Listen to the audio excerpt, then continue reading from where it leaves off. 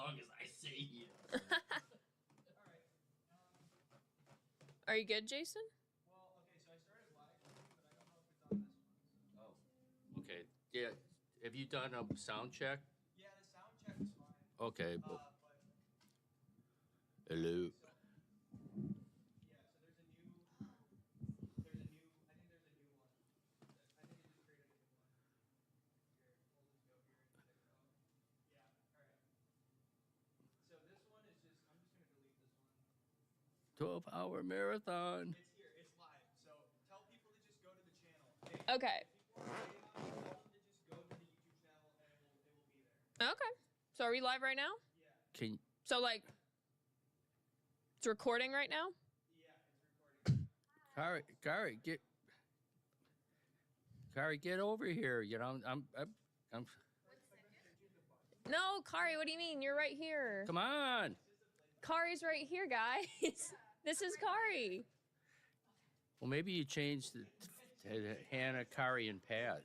You know. Hannah, Kari, and Pat. Yeah. Get. Here you go. Come on. Be careful because they get stuck together. So those are all done. These are all done. They just need the stress balls. Okay. They just need the stress balls, the hand bracelets. Mm-hmm. They're in a box underneath the table. That's what we're going to use for All that. right. There you go. So are we live right now? Let me. It says live. It does say live. I'll go on YouTube. So I guess we're live. Or you could just like log into your Zoom quick and then just Let's see. It's delayed a little bit. so then live right now. Right. Oh my gosh, we are. You're gonna have the laptop. So I guess we're live. And essentially it's going to be like you guys are talking and it's going to be streaming his feed to the stream. It is a little delayed. You'll be able to see him on the stream. 3 watching. 4 watching. Who's watching? Who is it? Okay, 1, 2, 3. 6 watching. Guys, there's 6 people watching.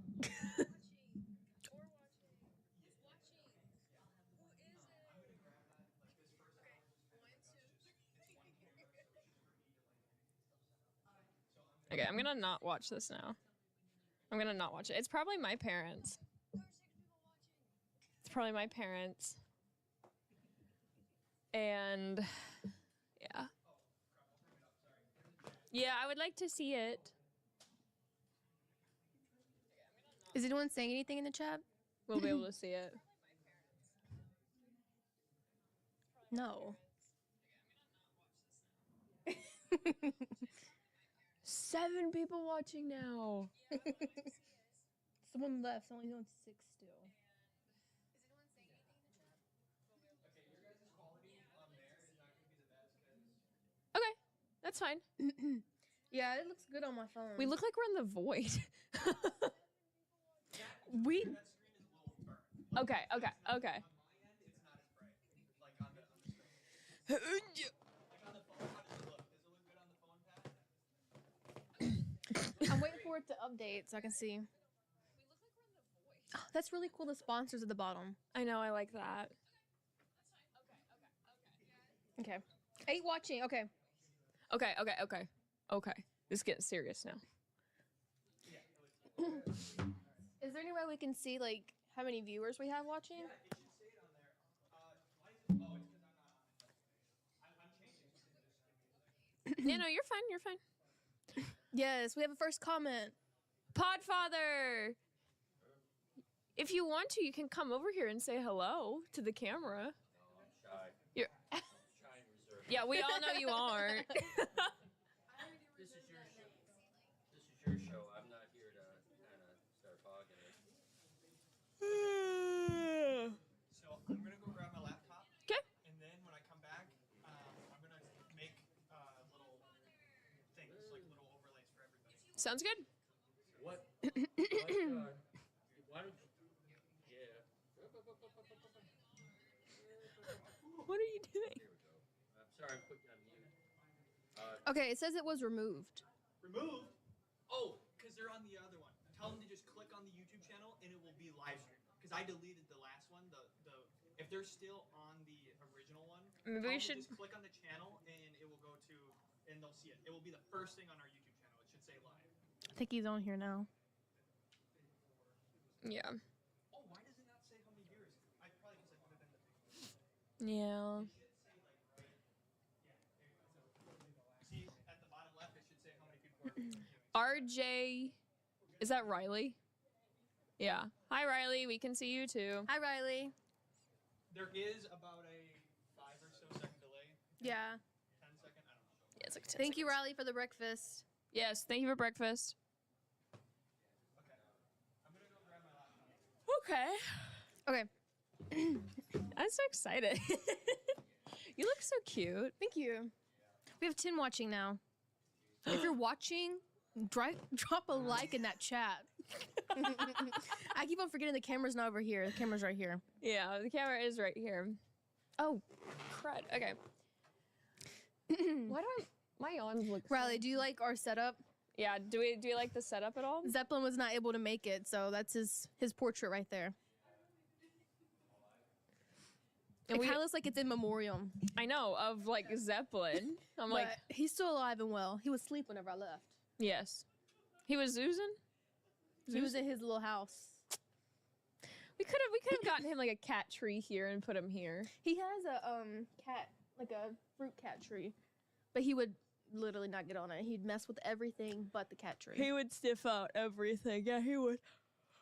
Oh my gosh. Okay. Okay, so we lost 3 viewers. Okay, got it. Got it, guys. Thanks. No. Okay. So, guess we could do a little bit of introduction. We could do. Hi, guys. My name is Hannah. Okay. Okay. Hi, everybody.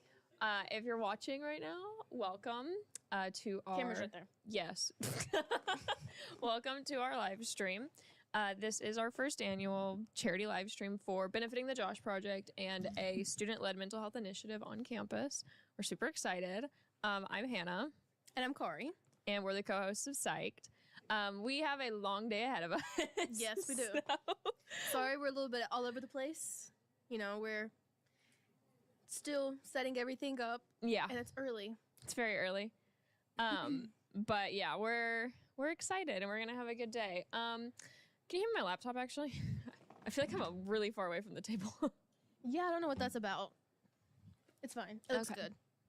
Sorry, and if like we're looking over here, it's because we're watching ourselves in the, Yeah, there's like it's very alluring to look at ourselves and each other. and we're also looking at the chat. The back of my hair just disappears. Oh my gosh. Literally Yeah, the there's void a void behind behind us. Wait, there's a wall here. It's a wall. So, what's my password? 041405. So, Kari, how is the first? Well, there goes that rabbit. How is your first couple weeks of class going? Okay, honestly, they're not that bad. Yeah. Like I really don't even have that many textbooks. I don't have any textbooks I have to buy. Yeah. And if my professors are watching this, I definitely bought the textbooks. And definitely are not going off of my friends' textbooks. I didn't buy my textbook. I just borrowed it from all my friends. I mean, if they have it in the library, I'll use it whenever we need it. Yeah, that's fair. No need for me to buy one myself. Yeah, I'm taking chemistry, so I'm not buying a chem textbook. Oh, yeah. Period. Well, also, like, you can find a PDF for anything. You had to buy it? You might get a virus after, but you can find a PDF for anything. Might get a virus after. Is it cheaper to cure a virus on your laptop than buy it? Yeah, you could just take it to the Apple store. and I they'll don't have give an you the Apple. virus, right? Apple will give you a virus? Best Buy. Oh, I was like, I didn't know all computers came with viruses. Because sometimes you just had to get like a little free PDF. What's it? I added new stickers. Are you leaving? Yeah, I'm gonna just go back. Okay. I'll pop in and out. Bye, Podfather. You are welcome. Well, keep the stream on in your office then. Yeah. Oh yeah. Good, good. Yeah, I'm waiting. So you got $200 so far? We have $200 actually. And 11 people are watching. 11. Yes. Mm-hmm. So our first two donations, we want to say a little bit of a thank you to one of our former psychology professors and one of our still current psychology professors. I think she just teaches education. But Nikki Yance, Nikki Yance, and Dr. Jennifer Daniels. Mm-hmm. Thank you very much. You. Bye, Podfather. Bye. Thank you very much for those donations. That was a very nice treat. He said Zeppelin representing. Yeah, no, that was a very nice treat to wake up to, get into. Wake up. It's actually not the first of the month. It is the 6th. Okay. What was I saying? Oh yeah, my stickers. Look, I got a Batesville Area Arts Council. Yeah, it's really cute. I loved this one. So they had it in the like red color, but I really liked the Batesville colors. And then, is there anything else Batesville? Oh yeah, my Morningside coffee one. I love I actually have 2 Morningside coffee ones. I am an addict of Morningside coffee, but I've actually never had coffee there. Yeah, I've only had those scones. I have And you had those gave 'em to me. quiches. Shout out to Morningside Coffee and your amazing quiches. Yeah, Zeppelin's representing. He's not here. He's here in spirit. He's here in spirit. There's Zeppelin in the little painting. He's still alive, by the way. He's there, but yeah, he's good. He's just sleeping. Mm-hmm. 14 watching. 14. Oh my gosh. Okay. I'm realizing I might need a water. Oh, waiter. Have you seen that episode? SpongeBob? Yes, I have. Waiter. Admin abuse is still going on, Cheyenne. Okay, these two, we're prepping for this live stream, like, what was it, maybe like 20 minutes before going live? And then they rush to get their devices and they're playing Grow a Garden. What are y'all doing on Grow a Garden? No, okay, I know, but why was it such a rush to go get your garden? Because there was admin abuse going on. So it was a whole bunch of different stuff. A whole bunch of good restocks. And a whole bunch of good mutations to go on our plants. Okay. So they sell for more. Those that get it. So you just grow a garden in Roblox? Mm-hmm. It just grows? Does it is it Roblox time or real time? And also, like, it just depends on the plant. Like, you have, like, a watering can, and you can also, like, a carrot will literally take a second. But, like, if you have one, like, the super expensive plants, then it's going to, yeah. So you leave and come back, and it'll probably be grown. Huh. 14 watching. 14 watching. Riley says hi, Benji. Hey, Benji. Riley says hi. He actually says it in Espanol. Yeah. Yes. He said Zeppelin representing. Zeppelin. Talking about the cat. Yes. I do love our set. Yeah. Shout out to Cindy Qualls and Katie Tosh. And Benji. For the floral arrangements. And then shout out to Carol Langston for the frames. Mm-hmm. And shout out to Cindy Barber for our yearbooks. Whoop whoop. And the pictures. And the pictures, yes, for emailing us the pictures. And Benji for printing out the pictures. I think that's everything on the desk. Oh, and then marketing for their Line College history book that we pulled from for the Greek game Power Hour. Which I'm still giggling because I totally forgot that Annie Blevins helped with this. And then she's literally on for the Power Hour. Are you serious right now?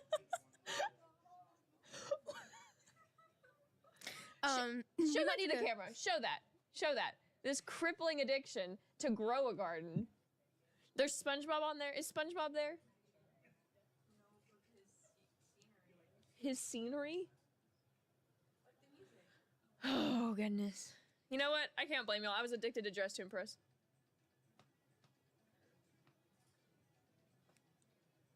Yeah, Cheyenne looked at me and she did something. I was like, I know how to get it going. I got to get on now.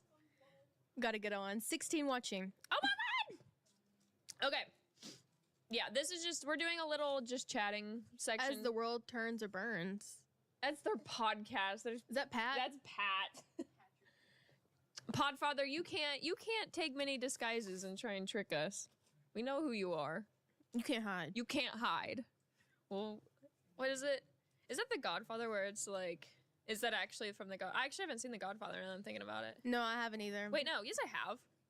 Riley's Yeah. trying to make me watch It's it the guy with him, the and I'm cat not. in the ring, and he's like, it's like from Zootopia.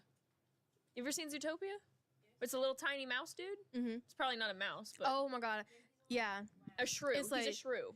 There's like so many edits on Instagram. It's like, you call him Mr. Bumbus.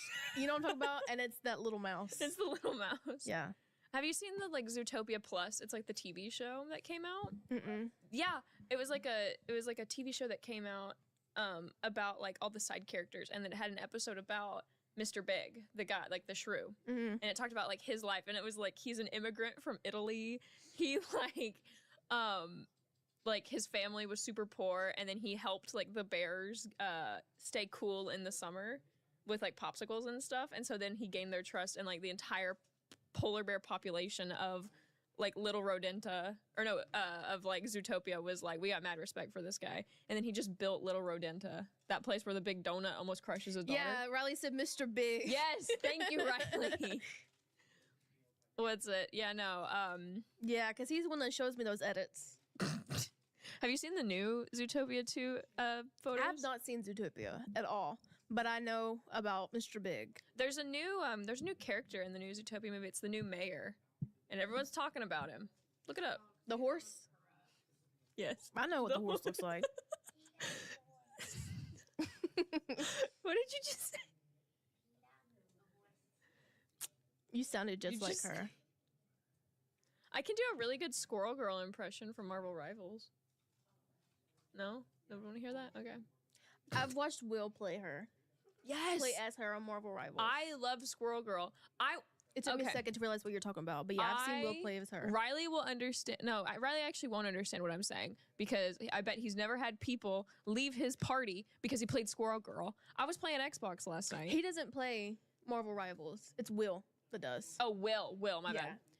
Will can understand this maybe because I'm playing Marvel Rivals last night with my boyfriend and our friend, and they're like, Hannah, if you play Squirrel Girl, we're gonna leave. And I was like, no, I'm gonna play Squirrel Girl. It's a free country. I can play whatever game I want. I'm playing with like 3 friends, Mm-hmm. and they think it's funny to. I leave and I'm like shooting the little Squirrel Girl nuts, and I'm just like, pew, pew, pew, pew. And then all of a sudden I see in the chat next to it, all 3 of them leave the game, the whole game. Oh. What happened to the screen? Yeah, Jason, what happened to the screen? Jason.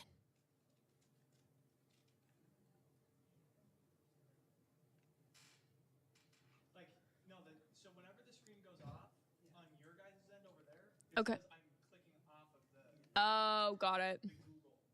Benji, what did that say? What? Did you type something in the chat about Squirrel Girl? Did Riley said I played Peggle at parties. He's lying. I thought I saw Benji say something like at the very bottom, but I don't see it in the comments. Wait. Oh no. It says something about Squirrel Girl. Oh, it was the live caption from the Zoom. Oh. When I have the audio turned off, Zoom was trying to like be like, oh, well, you clearly just want to listen to the caption. Right? Obviously. Yeah, when we don't. I'm actually very excited about the Greek Games Power Hour. Yes. What? Benji said say something. Say what? Something about Peggle. What is Peggle? Jason is off again. It's like the. I think he knows. I knew it. So the thing does an auto update, which is kind of lame. What does an auto update? The activity feed on the live stream are on like the website. Okay. So yeah. So we've gotten donations, but we can't see them. Well, you can see them. I just have to keep updating. Oh my gosh! Yes, I can pull it up on my laptop. Okay. We have 2 more donations. Thank you, Pam Palmera. Or oh my gosh, Pam. Thank you. Pam donated $100. Thank you so much. And then Hannah Cherwin. Why does that name sound so familiar? Wait. It's Jeremy. Yeah. That's she's the IT student Yeah. worker that I like. she donated $100. Yes, thank you. Thank Thank you. I love Hannah. I love Hannah's. Tell everybody, by the way, that the amount raised thing updates every 30 minutes. Okay. By the way, the amount raised on the live stream updates every 30 minutes. So, yeah, we'll keep a track of it on my laptop here. But, Yeah, so in 3 minutes it will update. in 3 minutes it'll update. It's every half hour. So 9:30, 10 o'clock, 10:30, so on. Awesome. Great. Okay. I gotta finish this Jeopardy board. Okay. So, what do you want to talk about? We can talk about anything right now. I'm just doing this. Do we need to talk about like why we're doing this, We can. or is that gonna be for next? That's kind of for next segment. Okay. Oh my gosh, What time is it? my head hurts. It actually feels very comfortable in here right now. Are you seriously still playing Grow a Garden? And I'm not, but I heard Cheyenne on there. Oh my gosh! Did y'all get that text? Yes. Who does the text here? I think Carol Langston. Oh, thank you, Carol. If that was Carol. I believe.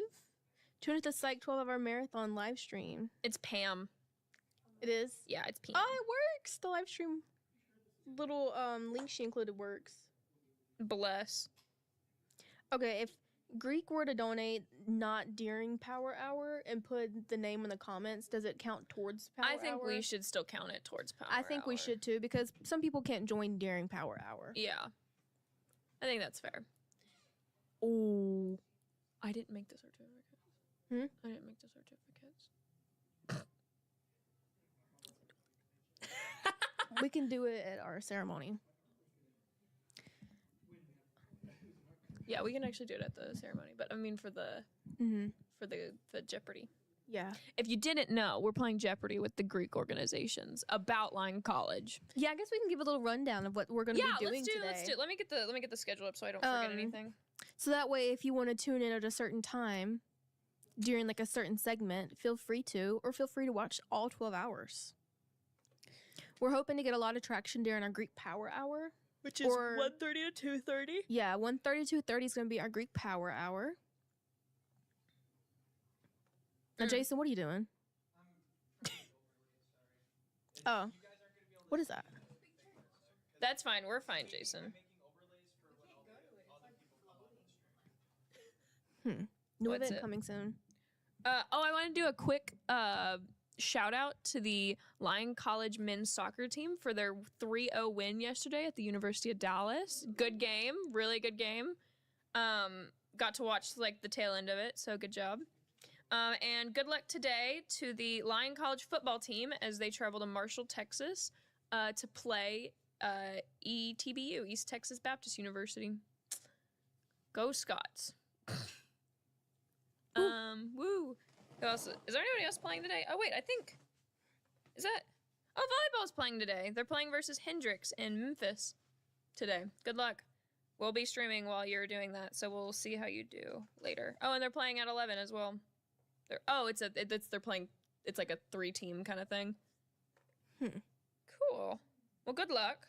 Have fun. And I guess go Scots. Okay, so our segments.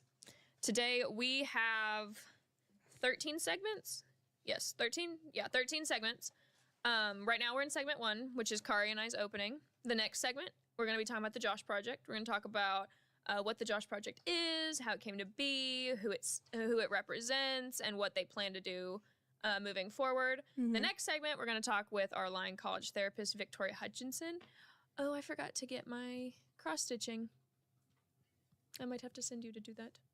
Yeah. Yeah, that's fine. Then we have a little break there, and then we're going to do mental health in the community with Dr. Pat Mulick. We're going to be making some community bags for our students. After that, we have growing good conversations with Professor Norton and why acceptance and celebrating our differences in a student body is important to individual mental health. We also have, like we just mentioned, the Greek Power Hour, which is a Jeopardy style game show kind of thing for our Greek organizations. We're going to be sharing that with Jason so that we can put it up on the screen that is right here that we keep looking at, not here. The screen, and our Greek organization can be here doing the whole thing. Then we're going to have a little break again, and then we're going to have a conversation with Reverend Maggie Alsop. She's our chaplain, and we're also going to be decorating cookie cakes that she made, as well as icing that she made. She is very talented. She had a really good cake out in student life. Did you eat that? No. Oh my gosh. Benji, did you eat Maggie Alsop's cake that she had? That was so good. She baked it herself. She made this giant, like, confetti cake, basically. Mm-hmm. Loved it. It was really good. Then we have Positivity, P-A-W, pause. I know, I thought I was clever for that. Positivity with the Humane Society of Independence County. And then we have Physical Activity for Mental Stability with Nancy Love. We're going to be doing, I think we're going to be doing yoga. I think she's bringing stuff for us to do. We got some new chats, some new stuff in the chat. Oh, we have some new stuff in the chat? Barbara Young said happy, you said don't read it? No, go read it. Like, I don't have the upset. Okay. Barbara Young said, happy day, Hannah. May you double your donation goal. Thank you. Thank you. And Cheyenne said, whoop, whoop, go Hannah and Corey. Aw, thank you. Cheyenne. Thank you. Thank you both. Will said, hey, chat. Hi, Will. And then Pat Will- Lynch said, as the world turns or burns, rules. No free promo. Is he shamelessly plugging his show in my live stream right now? Redacted rules. Redacted. He said psyched rules in the chat. I mean, we gotta take his word for it. I know. And then Will said the goated Zeppelin painting. Yes, I had to steal that from our living room. I cannot believe Pat just shamelessly plugged his show. Next will be Career Pathways. Thank you, Watch it. Allison. She said, good luck, y'all are amazing. I did go onto my computer and That was you? I thought it was Pat. as the world turns, I like the stream and kept it up, so you have the. As the world turns or burns. Now here's Yeah, we saw the comment. YouTube's kind of being cool, so like this is like front page of like everybody's homepage that subscribe to the channel. Oh, that's nice. Are- So like it's the very first thing people see on YouTube right there. So Our 42 subscribers. It might be more. I need to check that. Allison said, good luck, y'all are amazing. Thank you, Allison. Wait, is that Allison Coons? Yes. Thank you, Allie. I already got a text from her, but thank We you, have Allie. 17 viewers. Love you, Allie. And good luck at work today. And two over here. We have 2 live studio audience members.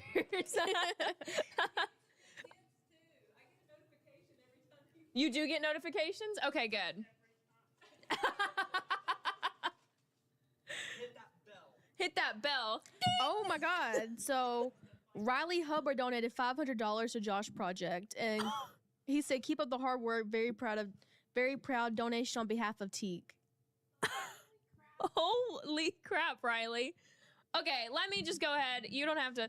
Shamelessly plugging Riley right now. Riley got us breakfast. He's also getting us lunch today. And he. Murdy just donated too. Ooh! Yes, Dr. Murdy also donated $100. Oh my goodness, yay! What are we at right now then? Oh yeah, it's gonna. For everyone that has donated so far, thank you so much. It is so appreciative. And Riley, thank you so much for the $500. Yes, Yes. we already thanked Pam. What's it? Oh my gosh, dang. Teek's on a strong start right there. Yeah, literally. Wow. Yes. Yeah. He said donation on half of Teak. Oh. Was that right? Is that right? Will said just subscribe. Thank you for the new subscriber. Thank you for the new subscriber, Will. 44 subscribers. Oh my gosh, we just hit $1,000. We just hit $1,000 and it's 9:30. Benji. Benji. We just hit $1,000. We just hit $1,000. It's 9:30. Well, then I guess it's time to do. Should we do a giveaway? Yes, it's time for a giveaway. We should do Okay. a giveaway. So our giveaway For this- nominees Let me go get it. Hold on. is Dr. Jennifer Daniels, Dr. Nikki Yantz, Pamela Paul, Miss Pam, Hannah, Riley, and Dr. Melissa Murte. You guys are up for our first giveaway prize. Let me. I Okay. wonder what our first giveaway prize will be. Oh. Oh, okay. Before you guys do it, I'm gonna make a little template Yes. for it, and it's just gonna pop up on screen for like the person who won it. Ooh, Jason, this is falling. What's falling? Oh, That's what my butt looks like. okay, I think it worked. Okay. It's because of the way that. Technical difficulties. Yeah, don't worry. Okay, wait. We're gonna need to make a spinner. Yeah, who's gonna make the spinner? Oh, like one of those. Yeah. Yeah, and just keep it, and then every time someone new donates, add their name onto it. Okay. But take off the person whoever won. If you win, Yeah, if you win, you get taken out, but I feel like that's fair. Make a spinner. Okay. Oh, that's a good idea. that's cute. I like that, Cheyenne. I get on Grow a Garden. So. Okay. Okay, so our first 19 watching now, you guys get to watch our first giveaway. Our first giveaway, which is a Lyon College flag, a Lyon College pop socket, a Lion cup that says Go Scots on the side of it. What are you doing? I'm getting this for the. Oh, for the, yeah. Oh, yeah, because we're about to start the next segment. Did I already say the flag? Yeah. Yes. This. And then Can we I- take pictures for marketing? we could. And then a little Scott dog, because these are our new little. Can you even see? Can you see him? Is this seeable on the screen? Yeah, it is. You can see it. Okay. But I'm getting this other camera, so you guys. You're fine. You're Oh fine. yeah, you can see him. Ew, why was I sitting like that? And then a little doggy. Hold it. When you hold it. Not that high. A little bit. Yeah, that's fine. This is a little dog. Okay. So when we get the spinner going, we're gonna spin for the prize. Yes, put the and spinner like exactly where you were holding that dog too. Okay, can do. We'll see so who wins. far we have Dr. Melissa Murty, Riley Hubbard, Hannah Sherwin, Miss Pam, Nikki Yantz, and Jennifer Daniels. And if you guys are not watching right now, it's okay because we will email you. Yeah, we will get a hold of you. Yeah, That's what you're gonna advancement's get your for. prize. You will Don't get worry. you'll get your prizes. The prizes do progressively get better as we Yes. go on. Yes, as we didn't realize that we had that much money, or we would have been giving away prizes. Yeah. You could maybe say about $2,000 as a special. Yes, there's a special prize that we're gonna be giving out at 2,000. So let's get there, and then we'll give that out. Oh wow. Okay, that's too close. Oh, did we say we were starting y'all's segment at 9:45? Yes, we are. Okay. Okay, we're about to give away our first giveaway prize. Heck yeah. Spinner? Okay. You just click the middle? Okay. Okay. Do you want to click it while I hold it? Okay. Click the middle. Yeah, click the middle. There we go. Our first, and can you see this? Yep. Okay. Our first winner is. It's Pam. Miss Pam, yay! Okay, so you're getting a lion flag, a cup, a pop socket, and a dog. Okay. Thank you, Miss Pam. This is yours. Let me go put this on the side. Oh, that's adorable. Wait, that worked so well. Will said, "I want that soccer ball." I told y'all he Will. wants that soccer ball. Will, shh. Oh, sorry. That's a secret. Will, come think- on. Okay. You know what? No, we're Okay. good. Never mind, Will. Will? Will, when I catch you. I think I might have spoiled it too. Sorry, y'all. Tell them that, by the way, when they win a prize, they get taken out of the rotation. So Yes. Yeah, once you win a prize, you get taken out of the rotation just to make it fair, so we don't have multiple people winning the same prize. But I feel like it's fair if you donate more than once. Yeah, if you donate again, we'll put your name back. Yeah, if you donate again, your name does get put back in there. So. Oh, we'll say, it's okay. You didn't know. It's okay. It's okay. Our 18 viewers won't snitch. You're fine. If we're not exactly on schedule, we're fine. We also got to reset the thing. Yes. Thank you. Yeah, our 18 viewers are not going to come for you, Will. It's okay. Will, thank you, Will, for the donation.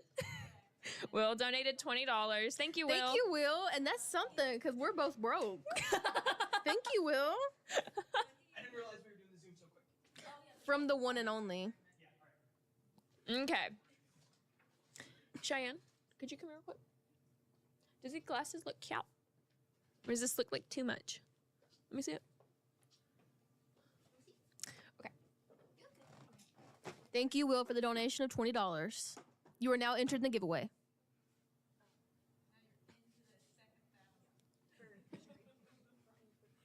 I feel like the next giveaway should be for like another 150.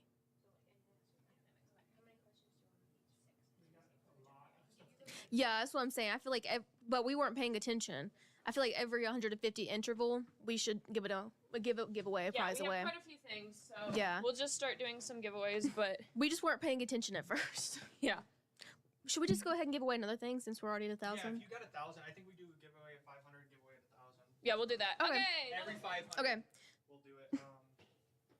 Will said got paid yesterday. And Pat Lynch said shameless and proud of it.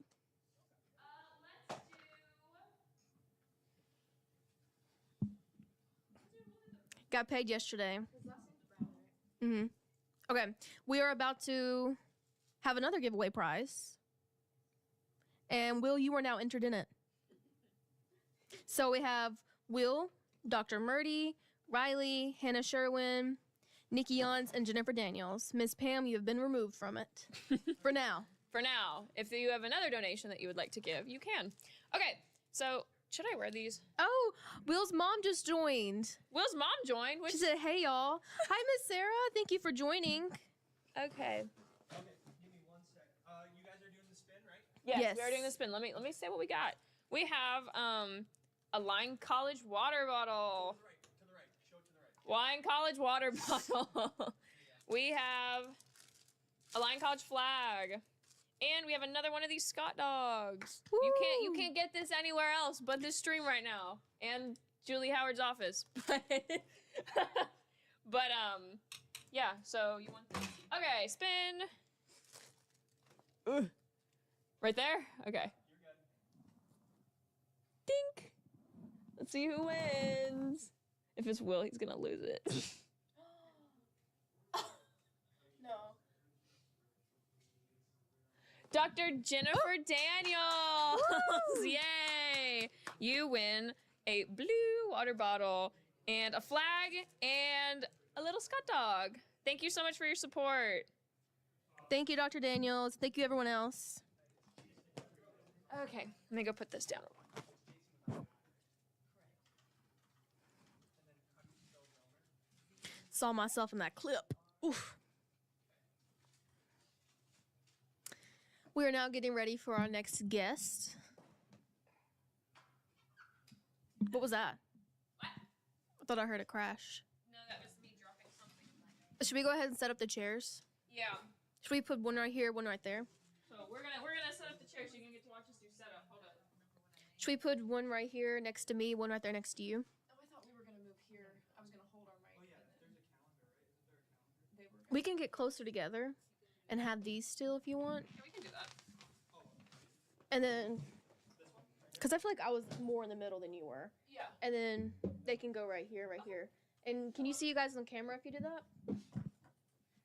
If we put the chairs right there and right here, are you able to see them on camera? Yeah, you can see all 4 of them on camera. And that way, like, I kind of like it. Do you guys like this setup where it's just one big cam with everybody in it? Or do you Yeah, guys I like the big setup. I've always liked that. yeah.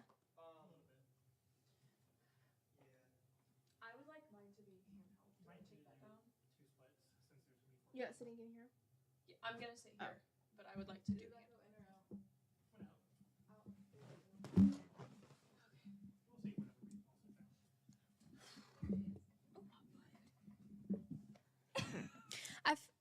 Whoever sits right here, I guess we can just like do like that, or we can like hold it if we need to. I think for this one I would like to hold. Didn't Jason, didn't you say something about holding the mic? Oh, yeah, you can hold it if you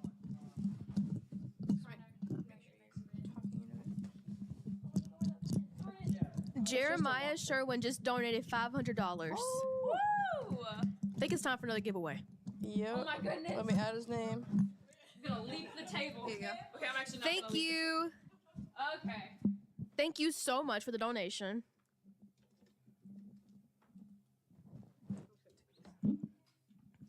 Okay, so now in our giveaway, it's going to be Jeremiah Sherwin, Will Bradley, Dr. Murdy, Riley Hubbard, Nikki Yons, Hannah Sherwin, and yeah. So that is 1, 2, 3, 4, 5, 6 people. Sure.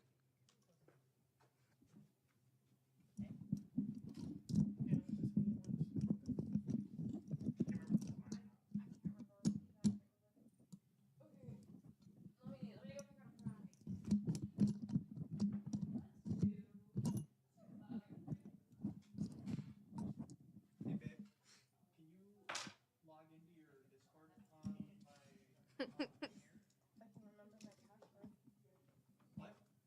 Thank you. Will, what's Zeppelin doing? Have you checked on him at all? Okay. Here, Car, you want to hold the Yes. Okay. So now it's time for our next giveaway, which is a Lion College mug, yes.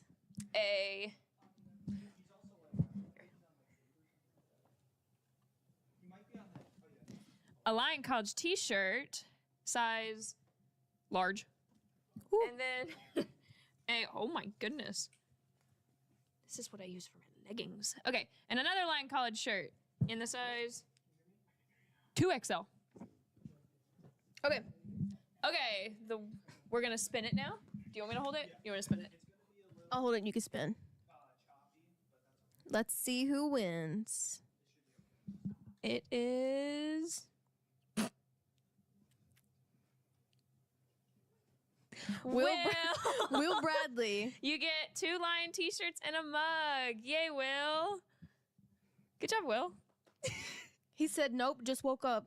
He has not checked on Zeppelin. We'll go check on Z. And Will, you have won, but if you donate just $1 more, you'll be re-entered. If anyone has already donated and they want to win again, if you've already won, all you gotta do is donate another $1. That's all it takes. That's all it takes. Okay. I'm gonna do this. I'm talking to both of them. No, don't do that. Actually, I might blow them out. Yeah. Okay. This is Will, right? Yeah, Will. Yes. Congratulations, Will.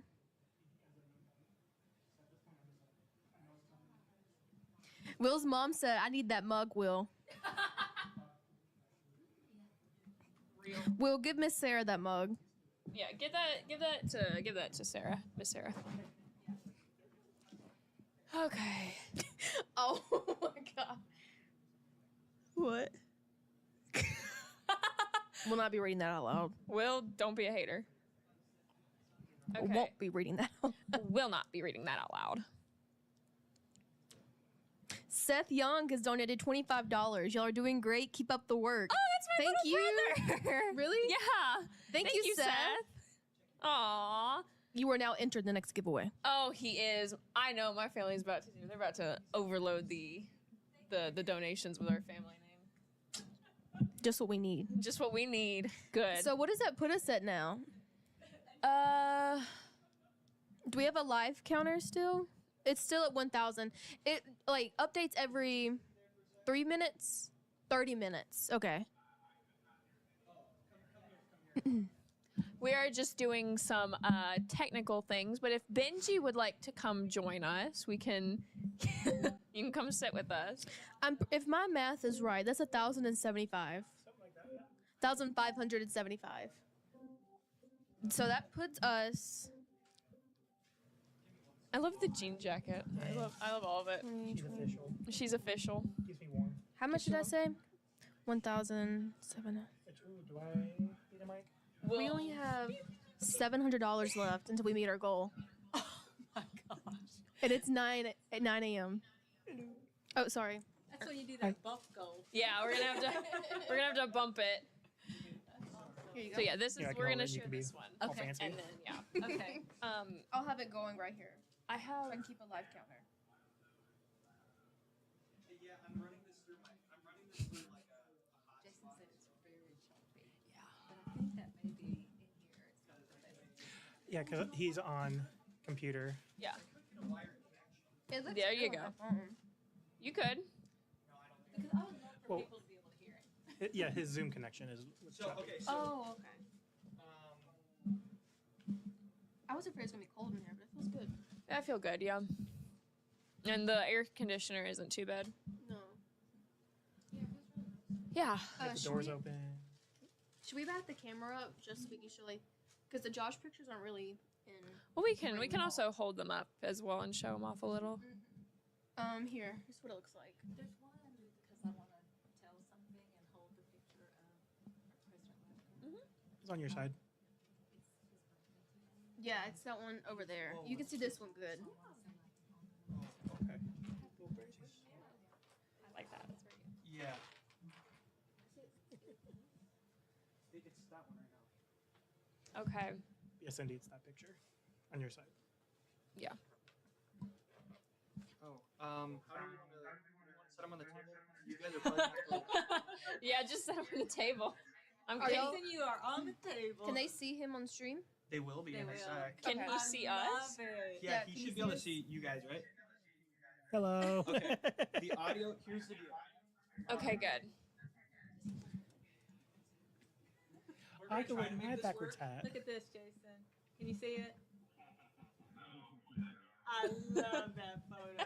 So okay, so here's the deal. It's running off a hotspot, so it might cut out. I don't know if he can hear me, but if you don't hear the question or whatever, just ask him to repeat because every once in a while it's gonna chop out. Did you get that, Jason? Could you just like Did you hear that? put the question in the chat so we can see it? Oh yeah, you guys. He can said do he that. can't hear. right now. Okay, hang on. Hello? I see the microphone. Okay, Okay, okay. good. He said Yay. if you don't hear a question or anything, just we can ask him to repeat it, or because it might chop out. Do we need to talk to him in the microphones or just like? This? No. So the microphone that you guys are talking to him is in here. Mhm. And I'm gonna have his audio on there, so it's gonna be loud enough that those microphones won't pick him up. Or Okay. if it does, it's gonna be so quiet that they won't hear it. Okay.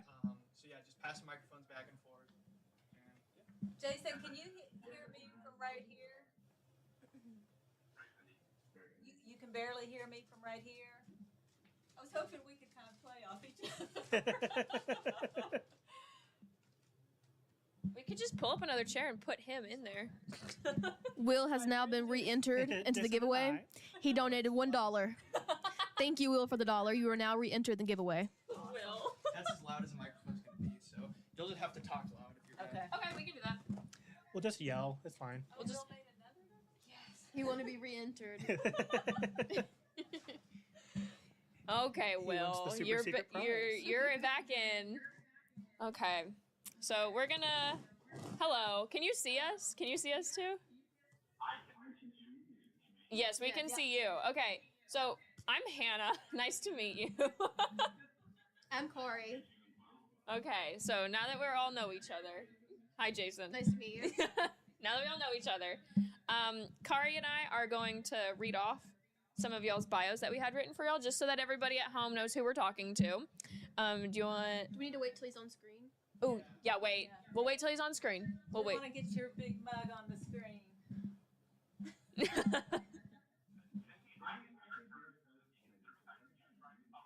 Can't hear me? What about if I use it? Can you hear me if I use this? Those aren't connected to the computer. Oh, it's connected into here. That's why. How loud can you get? How loud can you project? Oh, yeah. I can project. we here, maybe this will help to move some of this stuff out of the way. I just lean a little bit closer and then hope for the best. If he shows up on the screen, I think I can speak loudly, like, and speak As you're loud. talking that, to yeah. him over here. This, you know? Yeah. He's getting that down angle on us right now. I hate that. Yeah, I'm just glad it's not on the Here screen. it comes. Maybe. Ooh. He's like, don't get too excited. No. We have 17 viewers. So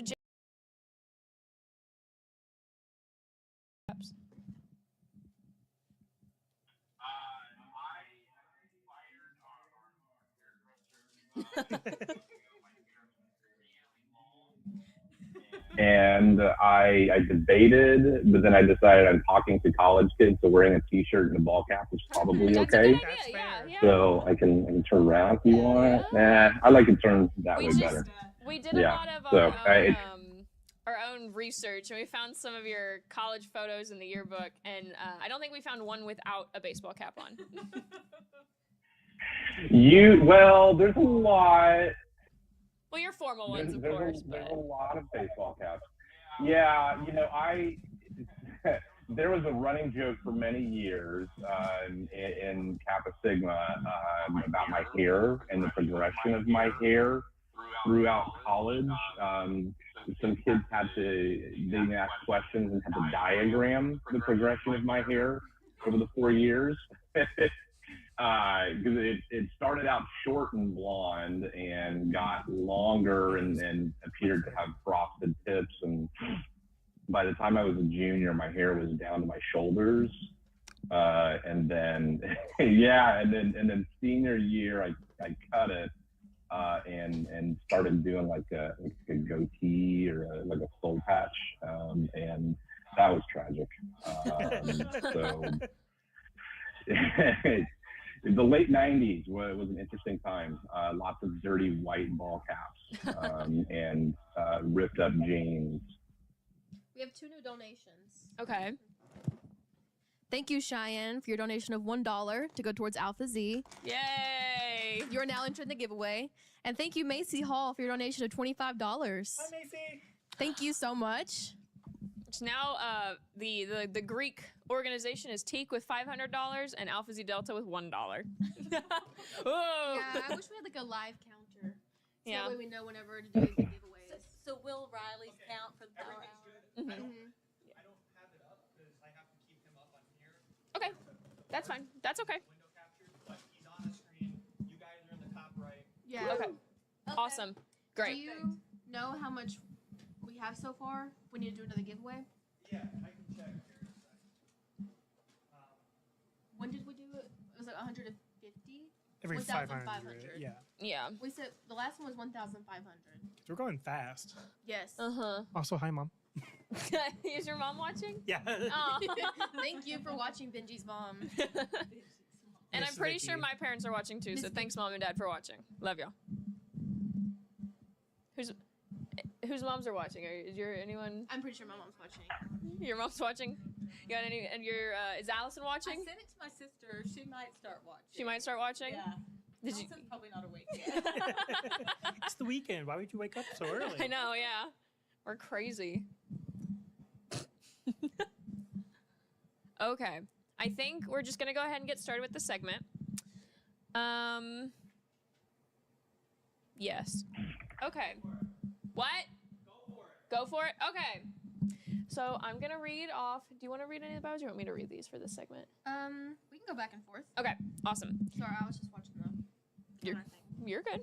Okay. So we are joined today with which one? Which camera is it? It's this one right That one. Okay. So today we are joined by Benji Norton, Cindy Barber, and Dr. Jason Zelmer. I am going to read Benji's. I'm going to talk about Benji. Oh, I thought that was a Line College book. I was like, oh, that's so awesome. Nice. But it's not. Okay, so Benji Norton is an alum of Lyon College, graduating in 2022 with a Bachelor's of Arts in Mathematics and Psychology. During his time at Lyon, he was an honors fellow active member in several honor societies, and served as the president of Tau Kappa Epsilon from 2020 to 2021. After graduating, Benji attended the University of Central Arkansas to receive his Master's of Science in Higher Education Administration, and has recently returned to Lyon and is now our coordinator for the Josh Project. And it's Tau Kappa Epsilon. Oh, it's Tau. It's not Tau? No. Oh, I'm so sorry to the teaks. I think that's Yeah. Yeah, I should just said teak, but it's okay. It's Tau. Because it's not a towel. It's not a towel. It's a It's not towel. towel Kappa Epsilon. It's Tau Kappa Epsilon. Ta. Yeah. Okay. Ta-ta. Second one. Okay. And also, hi Rachel and hi Olivia in the chat. Rachel said, period y'all, go Corey girl. That's Will's sister. And then Will's nephew's aunt, Olivia, said, bring Zeppelin out as a guest. Hi Rachel, hi Olivia, sorry. Okay. So Cindy Barber, 85, is the executive not 85, but graduated Class of 85. Class of 85. Is the executive director of alumni engagement here at Lyon College. In her role at Lyon, Cindy works on many alumni engagement projects and events, writes for the Piper Alumni Magazine, manages the alumni social media accounts, and works on fundraising for the college. Along with her friend, Jason Zellmer, of Class of 03, Cindy was instrumental in creating the Josh Project by establishing and promoting the campaign and raised enough money to initially endow the Josh Project Fund. Yay! Yay. Welcome, Cindy. Okay. And finally, Jason Zellmer, Class of 03, is Vice President and Financial Reporting Manager for Morgan Stanley. He had many conversations about mental health with his late friend, Dr. Josh Brooks, Class of 04. The recollection of these conversations and a desire to make positive change on campus in honor of Brooks led to the creation of the Josh Project, Joint Outreach for Scott's Health. The Josh Project was endowed through Zellmer's leadership and crowdfunding. So thank you, Dr. Zellmer, for joining us. Yay! Clarification, not doctor at all. Are you serious? I am Honorary not, degrees. not. I'm so sorry. I'm not smart enough or disciplined enough. I mean, listen, I appreciate the credit, but I have not earned it for sure. Okay. Thank you, Jason. You're the doctor of the Josh Project. Yeah, there you go. Honorary. If I could give it to you, you'd have it. We have a new comment. G. Garrett says, keep up the great work. Aw. Who's G. Garrett? Gina Garrett. Oh, okay. That's Thank Gina. you. Hi, Thank you, Gina. Gina. Hi, Gina. Okay, well then let's go ahead and get started. I guess the first question is, how did the Josh Project come to life? Which I think is a good question for Cindy.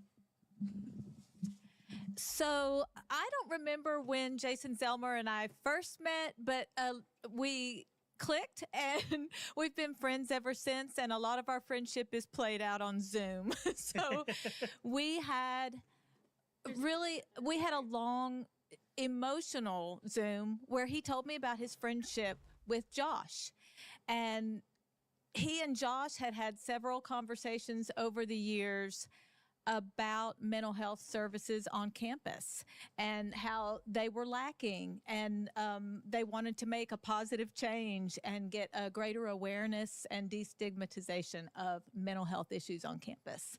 So he had the idea, and he just suggested that if we worked together and I could build the campaign and do the logistics here and promote it, he knew a lot of people would give to it, and they did. We didn't just endow it. We probably doubled the amount required to endow or more in that first year. And it was amazing how many people came forward with memories of Josh and similar feelings that there was a need for mental health services on campus. Jason, we want to ask a specific question for you. Kari and I do. So can you tell us a little bit about who Josh was? Yeah.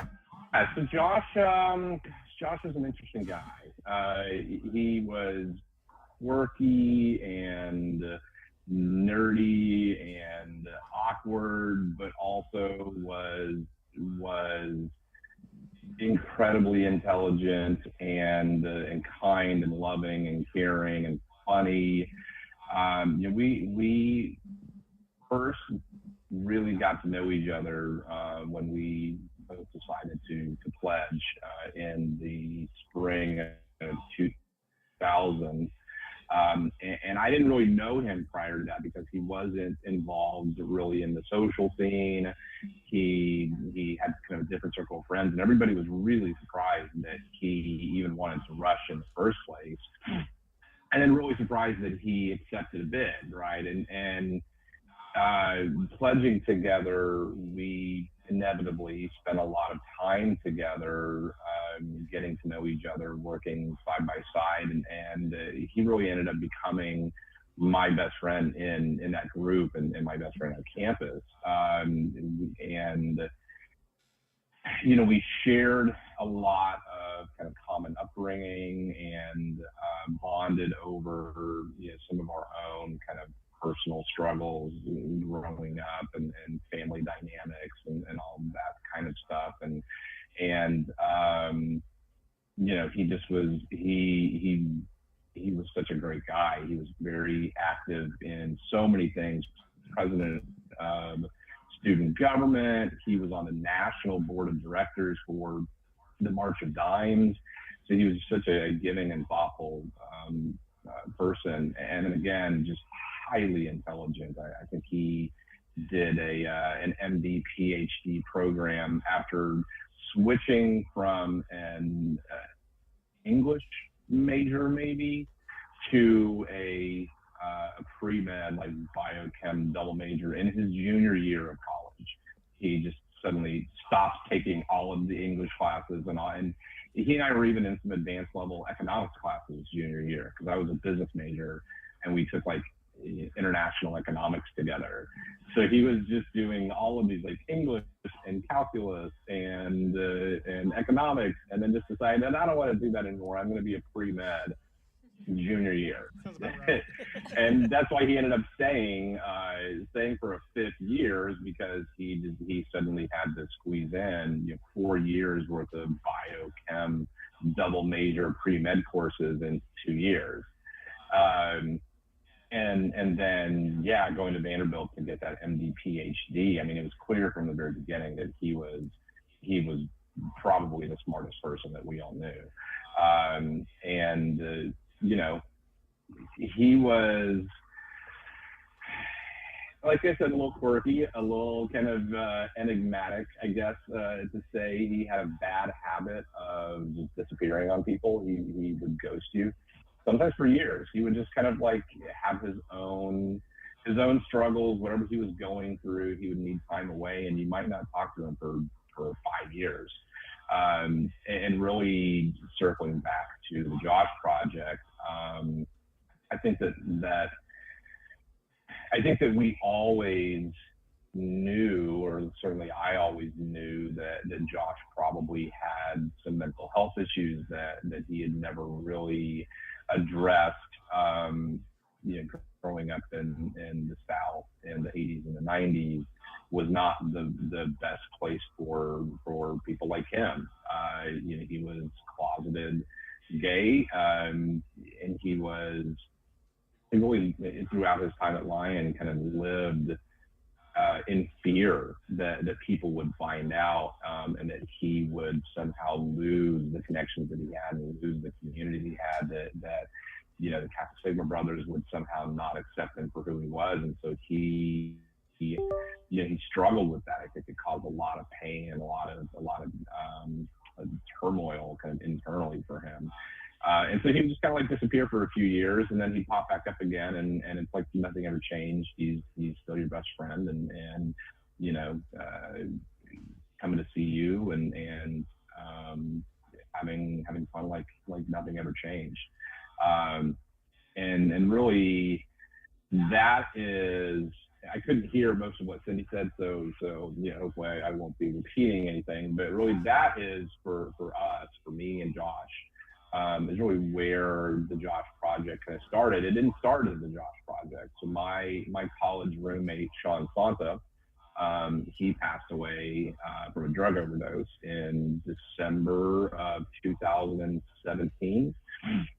And that was one of the times that Josh felt he needed to kind of resurface and rekindle some of his relationships. And so he and I, you know, were talking and trying to work through our own feelings and our own struggle around Sean passing. Sean himself struggled with mental health issues and really lifelong substance abuse and addiction issues. And Josh, as a world-class pharmacologist, he understood that. He knew what was going through Sean's mind and how he was struggling with that and the dependency in his life on those substances. And he really helped me to process all of that. And really, a few months after Sean passed away, Josh and I were talking, and we're like, what can we do? Like, this is an issue. College kids across the world struggle with substance abuse, and this is something that we all knew about in college, but we didn't know what to do about it. We didn't know what it meant. We were living our own lives, potentially doing things that probably were equally unhealthy. And so we got into conversations about what can we do? Like, is there something that we can do? How can we help? How can we put something together at Lion to honor Sean's memory and build better systems of support for people like Sean? Like, how can we put that together? And of course, one thing leads to another. I started having kids. Josh disappeared again for a while, as once again Josh does. The pandemic hit, right? And the whole Sean idea got backburnered. And then when Josh, kind of reappeared in the middle of the pandemic, going through a divorce, clearly struggling even more, we really rekindled the relationship, and we would talk daily throughout the pandemic, just checking in on him, seeing how he's doing. It was clear that there were a lot of things going on for him. I don't think that the relationship with his ex was very healthy, and he was having some health struggles. He had a heart attack, and so just really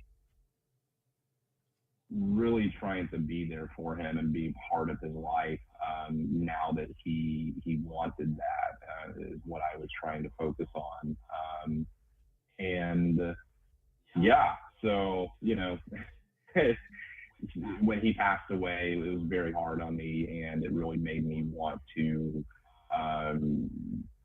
push forward with what we had talked about and in honoring Sean, but now, sadly, honoring him and his struggles and the things that he had been through, and broadening, hopefully, the scope of what we were wanting to accomplish, and just rewriting the rules for Lion around student mental health and making sure that we could do something to help people like him and make sure that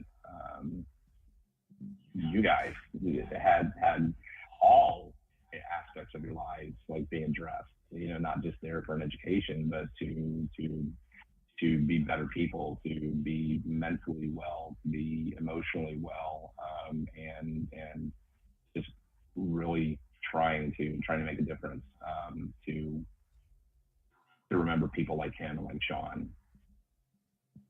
Yeah, thank you. Kari and I were actually in this whole studio space by ourselves last night, actually going through y'all's yearbooks, and it was really cool to get to see some pictures of y'all. We got to see lots of activities that y'all were involved in. I know Josh was involved in student life, but he was also a student ambassador, which was something really cool for me to see because I'm an ambassador, and it was really cool to get to see pictures of people like that as well. It was also cool to see campus traditions as well played out. We don't have some of those campus traditions now, but is it called the Campus Cuties? Mm-hmm. Yeah, we got to see them do that. I'm sure that's a nice memory. But yeah, we got to see some fun pictures of y'all doing Campus Cuties and other activities of y'all doing service all together. And it's just really cool to see that something like this, like an endowed program, was made because of the close relationship. When it boils down to it, the close relationship that you built on this campus that we're currently on together right now. Mm-hmm. Literally 20 years later. It's Yeah. I mean, we started in the fall of 1999, so 26 years now since I 26 years first ago. stepped on campus. Yeah. It's really cool. Yeah, no, we had a fun time looking through the yearbooks. Yeah, campus cuties, boy. Josh prancing around on stage, lip syncing "I Touch Myself." It's funny. It's funny that he somehow sadly thought that anybody was going to have any thoughts about him being gay, because there were no questions, and that event definitely started to solidify that, because he was very scary good at it, and I think that he even, as he got a little older, I think he dipped into some drag culture himself, including he had a long-term relationship with one of the winners of RuPaul's drag show. Really? Brian, what's his name? I'll have to look at that up. Look at that, see if I can remember. I probably know the drag. What was that? I probably know. Sorry, the I drag cut out. He said he can only really. Still cutting out. Can you only hear it in the mic or like no, right you here? can't hear the mic. Yeah, the laptop mic. I said I might know the drag name, not the actual name. That's so crazy. Yeah, no, Jason, I don't think he can That- hear us. That microphone is kind of weird. Can you hear us now? The laptop microphone. Hold up. Hello? Hello? Try turning it off and on. It's not going to go through. There you go. Now I can hear Now you you. can hear us? I can hear you. Okay. He's been able to hear you pretty. Everybody off to the side, it seems to not work. We'll just keep rolling with it. You can just translate for everybody. Okay. You can translate for everybody. Sure. I said I might know the drag name. She might know the drag name. That's what she said. Hold on, I can. Looking it up. You Yeah, can see the no. reflection in your glasses. While he's looking it up, we have another donation. Thank you, Aisha, for a donation of $15. And she said, "Great work, guys." Oh, thank Thanks, you. Aisha. Thank you. And Dr. Jones said, "Good luck and have fun." Oh, Dr. Jones. Oh, on her sabbatical. Oh, she'll be back soon. From France. From France. Trixie Mattel. Really? He dated Trixie Mattel for a long time. Okay. No way. You've shocked them. Yeah, he lived in Southern California for years, and he and Trixie Mattel were in a long-term relationship. I've never watched the show. I just know who it is. So, judging by the hear looks me? on your faces, Okay, I will translate for you. yes. Okay, you can talk in the mic or like. No, I Computer. can hear you. Computer. Where are your fingers pointing? The laptop Okay. mic. Yeah. I am such a big fan of Trixie. Like Trixie Mattel, besides RuPaul, is the biggest person to come out of drag. That's insane. Yeah. So he dated Brian years ago. I mean, it must have been, gosh, at this point, in 2010, probably. I mean, it was a long time ago, like maybe even before RuPaul. Like, it was a long time ago. And he told me some wild stories. Definitely none that are appropriate to share in a public forum, but he definitely told me some crazy stories about the time with Brian. Yeah. If anyone watching, we have 15 viewers. If any of y'all didn't catch on to that, Josh dated Trixie Mattel. That's insane. Yeah, that's Small world, I guess. Jeez Louise. Yeah, it's funny. I think a lot of his work with the National March of Dimes Foundation really gave him a lot of access and a very high profile. And so that was part of just like Josh and his just weird, quirky, enigmatic personality. He and his husband hosted a fundraiser for Governor Harris when she was contemplating a run for president. And met her. He was who was the politician that briefly ran for president, and then he decided to like start his own political party, but it didn't really work out that well. Billionaire, owned like an education company. He and Josh were very close. And when he moved to Washington, D.C. at the very end, I think that he had enough name recognition from things like his fundraising for Kamala Harris and just the connections that he had made. He had spent a bunch of time in Washington, D.C. with the March of Dimes, that he went on a date with Charlie Christ, which is, I don't know, like Charlie's team just called him up one day when he was in Washington, D.C., and he ended up like going to dinner with him. And, you know, Charlie was running for governor of Florida, I guess, at the time. And you know, he went to some Washington, D.C. restaurant with like, you know, the senator and his handlers to go on a date, and you know, he had like a binder on Josh, and they were essentially interviewing him to see if he was like, yeah, first gentleman of Florida material, and had done a bunch of like research on him. It was very wild, very crazy. He lived a very interesting life, that's for sure. Wow. Just like lore dropped. Yeah. Wow. That's not something you learned from a Lyon College yearbook. Yeah. It's really not. It's really not. I thought we did enough research No. too. Thank you for telling us that too, because we're learning more about Josh as time goes on. Yeah, we're learning a lot about him as like we've started this planning process, but also as like just as we're talking about other people, which is actually a great segue to the next thing that we have. Cindy has collected some quotes for us from people from the Lyon community, and I also have another quote that I was sent personally that we can read, and then I think Cindy does have one to read as well. Okay, good. So we'll just read these. You want to just like back and forth? Okay. How do I pronounce his last name? Rutger? Yes. Rutger. Okay. So former president of Lyon College, Walter Rutger. Okay. He described Josh as, Josh was one of Lyon's best. With a quick wit and a mind to match, Josh earned the respect of his Lyon peers as well as the faculty and staff. He distinguished himself in grad school and in his professional life. A man of compassion and charm. He was a true Minch? Okay, Minch. Okay. I was like, what is that? Okay, so What's not? Allison Turner Kime said, "I'll forever be glad I knew Josh." Here. Candace Wong said, he was a dear friend to everyone he met at Lyon. Scott Shelby said, "He really was just an all-around nice guy. He always had a warm hello. One of the favorite memories is Alpha Zeta Delta's campus cutie that we were in together." And then Jason says, Josh was a leader on the Lyon campus from day one and carried that passion for leadership and higher education throughout his time at Lyon, Vanderbilt, UC San Diego, and Kaplan? Okay. And then, I don't know who this is from.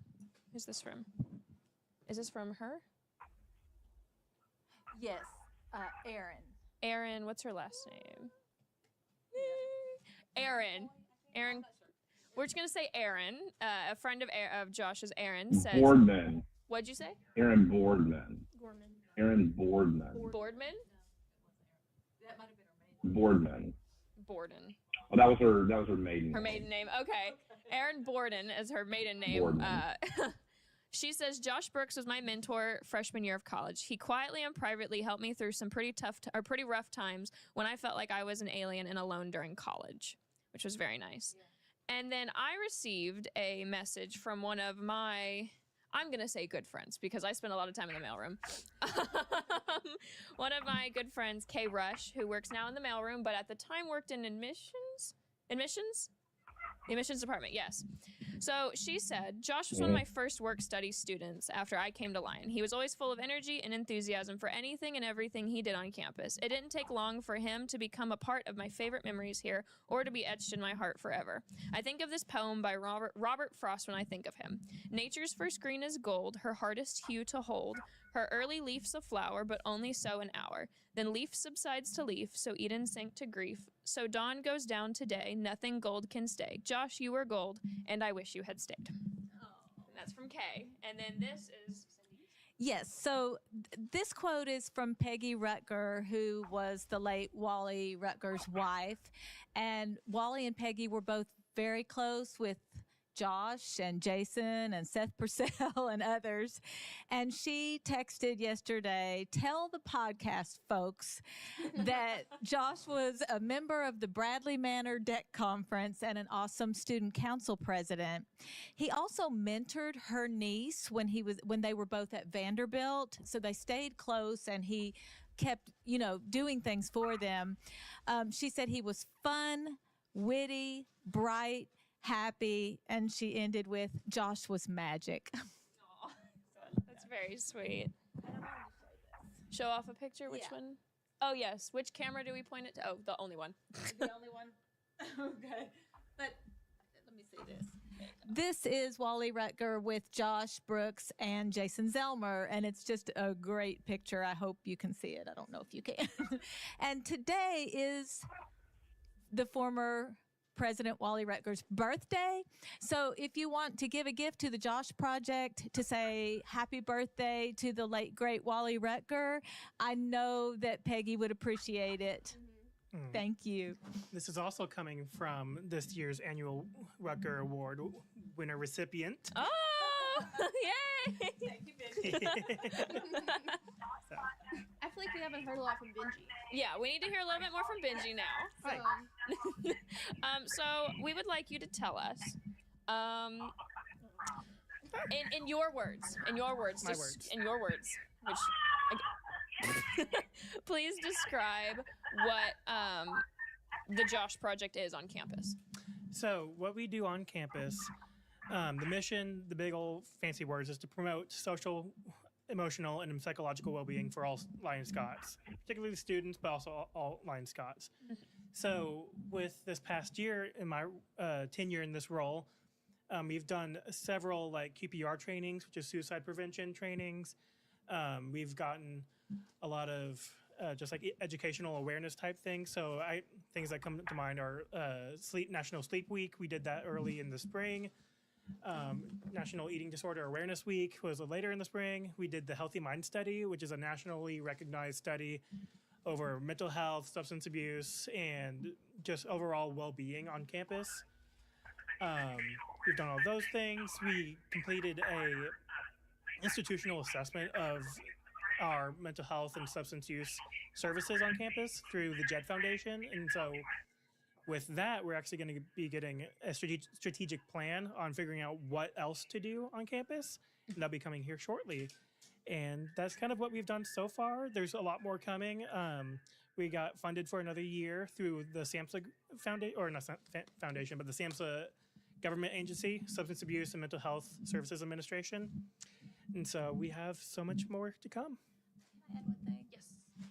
I'm glad you mentioned that, Benji, because that's one thing that is really important about the Josh Project. And the original endowment was used as the required local match money so that we could apply for this national grant through SAMHSA.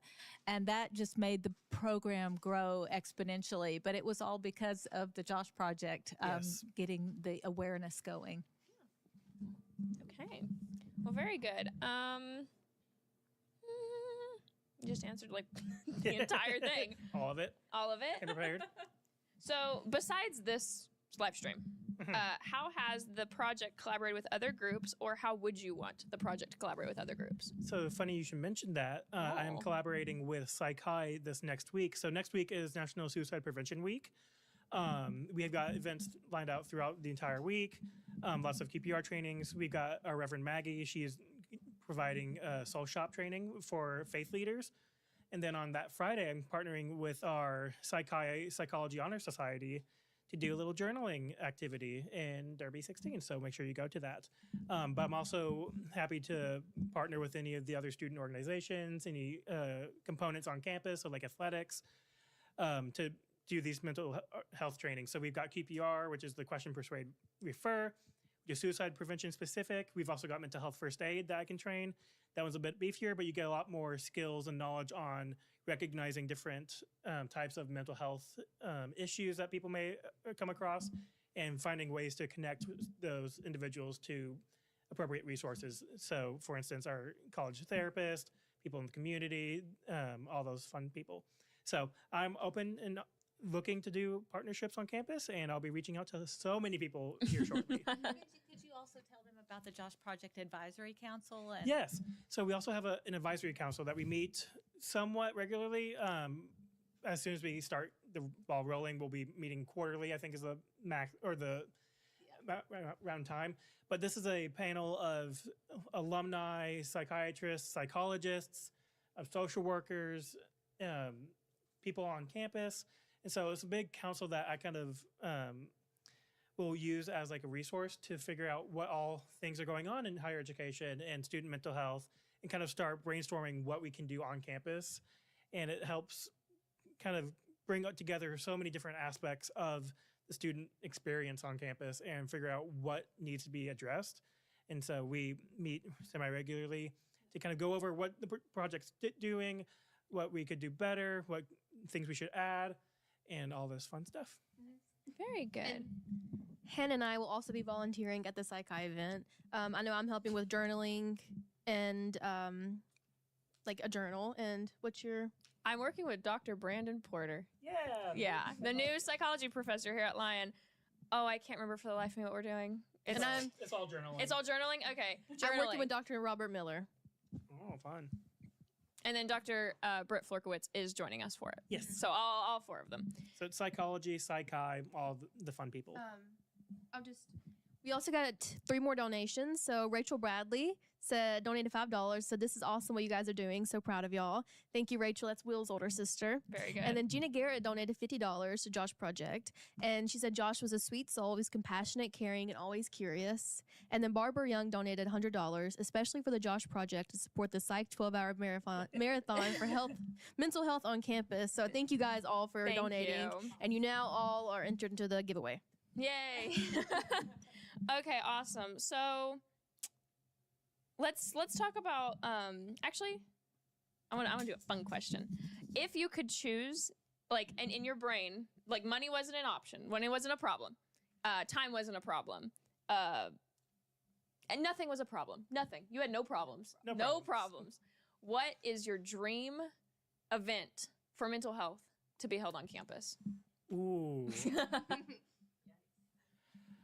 I would love to have like a, not even just necessarily specifically mental health, but just like a health and wellness, like just big fair where you can discover all the different types of wellness, because there's more than just mental health and physical wellness. There's also spiritual wellness, there's emotional wellness, intellectual wellness, so many different aspects of it. But I would love to have like a big fair, maybe in Couch Garden, where you have all these different stations and you can kind of go there, learn more about it, do some fun activities with it, because obviously we want to have fun and learn more about this, and then just like have a nice little day, have people out in the green spaces on campus and just interact and socialize, have a whole bunch of fun stuff, and just learn more about how to take care of yourself and how to sustain your efforts.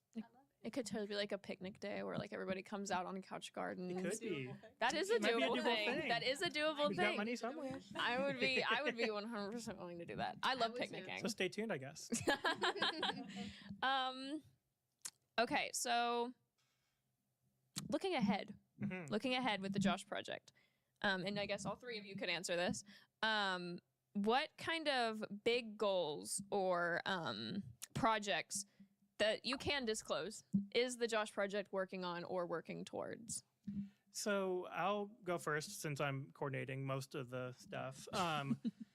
One of the initiatives that I'm wanting to start here soon is called, or I'm wanting to call it the Braveheart initiative, where students could get trained in mental health first aid, in our Green Dot training, which is interpersonal violence, intimate partner violence prevention, and then also in first aid and CPR.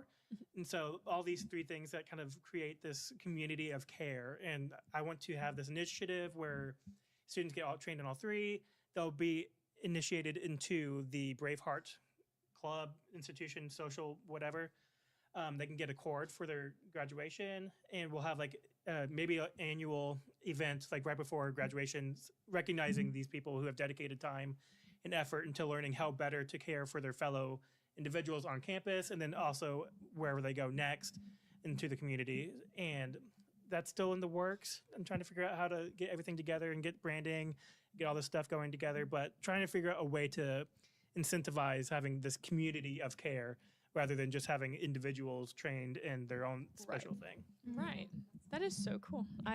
You had mentioned that a few days ago, and I was like, that is going to be so cool. That's really awesome. What about our fellow Josh Anything? advisory board I do, panelists? yeah. No, I just want to say, I think just how personally satisfying it is for me to see that just early friendships and conversations led to these amazing programs on campus. And Benji has such great ideas. I think the concern for me in the future is making sure we keep the funding going for it. It's kind of a scary time, but I was thrilled that it was just approved for another year. So that's awesome. But when I was in school in the 80s, I don't think we ever even talked about mental health. It wasn't really addressed, or it was stigmatized, even in media. And I think Dr. Miller's going to do, I think that's going to be interesting because the movie One Flew Over the Cuckoo's Nest, in a way, mental health was always presented in a very stigmatized or comedy way, or, but we've come such a long way. And I think we're doing a great leadership way of improving that on campus here. And I think we can really be a model for other schools about teaching caring for each other and yourself, and recognizing the whole person, mental health, physical health, spiritual health, everything. So kudos. Happy. Is there anything that you would like to add, Jason? We muted him? I'll turn it off. I haven't been able to hear most of what's going on. So I assume that Benji and Cindy have been talking about all the amazing plans and ideas that they have. So I because I am an accountant, I don't get into the day-to-day planning of the great things that they do. And I trust that they are really living out like the purpose and the mission of the Josh Project. I can say that, you mentioned what event would you like? Budget doesn't matter, money doesn't matter. Like, what would you want to do as an event? In my ideal world, I suddenly come into a pile of money, and we build a whole academic program around the Josh Project, where we begin to offer at least a minor in some sort of counseling specialty, or addiction, counseling, whatever that looks like. And we end up, having even like a community health clinic that Lion runs, that can serve not just the college, but the broader community of Batesville, and have partnerships with the hospital, and that's my ideal world. So if anybody happens to run across a couple $1 million and they have nothing to do with it, let's build an endowed professorship, and let's build an academic program and build a clinic to really do some good. That's my ideal world. With no budget. That's a really good. I like that. I put that in the 5-year plan. In the 5-year plan that comes out. Yeah. So just maybe 10. Maybe 10. Honestly, I think 10 years from now. Yeah. That's 2035. Round number for a goal. Yeah. So kind of just a closing reflection. And like a fun question to give a cool answer to for all three of you. If you could leave Lion students with one message about mental health, what would you leave them with? Whoever wants to go first. I can go first. Okay. I would just say find any and all opportunities just to find some rest. Sleep is always a good one that people always go to. But in this day and age, just having like a digital rest of like turning your phone off, turning everything off, turn off the lights, just like sit in the moment and have like enjoy the silence. And I'll talk about silence later on a segment, spoilers. But find ways to refresh and regenerate yourself. There's so much noise and so much things going on in your life that it's hard to take that time just to sit and be still with the moment. So definitely try to find that type of rest. And there's so many different ways you can do that. I would say it's always important to check on each other, listen to other people, but take care of yourself and get outside more. Yes. This is a testament. Getting outside helps so much. I was feeling so bad after the Labor Day weekend because I was just like getting homework done, everything, and I was like, I need to go get food. And I entered outside and I was like, oh, I just needed to be outside. Okay, yeah, I'm good now. But yeah, no, the outside, yeah. Do you have anything that you want to, a message you want to leave with the current line students about mental health? Yeah, I mean, I have no idea what, again, Cindy and Benji just said, so maybe it's repetitive, but, you know, at the end of the day, I think society still, in 2025, big segments of it still have such a stigma around mental health and addiction, and you know, those are real, and they can be better if you just seek out that help and don't be ashamed of it. There shouldn't be a stigma around mental health issues and addiction struggles, and you need to be free to seek out that help and comfortable seeking that help out. Don't be ashamed and reach out. Yeah. Well, very good. Well, are there any last things that you all want to say? Any last? I'm so proud of you and Kari. The work that they have done getting this whole day set, Yes. it's amazing. Kudos to you. Thank you. And Jason and Cheyenne, our producers. Yes. Okay, well, thank y'all very much for coming, and thank you guys for talking to us. Absolutely. It was very nice to meet you, Jason. Nice to meet you. And nice to put a Nice to meet you as a well. voice Thank to you the for having photos. me. All right, thank you very much. I appreciate you guys. Thank you so and all the much. work you're doing. Thank you, Jason. All right, bye. Bye-bye. You're welcome. Okay, thank you both. Thank you, Benji. Thank you, Cindy. Oh. Been under these lights for too long. Boom. That's what we look like.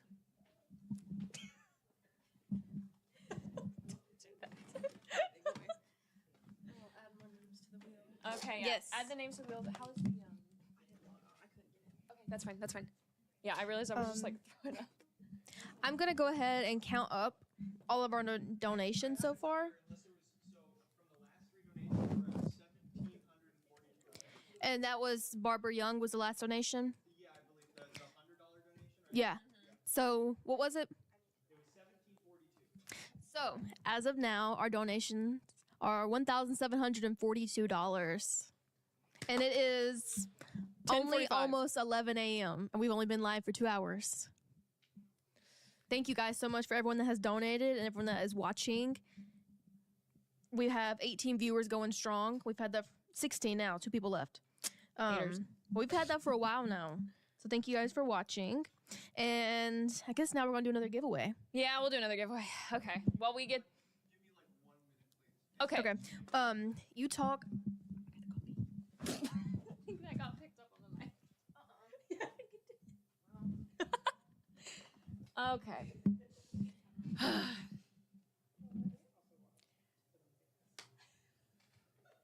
No, I'll talk for a minute about shameless plug for my producers right now.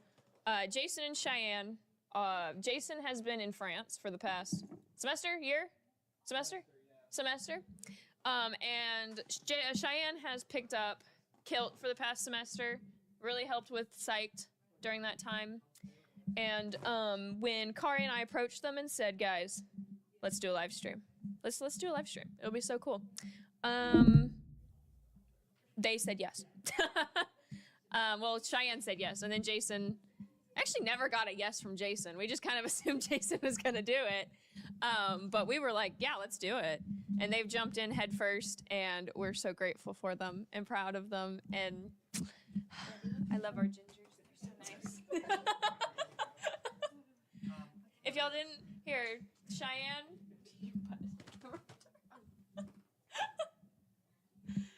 You can wave to the camera. So this is Cheyenne. And then Jason.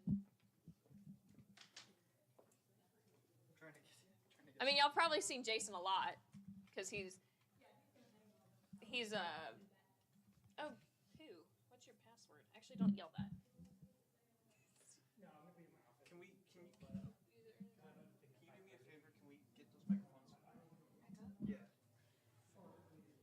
But let's do the giveaway quick. Yeah. Do the giveaway now? Yeah, I got the camera set up. So Okay. take it put down. Okay. Let me go get the items for a giveaway. It's just zero Oh, repetitive. have you been writing down who's won what? Kind of. Okay. Not really. Oh, okay. Well, we need to do that.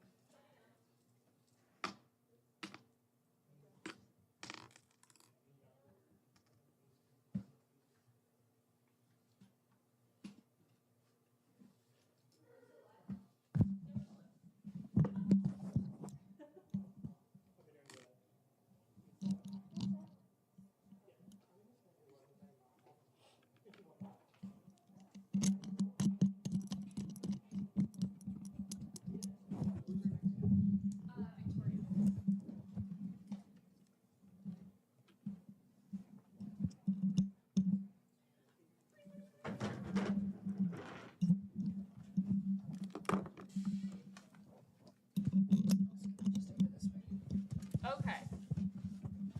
Hello. Have we set the donation thing yet? Yes, we have. I just put all the new names. Yeah. Thank you, Cheyenne. It's just that. Are you serious? Oh. Okay. Is Will back on here? Okay. So put it right, like right there. Okay. So for the. Okay, hold on. Hold on. 1 second.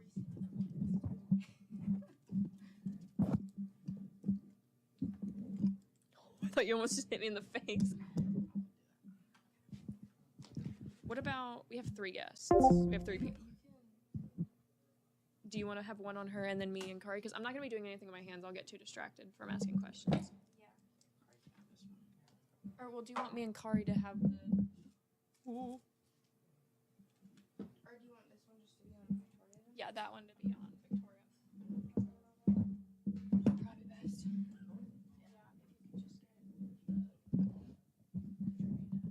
got the bags. Thank you. Shan's a real one. Okay.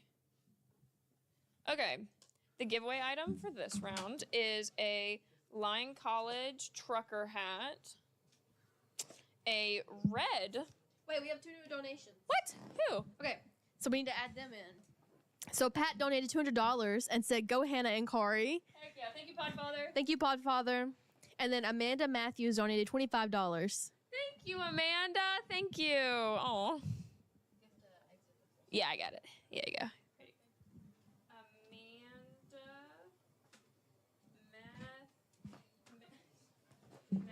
My God. When you show this stuff, do it at like neck level. Neck level, like right here? Yeah. Like at my throat? Yeah. Okay. And then who else?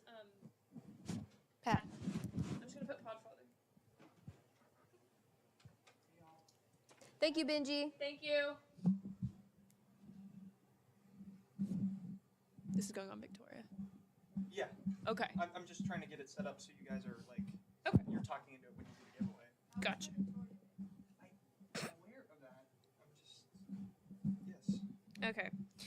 Okay. So for the hat, the Red Lion water bottle, and a dry fit long sleeve Lion Scott's baseball shirt. we're gonna spin to give that away. Oh my gosh. Okay. Do you want to spin it? Mhm. Okay. There we go. I love this iPad, by the way, Cheyenne. It's very nice. And the winner is Rachel. Rachel Bradley. Rachel Bradley, if you're still watching, You get you have won a lion t-shirt, a lion hat, and then a lion cup. Yay! I will give it to Will to give to you next time he comes home. And I will tell Will right now in case you're not watching anymore. Okay. I'm gonna go put this up and then get ready for the next segment.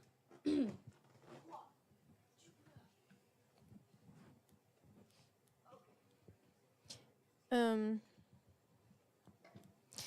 Hannah. me, will you do me a favor and look at my purse and grab me some gum? Yes. Yes, please. Been sitting here for too long. And you can get some too if you want some.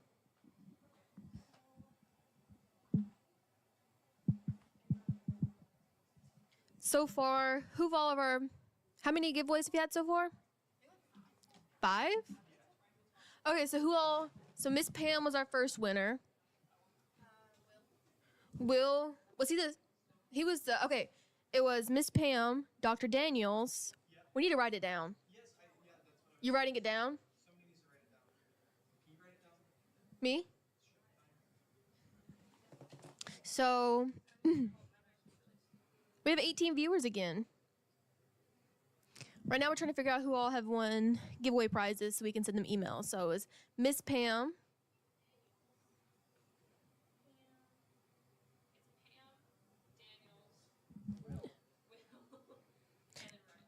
Someone won after Will, right?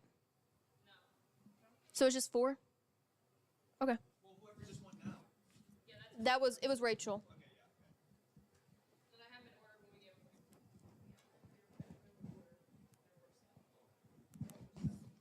Has the amount on the screen updated yet, Jason?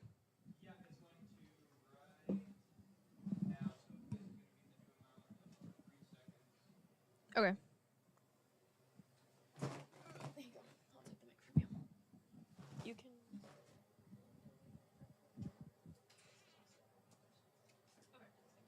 So you'll be able to see it. Or it will be in a second. Can we sit in the middle then? If you'd like to. This is warm. Thank you. Switching seats. Oh, we sat on the same time. These were allowed on the 1967. 1967. Oh my Wow. goodness. We're getting really close. Once we get to 2000, we will do. Oh wait, we're doing one of our bigger giveaways. See, we had it. Are you doing the helmet at 25 or what? We're gonna do that at that. See, we Our- had it like where if we exceeded our amount, that's whenever we'd have like one prize. Yeah. But Do you think? Wait. with the amount that we were raising such a short amount of time, Do you think we should push that back then? And yeah, then- yeah. I think so. We will then. Yeah, Yeah. Greek hasn't even come yet. we still have like 4 hours. Let me actually explain something to her. You talk about how your days are going, because I talked about Jason Cheyenne. Okay. My day's going pretty good. I miss Zeppelin. I wish she was here, but Bring Z.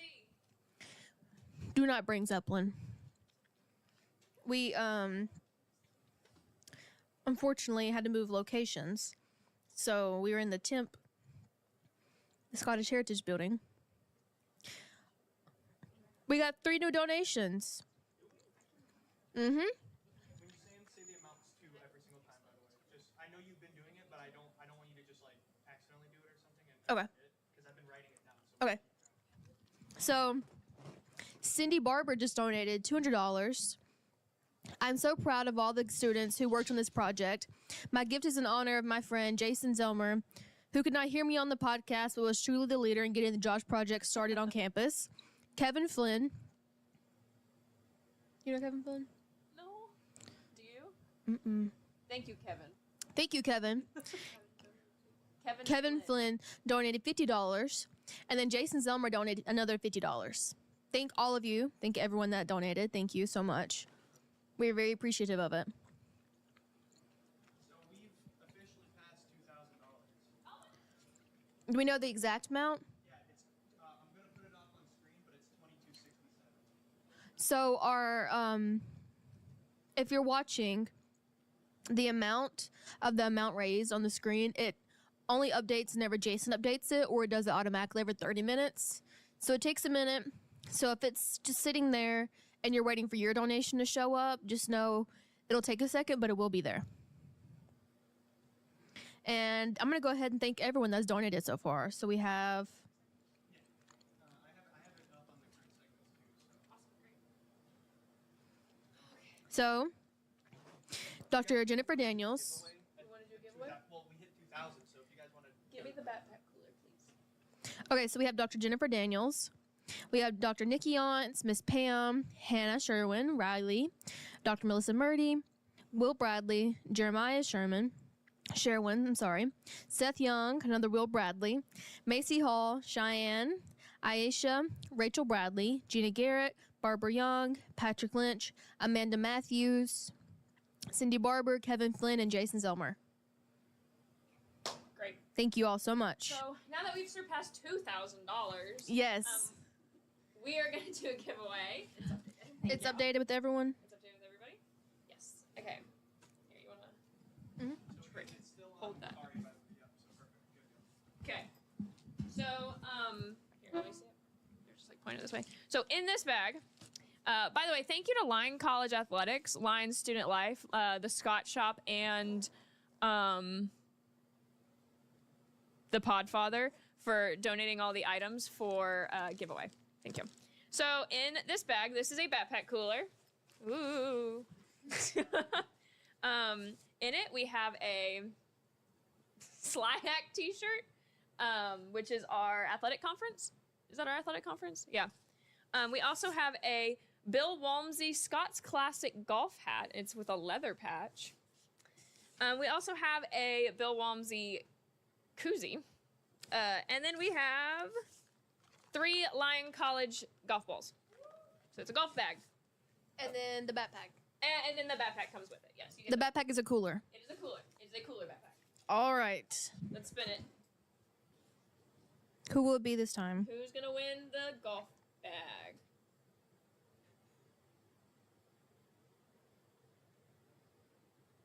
Dr. Yance. Dr. Yance. I guess you're going to be picking up golf. Dr. Nikki Yance. Yes. Okay. There you go. And again, thank you everyone that's donated. As time goes on, as donations go on, we will continue to give out giveaways. We have plenty of stuff to give away. Plenty. And if we run out, we have backups. Okay. Oh, and also, if there are any students watching right now, we will have coupon bags for you very soon. Yes. Very, very soon. I think after the next segment. After the next segment, there'll be coupon bags full of also some wristbands, some stress balls, stickers, everything. Okay. I think we're ready for our next segment. Jason, are you ready? We have, oh my goodness. We have 4 new donations. Oh my gosh. Hold up. I'm redoing the cameras. Okay. Just, yeah. Are we cameraless? For like half a second. Can they hear us? Yeah. Hi, everybody. All right, So now how you're much back does on this make? I'll tell you the amount, then Jason, you can tell me how much it makes. Okay. Okay, so now, All right, now. Let me read this one. Let me read these two. okay. Thank you, Tammy Hutchison, for your donation of $200. Really? She said, great project. Thank you so much, Victoria's mom. And then Andrew Orr donated $50. Okay. And then Paige Tussey donated $25. I love you, Paige. Thank you. And then Megan Bryant donated $20. Thank you, Megan. Okay. Well, then, speaking of Victoria's mom, our next segment is with Lyon College therapist Victoria Hutchinson. So if you would like to, you can come take a seat.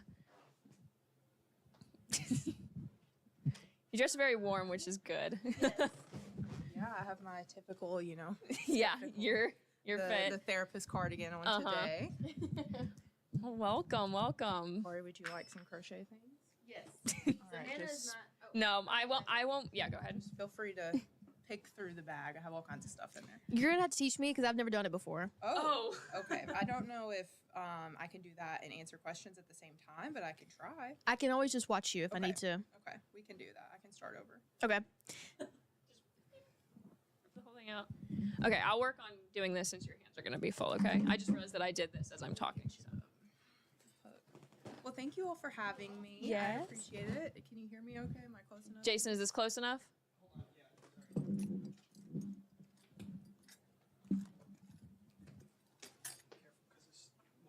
We'll do the whole table, but there's enough stuff. Don't worry. I know it's a little scary, right? A little bit, a little intimidating. Yeah. That's okay. This is before every episode. Jason looms over us with a microphone. Sometimes almost hits us. Is the amount updated? Yeah, I'm going to. We're past 2,500 though. Wow. What? You hit your goal? We hit our goal. Yeah. What? Wait, what? That's amazing. Your goal before noon. I know. Congratulations, guys. Thank you. Thank you. I know it's so like anticlimactic, but We need to do a Confetti. giveaway. Yeah, we need to do a giveaway. I was thinking we could do it after the segment. We'll do it after the segment because we need to get it going. Yeah, we need to get going on the segment. Okay. Okay. Here you go. That's a hook. Giveaway for you. What color would you like? I'll do pink. You want to do the pink one? That's a good one. Okay. Okay. What do we do? If anybody Okay. knows anything about me, like especially the Take it Lyon on. College women's soccer Wrap it team, around your fingers like this. I hate crocheting. It's because I'm not good at it, and so yeah, And then you take under. I hate this one, crocheting. And you grab it. So, or what's your dominant hand? Right. Okay. Yeah. You hold the hook with your dominant hand.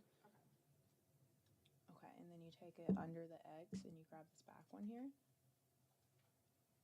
So coming from this way.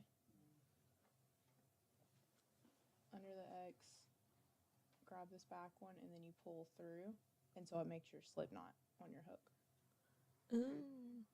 It's kind of complicated. If you're interested in learning how to crochet, I'm teaching a class at the Arts Council in November. I did see that.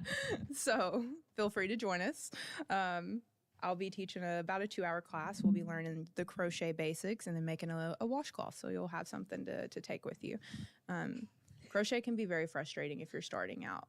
It definitely tests your patience, which makes it a good coping skill. You definitely learn some frustration tolerance when you're learning how to crochet. So it's very good for therapeutic things.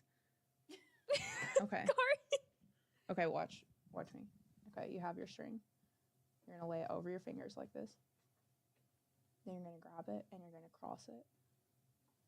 Okay, on this side. And then you go under that first one. No, you gotta come from this way. Come from your fingernails. Under, and then you hook it. No, your tail's gotta be on this side. Okay, now go under this side. Grab it. Hook that and then pull it through. Under. Okay, now take your fingers out. You gotta hold this tail and then tighten the loop up on your. Oh, it came out. This Okay, I'm just gonna walk. it's really difficult to learn how to crochet Yeah, if you've I'll not just take a class. done it before. Yeah. It's, the 2-hour class is probably We could do that is together. what you need. It could be hard. I will to re-brave to learn crocheting with you, sometimes. Kari, because I hate crocheting. It definitely tests patience. That's true, Victoria. It does. It gives you a lot of patience. It grows your frustration tolerance. All those good things, right? Because I'm sure you experience some frustration trying to do that, especially while people are watching you, right? So you have to get used to that and build that frustration tolerance. So it's a great coping skill for that. Okay. Well, Jason, can you guys hear me? we're gonna have to switch the mic if you're gonna speak. Okay. Or we could do it in the center. Hold up. Let's do it in the center. Here, we'll just get nice. Oh my gosh. Are we close enough? Do you feel I close? think so. Okay. Well. Okay. Cheyenne, we good to go? Okay. Okay. So today we are joined with Victoria Hutchinson, Victoria Hutchinson is the current director of mental and behavioral health at Lyon College. She provides counseling services to students as well as training opportunities for staff, faculty, and students. Graduating from Lyon College in 2019, she obtained her bachelor's in psychology and art. She then pursued her master's degree in art therapy from Florida State University and has since earned her credentials as a registered art therapist and a licensed professional counselor. Besides bringing counseling services to Lyon, Victoria has also facilitated a crocheting group on campus centered on mental health and healthy coping strategies, and the opening of our 2 relaxation spots on campus, the Zen Den for our students and the Serenity Space for staff and faculty. Welcome, Victoria. Thank you. Thank you both for having me. I'm very excited, especially since y'all have done so well already this morning. Yeah. So Thank you. Very excited to be here. Thank you. Thank you. So, we'll just jump into it. I mean, Okay. you're doing your thing, and we're gonna watch because that is a talent. It's just practice. I've been doing it for several years. Yeah. How long have you been crocheting? Probably about 3 years now. 3 years On and now? off, yeah. So I learned so I could facilitate the crochet group. That's how I learned. Oh, you learned to do it? I did. I used YouTube, actually. So YouTube is a great resource. And I taught myself over one of the winter breaks to crochet. That way I could do the group in the spring. So Oh, that's Do so you guys want to pose for this picture quick so I can post it on Okay. socials? cheese. Ain't no way I just said cheese. Okay, so I guess we'll just jump into all our Yeah. questions. So why did you, we're going to just start at the beginning. Why did you want to become a student at Lyon College? And then what brought you back to Lyon? Okay. Well, I am from a very small town in Missouri, so I went to a very small high school. And when I was touring colleges, I toured the big schools, and it just didn't feel like a place I belonged. And so when I toured Lyon, I loved how small it was. I loved the community. It was a beautiful campus. And after I toured Lyon, I was just like, I think this one's it. I don't think I need to tour anymore. And so that's kind of how I ended up here, actually. Very good. And then what brought you back? Why did you come back to Lyon after getting your master's? Well, it's funny, when I left Lyon, I had, my big goal in life. My big dream was wow, I would really love to come back and be the therapist. That was my, kind of way out there dream. I didn't know if I would ever achieve it or not, but that was it. And so I'm very fortunate to have had that experience so early in my career. It worked out where I came back here and finished my master's program online because of COVID. And so I started with that internship at the hospital, and then Lyon connected with the hospital to do the partnership with White River. And luckily I was there and kind of was able to roll into this position. So it was kind of like a dream for me to kind of come back and give back to the school that gave so much to me. Diane, who was the previous therapist before me, Diane Ellis, she had a wonderful program here, and I actually saw her when I was a student here. I had a very difficult time transitioning, and I had a very difficult junior to senior year, and I actually saw Diane, and it was really helpful for me at that time. It really pivoted some things for me in my life, and so I often reflect back on that experience, and now I'm getting to share that with other students and give that to other students, and so it's very rewarding for me. Do you have a standout favorite memory? It doesn't have to just be academics, but a favorite memory of your time here at Lyon? I think stream friendly, yes. I'll kind of say a large memory, I think, not as much as a specific moment in time, but just the relationships that I was able to cultivate while I was here. I met some of my lifelong friends here. We still all have this giant group chat today. Shout out to the divas. We still communicate. We still hang out. I met my husband here. It was just, I was able to cultivate so many wonderful relationships in my life and connections, especially even just with professors or other staff or friends. And so it was just really, I think that's just one of the best memories, is just kind of that in general. And wasn't Dustin Bork your Yes. professor? We are very much good friends today with him and Carly. I do a lot with the Arts Council. I'm on the board there, and I do classes. So, yeah. Yeah, that's crazy. Did you have Dr. Daniels in class? I did. Mm-hmm. Yep. Dr. Yant? Yep. I had Dr. Yance. I had Dr. Daniels. Yeah, they were wonderful, and it was a weird transition for me to come back as a staff member.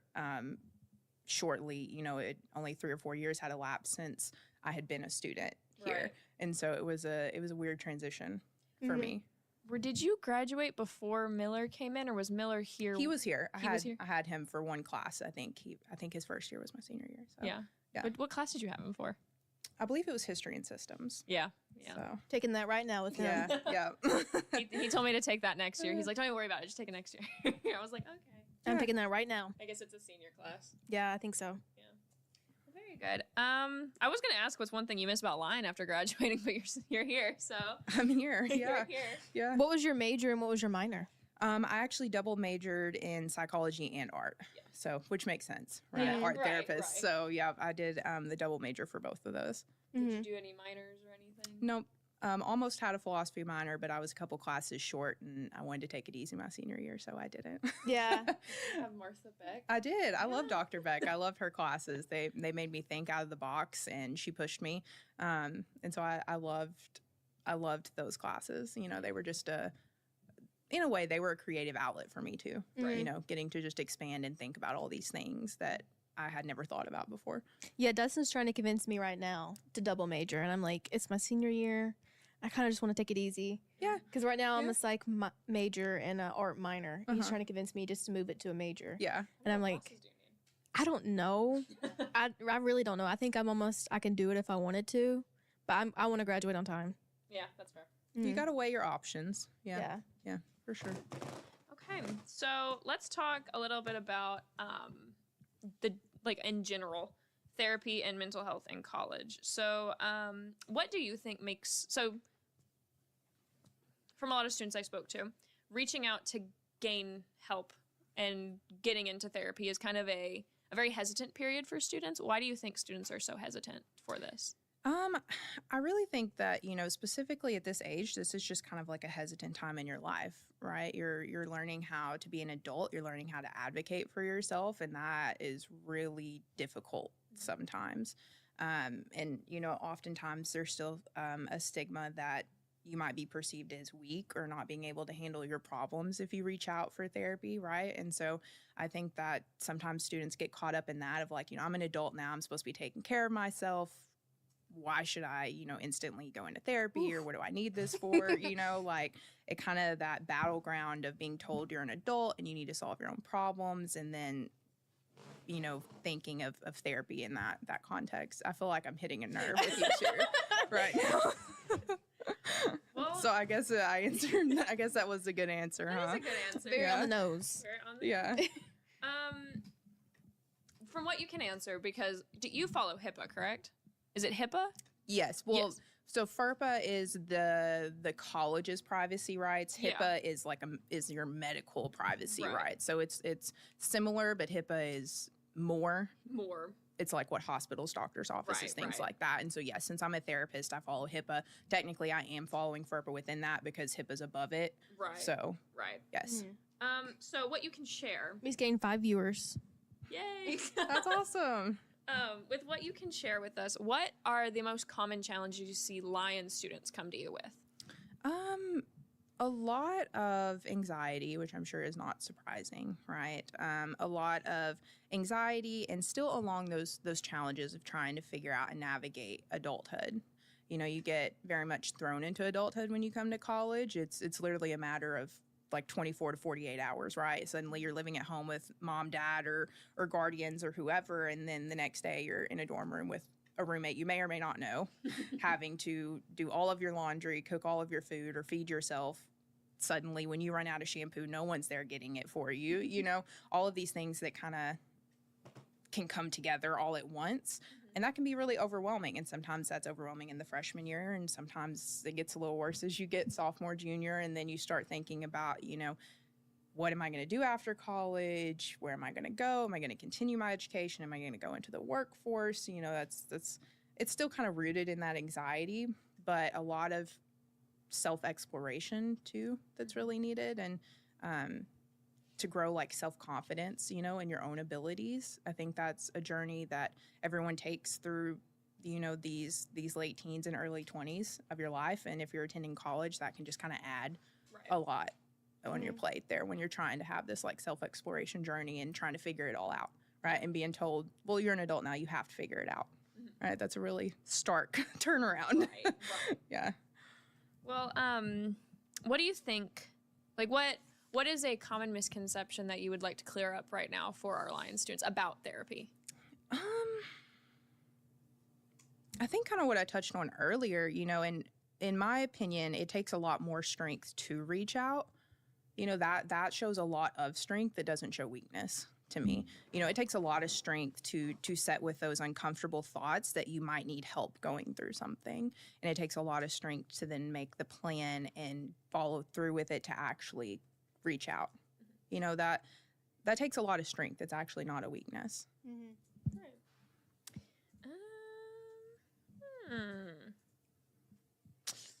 Little bit of resource plug beyond the one-on-one sessions that you can receive from Victoria. What other resources on campus do we have for students to go and receive mental health? So we do have a partnership with Better Mind right now. I don't know if Benji talked about that earlier or not. A little bit. A little bit. The Better Mind study. Okay. So we have a partnership with Better Mind, and Better Mind is this online therapy platform. So it provides online therapy for free for any Lions student. And what it provides is a little bit better hours than mine, especially like for our student athletes. It provides like after business hours, like it'll have sessions past 5 p.m. and they'll also have therapists that will do weekend sessions. And so it's really great if you're kind of struggling or need an appointment, maybe on a weekend or after hours, or if that just fits your schedule better. So that is a free resource that students can sign up for. We have help text that we're partnered with as well, which is a text messaging service. Originally, they started out as offering text messages for people struggling with grief, but they've expanded their services and they offer text messages for just general health and wellness for anxiety or depression or just, you know, if you're kind of struggling. And it's a free text message service. So they send you a couple text messages to your phone a week, and you get them free for a year. You can opt out at any time. Obviously, your own free will. But that's a great service that I try to recommend to students as well. You talked about the Zendan earlier. I think that's a wonderful place to just get some relaxation, to chill out for a bit, just to have some peace and some quiet and some calm time. Let me think. I'm looking through my well, that's unsettling to see myself up there. I was looking at the comment. Therapy. Yes, Jason, therapy. But yeah, so we have some great resources, and all you have to do is if you have a question about one, just send me an email. I'd be more than happy to share some of those with you. I also have made several flyers this year that I've sent to faculty, staff, and students that have kind of all your resources compiled. So they even have the more like basic needs resources on there, like the SOS pantry or the free store. So some things like that, like the Lion Lift, because if we don't meet our basic needs, it's really hard to work on anything past that, like our emotional needs. So there's all kinds of good resources that we have on campus. You just gotta ask. Yeah, we I know exactly what flyer you're talking about because anytime I walk past Student Life with a tour, I make sure to pick it up because I'm like, this is such a good pamphlet. Like I'm like, y'all need to. This is the best one that I'm like, this is the one that you need. Yeah, this one. It kind of compiles them all. Yeah. Okay. We already talked about that. Okay, so since you specialize in art therapy, students might be used to the concept of like sitting here and having a conversation with a therapist. But what is art therapy? So art therapy is it's therapy, right, with a mental health professional or a registered art therapist, where you might be doing artwork in sessions. So instead of strictly verbal communication, you might use artwork, paintings, drawings, etc., to kind of express some of your emotions and feelings. A lot of times it can be easier to draw something, to depict something in images rather than verbal language, especially when it comes to like trauma or really difficult events. You know, you might have experienced I just can't put it into words, right, what this event was. And a lot of times when you facilitate that through art making, it's a lot easier to process some of those feelings and thoughts and emotions because you don't have to find the words. You can just connect them through those images, right? And just there's getting kind of those facilitated through the artwork, those thoughts and feelings. And then there's also just the process of art making, which is really beneficial for our minds. It gives ourselves a break. It gives us a chance for our minds to kind of rest. It gives us expression and creativity, which can just unlock, centers of the brain that are totally different than what you use every day. And so it just the process can be really therapeutic too of making art, right? Like I'm sitting here crocheting. Crocheting really helps my mind focus. And it helps me calm and relax. Right. And so just the process of some of that art making can be helpful. And so like specifically, if you choose to have art therapy and you come to see me, I might have you make some artwork. I'll give you specific materials based on your emotional needs at that moment. So like an example of that is if you're feeling really, really out of control, I'm not going to give you watercolors. Right, because watercolors are really hard to control, and that's going to be really frustrating for you, and that's probably not going to help you process any sort of emotion because you're just exaggerating that out of control feeling, right? So I'm going to give you a more stricter media like markers, right, where you can control. You have a little bit more of control where you can help process some of those feelings, and then you'll make some artwork. We might talk about it, so that's where some of the verbal communication comes in, but we talk about that piece. So it creates a little bit of distance, right? You can kind of say that you're talking about the artwork, not yourself. So it's the same effect, right? We're processing those things through the artwork, but it's a lot easier to put it into that context than it is to say, well, I went through this, I experienced these things. You can say, well, the artwork is saying this, right? And so it just makes it a little easier to digest sometimes. Yeah. What's it? Yeah, no, I like find myself whenever you're doing that, just like looking straight at it, and I'm like, oh, I gotta refocus. Oh my gosh. Like, what are you making right now? This is just a little washcloth. Yeah, I make washcloths because they're, I'm not gonna say mindless, but it's just like repetitive. Yeah. It's that repetitive motion. I know exactly what I'm doing. I just make single crochets all the way down and all the way back, all the way down, all the way back. So it's something I don't have to think too hard about. Like I can sit here and converse with you and still do it because I don't have to be all focused in on it, but it still gives my mind that break and occupies my hands. I'm a big hand talker, so. Yeah. It's, I'm usually kind of good about like being able to cross stitch or like embroider, especially embroider while I'm talking to somebody. I don't know. I just like cannot focus right now. Well, it's a little different when you're the one asking the questions and having to facilitate the conversation. Right. What's it? Oh, what was I going to ask? Something, going back to students on campus, though, because I had a question that I forgot to ask. What is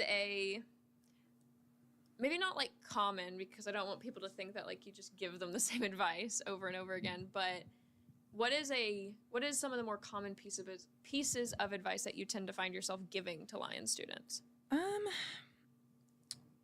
don't know if it's necessarily advice, but I feel like the thing that I often come back to with a lot of my students is trust yourself a little bit more than you do, right? Let's work on building that self-confidence a little bit. No can be a full sentence type of thing. So like setting boundaries and working on that idea of self-confidence, right? To believe in yourself and your choices sometimes, right? To build that resilience a little bit, because sometimes we make choices that maybe don't turn out the way we expect, and that's just life. That's okay, right? But we can build that resilience and that self-confidence to where we can better kind of process some of those things. And so I think that's what I end up telling a lot of students is I think you can trust yourself more than you believe. So you've already said that you like to crochet. Do you typically do art with your students while in session? Sometimes it kind of depends on where the student is at. I always ask my students if they're open or willing to do art therapy. Some are, some aren't. And so it kind of can come in and out of session too. If I feel like I'm stuck with a student or what we're doing is just not working, I'll be like, hey, you want to try some art today? We might switch it up. And so it's not necessarily like every session, although I have some students that solely just seek art therapy. Sometimes it can be just interchangeable. I'll mix it up a little bit. If I feel like this session would be better processed through the art, then I'll offer that to students. But it's always students' choice. Because some students, it's kind of funny.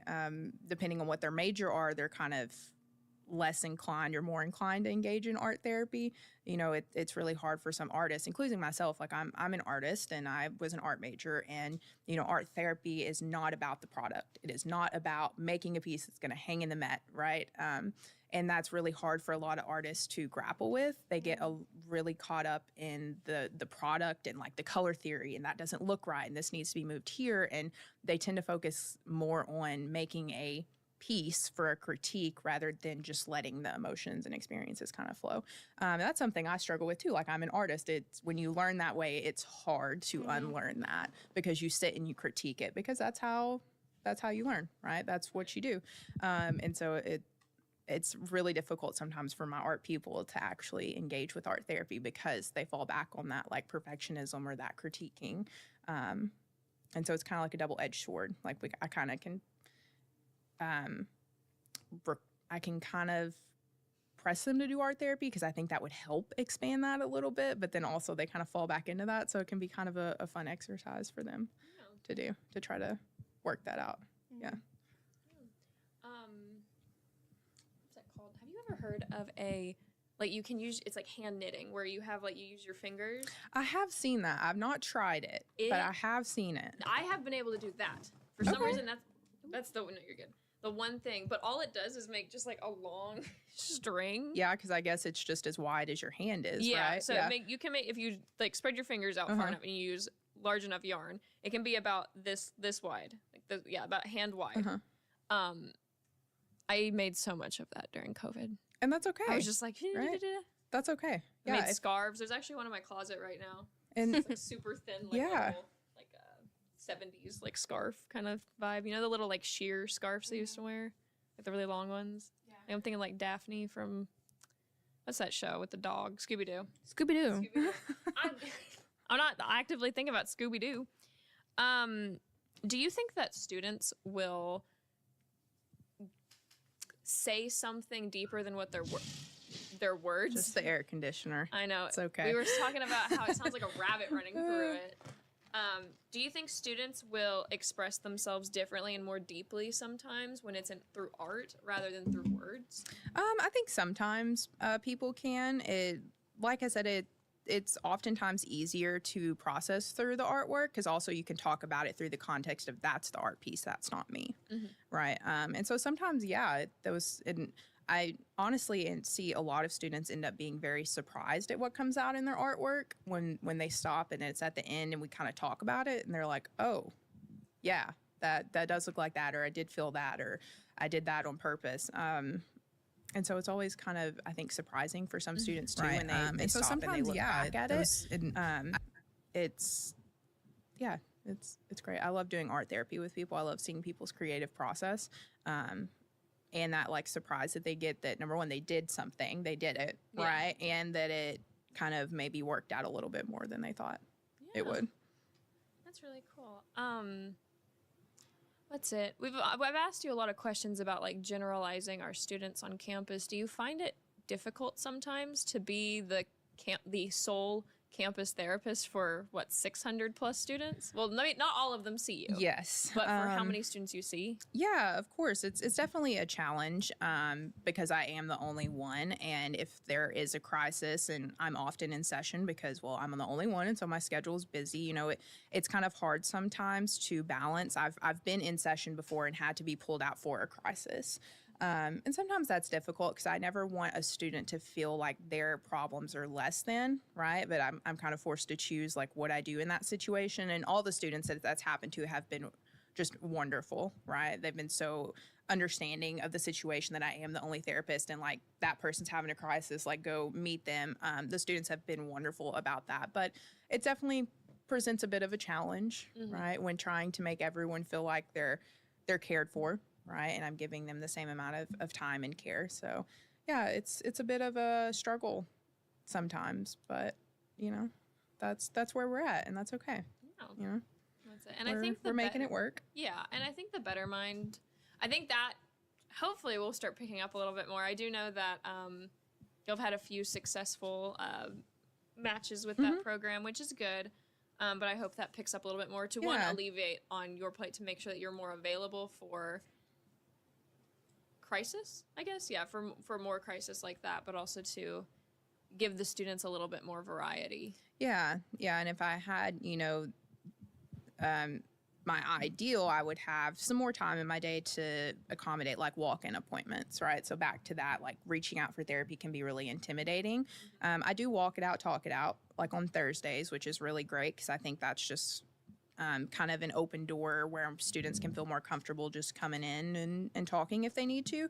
But I ideally would love to have more time for just walk-in sessions, like for students just walk in for 30 minutes. Maybe they don't want to schedule like future appointments. Maybe they just need that time, or maybe, you know, that was a lot easier for them than to commit to like coming in at a certain time at a certain date.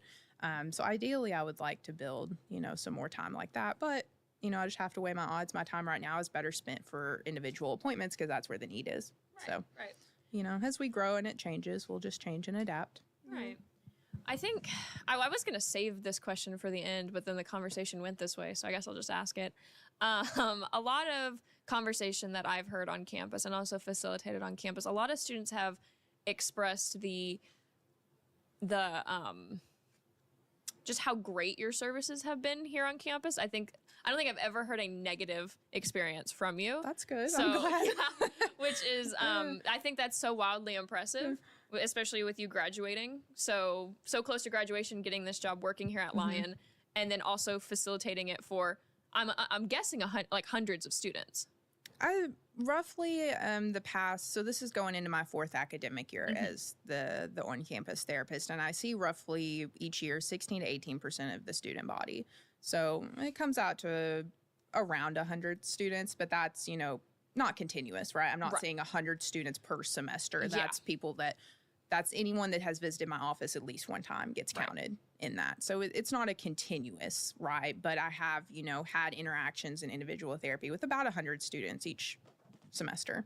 That's still impressive. That's still very impressive. Yeah, it's definitely a large number when you think about me, like being one person. But I'm happy to hear that. You know, I send out end of semester surveys. If you see me in therapy and you're watching this, please fill out my surveys at the end of the semester, because that's that feedback. I need that data to build my program. And so I'm glad that is out there, right? Because I know y'all get survey fatigue. I know you get hit with a ton of surveys at the end of the semester. I get it. Please fill out mine first. But I'm really glad that that's out there. I'm happy to hear that. Because, you know, therapy isn't always fun or comfortable, and I think a lot of people have that misconception too. And so it's a fine balance of trying to support students, but push them a little bit out of their comfort zone too. And some students take that really well, and some, you know, it takes them a minute to see why I did that. And so I'm glad that most students on this campus, it seems like, feel comfortable reaching out. That's 100% one of my main goals, is that every student on this campus feels comfortable reaching out if they need to. Right. Yeah. Well, and with those students saying that, they also bring up not a replacement, however. I've heard a lot of conversation about expanding and bringing in more people. And I've heard like, we just need more Victorias, but a Victoria that knows like a lot more about this, or like a lot more about this. I know. Or like has more experience working with athletes, or has more experience. It's hard. I've heard the most common one I've heard is being a man. Like, that's the one that I've heard the most. I would agree. You know, we need more representation, and it's unfortunate that I'm the only one, right? And I represent a small portion of students on this campus. Right. Right. And so I agree, we need more of that diversity in that demographic. And that's what I hope that Better Mind can kind of supply to, right? The point of that is that you have options of different therapists that you can choose from. Right. So maybe you can find someone that you feel like you can relate to more, because that's okay. You know, not everyone is going to relate to me. I can't be everyone's therapist, right? Maybe I just don't do therapy in a way that connects with someone. That's okay. That happens. You know, we as therapists are taught to, like, if someone just says this isn't working, then help them find a referral. Like, we don't take that personal, you know, because I only have, you know, so many styles and so many ways I can communicate. And if that's not your way, that's okay. You know, that's not a big deal. But it is unfortunate, you know, that I'm the only one free service on campus. And so I try my best to meet the needs where I can. But I agree, you know, we need that expansion. When is it going to come? Is it going to come? I don't know. Yeah. But I would agree. And I hope that Better Mind can kind of help supplement that at least a little bit right now. Right. And like I've always like imagined, like, if we did have more in-person therapists, like it's a full like crisis team that handles like any sort of mental health crisis on campus, and like works with Benji as well to coordinate some events and such. I think it would be awesome. I think just like a whole, like, not like rebranded, but like, I don't even know how you can't even expand that office down there. We have no room down there. There is no room down there, but like maybe even ambitious, building a whole like clinic on campus. Like Jason said. Yeah. Yeah, like Jason said, building a whole, like a health and wellness kind of building or clinic. Because I know some colleges will have it in the student union, but I've seen some. Is it Arkansas? It's the Bears. UCA. I think they have a center, like a clinic. I don't know. Yeah, you can get your master's in it. Yeah, you can. I think they have a clinic that's like for like the nurse station. Sorry, anyone from UCA who I'm getting this wrong for. I don't know.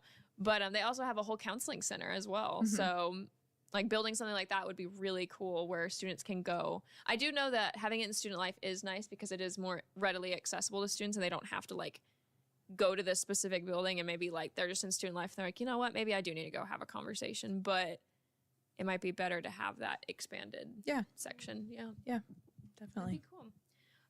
So if you could, without if you didn't have your crochet group and you had a different idea for a different craft group, what group would it be? Like, what craft would you do? Oh, that's a good question. I love crochet because it just gives so many different skills, and it's something that you can learn. You know, people are kind of intimidating about like painting because they feel like you have to have like this innate skill to be a painter. Right. With crochet, you really just learn. It's everyone learns the same way. You do the same thing. Right. I mean, I really love like hand building ceramics. I'm not so good at the wheel.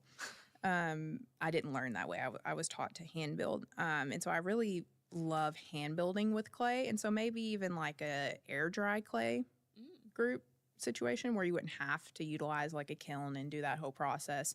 But like, you know, something that is using your hands that you can be creative with, but that still gives people a chance if they don't feel like they have an artistic skill, that they feel like they can maybe still engage with this material. Right. And this semester, I am the Batesville Area Arts Council intern. And Carly, for her workshop, she like will first do it on me. Like, and I'll give her like the demonstration to show everyone else. And I had to make pumpkins out of like collage paper, and I just had to draw like a bunch of polka dots. That was so therapeutic. I sat there for 2 hours just drawing polka dots. And whenever I got done, she was like, was that like boring? I was like, that was like so calming. Yeah. And then I also had to make Benji said UCA has a student health center, full doctor staff with imaging, fully staffed council center, and the whole 9 yards. And then also future panelist Cody is bringing y'all 7 Brew. Yay. Thank you, Cody Norton, for bringing us 7 Brew. So UCA does have a full center? That's cool. Yes. And something else, Carly, there's a workshop coming up for adults and stuff. The air dry ghost. The ghost, the floral clay ghost. The ghost that you guys, people that signed up for, will be like using. Those are the ghosts I made. Like I made, I have to make 30 by 2 weeks. Right now I have like 10. Oh, you got it. But yeah, making all of the air dry clay. But that's a really fun.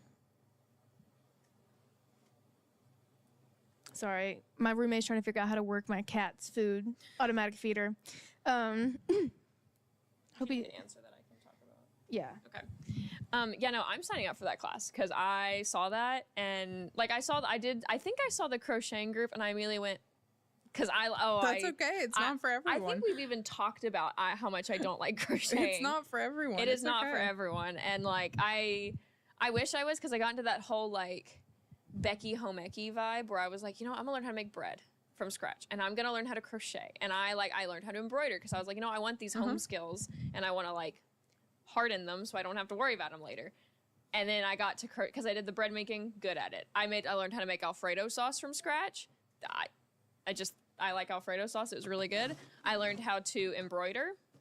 And then I got to that darn crochet kit that I got, the Woobles. It's a little penguin. Oh yeah, I have a little bunny. Yeah. Okay, so you did it. Mine looked like... I did the top of it, so I didn't actually... Okay. I don't even know what mine looked like. it looked just like it was full of knots, and it didn't even look like a penguin. Okay. And I couldn't get the colors to coordinate. I didn't know how to switch the colors, and The kits can actually be kind of more difficult Yeah. to start with, especially if you don't have any background in crochet. and those things say beginner friendly. That's not yeah. beginner friendly. They, Yeah, they do. yeah. Those can Even that circle couldn't help me. kind of be hard if you don't know anything about crochet. If you're going into it completely blind, those can be definitely Well, frustrating. and it's really sad because the Woobles has a Minecraft line, and I love Minecraft, and so I was like, oh, I could crochet like a creeper, and that'd be so fun. No. And I know, like, I've talked about doing crafts with Dr. Saunders' daughter, Paulina, and I showed her the little, like, crocheting kit with the Minecraft, and she's like, we went to tell the Minecraft movie together, and she's like, oh, we should do it. No. Kid, I can't even do it. I don't know how I'm going to teach you. And I also don't want to get there and then her pick it up, and then an 8-year-old can do it, and I can't. Speaking of which, she turned 8 today. Happy birthday, Paulina. But yeah, no. Oh, but crocheting, I think is so much fun. And are you gonna be there for that class, like the air dry, or are you just making the example? I think I'm just making the example because the class costs money, Yes. but it's only like $25. I'll probably be there to like help demonstrate it because like I made them, I know how to do it. Yeah. So I might be there. I think I might do that. I don't know if I'm working that day. Like I don't know if I'm built into the schedule. Is it a Thursday or a Saturday? I can't I think remember. it's. I thought it was a Saturday morning because there's a football game. One that of them's day. a Saturday I morning, think it's one a of them's Thursday Saturday. evening. Wait, is it September 13th?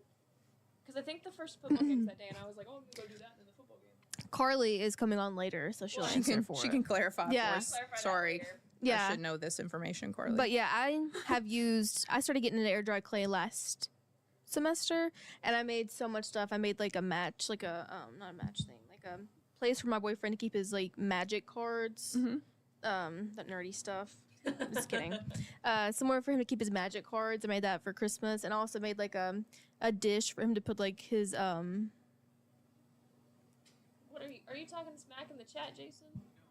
Oh, Megan Bryant said, shout out to my coworker, Victoria Hutchison. Hi, Megan. Thank you. And then Benji Norton said, made the fox wooble for my nephew's birth. Aw, glad you could do the Woobles kit. Apparently everybody can do the Woobles kit. No, it's just not for me. It's not for me. And that's okay. Like, cross-stitching is not for me. It's too... I think it's too detailed and too small, and it's too much focus is required. I get that. I'm trying to find a picture Sometimes of it the does. little frog I made. I made air dry clay frog. Like, Like a little frog? here's the frog, but I also made me Okay. Cute. like a little jewelry tray. I love it. I was still getting into it, so she's not very professional. But there was another one I made too, but I cannot find it. Oh, I made like one of those jelly cat, like, A chrysalis. yeah, picture holders. It's a picture holder. Yeah, that's cute. I cannot find the frog. Yeah. Do an air dry clay Yeah. course and do different Yes. things. That would be really cool. So let me Yeah. ask you this. I have a difficult time having attendance Yes. sometimes at groups. Is there like days or times that you feel like students would be more inclined to have these groups? I've done them like during the day, I've done them evening, and it's really hard to meet everyone's schedule. I know that, especially with athletes and having practice and such. But do you feel like a better Thursdays time?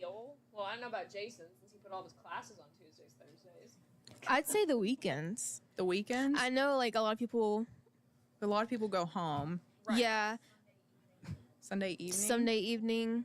Do Greek life See, still I have their wouldn't do meetings Sunday Sunday evening. evening? Yes. Yeah, okay. And I wouldn't do Sunday evening just because, like, Sundays I'm unwinding.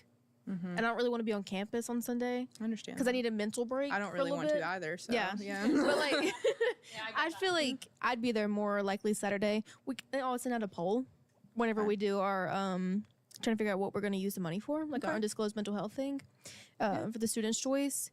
We can send out a poll to see when students Yeah. are most available. I mean, you're not going to get everybody, No, but but getting a Something. majority. interest. Yeah. I would be interested in the air dry. Me too. That The would- air dry, I love air dry, but I was not good at ceramics. The class, I really good at did that. terrible. That was like I felt like I felt a lot of control in that, and I was like, it was nice. I took the Valentine's Day one with what was his name? Jamie. I had the actual class. Oh, I just did one. Yeah. I was like, wow, I'm so good at this. Do you feel like sorry, I'm kind of hijacking this Go ahead.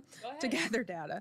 Do you feel like you all would rather have like a once a month, just kind of like you can show up and do this, or a continuation? Like my crochet groups were 5 weeks. So they were like one time a week for 5 weeks and they kind of built on each other.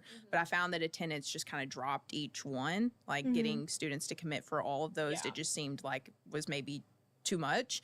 So do you feel like having more of a consistent class and shorten it to like 3 weeks, or do you feel like having just once a month type of classes where it's just kind of you can come if you want? If it's a once a month, you could totally schedule that for the whole semester, and then I would have it in my little calendar and be like, oh my gosh, craft day is coming up. Like it's like it's the day. And I feel like students would gravitate more towards that if it was a like full blown event for that month. Okay, cool.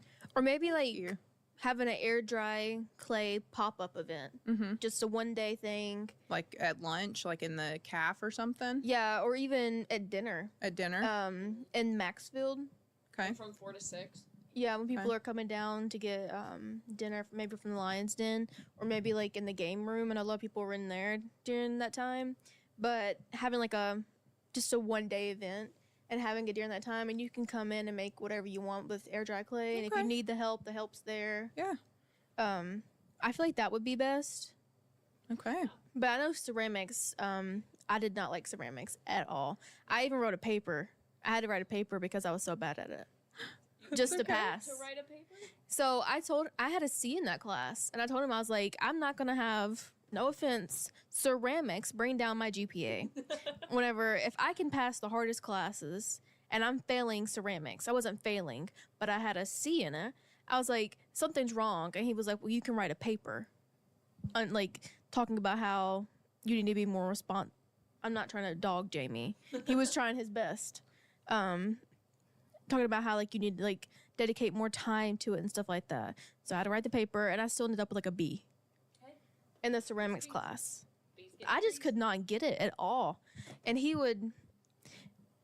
So here's the best way I can describe it. Whenever you're so good at something, it's hard to dumb it down to the most basic level. And Jamie was so good at it. Like you would turn your head for a second and you'd look, and he'd have a whole vase with the top and flowers to go in it. And I'm still, getting the clay to put on top of the wheel. So I've noticed whenever you're so good at something, it's so hard to dumb it down. It is very hard. Oh my gosh, he made some of the best ceramics. Will commented. I don't think I'm gonna say that out.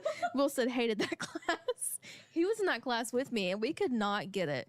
And it's not because we were joking around or anything. Well, ceramics isn't for everyone. I know, like, I'm much better at hand building, but I'm not great at the wheel. Yes, I think it's the wheel because I love air dry really clay. difficult to master. I was good at air dry clay, and also like I have fingernails because I have bad anxiety, so I like to bite my nails. So fingernails and having to go Fingernails and like, clay don't mix. Yeah, having to go and then deep clean underneath my fingernails after was not good. And see, air dry clay, they'd come through. For COVID in high school, the 3 months in isolation, all of our art assignments were done with a huge block of clay given to us. Really? Okay. Just like they gave you a giant block of clay and said, okay. I had a teacher who, we'll just say, was not very active during COVID, so she just gave us a block of clay and said every single week you need to just make something. Yeah. She liked me for some reason, but I'm so glad she retired. I love Van Sickle now. My best friend. Well, we're all good at some things. Yeah, I liked air dry clay. I mean, I still like air dry clay. Like, that's what I do. Yeah. And like I said, if you take the class, those ghosts are mine that I made. Okay. I will probably take that class. Yep. In ceramics, you had to put in the blue collar work. That's what it felt like. It felt like I was working a blue collar job. It felt like I was clocking in and clocking out. Yeah, and like I said, no offense to Jamie at all. If it was air dry clay, I would have been in it. I would have had 100 in that class, but You might like hand building with clay. I liked it a lot better. So, some closing thoughts. If you could go back to freshman year Victoria at Lyon College, I wouldn't. well, but let's say that you could. You could like Okay. look behind you and be like, oh, there she is. What would you tell her about where you are now? Oh my gosh, that's such a loaded question. I feel like I think I would just tell her to chill out. Like everything is going to work out how it's supposed to work out. And if I would just spend a little more time in the moment, I think that would have helped me a lot. I mean, everything happens for a reason and I'm here. Yeah. But yeah, I wouldn't go back. First of all, that's just that's done. Yeah. She lived it. That's great, but I'm in a much better place now. Good. But yeah, I think I would just tell her to chill out a little bit. Like everything's not so serious. It's okay. And that I could trust myself again, kind of going back to that self-confidence, right? I could trust myself a lot more. Do I make dumb decisions? Yes. Everyone makes dumb decisions when they're 18. That's just kind of your life path. But that it just to chill out and enjoy the day-to-day more, that everything's going to work out. You know, everything works out. It's okay. Yeah. Anything you'd say your freshman self? It was only like 2 years ago. But still. I feel like,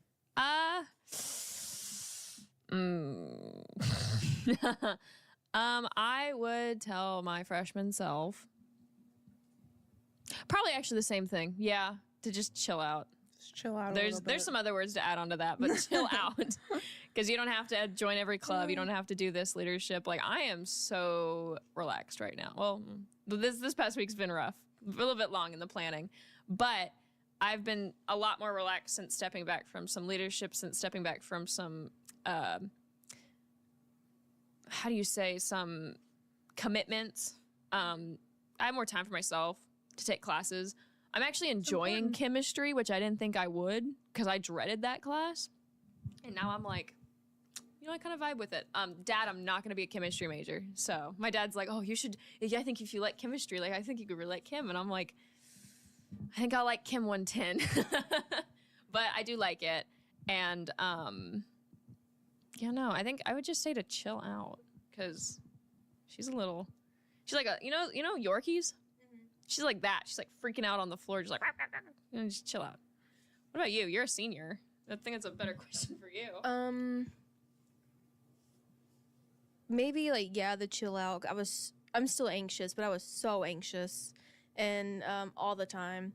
And I feel like another thing is a lot of my anxiety back then came from wanting everyone to like me and making sure everyone was always happy and like not only friends but family also, like taking care of people back home and all of it. And I would let it affect me so much. And I feel like I would just tell myself, just chill out.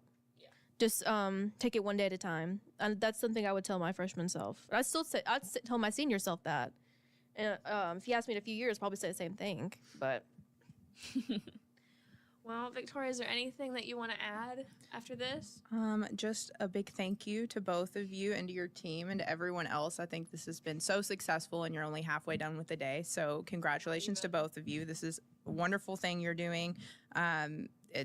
It's been great to see the amount of money that's already been raised for the Josh Project. So thank you so much for taking the time out of your busy schedule to think about mental health like your own and others, right? And organize this entire day full of all these topics. I think it's really beneficial. And I think it's also just a great free resource for any student or other person who's watching that just wants to learn more about mental health and is maybe on the fence about reaching out for therapy or what kind of their mental health journey looks like. And so I think it's a great free resource for them to pop in and learn more about it and maybe help them along their journey too. So thank you both. I really appreciate it. Well, thank you. Yeah, thank you. And we hope we gave you some ideas for moving forward. Yeah. Maybe in the spring, kind of thinking about the air clay, maybe monthly little workshop things. Yeah. Maybe like cozy crafts with your counselor or something. Cozy crafts with your counselor, yeah.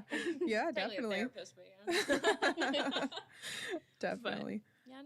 Well, thank you for coming. Thank you guys. Thank I you appreciate again to your Victoria's time. mom. Shout out to Victoria's mom. Hi, Mom. Thanks for the donation. Love you. Well, thank you. Thank you. We're going to review.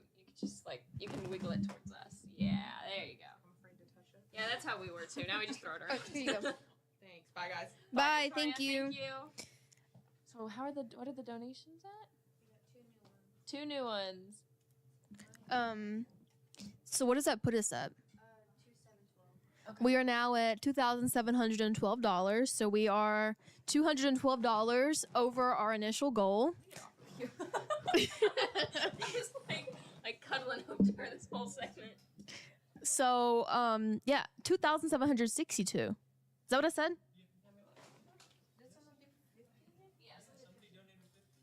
Okay, so thank you to Michael Chrisman. He donated $50. And then thank you to Ryan Hutter.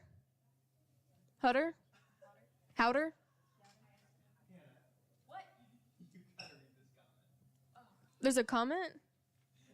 What is it? Not on there. It's on the. Oh, your dad commented. Oh no, my dad. Hannah's dad said, let's hear more about dad being right and Kim being cool. Fine, hold up. Okay, everybody, this is my public declaration that I was incorrect about chemistry and my father was correct about chemistry.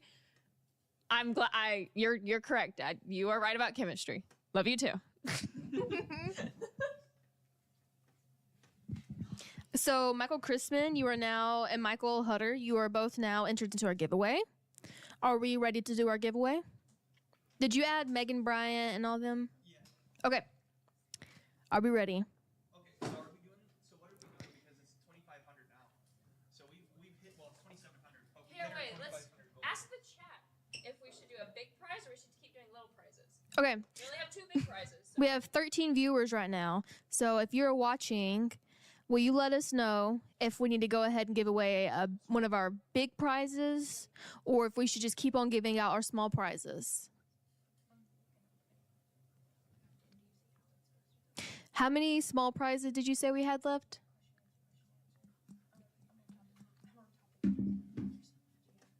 How many small prizes do we have left? 1,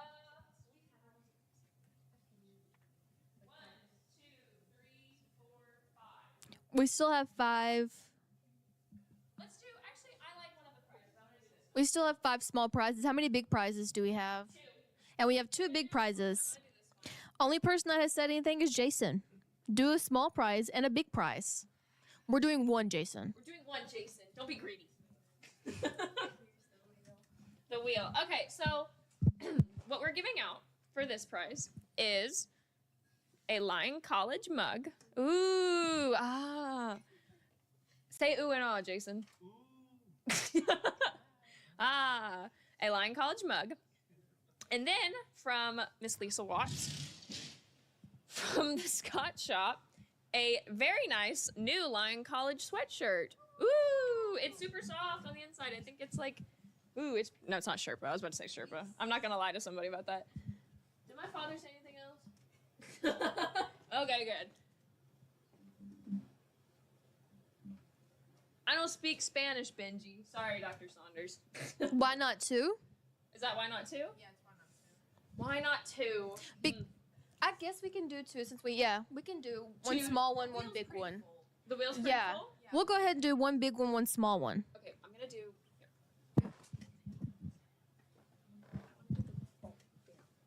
Okay. So we're going to do 1 big one and we're going to do this one right here. So we're going to go ahead and We're gonna do spin for this one. first. So this is the small price. This is a Lyon College mug. We have 12 viewers. I kind of want to wait until we get more. Yeah, I want to wait until we do more for those. All of the inside is in there, yes. Just put it in this chair. We could, since we already hit it, we could do it during like a Greek. Yeah, let's do it during Greek. I like that. So The let's big do a one? Small prize now, and then let's do The that big one. We're going to do the big prize during the Greek power hour. So, When is that? That's coming up after. yeah, that's after Cody Norton's. I'm so excited. Benji said, why not both? LOL. Hey, I said both. I told him to do both. We're gonna do the big prize right before we start the Greek power hour, okay? So with the Greek organizations here. I feel like it doesn't hurt anything to go ahead and do our small and a big one. I mean, we've met our goal. We met our goal. People donated enough where you have a goal. I think people deserve a big and a small. You think? I think You so. think the people deserve a big and a small? Yeah, and we can just Okay, keep the rest for people. later. And Will said do it. Okay, so here's for the small one. We're holding. Hold your horses.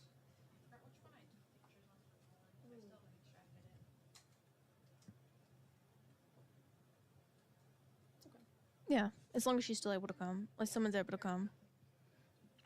Bofa. Shout out to Nora Kopkow. Will just text me and said Bofa. Bofa? Oh. Okay, let me see this. Thank you, Nora Kopkow, for telling me that we're going to do great today. Thank you. Love you, kid. Okay. Aw. Let me see this. And thank you, Paige, for posting us on our story or posting us on your story. I appreciate you. And once this is over, we're gonna play so much Rivals, dude. I'm gonna get mac and cheese tonight. Maybe some. Don't ask me about my rank. I'm not. When I was in France, I used to play with my Paladins buddies, like Yeah. with another hero shooter, and we got up to, we were really high. Oh, That game's so easy to rank up. I know it's easy to rank up, and I'm bronze 2 because I don't play ranked. I play quick play. I play quick match. Calm down. We'll be ready for the next segment in a second. We got to figure out the prizing and stuff. You know what? Do you want to help us give the next prize? Get over here. Okay. We're gonna go ahead and enter 2 more people into the giveaway, though. Yeah. So Emily Young donated $100 and said, "Proud mom. Thank you both for all of the work you put into raising awareness for student mental health." Aw, thanks, Mom. And then Ethan McFadden donated $15. Ethan. Oh, my goodness. So Ethan and Emily, Hannah's mom. Thank you, Hannah's mom. Thank you, my mom. Spelled normally, like M-E. Will said, Oh my God, is she talking about Marvel Rivals? She is. And she also earlier was talking about Squirrel Girl. Yes, Squirrel Girl. I know I've seen you play her. E-M-I-L-Y. Okay, so the normal one. 2877. Hello. You're gonna Thank help us you. give a prize. We're gonna give our big one or our small one, and then you can walk in with our big one if you like. So here, you can pick that up and just wait. And well, yes, she was talking about Marvel Rivals. There's actually a famous picture of me with Lion football helmet. Do you want to put it on as you walk in? Okay, yeah, carry that stuff and put that on. Are we ready? Okay, we're gonna give the small prize first. I'm going to go ahead and spin for the small prize. Okay, and then added them on. No way. Jason Zellmer. Yay! You want a Lion College mug, Wait, I need to. as well as a Lion College hoodie. It's Okay. in the size, I think it's a large. I'm pretty sure. I wonder if we can switch it out if you need to. We probably can. It's a Yeah. You can switch it out if you need anything. Okay. Here, go put this in the line of gift order. We should probably go ahead and add in the new donation. Chris Young donated $100. Did you remove Yes. Yes. I had high choice. Thank Does that you, work? Mom and Dad, and Seth. Seth donated as well. Like your whole family's running this thing. Uh-huh. What's her dad, Chris? Yeah, just Chris. Just Chris Young. You don't have to put Christopher. I need me a little some You need- candy. That's Jason's dad's name. Are you DoorDashing right now? Okay. So if our next guest wants to come on with our next prizes, our big prize is a Lion College football helmet. Which one? I can't. These Here. cameras right Yeah, here. that. Hold up, give him a second. Hold up, we'll wait. Let me. I'll see. Are we what you getting see. all three? Yeah, all three. All three. Okay. A Lion College football helmet. It's a little.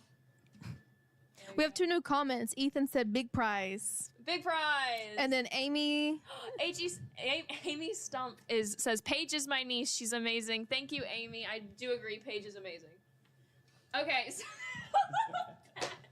so our next guest is sitting beautifully. Yeah, right here. Holding here with our next prizes. We have actually been donated a Lion College football helmet, courtesy of the Lion College football team, as well as Coach Jenkins and Amelia. Thank you both. Thank you all of you for that. As well as a Lion football polo. Very nice polo. And a Lion College Scotty Dog plush. Ooh. Okay. So we're going to spin, and we're going to see who wins. I swear if it's my dad.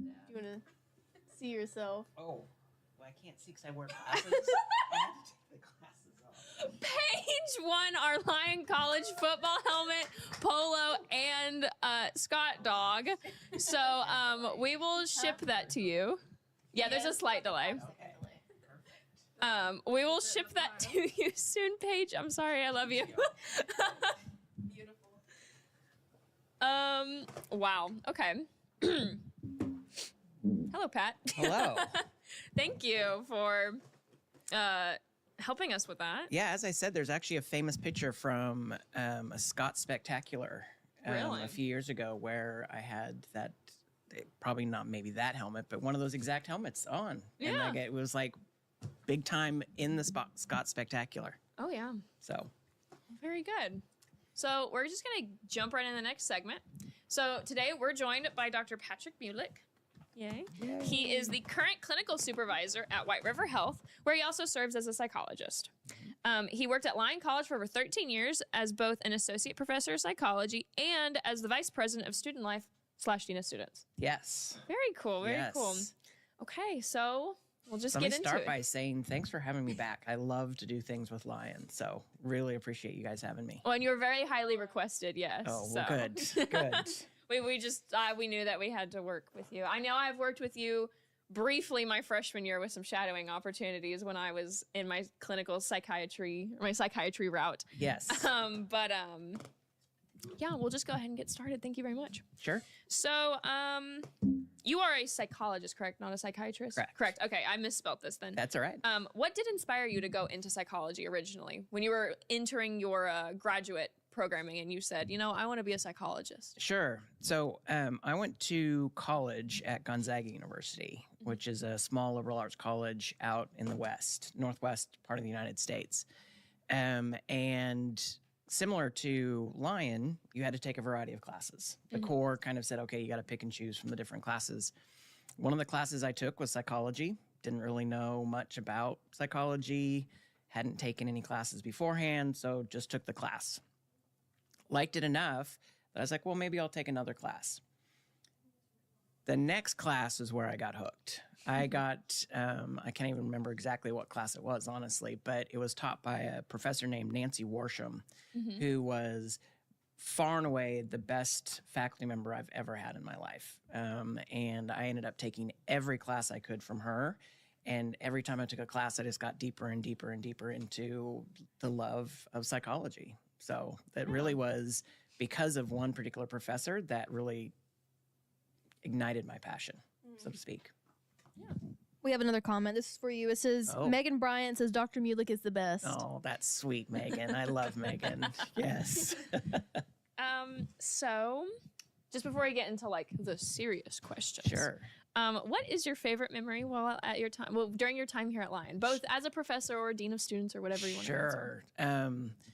Gosh, there are so many. The one that stands out, though, is not like one particular thing. It was 4 years that I lived in Spraggins House. So my family and I were the Spraggins House family for, I think it was from 2011 to 2015. And my girls were 2 and 4 when we moved in. And so basically bunches of their formative years were spent in Spraggins. Yeah. And to have that experience of my family being totally integrated with the Lyon students was amazing. We had babysitters that really became part of our family. The girls learned to ride their bikes on campus. When we moved onto campus, Ed's had burned down, and this was actually the cafeteria. And so we would come over here for the cafeteria, and then that building was built, and it was new. The little fountain by Alphen on the side of it, my kids called the fairy garden. And so they would go out there and they pretend fairies lived there. And so those years were amazing. Because they would have grown up to be 6 and 8 whenever you were done. So they weren't even like, they were fresh into their elementary school years. So. Yes. Oh, wow. This is really like their first memories is this campus and living here and the students. I'm still super close with a lot of the students from those times. So I mean, all the years, but those years particularly. Oh my God. I can't imagine like growing up in some of my first, that's like, I don't know if you've seen them online, but it's a, Jason, did you see that? No, it's better. okay. The camera went black. Oops. I broke it. No. There's a influencer on TikTok that feeds college students. Oh. And they cook through their they cook meals and wrote a cookbook through their infertility, and then they ended up having a child that grew up around all their college students. And like I immediately I thought of the like kids growing up around college students, and like some people might think that's like nerve-wracking, but I got a place here at Lyon. I think that's something that is totally doable. There's like super small community-based student body with 2 young children is like basic combo for older siblings, and like us to be able to have that like reset of like, okay, life's not that serious. There's like we little still got to kids. still spend time with these kids. Like, let's still wind it back and chill out. Oh yeah, I mean- like there were many days where we would just open, kind of go out and play in front of Spraggan's house, and college kids would come by and Yeah. just sit and talk with them, and Right. yeah, I mean, that's why I'm as close as I am with again, sorry to shout out Paulina again. It's her birthday. It's Dr. Saunders' daughter's birthday. Okay. She's turning 8 today. So happy birthday. yes, happy birthday. Happy birthday. But like I enjoy being around my professors and their children because it's like it's not like college. It's supposed to be you're academic, you're serious, but it's also like that concept of family, and it makes students feel welcomed into families, Yeah. which indirectly supports their mental health a lot more than people admit. Oh yeah, when you And- can see little kids and you can make those connections and stuff, it's huge for mental health. Right. Yeah. And like not discrediting my little brother. I love you, Seth. So, but I mean, like he and I have a 12-year difference with Mhm. Dr. Saunders' kid. My brother and I have 3 years difference. So like he can argue back to me. Yes, I mean, exactly. Paulina does argue back to me, but it's a different dynamic. And also she's a little girl and I've never had that kind of influence. But I think families, like our college professors don't realize how, and staff members don't realize how impactful their families are to students. Yeah, it's huge for It's sure. very huge. Yeah. I guess that completely, because I remember seeing you in because didn't we have the cardboard boat race video that we showed in core this year?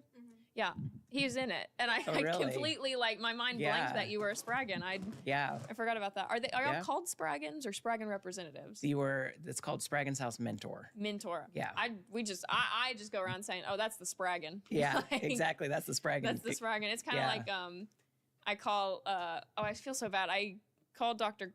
Grafton just the Grafton instead of the provost because I thought it was the Grafton. That's So hilarious. Dr. Grafton, if you're watching, The sorry. Grafton. Okay. That's awesome. So just to get into young adults. Before we keep on going, Professor Norton brought us coffee. I thought that was so nice of him. Wow. He brought us, I think he went back there to his studio, but he brought us coffee. That is so nice of him. Bless That's up. epic. Bless up. Okay. So to get into just talking about mental health and about specifically young people and their Sure. mental health, not just like the 18 to 22 traditional college age, but the 18 to maybe 30. Sure. We'll talk that range. From your perspective, what is the biggest mental health challenges that young adults face today? Yeah. What's interesting is it used to be depression that was the thing that age group struggled the most with. But statistics really show now that it's anxiety. Yeah. Anxiety is the disorder that, for whatever reason, your generation is really sort of most prone to experience. I don't know if that is because of social media. I don't know if that has changed the way not only that people interact, but the pace of things. Everything is so quick. Yeah. And I think it makes it much more difficult to slow down and just experience things. Yes. And I think that gets our brain wired in a different way. Yeah. So anxiety is, I think, really, it's a huge one. Yeah. I mean, I could find myself agreeing with that because I'm hearing less and less about like, oh, this makes me sad, or this is like this the general like part of life that's bogging me down. Like I'm getting bogged down. It's more like I'm so nervous about this. I don't know how I'm gonna do this. I think the most common sentence I've been hearing from most of our seniors and other friends who are older adults is, how am I gonna buy a house before I Yeah. have children? Like that's like a Yeah. huge, like financial burden seems to be such a huge issue, and just entering adult life and like the adult stressors that come with it seem to bog us down. We're also still trying to study and still try to figure out who we are as well. Yeah. Like that, I would agree with that actually. Yeah. There's tons of firsts during that time, right? We think of, developmentally, all those young years, you're having all these firsts, which is true, but you're also being supported, and you have people in your life. Sometimes it's not healthy support, but there are people that are sort of managing that process. And now you hit college, right? And it's like, okay, go on. And there's much more expectation for independence in making these decisions. You're experiencing things more solo. My oldest daughter, is a freshman at University of Arkansas this year. And so she's having to do all these things, pick that major, make friends, do all the transition things. And then, like you said, then it's, well, what am I going to do next? Right? I'm graduating, and what's next? I got to get a job. And then, as you said, there's all these financial stressors. Oh, I got to buy a house. And what about kids? And we feel like, oh, we're supposed to know how to do these things. And we really don't. You just have to go through it and experience it, and then you get better and better at it. Right. I've heard like a lot of people describe mental health or just like life stressors as like, have you ever been surfing? I've tried. Me too. I have tried. But it's kind of like surfing or like we'll just say getting hit with a wave. It's like you get hit with a wave and then you come back up and you're like, okay, I'm good. Just slam down again. Slam down again. If you've ever been to the beaches, if you get a little too deep in the sand, you will not be able to withstand those waves. And I mean, sometimes students get a little too deep in the sand and they like get so into their studies and into life. And here's this day's plan and this day's plan and this day's plan. And then this is what I have to get done in the next year. This is what I have to I've got to go to school next year, blah, blah, blah, blah, blah. And then as they're feeling all this, these waves of anxiety are creeping up on them while they're like tending to their seashell collection. And then they get hit by a wave and it's like, oh, my seashells. Yeah, that's a good example for sure. Yeah. And then when they go to collect their seashells, they're barely barely have them hanging on. And then there's another wave and it's like, I think that's a good example. And it's important. The thing I try to emphasize with people of all ages is remember that there's going to be a pause and you're going to be able to catch your breath. Yeah. Right? That wave is going to hit you and it's going to be overwhelming, but then it's going to pass. Right. And catch your breath, get your feet on the ground again, and then you'll be okay. But when we're in the moment, right, when that anxiety is so overwhelming and it's just like, oh my gosh, there's these big decisions or this big test or whatever, it feels like it's never going to end. And when you get into that feeling, that's when hopelessness and helplessness sets in, because it's like, I can't do this forever. And legit, you couldn't, right? You couldn't do that forever, but it's not going to be like that forever. Right. And Hannah and I talked about this before on the podcast, how typically whenever someone's going through like a crisis or they're struggling, you tell them, oh, it will pass. This is just like a bump in the road. Yeah. But looking back, whenever people give me that advice, that's one of the worst things you can say. I know. It's one of the worst things you can say to me, because that's that's all I can see right now. Yes. I cannot see the light at the end of the tunnel. All I see is everything piling up at once. Yes. And just telling me, oh, it'll work out. Yes. Makes you want to scream. Yeah. Yeah. But then you get there and it worked out and you're like, okay, I get it. I get it. It did work out. Yes. You have to say the right things in the right moments, right? Never say things like, just don't worry about it. Yeah. Oh, God. What? Oh. I never thought of that. Yeah, why don't I just stop worrying? Wow. And in the moment, right, it can be more, okay, what are we going to do to get you through this wave, right? What are we going to help you to do? It's not going to be this way forever, but what can we do to help you get through this moment? And that's a big difference. Yeah. And with the community thing, having a community that will support you and not just tell you, it'll be fine. Don't worry about it right now. Yeah. Having a community that would be like, well, let's lay it out and let's figure it out. Exactly. So having that community that will back you up and that will help you is, very instrumental in getting over that bump. That support network is huge, right? Because it can't be just, you can't be around people that everyone freaks out all the time, right? Because that's going to be overwhelming. Our brain can't handle that. But you also have to, you also can't have people that are sort of diminishing how hard it is and just blowing it off. That's not going to work either. Yeah, no. So having the right community that balances, okay, we can support you, we can encourage you, and we can help you kind of remember this isn't going to be this way forever. Yeah. So. No, yeah, definitely.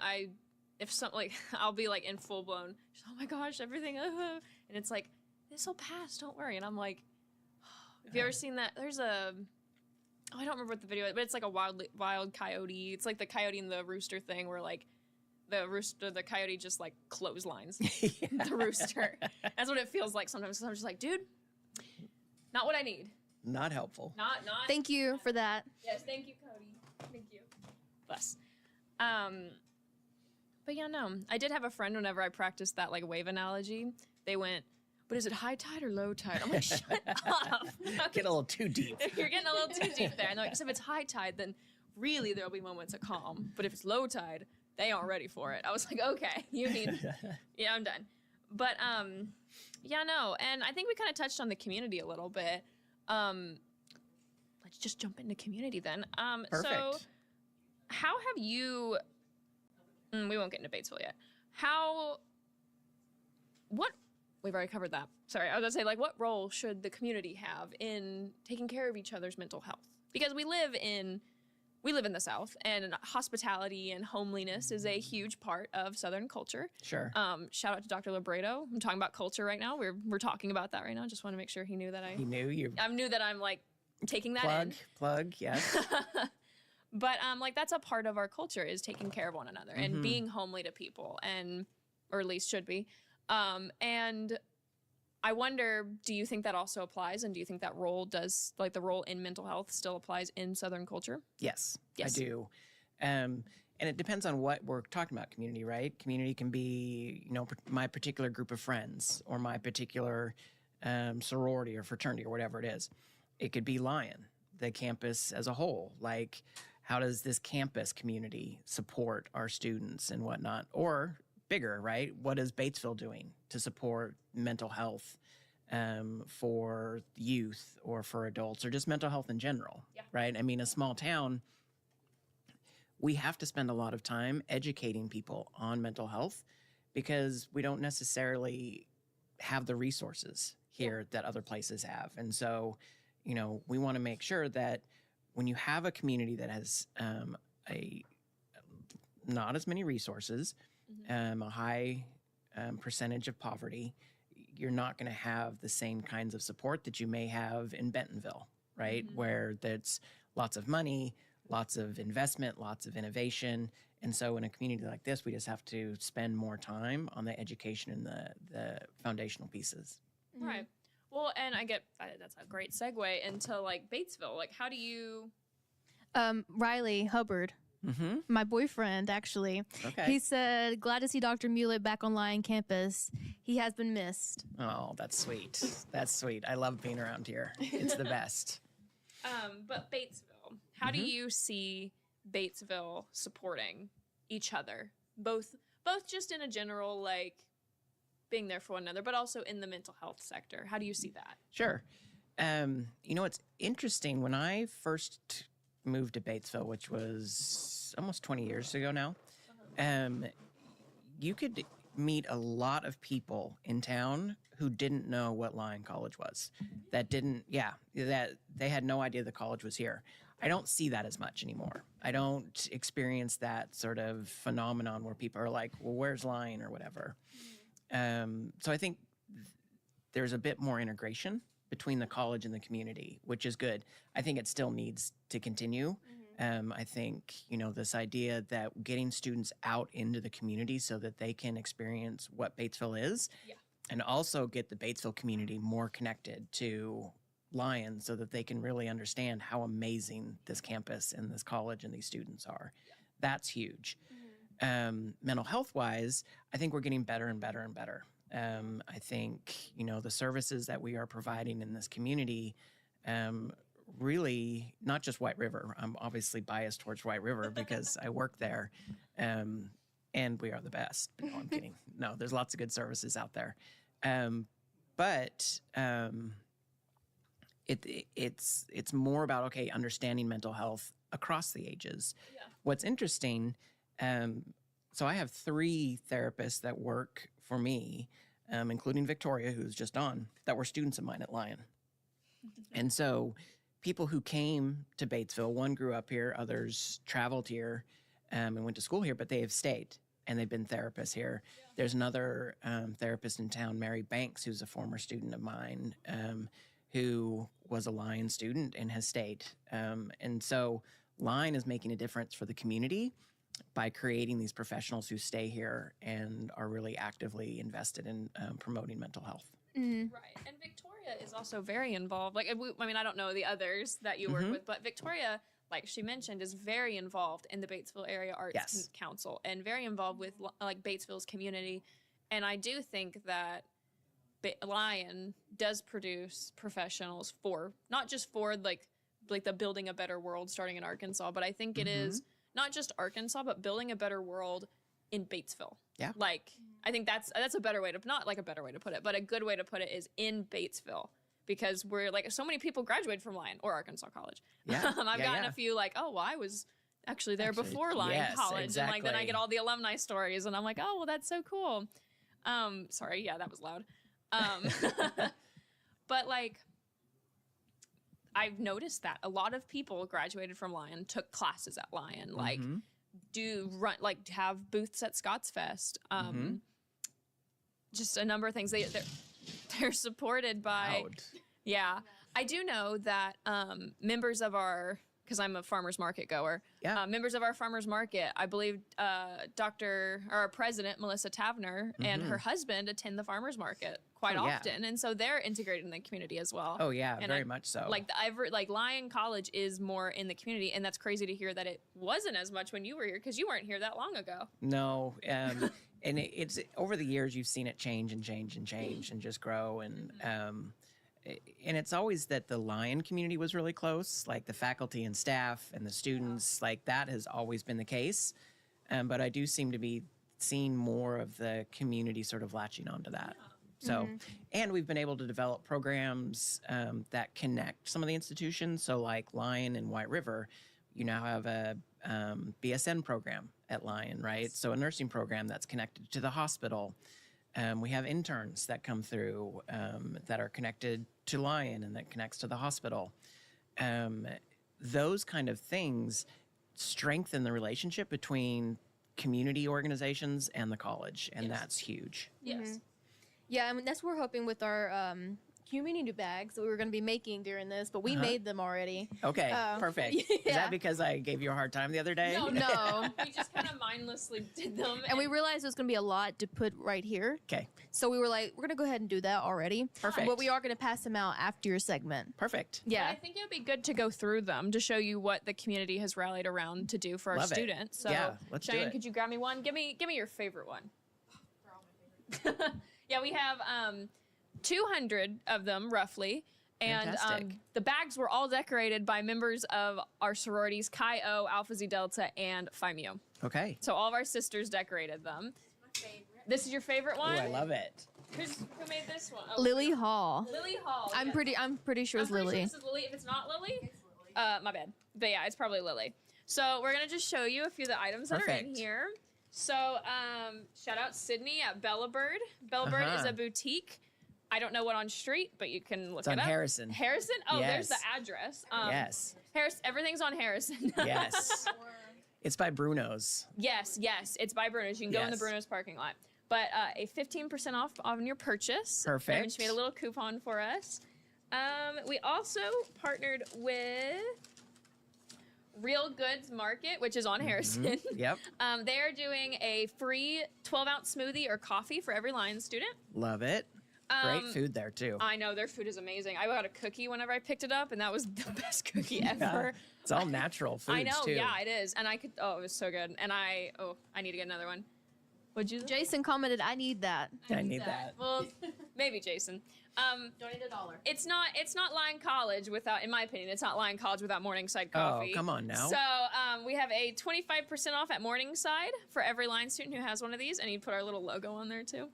Shout out to Wes. I totally mentioned this to him 2 days ago, and he printed all these out within an hour. Wes is phenomenal. Wes yeah, is and amazing. such a huge supporter for the community Yes. and Lion. Oh, yeah. Like just an amazing guy. Also on Harrison, the Butter Stick of Batesville. It's Yeah, it is. yeah, it is on. It's Yes. Harrison. You got to go keep going. Lewis is Yes. this way. Okay, Yeah, it yes. keeps going and going and going. Yes. The Butter Stick of Batesville, a bakery and a vendor for Lullaby ice cream out of Little Rock, which is a phenomenal ice cream company, is doing one free cake pop of choice for every Lion student. Their Nice. cake pops are amazing. And the family works there. It's a great business, and they've been so kind. They were actually the first people to agree to do it with us. So That's awesome. she's wonderful. I did that. Let me make sure I'm looking at Morningside, butter stick. Real goods. Okay. I love this one.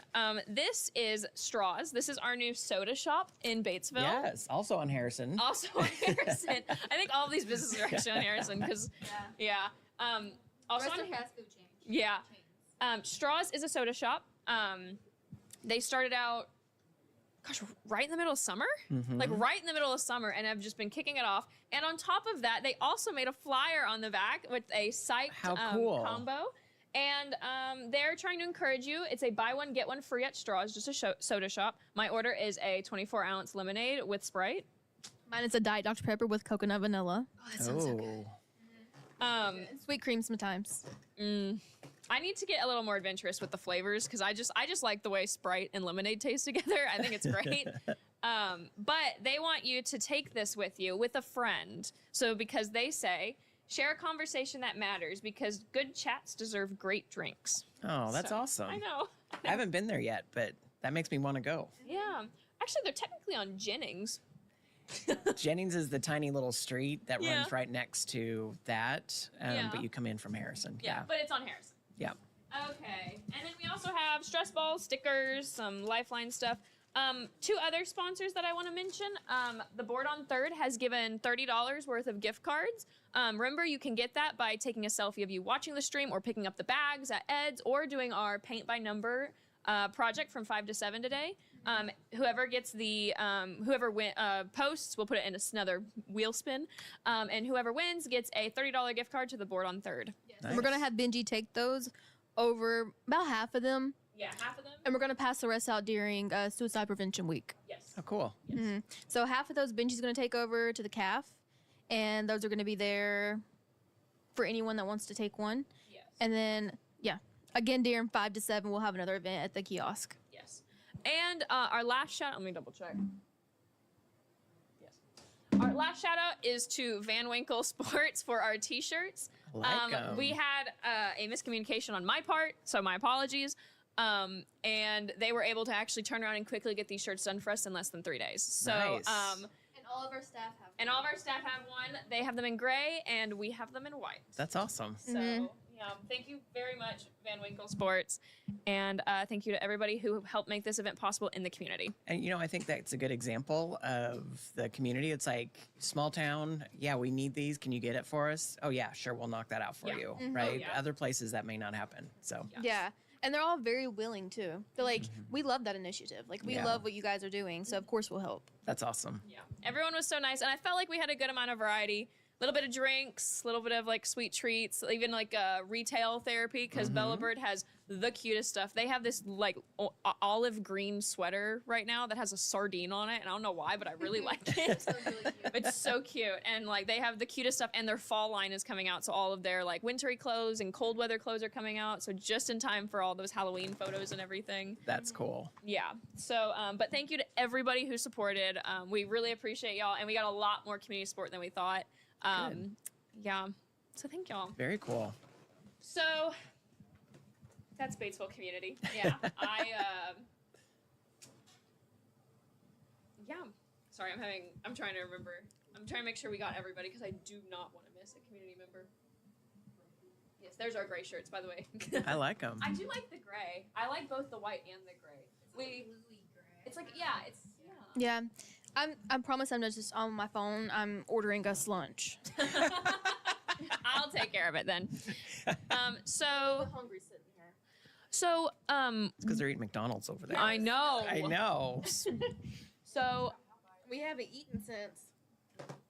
is this Like 8 a.m. is this updated? Is this updated? What are you guys at?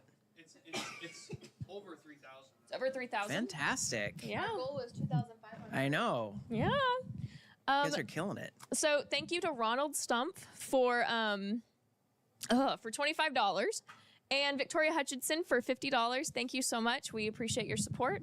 That's yeah. very nice of her. I know. She didn't have to do that. She is such an asset to this campus. Oh, yeah. When the partnership between White River and Lions started, and we were able to work out having a counselor from White River on this campus, it was so great that Victoria was already working with us, and we were Right. able to just put her on there. Yeah. Okay. So the question is, while we're putting together these bags, but while we're looking at the bags that have been put together, how do small gestures like this from the community, how do you think that impacts students? Maybe not consciously that they're thinking like, oh, well, that's like they're thinking these deep thoughts consciously, but subconsciously, how do you think that affects our students and makes them feel? I think it. My guess is what it happens is the students are like, oh, people actually care about us, right? We matter in some way, even if it's we matter because we buy their products. But at least people are making an effort to help us to feel connected and help us to feel like we are a part of this community. Yeah. Yeah, I definitely felt very, very supported while collecting all those items. And it was really great. And I didn't actually have a company say no. Like, I only reached out to a few. And, like, some, I think I sent to the wrong email. So, my bad. But, like, and then, like, after a while, I was like, you know what? I'm just not going to wait for the emails. And so I just went out and like drove around and looked at companies around. And I would like pull in and I'd be like, hey, like my name is Hannah, blah, blah, blah. Everyone was so nice, so welcoming. Like even when I forgot some details, they'd be like, okay, like, do you have a detail for this? I'm like, oh yeah, I do. And they're like, no, it's totally good. You're good. Like they're so supportive of our students. And I don't know, it was very nice. And I do have experience working in our advancement department. So like that was part of my job. Sure. Was doing the like, remember, Lyon College is here and we like you. And like our students love our community. And so I already knew a couple of the people and obviously I knew Wes. So like I just went in his office and said, hey, coupons? So I think even the people that you didn't know, they're so eager, right? They just want to be able to support people. So right. Yeah. So I'm so sorry. that's all right. You gotta eat. Go. go. Do you need to step or anything? No, I was just gonna Okay. I'm ordering us just 30 nuggets. Yeah. We're getting Nova Joe's. Perfect. Which is also also a local company. a local company Yes. that was that started by a Lion student? It was started by a Lion student. And, Will works there. Someone that's donated. My mom also sent me $25 to put towards it, but she didn't know how to work the link. And she said, you look so pretty, so thank you, Mom. Aw. Thank Mom, that was sweet. you. Thank you, Nora Meeks. Yes. Our families are great. Supporting the live stream. That's awesome. Yes. Our parents have definitely heard a lot about this live stream planning process. So I sent it to Thank my you, brother. Riley, for buying this. I sent it to my brothers and sisters and mom too. Yeah. The link. I was like, I don't know if they're gonna watch or not. Thank you. during your segment. And thank you, Riley Hubbard, for buying this. Thank you, Riley. Thank you, Riley. Good boyfriend. Good boyfriend. Okay, so where do you see the future of Lyon College students' mental health in terms of the community? Like, where do you see students in the community in like 5 years? Like, what do you see happening? With mental health in general, or with Both, within general and in mental health. Boy, that's a big question. Yeah. Split in two. I accidentally did pick up. We can send someone to pick up.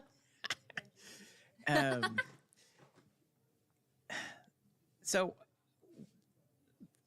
the impact of AI on mental health is the Wild West right now. Oh, we yeah. have no idea how AI is going to impact us. You couldn't have predicted social media would have this impact that it does. And AI is so exponentially different and dramatic that I don't know where it'll go. Therapists may go away, right? Because you can have an AI therapist. It's totally a thing. I was just talking or texting with Dr. Roulier this morning, and he was talking about AI basically taking over teaching, right? That teachers are going to be replaced by AI. Yeah. So how does that interact with somebody's mental health, right? If a student is sitting in front of some AI-generated teacher, therapist, or whatever, that's going to impact them in ways that we probably can't predict. So I don't know. I think we're going to have to really emphasize what we're looking at when we're producing platforms for utilizing this new technology. Right. And I never want to say halt advancement or halt technology, because I don't think you can. There's no way to hold it back. No. But I do think we want to emphasize the value of the in-person connections, right? Even just looking at COVID, right? For that year, how dramatically that impacted people's mental health, Right. that we're still seeing the impact of. And that came from the isolation, that came from not having the community support or the connection to others. AI has the potential to drive us further into isolation. And that's the thing we're going to have to push back against. Right. And I mean, that's why, like, I've been hesitant to reach out on BetterMind because I don't know how to feel about the lack of, like, here to here. Because, like, this feels, like, genuine. This feels like I'm having a conversation. But, like, Zoom or, like, messaging, I cannot believe some people do enjoy text messaging therapists. Because that, like, I misread text messages. I'll get, like, a text message from, like, my boyfriend where he puts a period and I'm like, oh my gosh, he's mad. Or like, drives me crazy. And he knows it drives me crazy, so he does it on purpose. Riley. Yes. Stop. He knows it too. or when my mom doesn't put an emoji and I'm like, ooh, wait. My mom just texted me and said, not you saying I can't work the link. And you couldn't. But like text messages, like if they're not super expressive, I don't know if they are feeling anything. And if I don't know if they're feeling something, then I automatically assume they're feeling something mean or like bad or like negative. they're Yeah. mad at me. Yeah. And so like, yeah. It was interesting. This is the first time this has ever come up to me. Yesterday I was working with a client and she was talking about how much therapy has helped her. And then she kind of went into this thing that she uses ChatGPT as a therapist between sessions. And she was kind of like, she's kind of created this dialogue with this therapist, or not therapist, with ChatGPT AI, where she's kind of created this dialogue where it's like, okay, what are the things you're thankful for today? And so ChatGPT will ask her each day, what are the things you're thankful for? And that's something we're working in therapy, right? And so she's utilizing the technology to support the things that we're doing in therapy. Yeah. That I think can be incredibly valuable. Oh, yeah. As long as she's not going to that platform for her therapy. Yes. Right? That's the problem. If she's utilizing the techniques, or if anybody who uses AI is utilizing the techniques, but not replacing the therapy, Yes. I think that's a healthy way to do it. However, you see these AI chatbots that come up, and it's like therapy chatbots, and it's like, well, this is like either at a very reduced cost or it's free, and I don't have to go in and talk to somebody about it, and somebody doesn't have to know my problems, or I don't have to have a financial burden to get mental assistance. So, Yes. like, I can understand the AI use. AI is a beast. It's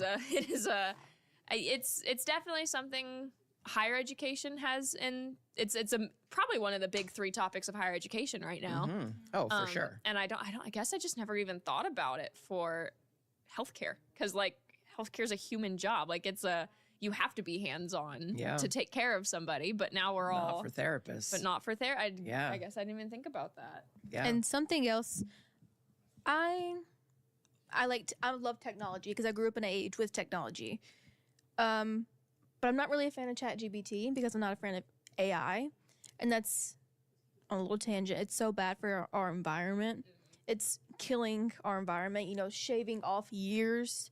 So I'm like, But then again, you have to adapt with the technology. So it's like, okay, we're ruining our planet, but we're also adapting with technology. Yeah. So it's like, where's the balance and what do we do to fix it? I think that's going to be the major question for your generation. Yeah, Like, and you I all feel- have to figure that out because it's going to change the world Yes. in ways that we cannot predict. And, we're only one person. So what we do, we feel awful for going into ChatGPT and typing something in. But then we have to think about the bigger corporations that are, using it on a regular, sending out mass posts, sending out mass emails, and it's AI, to so many different people, and then we blame ourselves and I'm on a different tangent. But anyways, We'll do And an down the episode rabbit about, hole. yeah. corporate guilt. How about that? Yeah. What I was going to say before was that during the COVID thing, I feel like that's whenever nature versus nurture came to fruition because so you already had the gene for depression. You already had the gene for anxiety, but it wasn't active. It was just there. But you were never in a situation where it needed to become active or need to become present. And then you get to a moment where, you know, your school, you can't go to school anymore. You can't hang out with your friends. You have, in my case, grandparents. You're constantly worried about someone around you getting sick. You're constantly worried about getting someone else sick. And so you have all this different stuff. And that's whenever it really, all the anxiety, all of that was already, you know, in the brain, but it wasn't active. All of a sudden, you know, your Flips the environment, it just completely is like a 180. Yeah. And, well, 360. And, I feel like that's the reason that so many people in our generation are so, I feel like they've been depressed, but I feel like depressed isn't really the word for it anymore. I feel like they all just say, I'm anxious. And they show that they're anxious. You know, I know a lot of anxious people. I'm one myself. I come from, you know, an anxious family. But during COVID time, whenever you're like isolated, and even like my mom got sick.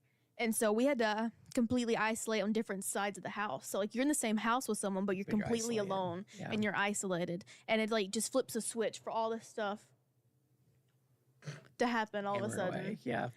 You know, it was interesting because COVID, right? It wasn't just even like the United States. It was the world, right? And so the world experiences this pandemic. And we hadn't really experienced anything like that since like a world war, probably. And so it was impactful across the entire world in a way that it became really scary. It became really uncertain. And on the flip side, I spent more time with my kids doing fun things than I had in years because we were locked down. So we did puzzles, we played games. My youngest learned to, actually, I think that's when she actually really fully learned to ride her bike. Yeah, I mean, so it was this weird combination of being closer with family that you were locked down with, for those that were locked down with family, right? And yet separated from all of these other people. Yeah. And there are a lot of people who were locked down with others that weren't super supportive or weren't super healthy. Yeah. So now students, if they have to go back home to this dysfunctional family, now they're locked down with all this dysfunction, which was not great for their mental health. Yeah. And I know I'm just one person, but my parents got divorced during COVID. Wow. So it was COVID, and then it was like the switch for nature and nurture, and then on top of like divorce. So I went through it during, and I was also 16. Yeah. So that was like in my little developmental phase, and I lost a lot of friends during then. So I went through it in COVID, and so coming to college was like a completely different story because I was a different person because of the experience I had in COVID. Yeah. So like I was a completely different person starting college than starting high school, and I think COVID was the reason for that. That's interesting.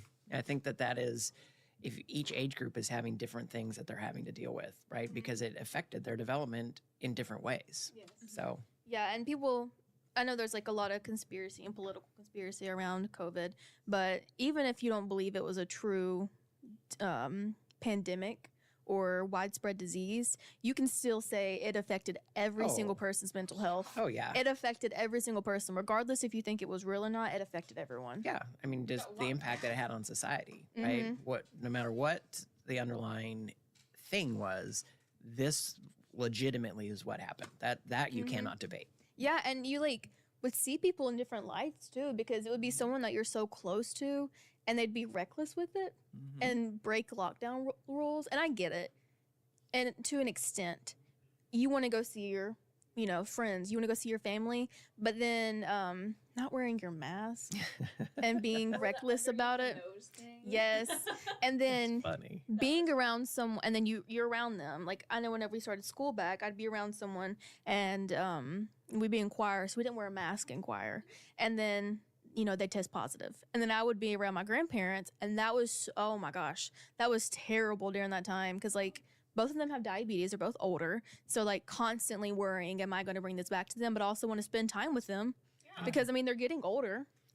Nobody knew how to handle it. It was so I hope we've never had to go through that again. That was terrible. It'll never be like that, I promise. Yeah. But something will come about, right? Yes. Another Oh, wave. yeah. Monkeypox. Yes. wave. Yeah, another wave. That's it. Yeah. Yeah. No COVID. I remember celebrating my birthday through a window with my friends. Mhm. My birthday was my birthday. You're an April baby, aren't you? No, I'm a March baby. March, yeah. We locked down February. Yeah. And then March was my birthday. And my parents also got divorced a week after my birthday. Oh, gosh. Yeah. And I was turning 16. Right. And I had this big sweet 16 planned. It was going to be really big. I was so excited. I had to cancel it. Oh. Yeah. Oh, that's okay. Yeah, it's fine. I didn't need it anyways. I didn't need it. I didn't need it. Just a closing question, real quick. We have someone asking a question in the chat. Cubby Cubs. What's your opinion on the level 11? What's your opinion on the level 11 theory? No idea what that is. I'm not sure what that is. Can we get a fact check? It might be a Can we- joke because someone just Can we chat GBT that? said the laughing crying emojis. Kiri, will you tell me if that's real or not? Did I just say something I'm not supposed to? It's Clash Royale. Are you kidding me? I hate that game. No. We're not gonna say shut up, but don't ever. Cheyenne said hush. Jason's Oh cousin, my Get out gosh. of here. I thought it was something I serious. thought it was some serious tune. I was like, oh no. I don't We know have what that 19 is. viewers. Too. I don't know what that is. Nice. We have 19. I know a Clash of Royals. It's Clash. Clash of Clans, Clash Royale. It's that thing. I know what it is because my boyfriend plays it, I hate and I know I've watched him play it. I'm not interested though. No, thank you. it. Okay. So just to wrap up the question, let me see this real quick. Sorry. Beep-a-deep-a-deep. We have 19 viewers. Yay! That's the highest we've had all day. Yeah. There you go. You're pulling viewers. I Look know. at you. Look at that. So, Gonna give a little raise the roof. a closing reflection for you. Yep. What do you think is one small but meaningful step that local people or businesses could take to better support young adults, specifically the Lions students? How can the Batesville community members? This is a message to the Batesville community members. Interesting. The Batesville community members. How small. I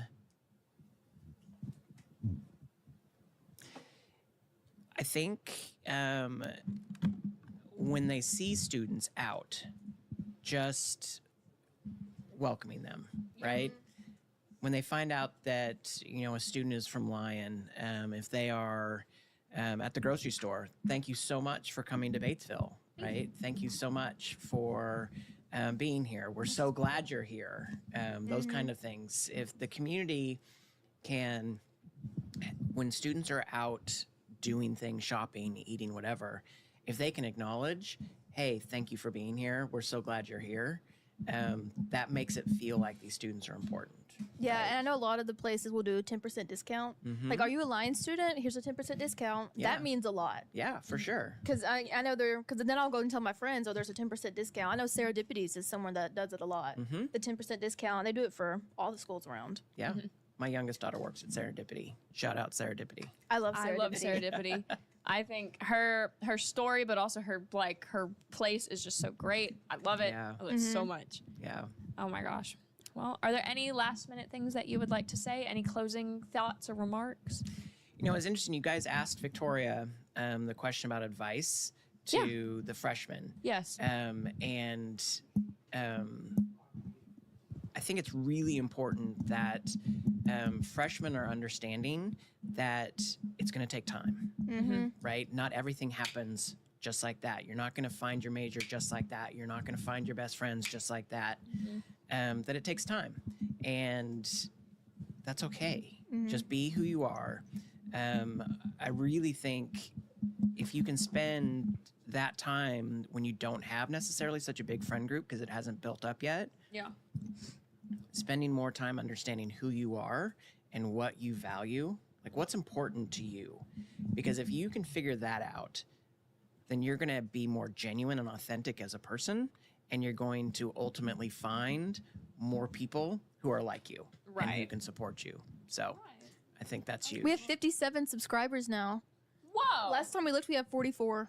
Look at that. Look at us. That's awesome.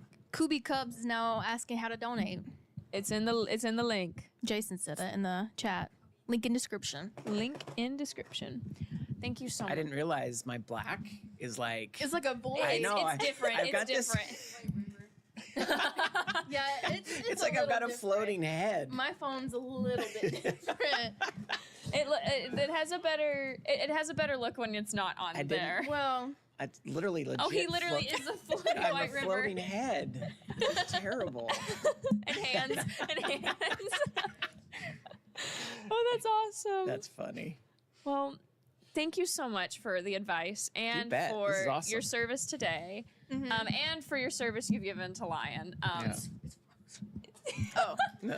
I do appreciate it, and I do. I don't know if I ever got to thank you for letting me shadow in your department, but thank you. Yeah. I do now shadow primarily with the occupational therapy department, Perfect. since that is my now That's your my intended, That's my yeah. intended read, because I didn't just stick with my first thing, which was actually oncology, and then Okay. it was orthopedics, and then it was psychiatry, and then it was psychology, and then now it's occupational therapy. And so I think that is actually probably one of the best pieces of advice you can give to a Lion student, but also the most given piece of advice to Lion Yeah. students. Yeah. So, yeah. Really but- work on that self. Work on that authenticity. And Yes. because if you can figure that out, you're going to be so much better off. Right.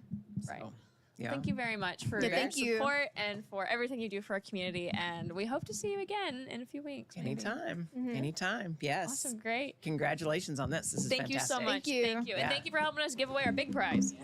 I'm wearing the helmet. And wearing the helmet. is it time for another one? Yes, it is. We time. hit. No, I'm saying, is it time for another prize? We hit 3,000. We hit. So we're now at 3,057. Okay. We're over $500 over our initial goal, and it is 12, almost one. Hold this, please. I'm gonna.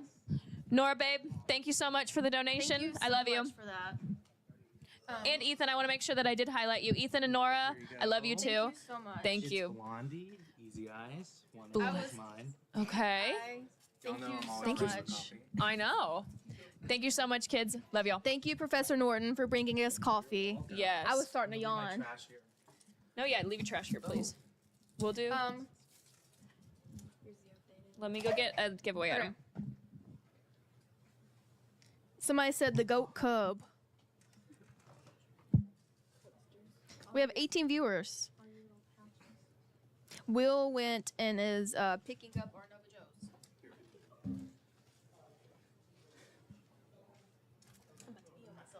Are we on like a break or are people still watching? People still watching. I don't think they can hear. Oh, no, they can hear. I thought Hi, it was the mic up to everyone. my face.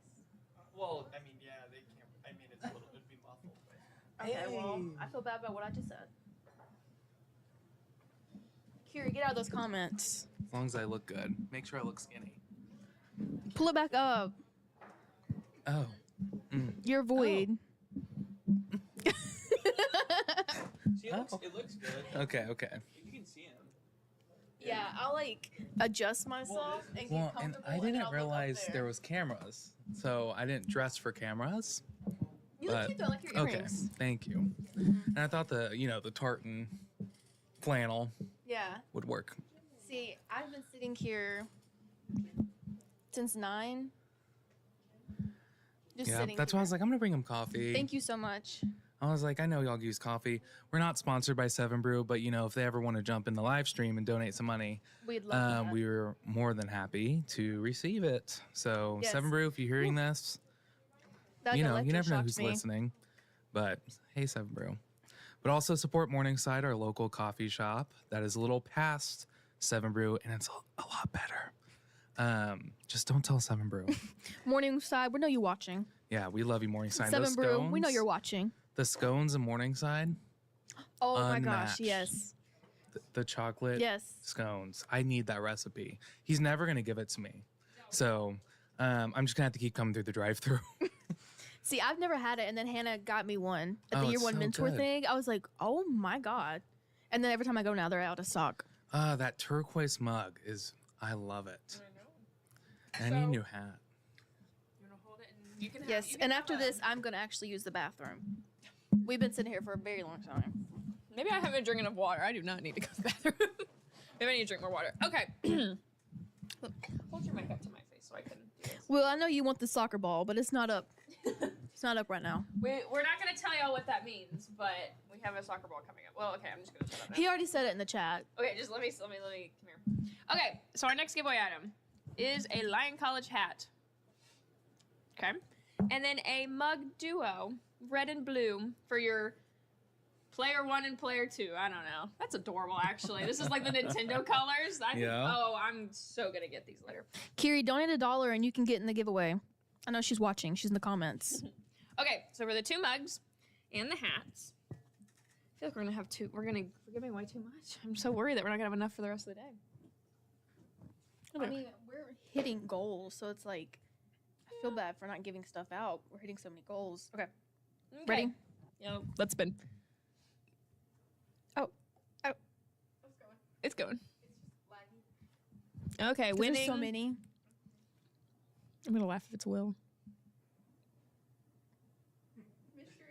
Oh.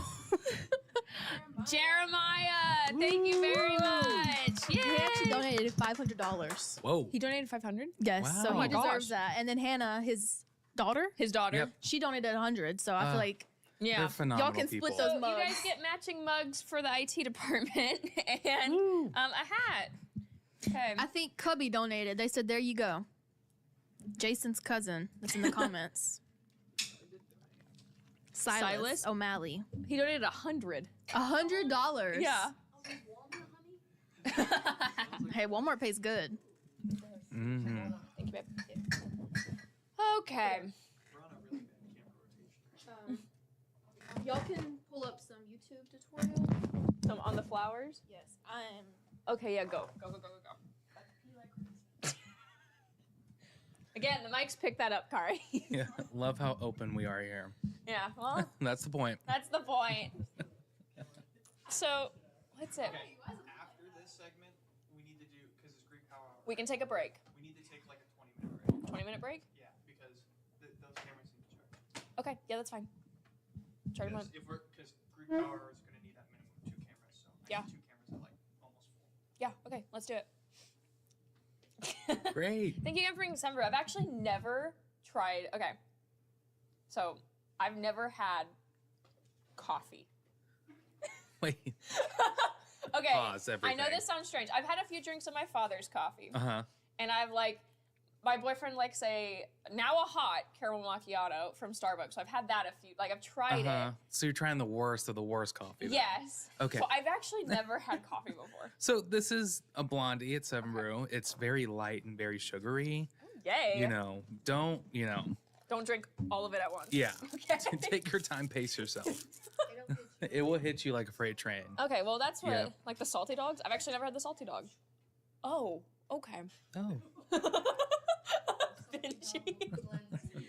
Hey, yeah, we've all seen the Yik Yak.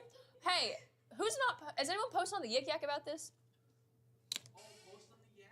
That's a good idea. I can't be the one to post on the Yik Yak because then I'm doing it on live, and then the anonymousness. We should make a Psych'd Yak account. I don't have Yik Yak either. The student activities Yik Yak got dogged so hard for no reason. I wasn't really gonna get to talk to y'all. And then that got immediately downvoted. I'm like, okay, I'm just gonna. That's good. Right? That's actually really good. And now you see why I walk around with coffee all the time on campus.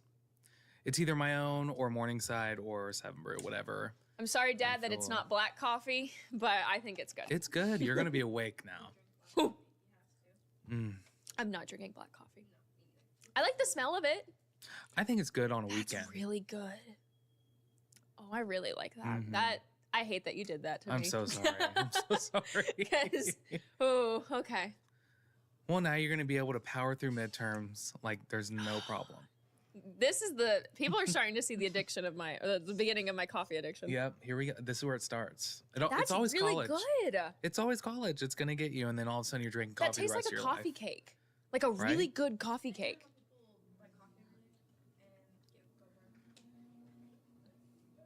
What's up, Dr. Kennedy? Hey. I'm going to be emailing you later this week about one of your classes. I want to take a medical anthropology class, and Libredo told me to talk to you. Next fall? Sick. Don't have to email you anymore.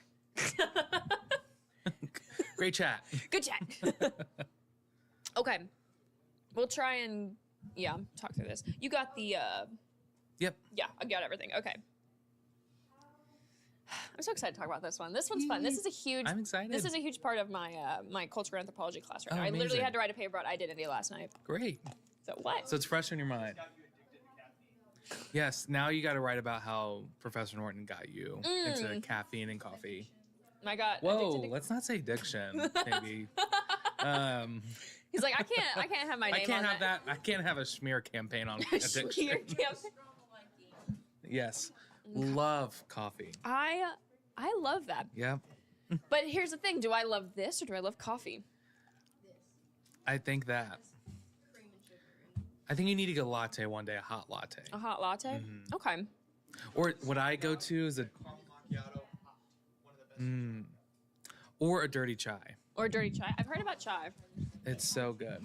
Dirty chai. Chai means tea. That's literally in one of the Spider-Man movies. It means it's like TT. It's like you're saying TT. Yep. Like saying ATM machine. That's a very reasonable thing. I fear you're about to go 1,000 miles a second. Hey, Tebbets would give you $50 if you could tell me what that's called right now. ATM? No, like when you say like ATM machine, what is that? There's a It's term for it. Is it like automated, automatic? No. What's it called when you call ATM and then say machine again? Yeah. What's that There's a called? phrase for when people say like saying misspeak like T. that. Like yeah, like you're saying T. There's a phrase. I don't know, not knowing? It's called a tautology. A tautology? Yeah. So it's like He would know that. yeah. So Well, if somebody were to say like he replied back, well, you have to just like replying implies that you're talking. Oh, like that in like writing and literature. I understand Well, that yeah, being like but a it's also for stuff like that too. Yeah. Like ATM machine. Yeah. Or like LOLing out loud. I've never met someone that says LOLing out I loud. do that purposely. You say that? Well, like in chats, Mm. I'll say like. a judgment coming from over here. There's one I always do. It's like WTH. It's like WTH the hell or something like that. Oh my gosh, I do that too. I can't even lie. Okay, never mind. The lingo is advanced too far for me now. The lingo is a touch too, yeah. Okay, I'm gonna post on UCAC until I posted too. So read Okay, Kari. You want to read? You want to Say, read oh, the I can't bio? believe these people are donating and wanting to do a charity. Oh, I can't believe so many people want to give money to a mental health initiative. Oh, Dang. You wanna Click on post this on link and UCAC? check it out. I can't believe this. Can you believe Okay. this? can you believe these guys? Pat would be so proud of us. I can give it to you. Okay, you have your sit. Oh, I thought you were sitting on the microphone. I was like, No, girl. it's right here. Okay. Okay. So now, for our next segment, we have Professor Norton here with us. Hello. I don't know what camera's looking at me, but That one. We only have oh, one. the today. only one. Okay. There's 3 tripods for people who can't see my visual. And he actually brought us coffee, which is Bless. literally so much needed. It was really good. And if we have any Lion students, we have 15 people watching right now. If there are any Lion students watching, tell your friends, go get one yourself. Benji Norton is taking over. Community Benji bags. Norton, not Cody Norton, is Different. taking over a whole bunch of community bags over to the kiosk. They are full of. Who's taking it over? Thanks, Kappa Sig, for Was taking it our Robert? bags. Okay, Robert Lee is going to the kiosk and dropping those off. And Eli. And Eli Lupton. There's a bunch of coupons in there that we talked about last. Should we post it on like the Snapchat, like the Yes. Snapchat? Yeah. Someone go take a picture of it. I would have never guessed there's a line Snapchat. I'm Yeah, not- there's a Snapchat group for every class. there was- Actually, I'm not gonna say that. It's on actually a live. story, yeah. Okay.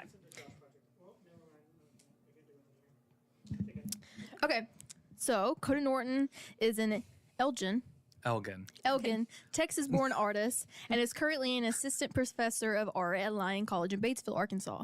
Cody received his BFA in painting and drawing from the University of North Texas and his MFA in sculpture and post-studio practice from the University of Colorado. He has exhibited, okay, internationally and nationally in cities including London, New York, Toronto, Glasgow, Sao Paul. Sao Paul. Sorry, I'm so sorry. No, you're good. You're Dallas, Austin, San Antonio, and Denver. He was recently published in RX Climate U.S. Global Change Research Program, 5th National Climate Assessment, Smithsonian American Art Museum, Washington, D.C., and currently has work on view with the Texarkana Regional Arts and Humanitarians Council for the 37th Annual Juryd Exhibition. In the presence of an art legend. Oh, Yes. stop. Stop it. You keep talking. I know. I just can't handle it. So yeah, welcome to Thank our you. podcast, I've been fellow Texans. Yes. Yes. I've been so excited to be here.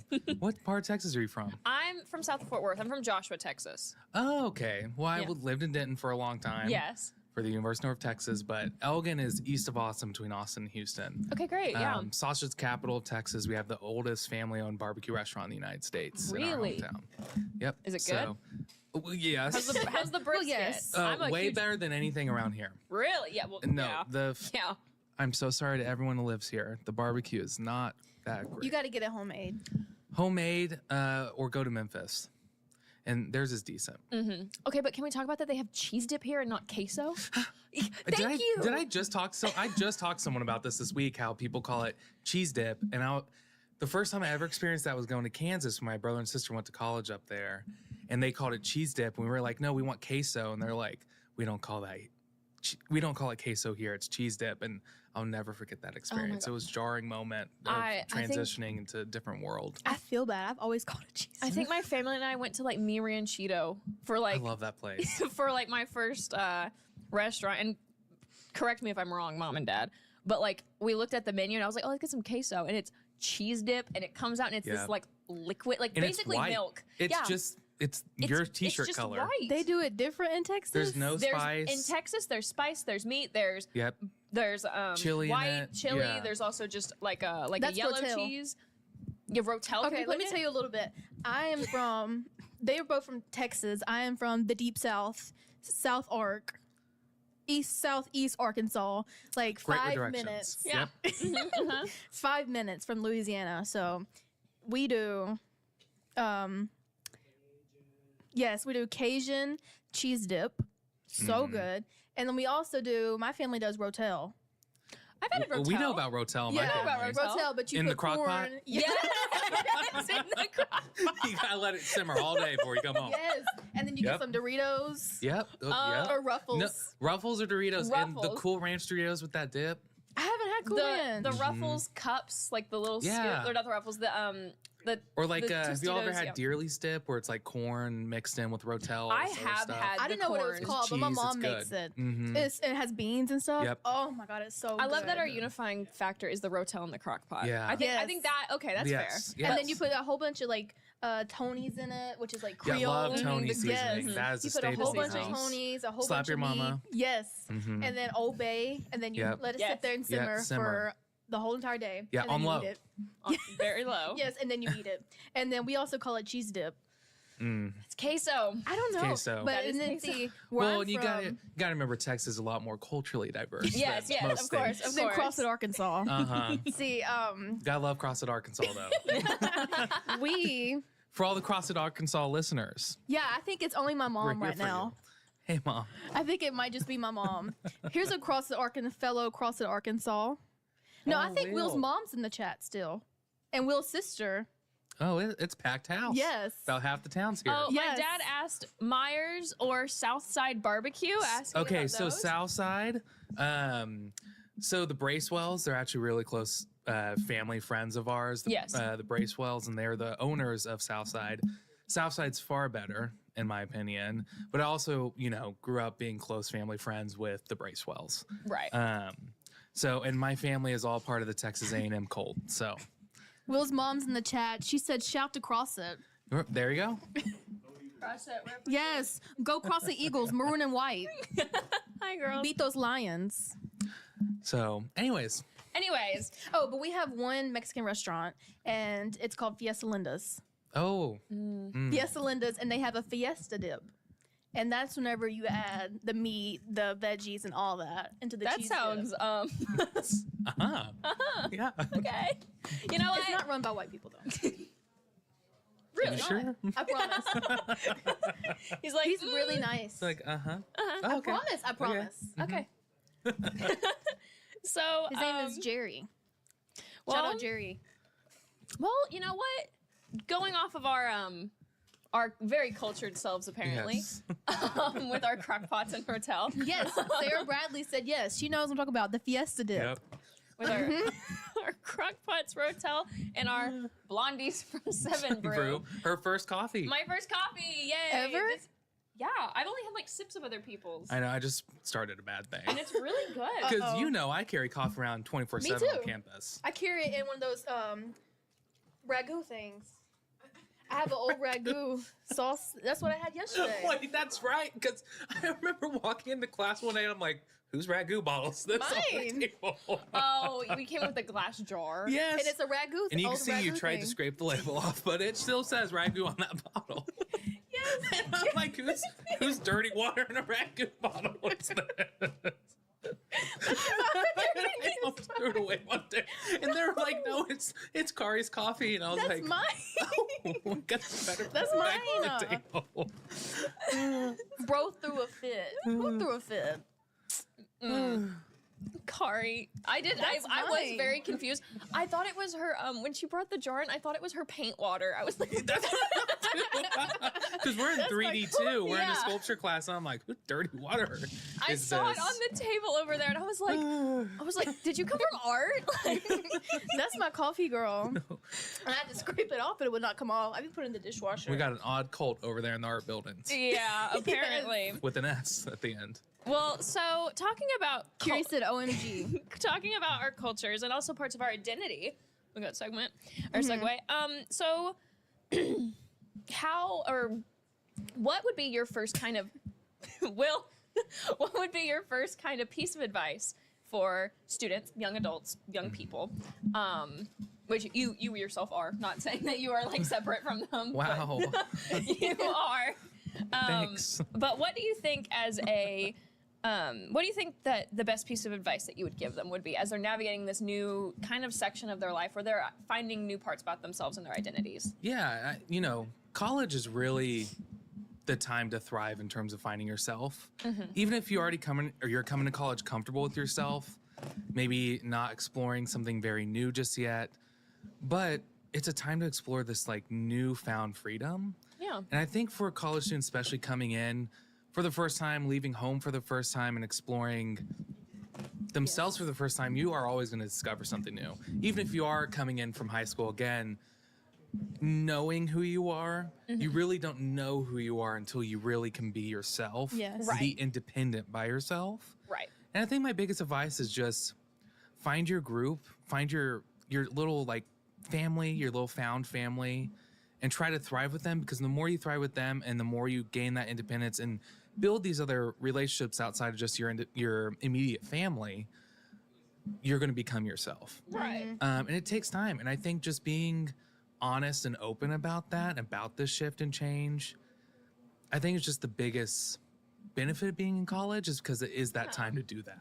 Yeah. I hope that made sense. It does. No, that does. And something else that we had Jason Zimmerman on, who was actually friends with Josh, and he told us that Josh struggled a lot in college being closeted, and that he felt within the community that he couldn't be himself.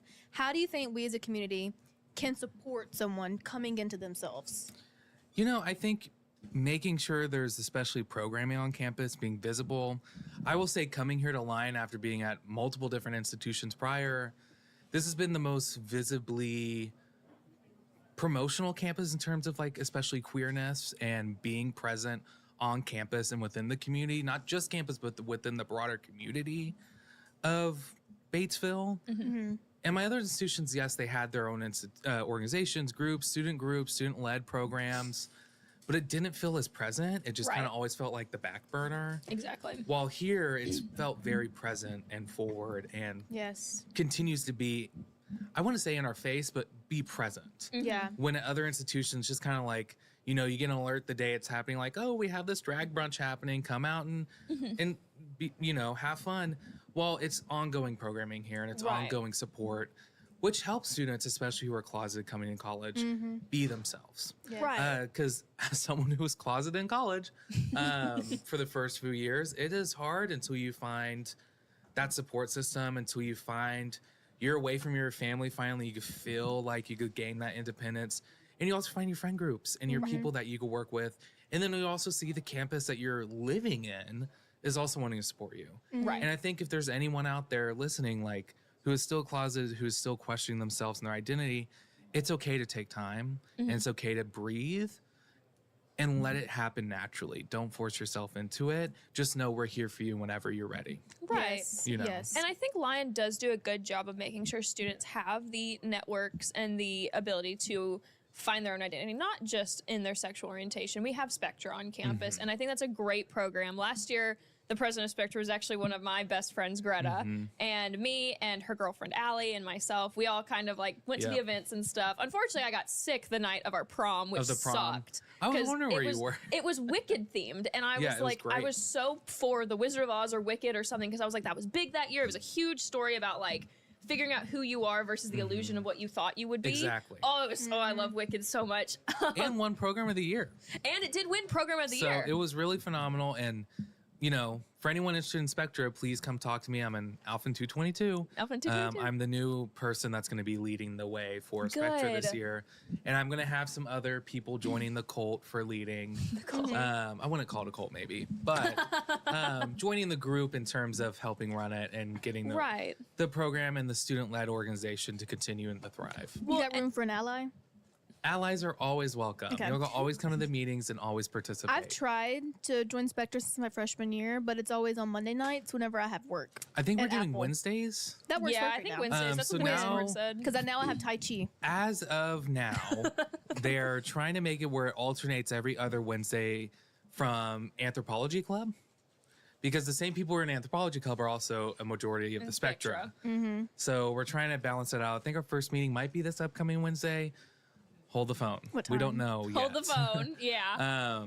Don't pick up a call yet, but I will send an email out and try to get things going. Right. We also have a Discord if you'd like to join. That's where a lot of the communication happens. It gets a little crazy on there, It but does. it is a fun little Lots of memes Discord. about food interests of our Spectra students and lizards. I'm Lizard. staring off to the distance because some of the conversations about food scares me.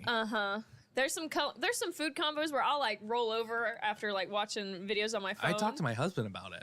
It's like jarring. It's upsetting sometimes, but we love y'all. Love Spectra. I love the Love Spectra you. students. But we also have so many programs on campus that tackle so many different parts of identity. Absolutely. We have our political groups on campus that Yep. really try and nurture and teach students how to respectfully and like how do I say this?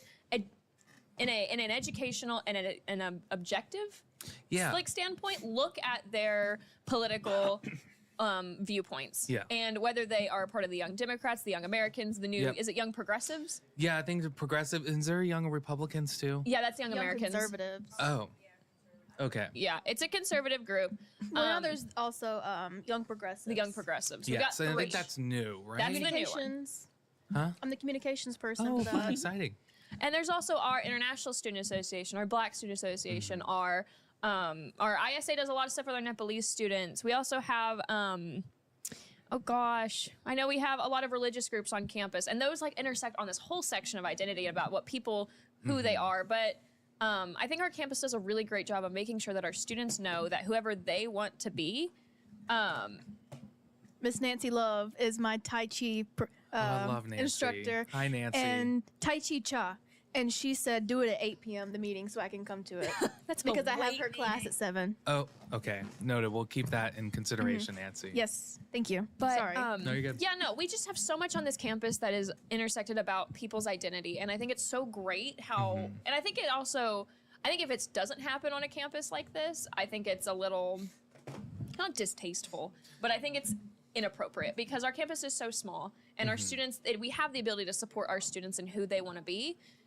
So why not do it? Like, Yeah. it's not like we have, like, how many students were at UNT when you were there? Yeah, exactly. Like 45 to 50,000. Yeah, exactly. University of Colorado's up at almost 90,000. Yeah.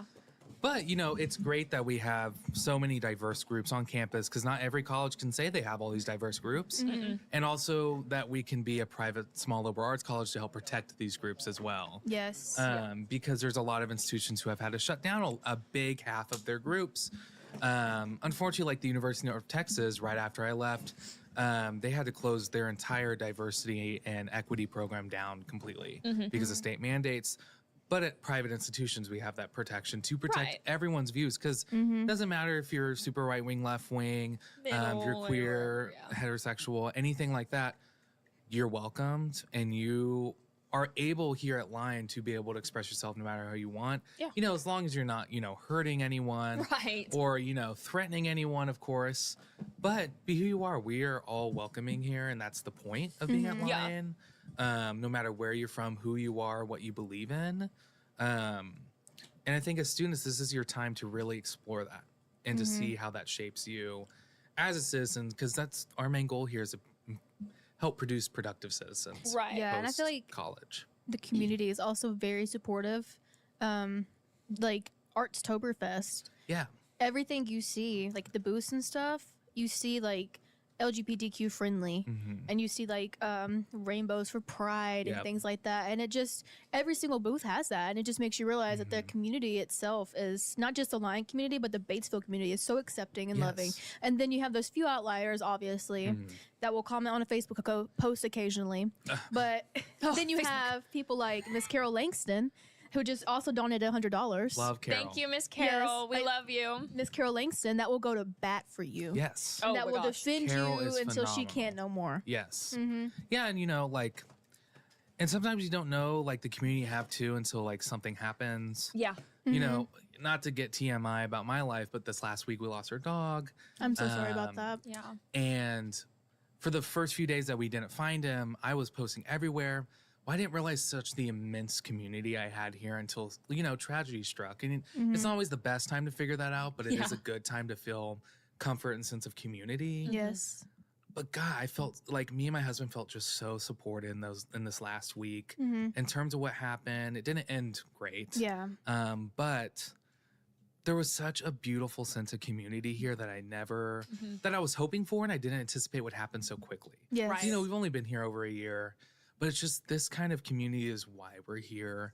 It's what we want to continue to build into and be a part of. Right. And it's, I think we should start thinking beyond tragedies in terms of community and how we can continue to build community. Because I feel like a lot of times communities really come together swiftly for tragedies, which is great. But I also think we should look at the brighter side of life too, in terms of building these communities for very exciting things like Arttoberfest, like Scottsfest that's coming up. Yes. Yeah. Like events like this where we could come together as a community and build community outside of just tragedy. Right. Yeah. I know that's a tangent, but No, that's just that's like a a great personal point. touch. I at have the moment. a little segment on Yeah. that. My cat went missing a year ago Yes. in the dorms, and I didn't realize how much of a community that I had. People Yeah. that I've never met before were sharing my posts, liking Yep. my posts. The yik yak was people, bumping. Yeah. people that I have never talked to before were walking around campus yelling my cat's name. Yeah. I called Campo, and someone named Harvey. I've never met Harvey in person, but he literally talked me out of a panic attack during Yeah. that, and he was like, I'm so sorry that happened. And he was out till 3 a.m. looking for Yeah. my cat. Yeah, and then whenever we found him the next morning, I called Harvey and I was like, "Hey, thank you so much for being out there. We found him." Like he had you could tell he was getting teary-eyed Yeah. because also with the tragedy, but the way people were so happy for me after it all happened. Yeah. And I think everyone does care. Yes. Yeah. And caring really is sharing. Not to be cheesy, but caring really does matter. It really does make a difference. And those small gestures in life really push you forward, especially in something that is scary. Yes. So, we got a crowd over there. I know. For anyone on stream, we have quite the crowd Are in we the running background late? over here now, We're fine. which is exciting. I'm keeping it Yes. ongoing. We have 23 viewers. Oh, wow. That's my lucky number. That was my number for soccer here. And that was my grad year. So to ask a little bit more about kind of the concept of accepting and belonging. Yeah, do we have any donations? Carol Langston donated $100 in Thank you, honor of Carol. Hannah and Kari and the entire Psych'd podcast crew. Lion College is blessed to have your leadership. We're blessed to have you, Carol. Yes. We're blessed to have you. Sorry, my breath smells like coffee. So talking on acceptance and belonging, I think we already kind of answered it, but let me do a tangent real quick.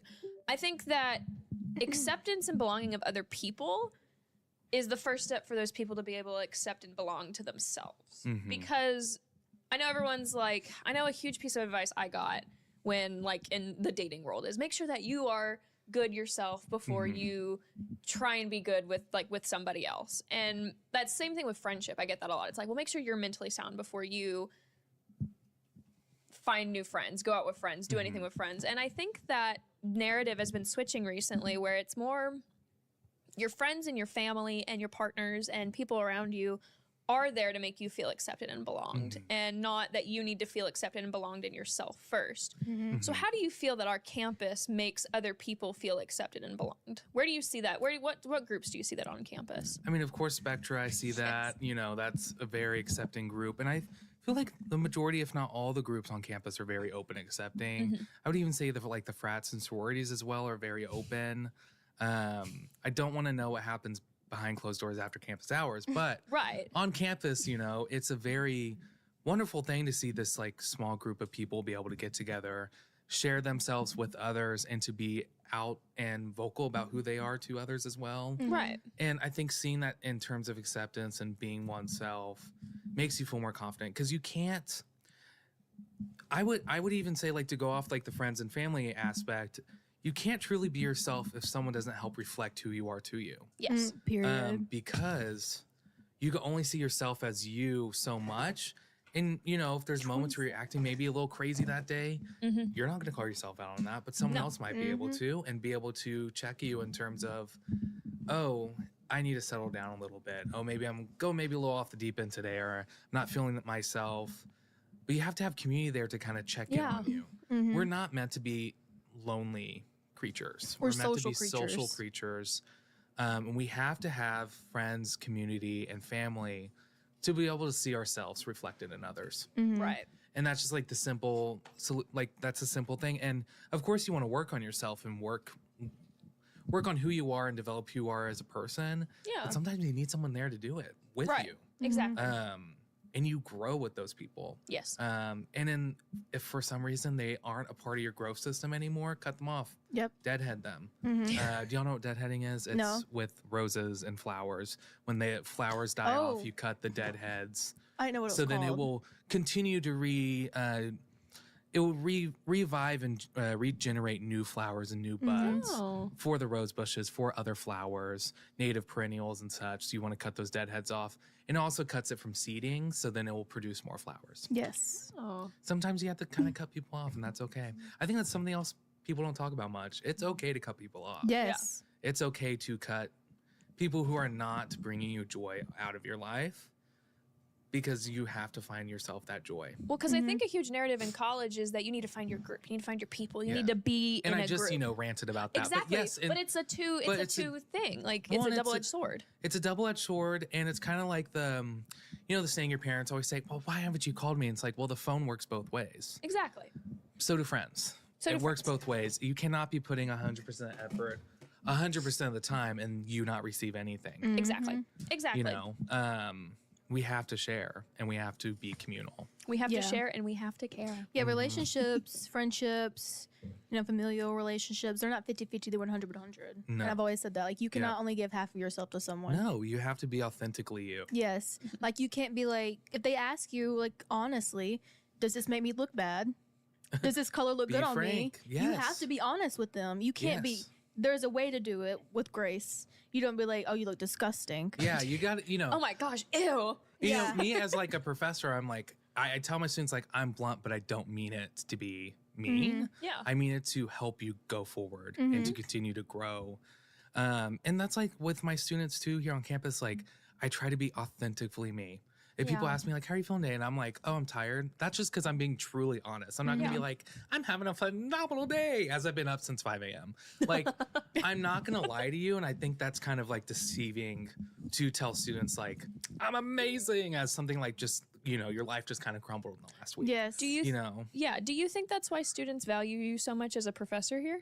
I hope so. I hope it's because I am just very honest with them and I'm very straightforward and I'll sugarcoat when I need to because I know there's situations where someone might not be able to handle the 100% Professor Norton bluntness. Yeah. So I dial it back, but I try to be as honest as possible. Right. And I don't know, it's a little deceiving to me to always be like, I'm doing amazing, I'm doing great. When, again, you might be having a really rough day. Right. And I think having that transparent with students allows, hopefully, my students that I have to be transparent with me and to be open with me. And that's what I want. Exactly. We're all adults here. I don't want to treat my students as kids. Y'all are adults. I want you all to treat me as an adult.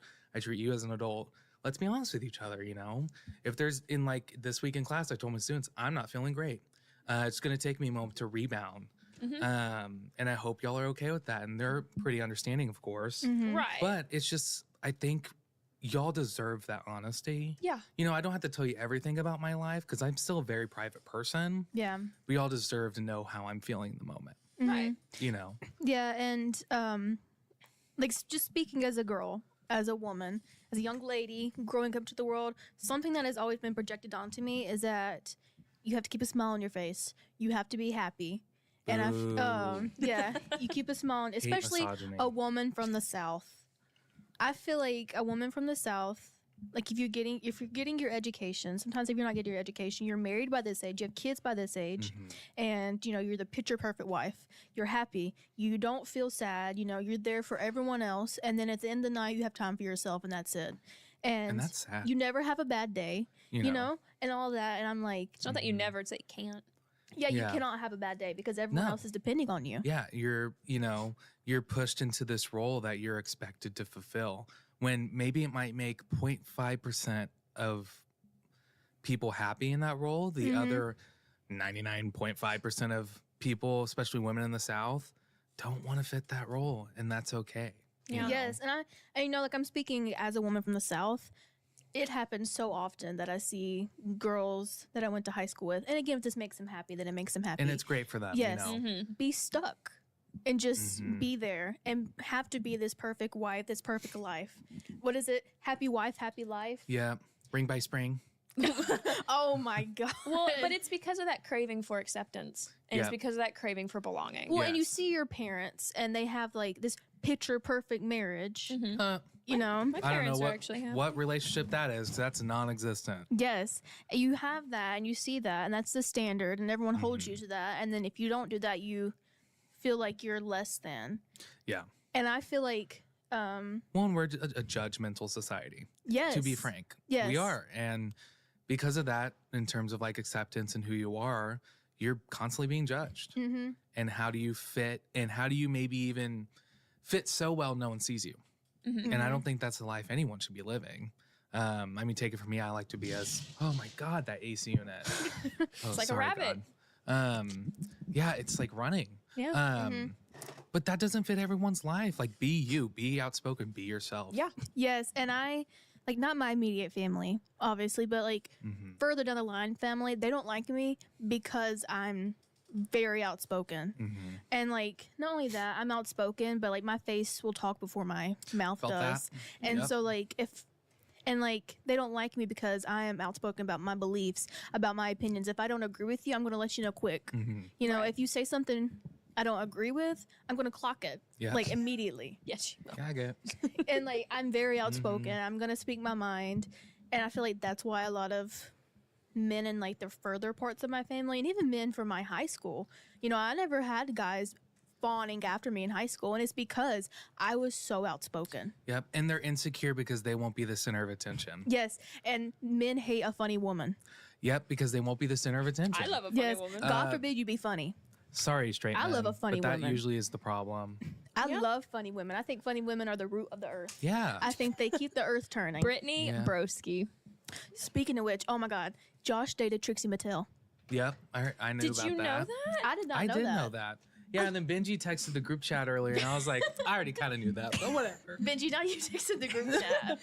It's called the Line Girls, and it's just me. It's me, Benji, and Casey from the Line Girls. It's a great group. We love each other. That's such a fun group. Yeah, it's a great group. Shout out to my friends. Oh, We all freaking out. Because I was. Yeah, because We we both were. I feel like I found that out a year or two ago and was like, oh, because I was helping with the Josh project at CU, run an event, and that's where I started digging all that information up. So it's been a minute. My boyfriend said I love my funny woman. Aww. That is so sweet. You got a good one. Yeah. I keep him giggling. No, and also, like, Will and I have the same exact humor. And whenever he's around too much of us, because Will's also my roommate, when he's around too much of us, I notice he starts saying stuff we say. Also, we know the Like, screen's black. Just let us He'll bear be with like, us. gag it, clock it. And I'm like, who are you? Yeah. Where'd you get that from? And at first he's like, oh, that's not funny. Like, I didn't think that's funny. I don't, you know.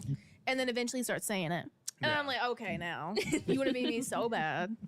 Well, two things. I know who we need to have. Who the next dream guest on our podcast is going to be. Dream guest on my Our podcast?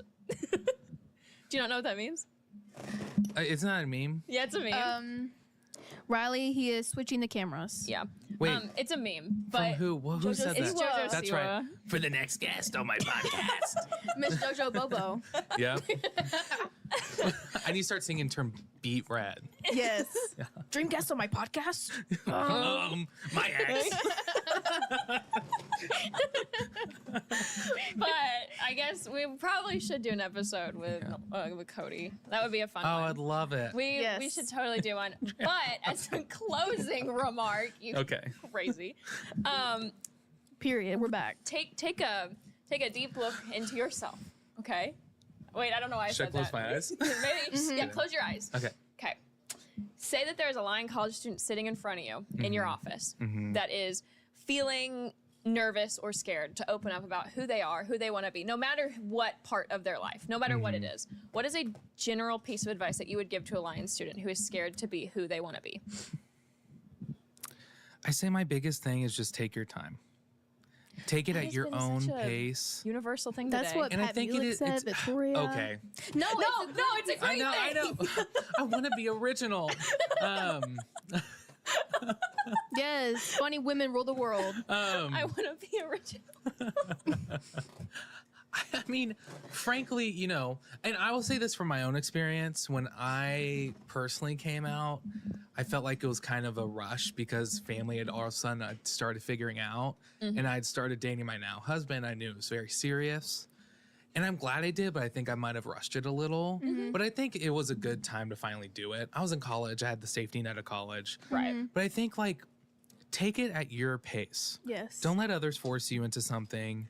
Yeah, no. Don't get peer pressured. But I also like to say too to students that are really like, if they have something big they need to take on, especially with a personal challenge, to also make sure to talk to others.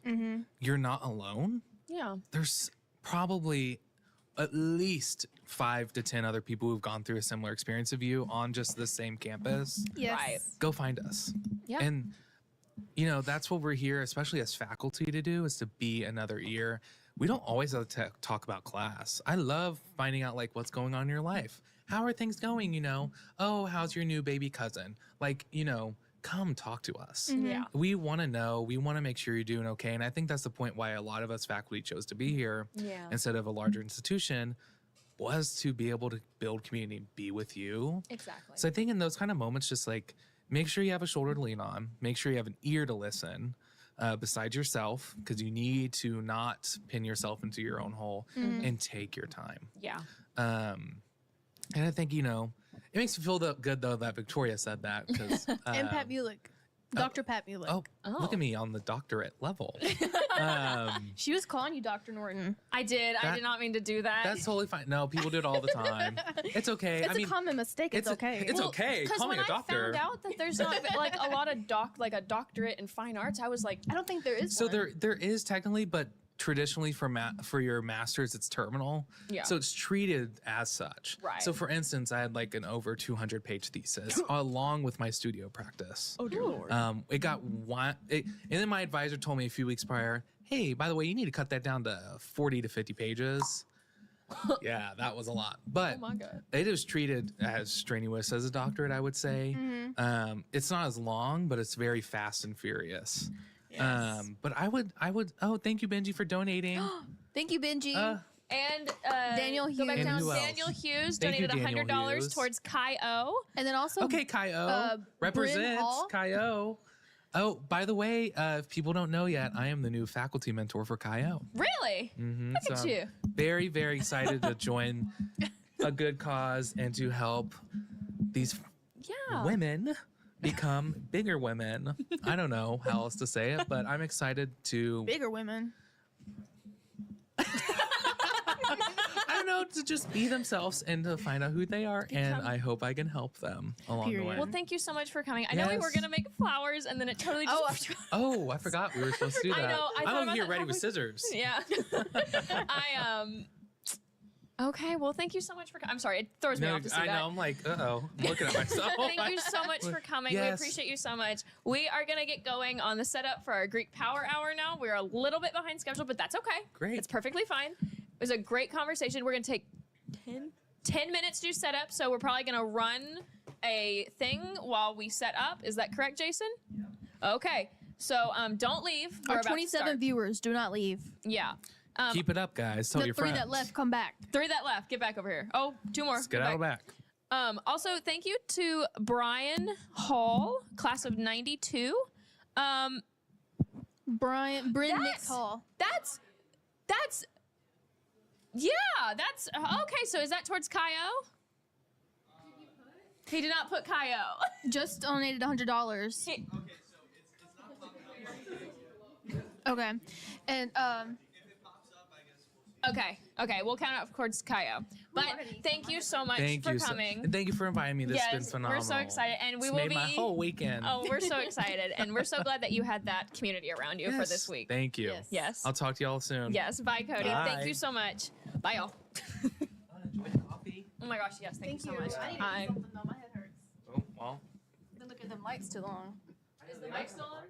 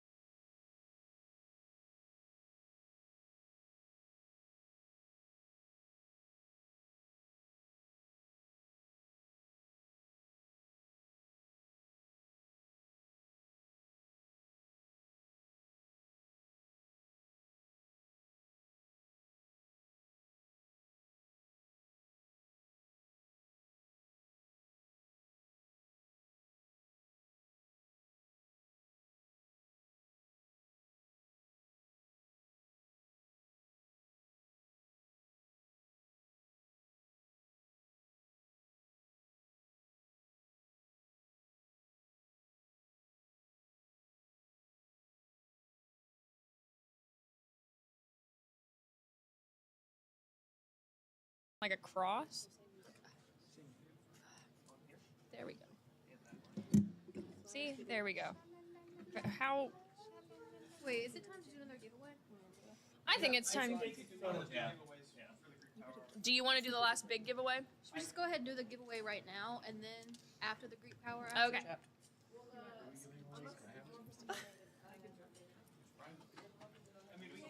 Is someone gonna be? Yes. So that we're under our flag. Yes. Okay, cool. Is someone gonna be like checking it to see like who's Kyle? Perfect.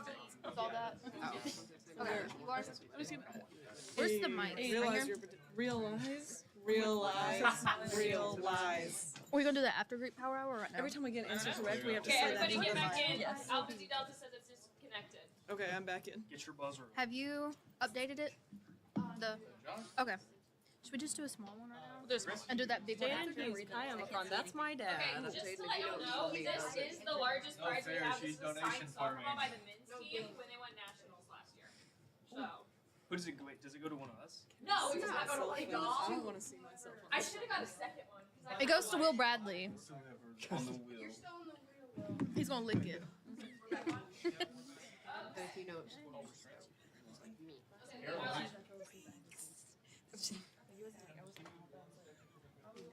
Those little chicken minis were good.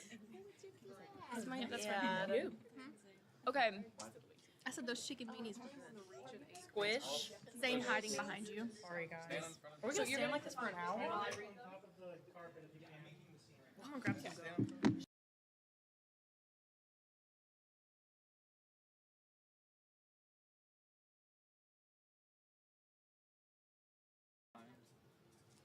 We can do.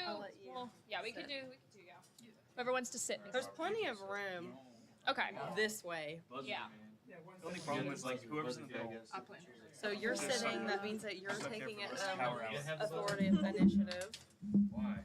And I'm just here for moral support, okay? Massage my shoulders. Doing great. Do you want to sit?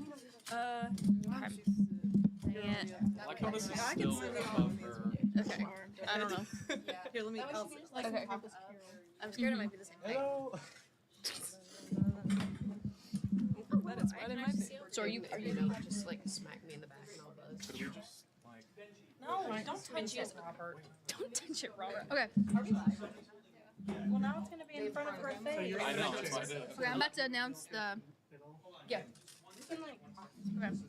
I was just trying to put it to cover Lily's face. Hello, everybody. Why'd you have to bring your drink What's cup back here? Because I'm first. Around That'd be Can fine. you order or can they hear us? They can hear us. Okay. You guys sit down. Sorry. There you go. No, you're good. No. We can get at least one of the reps in front and then one of the back. Okay.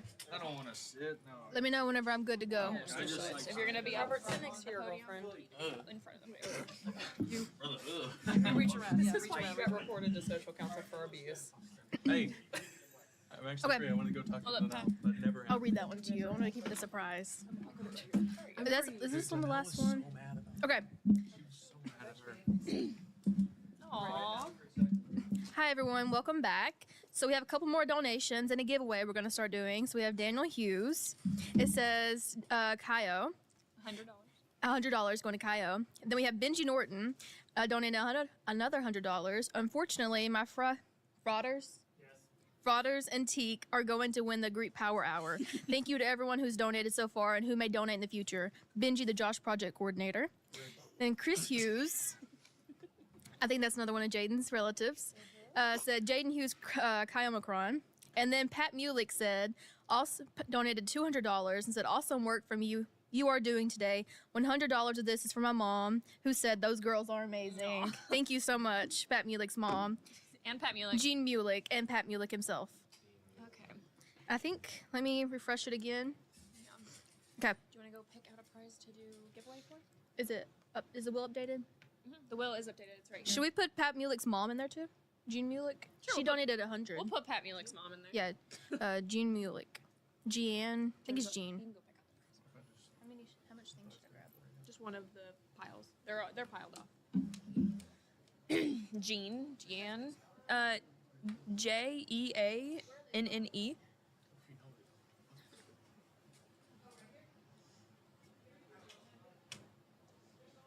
got this. Nepotism.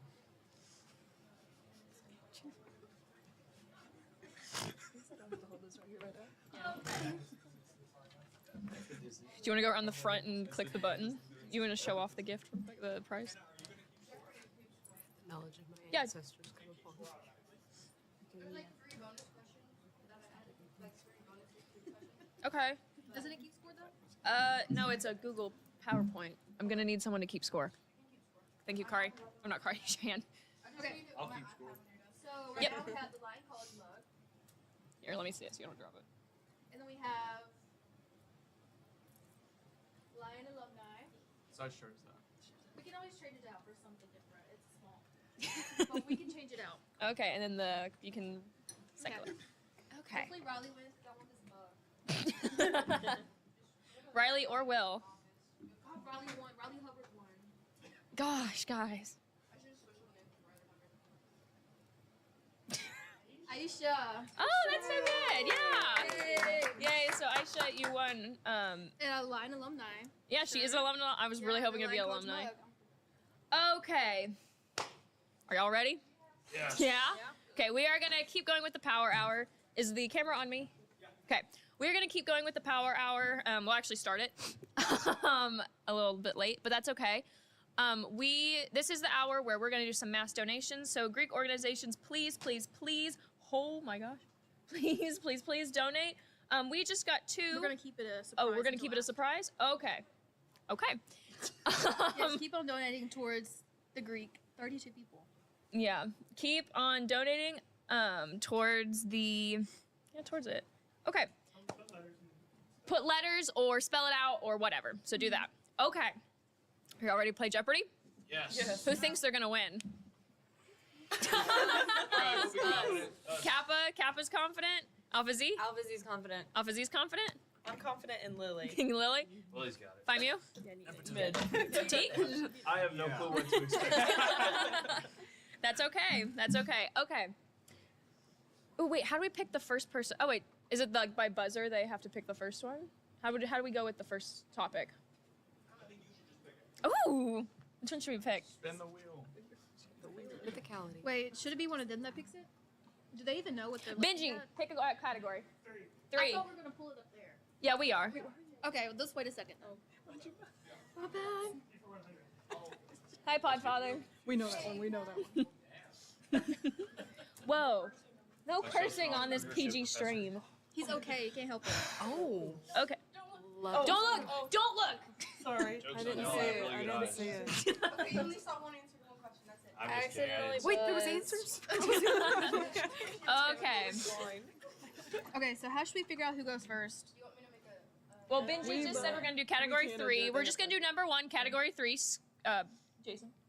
Wait, but how do we know who goes first? They're gonna do the buzzer when I say. Oh, okay. When I count it. That was an accident. I accidentally buzzed. Okay, no, that's okay. That's okay. Okay. 3, 2, 1, buzz. Teak. Okay, Teak. What is Lyon College's motto? Bonus points if you say it in Latin. Perseverantia omnia vincit Deo volente. He read it off the podium.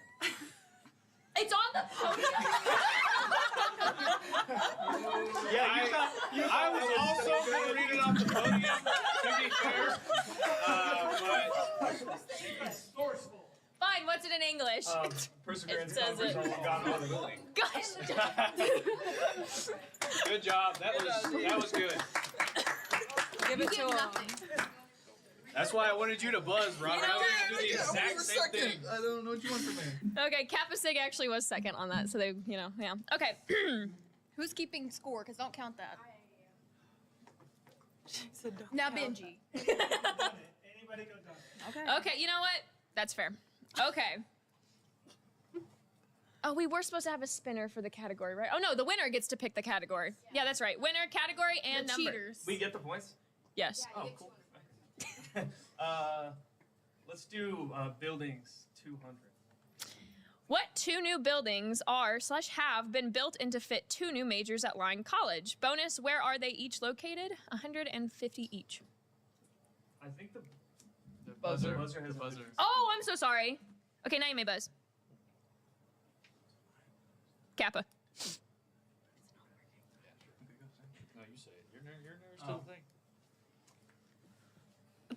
Man, I just buzzed. It's Anybody for wanna the steal? vet and dental school. I know that much. Okay, don't click next. I'm gonna check on here.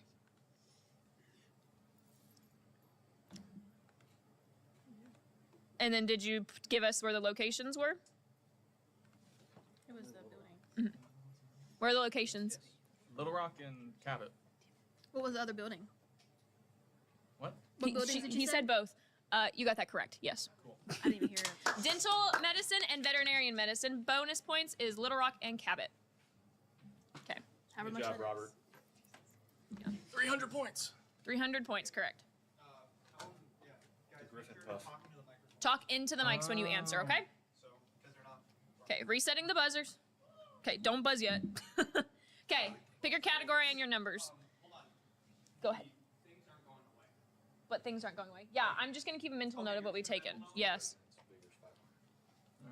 How are you gonna keep a mental note? Lean up into the mic. If I open it and I read it and it's not one, then we're gonna go back and pick another one. What have you picked? Presidents and figures 500. Oh my gosh. Okay. Please be about 10. Along with microbiology and botany, what other interests did Dr. Melissa Tavener explore in her undergraduate degree?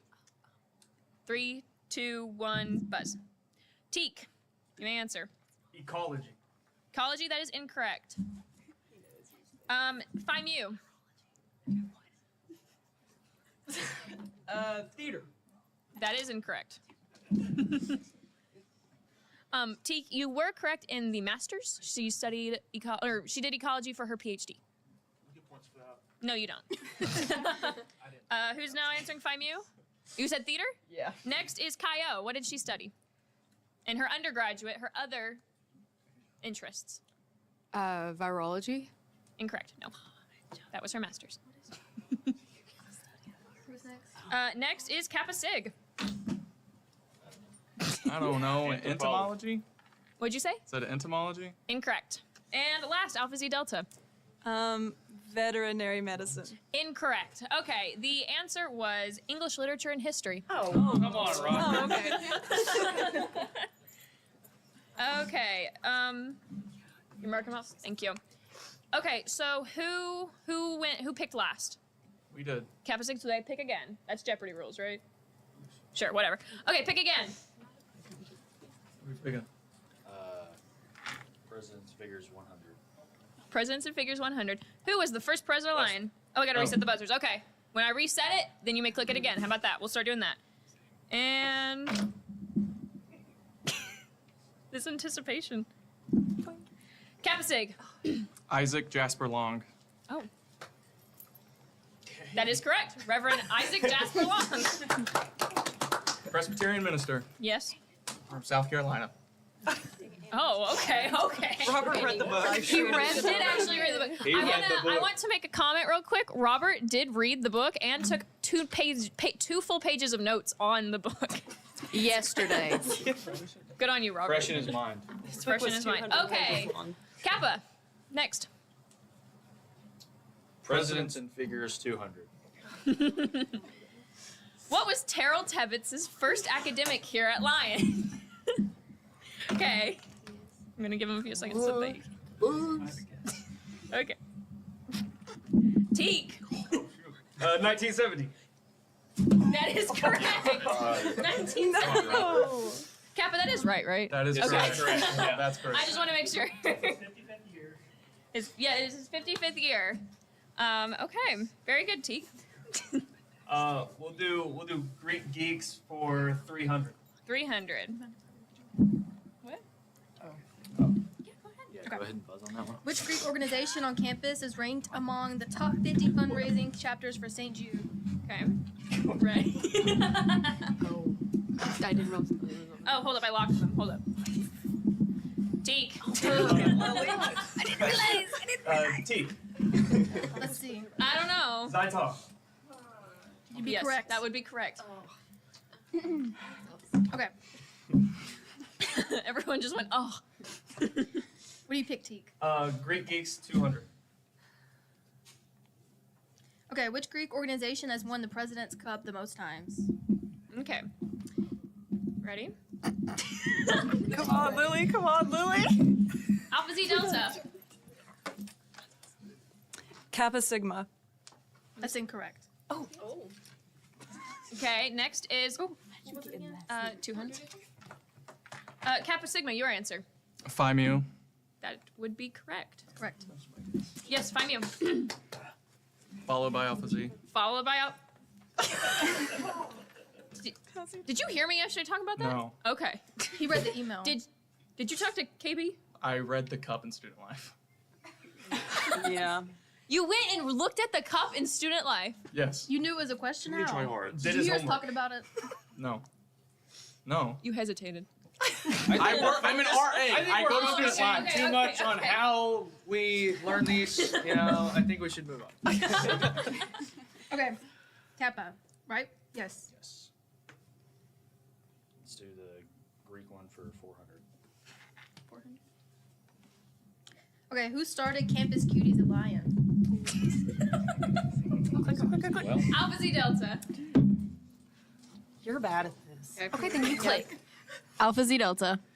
That will be correct, yes. Alpha Z Delta. Did you guys know that Josh Brooks actually was in Campus Cuties during his time here? He was a Campus Cutie his sophomore year. Yep. And he dated Trixie Mattel. For real. She is like still. Yes.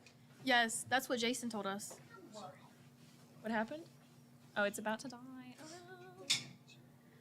Oh. Okay, that means Alpha Z, you can pick the next category. Everyone's shying from academics. We're gonna finish out Greek geeks. What was it? I think it's 5. 500? Did we do the 100? Oh, yeah, 500. Okay. I think so.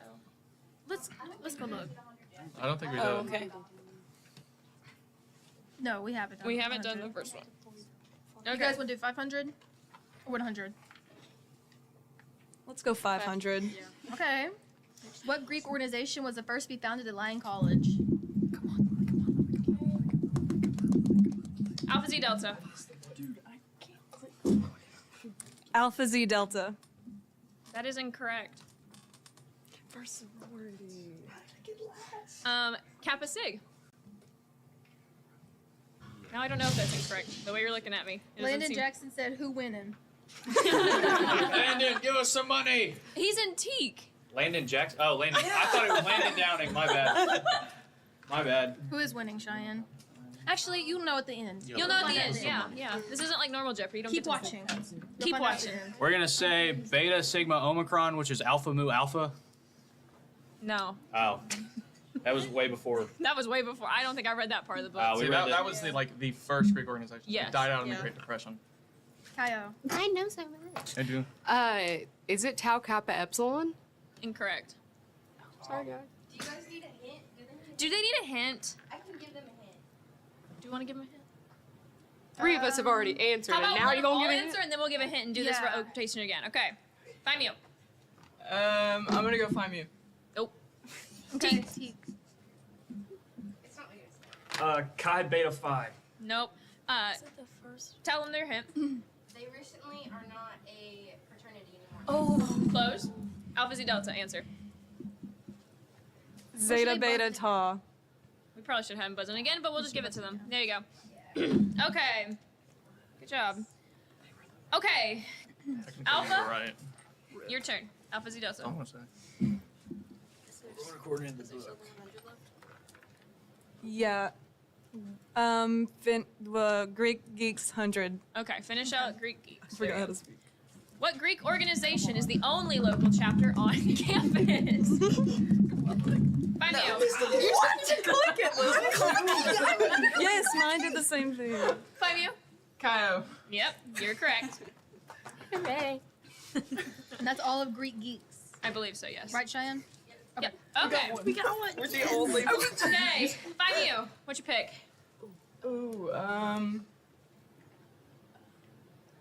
you guys know what's over there? Yeah, they can. Yeah, they see it. Okay, we're gonna do buildings 400. 400? Okay. 100, not 400. You said 400. Yeah. Oh, you said 400? Yeah. Okay. What organization sits on the original property of Arkansas College? Kappa Sig. Is it the First Presbyterian Church? Correct. Robert the Goat. Okay. Kappa?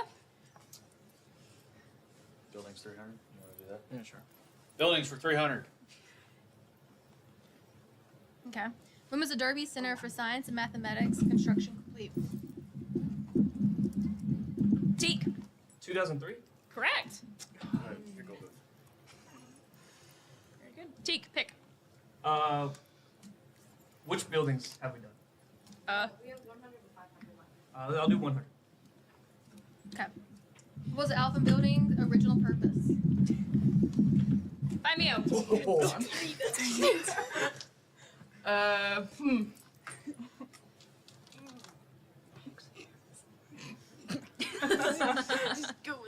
Art. Correct. That is its current purpose. It's teak now. Cafeteria. Correct. It's the dining hall. Okay. Teak again.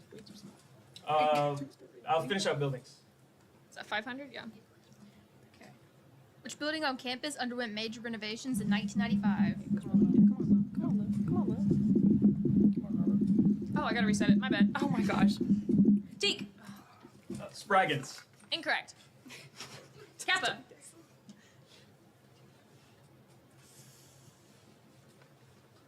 Alphen? Incorrect. Kaio. Is it the Edwards Commons building? Incorrect. Alpha Z. This building, the Scottish Heritage Building. No, ma'am. Five mu. Lion Building. Incorrect. Yeah. Not. And then give a hint, then we reset the buzzers. And Then we click it reset the again. buzzer. Okay. It has a lot of. That's. I was gonna say it has a lot of purposes, but good place to study. Okay. We're gonna reset the buzzers. Do it. Ready? Not Phi Mu. Alpha Z Delta. I did not help. No. The Maybe Simpson Library. Correct. There you go. Cheyenne, there's no bias here. It was $500. Okay, Alpha Z, you may pick a category. We no longer have buildings in Greek, correct? Yeah, buildings is done, Greek is done. We have presidents and figures for 300, 400. Academics is full, and then 200 on for Scott fun facts. Which ones did you say are left for Scott Fun Facts? 200 and down. Okay, let's do 200 for Scott Fun Facts. Which athletic clothing company does Lyon College source its athletic apparel from? Kappa Sig. Nike. Correct. I didn't know you were above me. Kappa, pick. Scott Fun Facts for 300. Okay, which year did Lyon College start? Come on, Molly. Alpha Z Delta. You're tapping too hard. 1872. That is incorrect. I know what the mistake It's on the placard, I know though. the mistake. No, it's not. I know the mistake. It's teak next. It's Teak next. 1864. No. Kappa. 1994. Correct. Yeah. That's when Lyon College. The smartest one right here. I got you. He studied up. I have to have mad respect for that, Robert. Okay. He's a tryhard. Who is it, Kappa? Scott Fun Facts for 400. Is that still open? Yeah. Whose namesake is used for our on-campus dog park? Well, I don't have that. Oh, okay. Teak. Gently, Lily. Teak. Mark Stram. Dr. Mark Scram. Yes. I think when you're angry at it, it doesn't like you. Oh my Happens goodness. quick, but lightly. I've been saying that wrong. Give it a chance. You have to. Okay. So, teak. We'll finish out Scott Fun Facts. What's left, Cheyenne? 500. Okay. Which two European countries do Presbyterians hail from? Okay. Kappa Sig. Your banner's falling, by the way.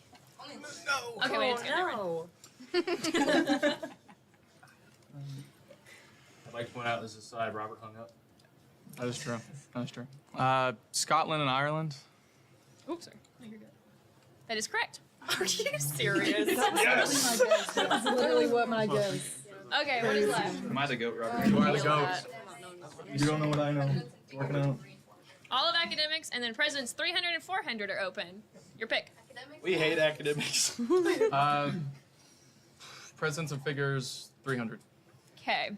How many years did Dr. Paul McCain serve as the president of Arkansas College? Well, let me click that. Okay. Kyle. Good job. Was it 6? Incorrect. Kappa. 17. Correct. Oh my gosh, Robert. There's no way. Hey, Robert, what classes are you taking this semester? Student internship and advanced grammar. Okay. It's a lot of Line time. college president's biggest Not, I'm teaching the school all day. I have no time. And then Kappa again. All we have left. Do you have anything left for president's figures? 400 all academics. We'll do president's figures 400. I thought so. What program did President Dan C. West found during his service? Oh, I gotta reset it. Sorry. Deke. Trio. Incorrect. And then Phi Mu. What is a program? Like, program. Yeah. What does that mean? Like, this program's actually kind of big, so it's a big program. Wait. It includes here, I can give this. Don't give it hint. Never mind. Never mind. Let's all of you answer, then I will give this hint because it's actually a really good hint. I'm just gonna go with nursing. No. Yeah. That's okay. Good answer. Kappa. I'm going to go with the Scottish Heritage Program. How? Yes. Yes. Okay, now we have all academics. So pick it. Come on. Academics for 300. What areas of study collectively added 4 new majors this semester? This semester, fall 2025. Okay, Kaio.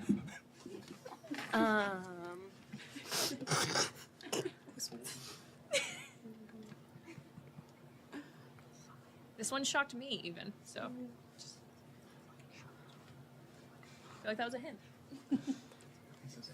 That I don't know if we're allowed to ask this question or not, but are you wanting like the broad like department or like the Yes, specific? like the departments of like the areas of study. When you go look on the Lion pamphlets and it gives you all those different things, like the areas of study. Yeah. Like what your major Okay. would be. Okay. That wouldn't it be within the like the science department? That's a little too broad. Okay, that Yeah, that's too broad. yeah, with the bio department. Incorrect. Kappa.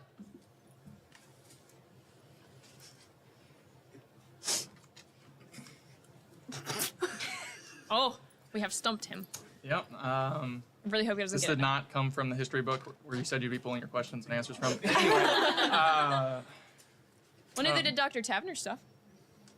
that is true. Came from her I'm just LinkedIn. going to say political science. Incorrect. Remember, we said 2 areas of study. Oh. Then it's Phi Mu.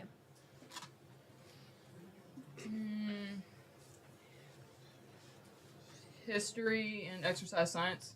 Incorrect. Teak. Psychology and computer science. No.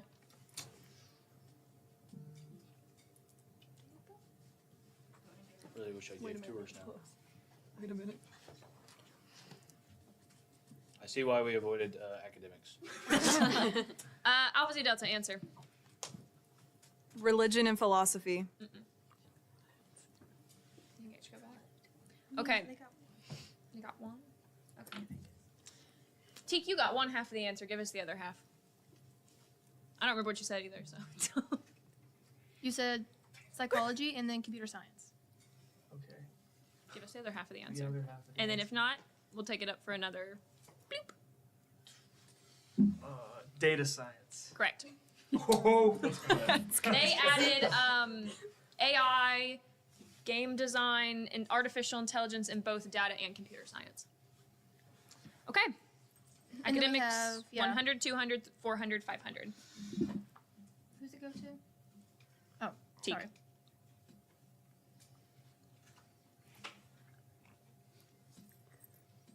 Y'all go. Guys. Her. Guys, just pick. Do you want us to pick it? Y'all There's a pick question for on the us. screen. It's up there right now. Oh, academics 400. Okay, Wait. Academics 400? Yeah, that's what's That's up the one there. that's up there. Oh, sorry. Lyon College offers this many majors, minors, and concentrations, including a build-your-own degree path. Oh, let me reset that.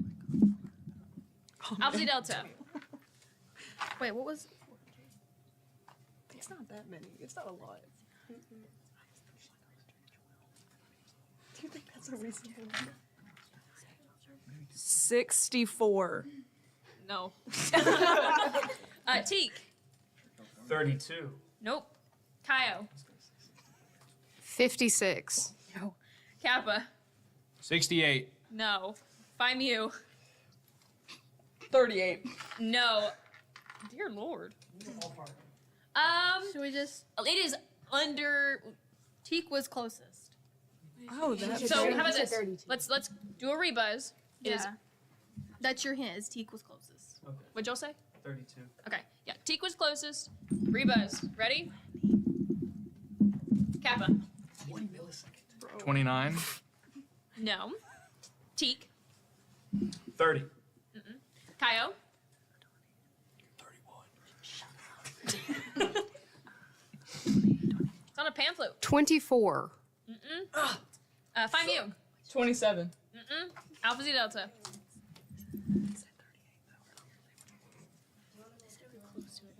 No, we're gonna get it till they get it right.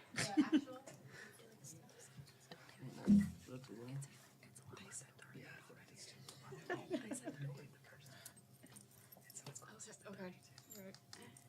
31. Kyle was the closest this time. Redo.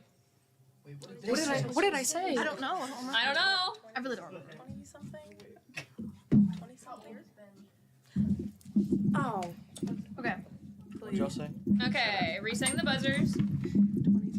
Kyle. How old is Benji? Hold on. I think I know. Do the math. Not the nepotism. It's not the nepotism. We're just here at the same time. I'm calculating in my head. I will be sad if you don't get it right. And if you're over, that would be. Okay, so hold on. Is it 26? No, Kappa. 24. Nope. No, find you. Oh my lord. I don't know what you said last time. 28. No, Teak. 27. No. Alpha Z Delta. You're so dumb. 20. 29. Incorrect. Okay, we're gonna do a rebuzz. There's no way. I don't know. Who was closest that time? I think Kappa said the same thing that Kaio. That y'all said. Yeah. I don't remember what she said. I don't know what Okay, numbers she said. resetting the anymore. buzzers. Every number but it. Teak. 25. Correct. Sorry. I'm sorry. Jeez, guys. Benji, I'm so sorry. I know 25-year-olds that graduated like a year and a half ago. Okay, academics for what do we have left? 500 and 100? I think 1, 2, and 5. I think we What just do we done have, 3 and Cheyenne? 4. Okay. Okay, Teak, give us one. Just the. I guess 100 academics? Is that Yeah, 100 academics. This term describes Lyon College's balanced educational structure, combining core requirements, majors, and electives. Oh. You clocked with that one. Alpha Z Delta.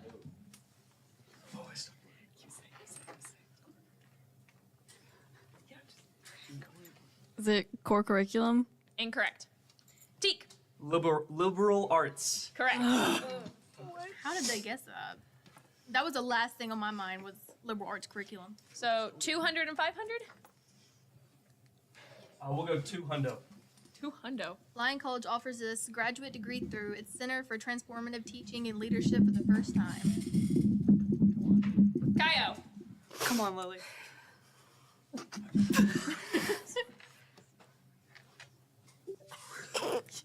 An educational degree. That would be a bachelor. That's very broad. That's a little too I mean, broad like, for us. Give us something a little Something more specific. That I'm trying to think of what's That was their answer. They're wrong. secondary education. incorrect. Teak. Master's in education? Incorrect. Kappa. That's what I was gonna guess. I think I do. I love this competitive. Nope. Nope. They are very different. They are very different. I feel like this is one that they're never gonna guess. Though, You if were we don't looking get it into first this, time. dude. So you could just tell Yeah. them. This goes for no one if no one gets it. You got anything? Yeah. Okay. Kappa, did you give your answer? Masters of Administration Education. Incorrect. Alpha Z. That is one. That's how you beat principal. Deaf education, ASL. But that is a certificate you can get out of this degree. Find you. Elementary education. Incorrect. Okay, we're gonna let y'all rebuzz in, but the initials for this degree is an MAT. Resetting buzzer. What? Teak. Master of Arts and Teaching. Correct. Okay, and then we have what left? 500. Academics for 500. How much did tuition per month cost an academic student at Arkansas College during the inaugural year? Bonus, how much is that today? Okay, we'll be resetting the buzzers. Yes. Kaio. How much was it in 1872? $15. That was it. Okay. Would it be 200? Incorrect. Well, was that today's money or their money? In their money. Incorrect. Teak. Answer first in their times currency, and then if you would like to answer the bonus in ours. I'll say $100 and $42,400. Per month? Okay. Per month? No. Is it per month? Yeah, that's per month. They used to do tuition per month back then. Oh. 50 per month. It's like bonus. Okay. Kappa. $20 per month. Incorrect. Alpha Z Delta. $30 per month. No.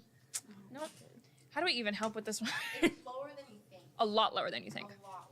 Okay, we're gonna rebuzz. My Netflix subscription. I know.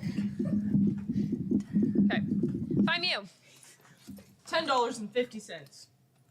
And then what is the day of the nowadays? Conversion. $1,000. No, you're wrong on both, but thank you. That was, I love the confidence. I love that. Sorry. Kaio.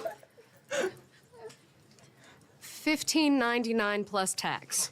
There was tax back then? I feel like they need to guess this, and if they want to, they can guess this for like a bonus. I should have set that up. Yeah, no, you're good. Just focus on the first number, and no. You can convert it if you want to, if you get it right. Yeah. Okay, Alpha Z Delta, how much was it for 1 month tuition? Yeah, you go for it. $12. Incorrect. Kappa. I really want to stick with my first answer. It was if I remember correctly from what I read, it was $20 a month and then $25 for room Not and in the board. inaugural year. I know where you're looking. All right, have to try again. Have to contest it. Teak. I'll say $15 a month. Lower again. Let's reset. It's a flat number. It's a flat number, no cents. Okay. Teak. $5. $5. What is that in today's number or today's currency? $1,000. No. Okay. It's good. You don't get the bonus points. It's $132.40 for 1 month at Arkansas College for tuition. Bring that back. Yeah. Bring that back. Yeah. Rewind that. Okay. Is the board cleared? Okay. We have our Final Jeopardy. So it goes like. How do we do Final Jeopardy? How does the Final Jeopardy? Wait. Hold up like a picture. Hold up how much money you Still want to contesting get, the and if answer. you get it right, you get that much. All of it. If you don't, Okay. so I'll read off We have no money to give. Alpha Z has 1,400, Fimu has 100, Kaya has 0, Kappa has 3,100, and Teak has 2,500. So however much you want to throw out to Final Jeopardy, I'll let it down. Go in. Why not? For Final Jeopardy, we're gonna show you the question, and then you need to think of the answer, and then everyone's gonna answer. Okay? Is that how Final Jeopardy works? Is that how it works? Right. Okay. How do we know who guesses first? Buzzing in? Just go down the line. Go down the line? Okay. Do we need to go ahead and click it?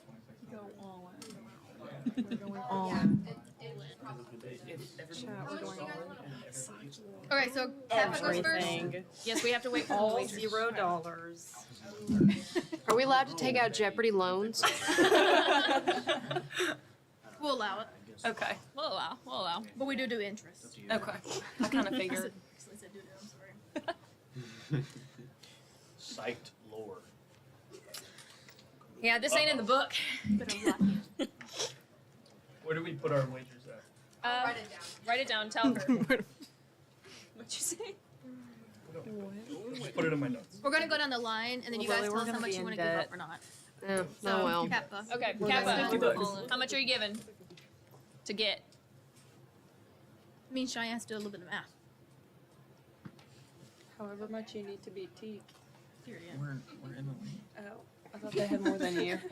Just go all in. Oh. Literally, what do you have to lose? And like, We'll wager 100. 100? Look, I Cheapskate? don't know anything about Psyched. I'm sorry. We probably shouldn't have showed him the Psyched lore section first. We should have let him wager first. Oh, that's how they do it? Okay. Okay. Kyo. Oh, wait. Yeah. 5 you. Wait, like, wager zero. We wager 0. $50? Yep. Okay. Alpha Z Delta. We're going all in. All in. All in. Okay. Okay. And Ella has been a guest on our show before. So has Zane. Rick. Same time. Yep. Same time. Same time. T. All in. Okay. Okay, let me actually see these questions. Okay. Who was the first guest on Psyched? Think of your answer. Write it down. And then we're going to ask down the line. We won't give a hint on who it is or anything like that. Is this the only question? He's looking up the YouTube channel. No, I have it written down. I just have it written down. He just looked. He did just look up the YouTube channel. He just looked He's there cheating. This is disqualified The automatically. whole time. Okay. Slide over one. Huh? Oh. See? No. I know. Can I explain? Can I explain? Explain yourself. Into the mic. Into the I mic. had the theory. I was like, maybe I'll just take a real quick peek because I bet it's gonna Cheating! be It's cheating! It was the first guest on site. I knew what it was gonna be. It was a lucky guess. automatic I think we should all get to I look looked at at our it phones now. before. Get the hell off your phones. Put them on. Put them down. Put face down. Face down. Y'all talk about your answer, think of it in your brain, and then one of you guys will tell us it. But what about the buzzer? Yeah. No, they're going down the line.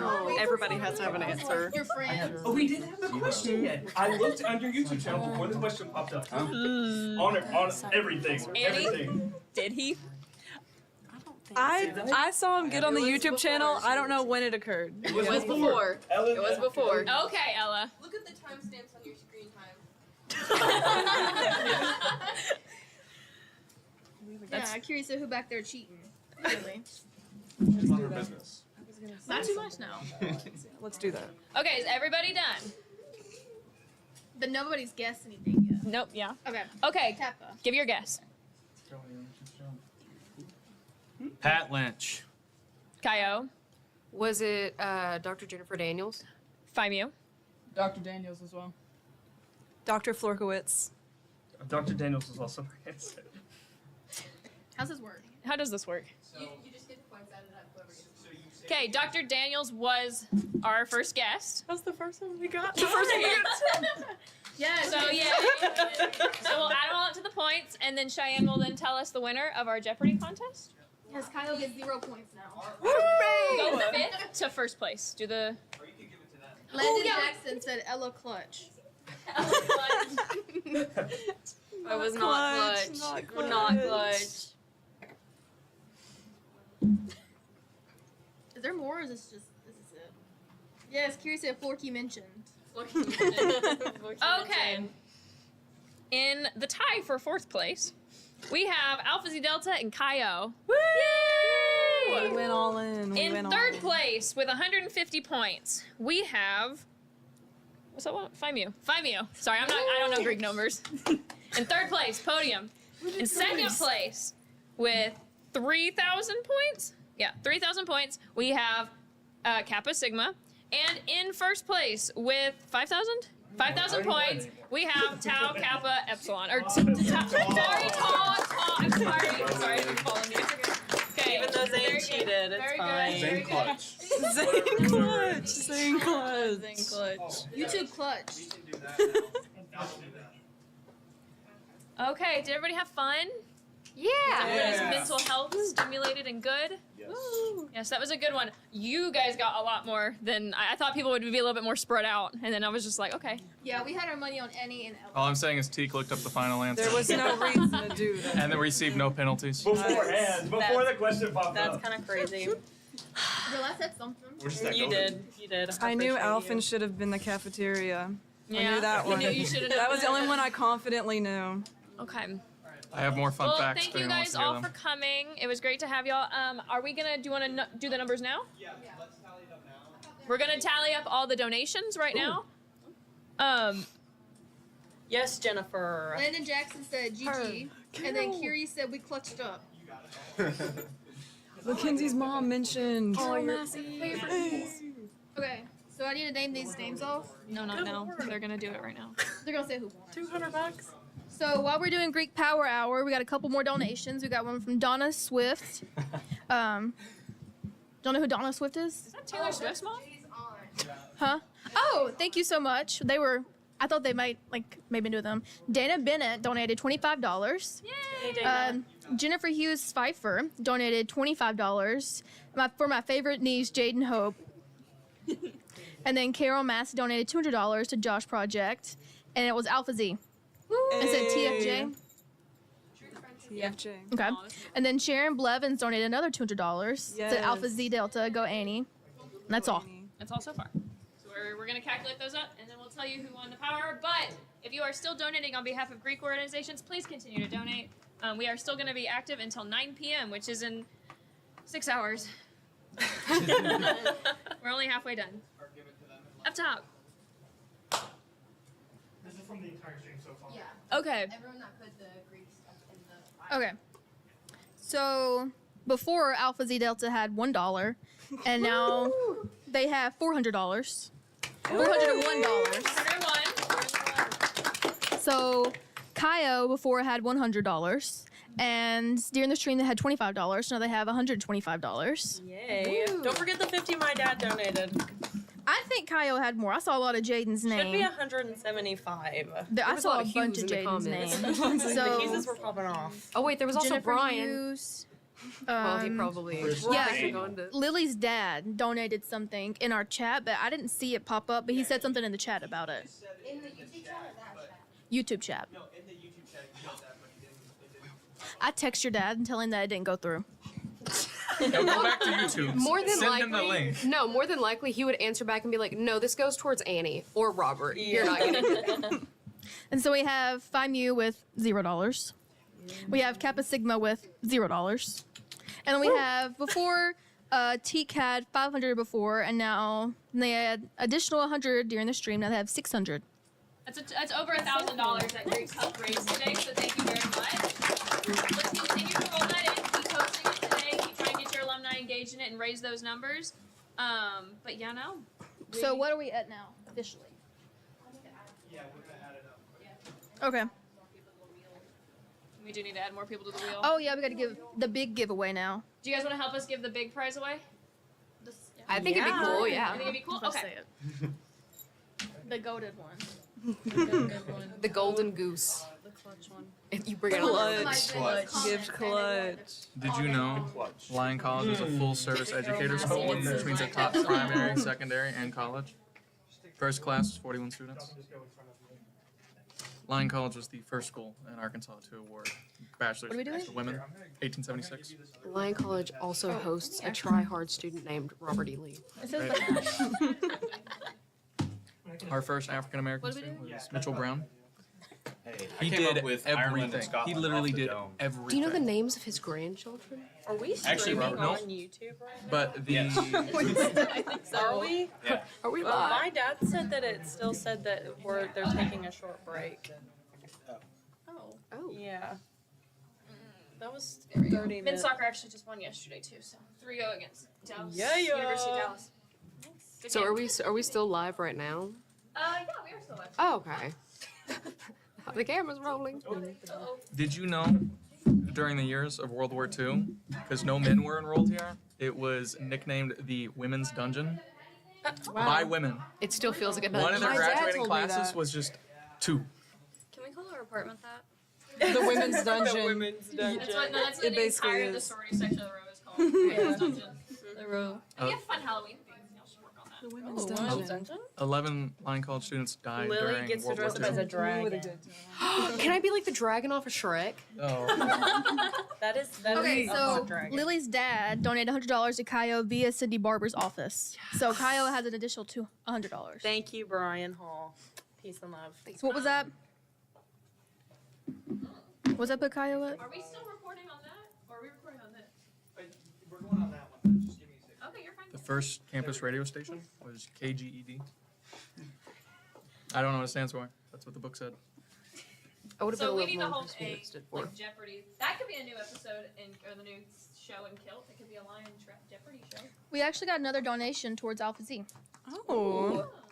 Jill Holyfield. Yeah, Jill. Yes, Jill. Dr. Thank you. Roberta Thank you, Buston Jill. was the first case professor of the Yay. year recipient. James covered the feeds. Dr. Tebbets won his case award in 1998. Correct. Wait, did we do all of the faculty ones? Because I specifically remember putting one in there. Oh wait, there was only up to 500. I put 6 on each one. Yeah, I had that question on there because I was like, you know what, we need some female faculty representation. Oh, the one with like Roberta. No, I was Buston? waiting for a Yeah. Roberta My mom- Buston I know, question. yeah. She worked for NASA in the summers. Yep.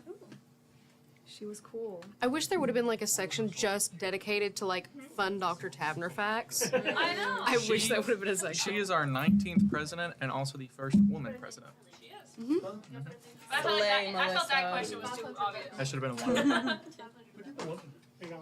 Okay. Oh, yeah. The updated wheel. Okay. Sorry, my butt is on the camera. Okay. So, this is our big prize that the men's soccer team has graciously given. Can you see this on the screen? Okay. That the men's soccer team has graciously given to us to give out because of all the donations. This is a signed soccer ball from all the members of the, what squad is this? This is 2024? The 2024-2025 men's soccer team that went to nationals and won? Yeah, and won. So this is our big prize. We're going to spin the wheel. Take a deep breath, Will. Okay, do y'all want to spin it? Here, why don't y'all click it? Okay. We'll see who wins. Make sure I hold it here. Okay. Who is it? Gina Garrett wins the soccer ball. Okay, very good. Yep. And then everybody. Okay. Kari, get on this side. Get on that side, guys. Everybody, say cheese, say Greek, do whatever you want. Yay! Remember your face is being blocked by the mic. Here, hold up. I'm taking some. Oh, sorry. Thank you to our Greek organizations, and I wish you the best with your recruitment period. Thank you. Hey, Jess. Robert, you know what? We would love to.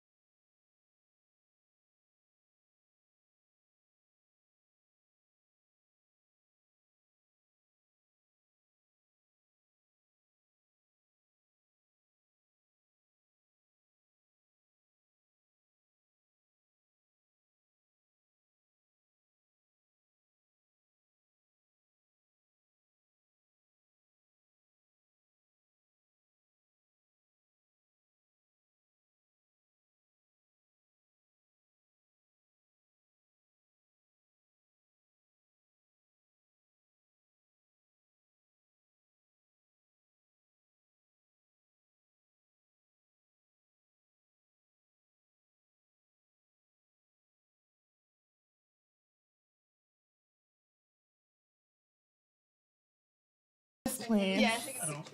Will you take a picture of us on our apron? We also need you to post a picture of us on our Instagram. Yeah. Let me put this down. Violently with icing. That's what we should just all Come hold here. up icing. Be very awkward. This way.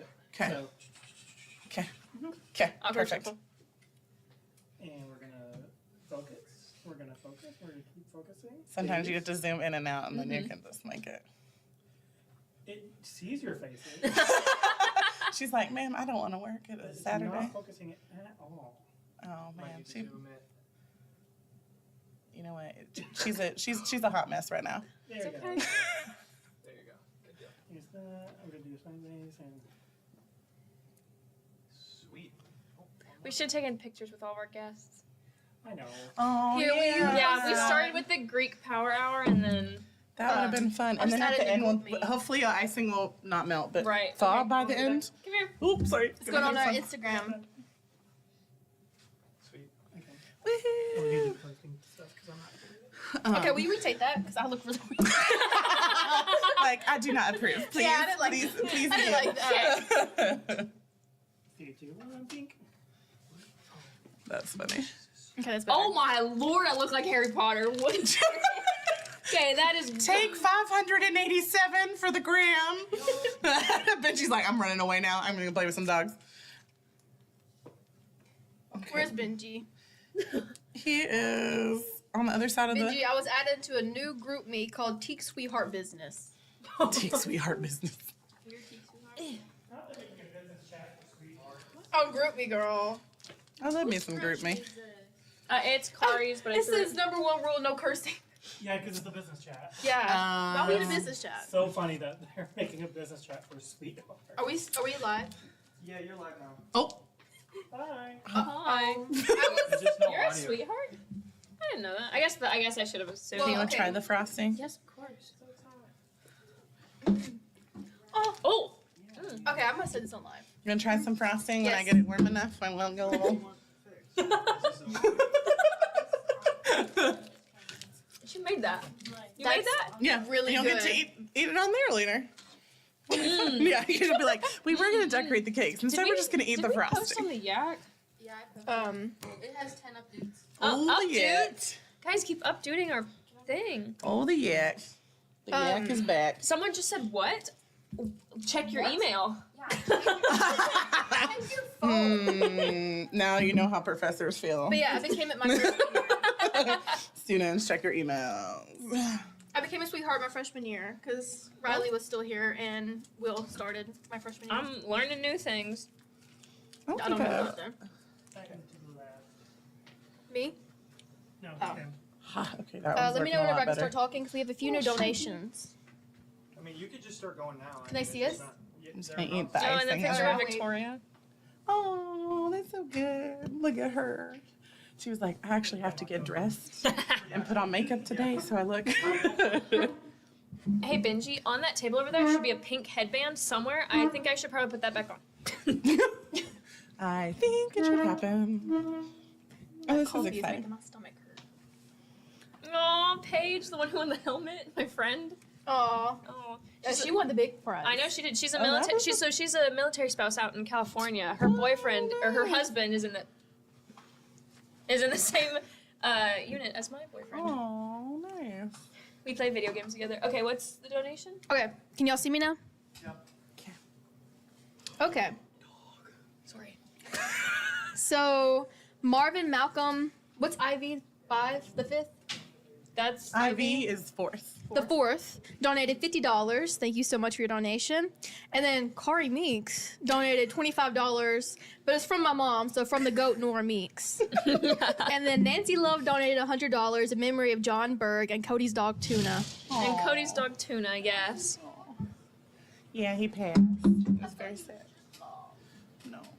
Unfortunate. Thank you so much for all your donations. Keep them coming. We have doubled what we expected to get. In And we can- half of our day. We can only hope to triple that. Yeah, good. we're halfway through We the can day. happen. It can happen. Oh, it's totally gonna happen. Okay. So now we're gonna be decorating some cookie cakes with Reverend. Is it reverend or chaplain? The same thing. It's the same. You can just say whatever you want. Okay, Reverend Chaplain. Yeah, there you go. I did Living legend, Reverend. I used to Maggie call you also. her chaplainess. Yes, I am her chaplainess. Her Yes. chaplainess. Okay, so I really hope this is the right one. I got a bunch of them. Okay. They can see us and everything, right? The camera. Jason. He's distracted by the dog. That's okay. The camera can see us. We're live, correct? Oh yeah. Yeah, I will. Oh, there we go. Yeah, Perfect. There we go. Okay. So Yeah, today, Karen said yes, Nora. Thank you, Nora. So today we are joined by Reverend Maggie Alsop. She is the chaplain and director of service here at Lyon College. She provides opportunities to explore faith and ask big questions about life. She also facilitates various service and volunteer opportunities like Service Day, Mondays on Main, and more that give back and build relationships with our Batesville community. She founded and helps run the Serve Our Students Pantry, which provides for students food and hygiene needs. She is usually found with her ever faithful sidekick, the chaplain assistant Bear. Perfect. Bear is our new assistant chaplain. So, okay. And we're making cookie cake, and cookie cake has chocolate, so Bear's not here. Yeah. These were all made. Let me just shout out.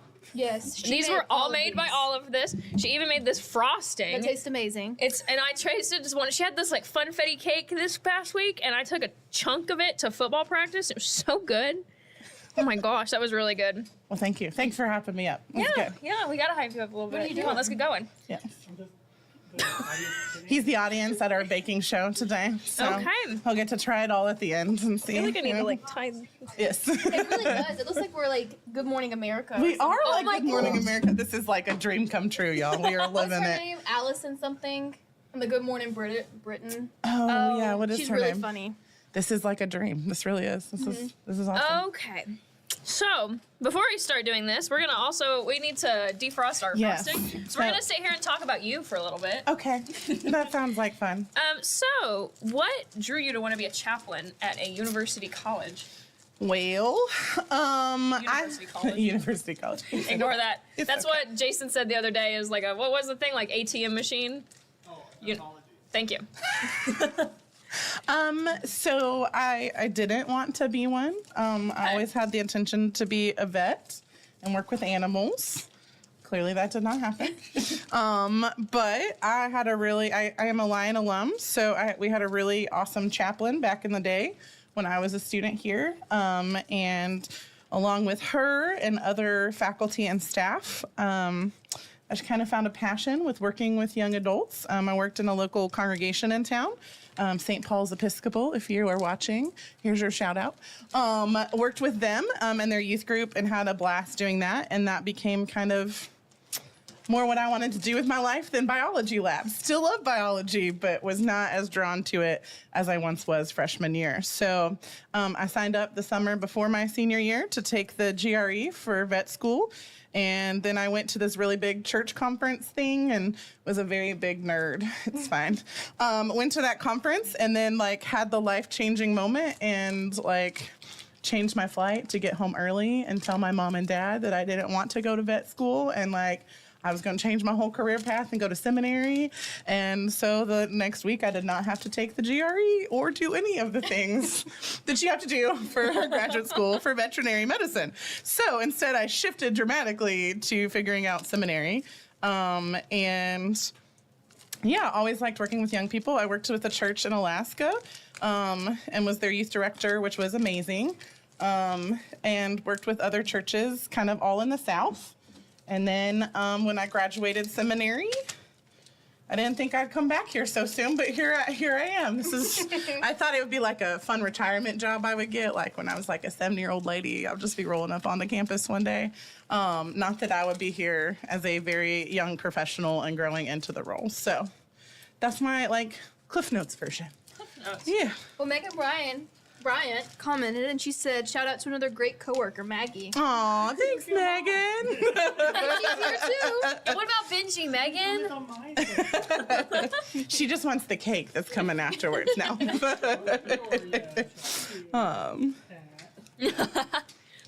segment's coming up. Yeah, your segment is coming up. You'll get a shout out. Okay, Okay, so from your perspective, what do you think makes college the most like transformative period? Your segment is called the transformative years. Oh yeah, yeah. So yeah.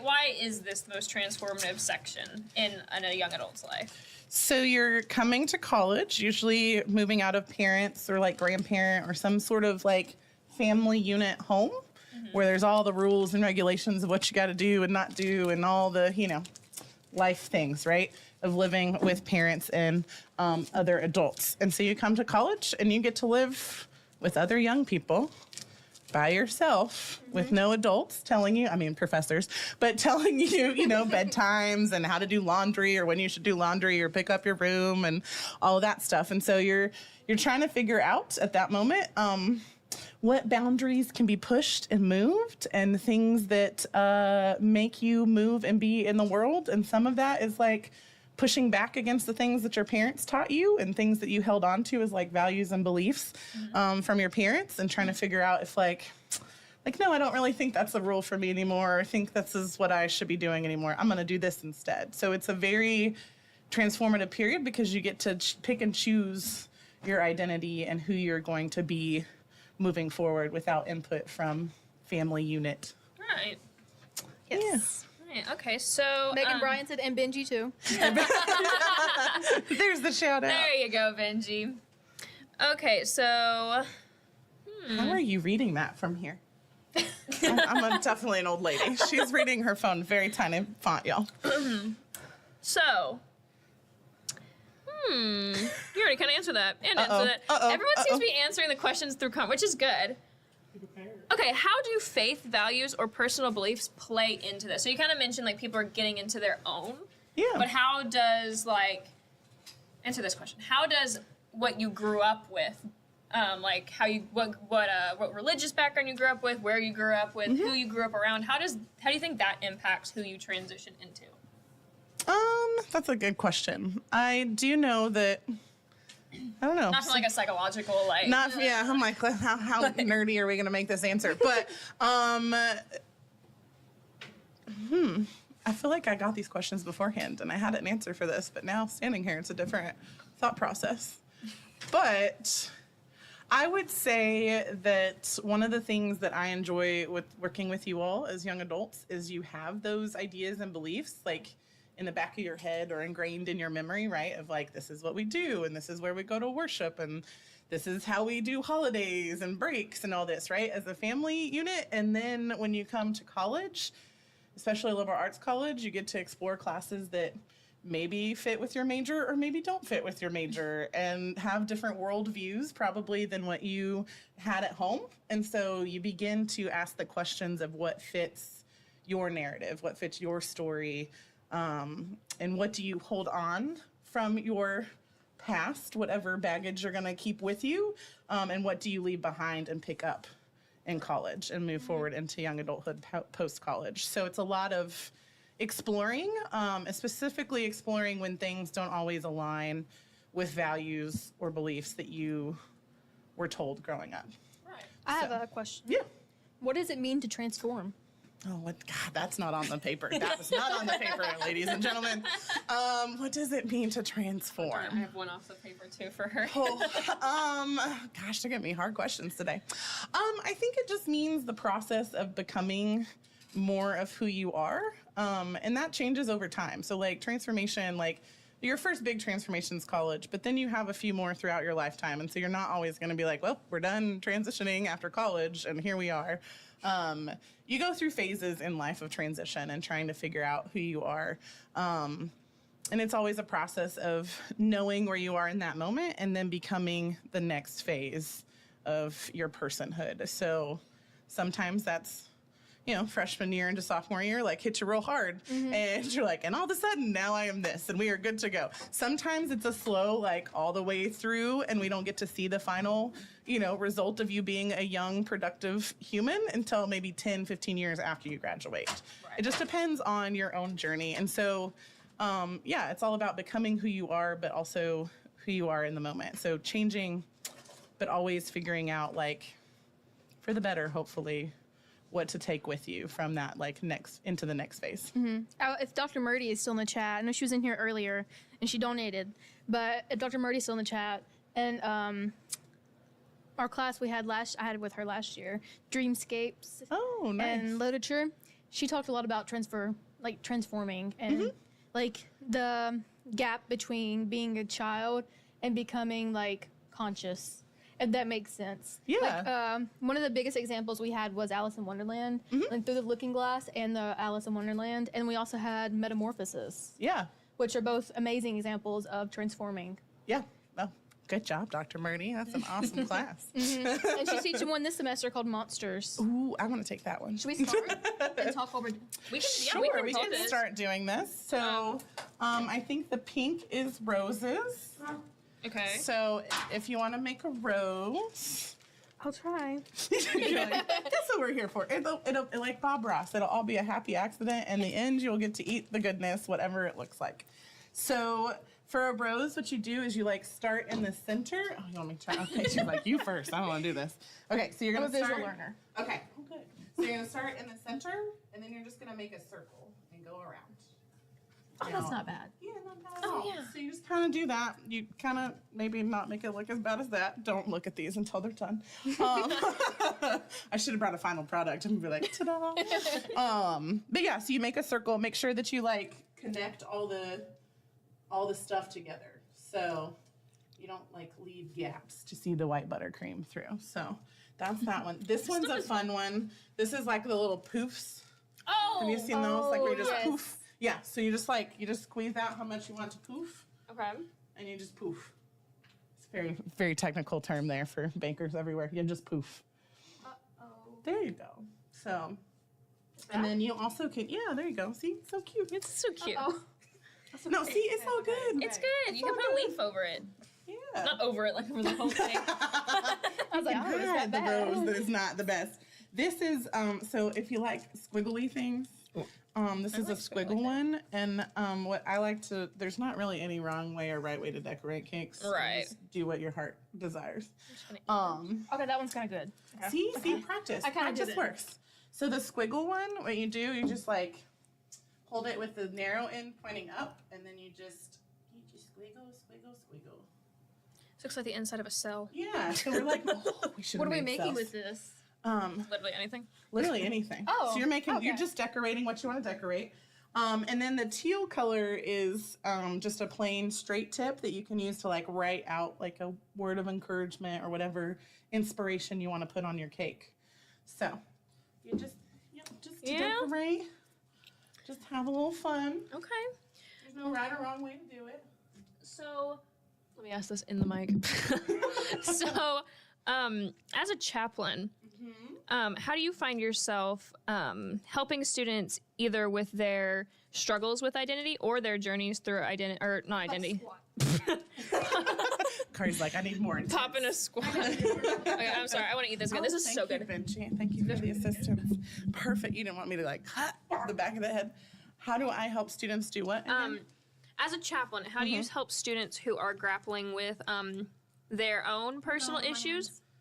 It really did. I thought I was making it easy and pain free, but it's still messy still. I don't mind. So how do I help navigate like transitions and things like that? Well, how do you help navigate transitions through their identity within religion? So a lot of students that come into Lion grew up religious, but find themselves not religious or having difficulties with religion. How do you help support students through that? Yeah, so one of the things I like about being Presbyterian is we like questioning and examining things. And so I think it provides an opportunity to talk about how some faith traditions don't necessarily allow for that kind of exploration. So Presbyterians love questions. We love questions. We probably fall in line a lot with our Jewish siblings in the like rabbinic rabbi teacher style of asking more questions and giving more answers. Yeah. And specifically the hard questions of life and faith and just everything. And so oftentimes when a student has those big questions, I just sit and listen. Then I usually have a good podcast or book or fun thing like that to offer along the way. but also allowing them the space for the first time, maybe to have that questioning begin to emerge and think things through. Some students come to me and they maybe they grew up in a more conservative background and they're in a like political science class. And they're really struggling with one of the things that they're learning in political science, and it's not matching the belief or identity system they grew up with in their own faith background. And so they're trying to figure out like what is going on. Right. And so we walk through how to hold that tension and knowing that that tension exists and that that tension is perfectly normal. And then just offer the space for a discernment time and a questioning time to allow the spirit to somehow work. The spirit's always going to show up, which is always a good thing. Yeah. And show up on time and in ways that we need, sometimes in ways we don't know that we need. And so for me, it's just allowing that space and that freedom to have questions and be okay that questions don't always have answers, which is a very scary thing for some people. As someone who likes answers, right, and as someone who really likes everything to be very put together, it can be scary sometimes. And I love working with young people because you all remind me that there's still no answers, and that is totally okay. Right. So, yeah. I'd say, yeah, no, because I've heard a lot of students say that, like, what I would typically think of when I'm, like, speaking to a chaplain, I wouldn't think of somebody who does teach. Oh, my goodness, that one was good. Look at you. That's pretty. I know. Don't look over here. No, I like Don't look over here, Cardiff. Don't look over here. Don't look over here. I was gonna do grass, but it looks weird. I kind of want to I'm making a mess of this green. It's okay. We got it. It'll all work out in the end. It'll Hey, be you gave delicious. it to me like that. It'll be I need delicious. some more of these roses now. Here, I will help fix it. I'll help fix it for you. It's a little hot. The temperature is it's a little warm. It's a little toasty. We'll just let her come back. Well, we to room obviously temperature. have a very diverse campus, and Yeah. so how do you work and adapt to students who might have different religious backgrounds than what you preach and what you teach? Oh, good question. So, chaplains, their role is to kind of just hold that space, to hold the space for the holy, as we like to say, to enter in, whatever that looks like. And that might be different than our own faith traditions. A lot of times it is different than our own faith traditions. And I often tell students that I'm not trying to make 50 of y'all convert to Presbyterian every year, and if we were, I'd be failing as a chaplain. So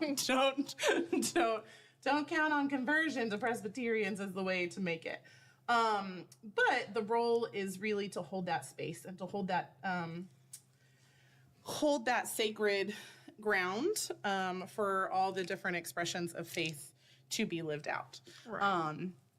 And sometimes that looks different depending on what type of student I am interacting with. So when I first got here to Lyon, my first day on the job, little young, naive, very young chaplain Maggie, I had a student who walked into my office as I was unboxing books and things and looked at me, told me his name, said that he really was glad I was here. He wouldn't be in chapel because he didn't believe in women preaching, but he'd be at Bible study later.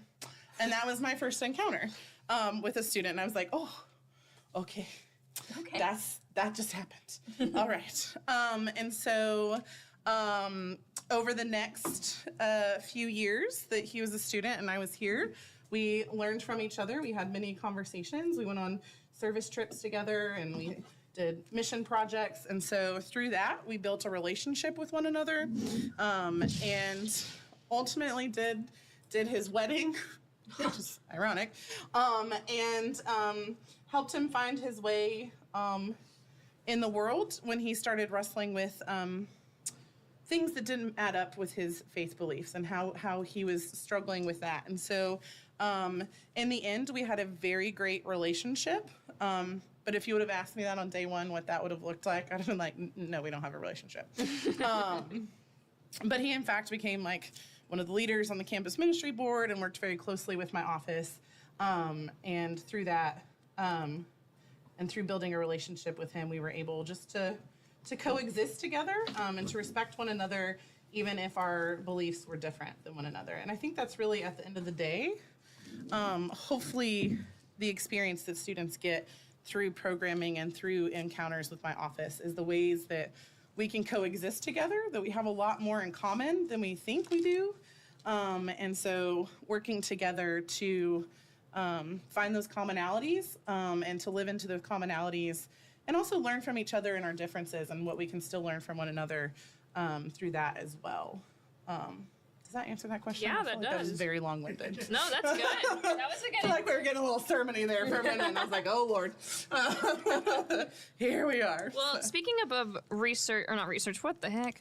Religious services on campus. Yeah. What religious services do we have on campus?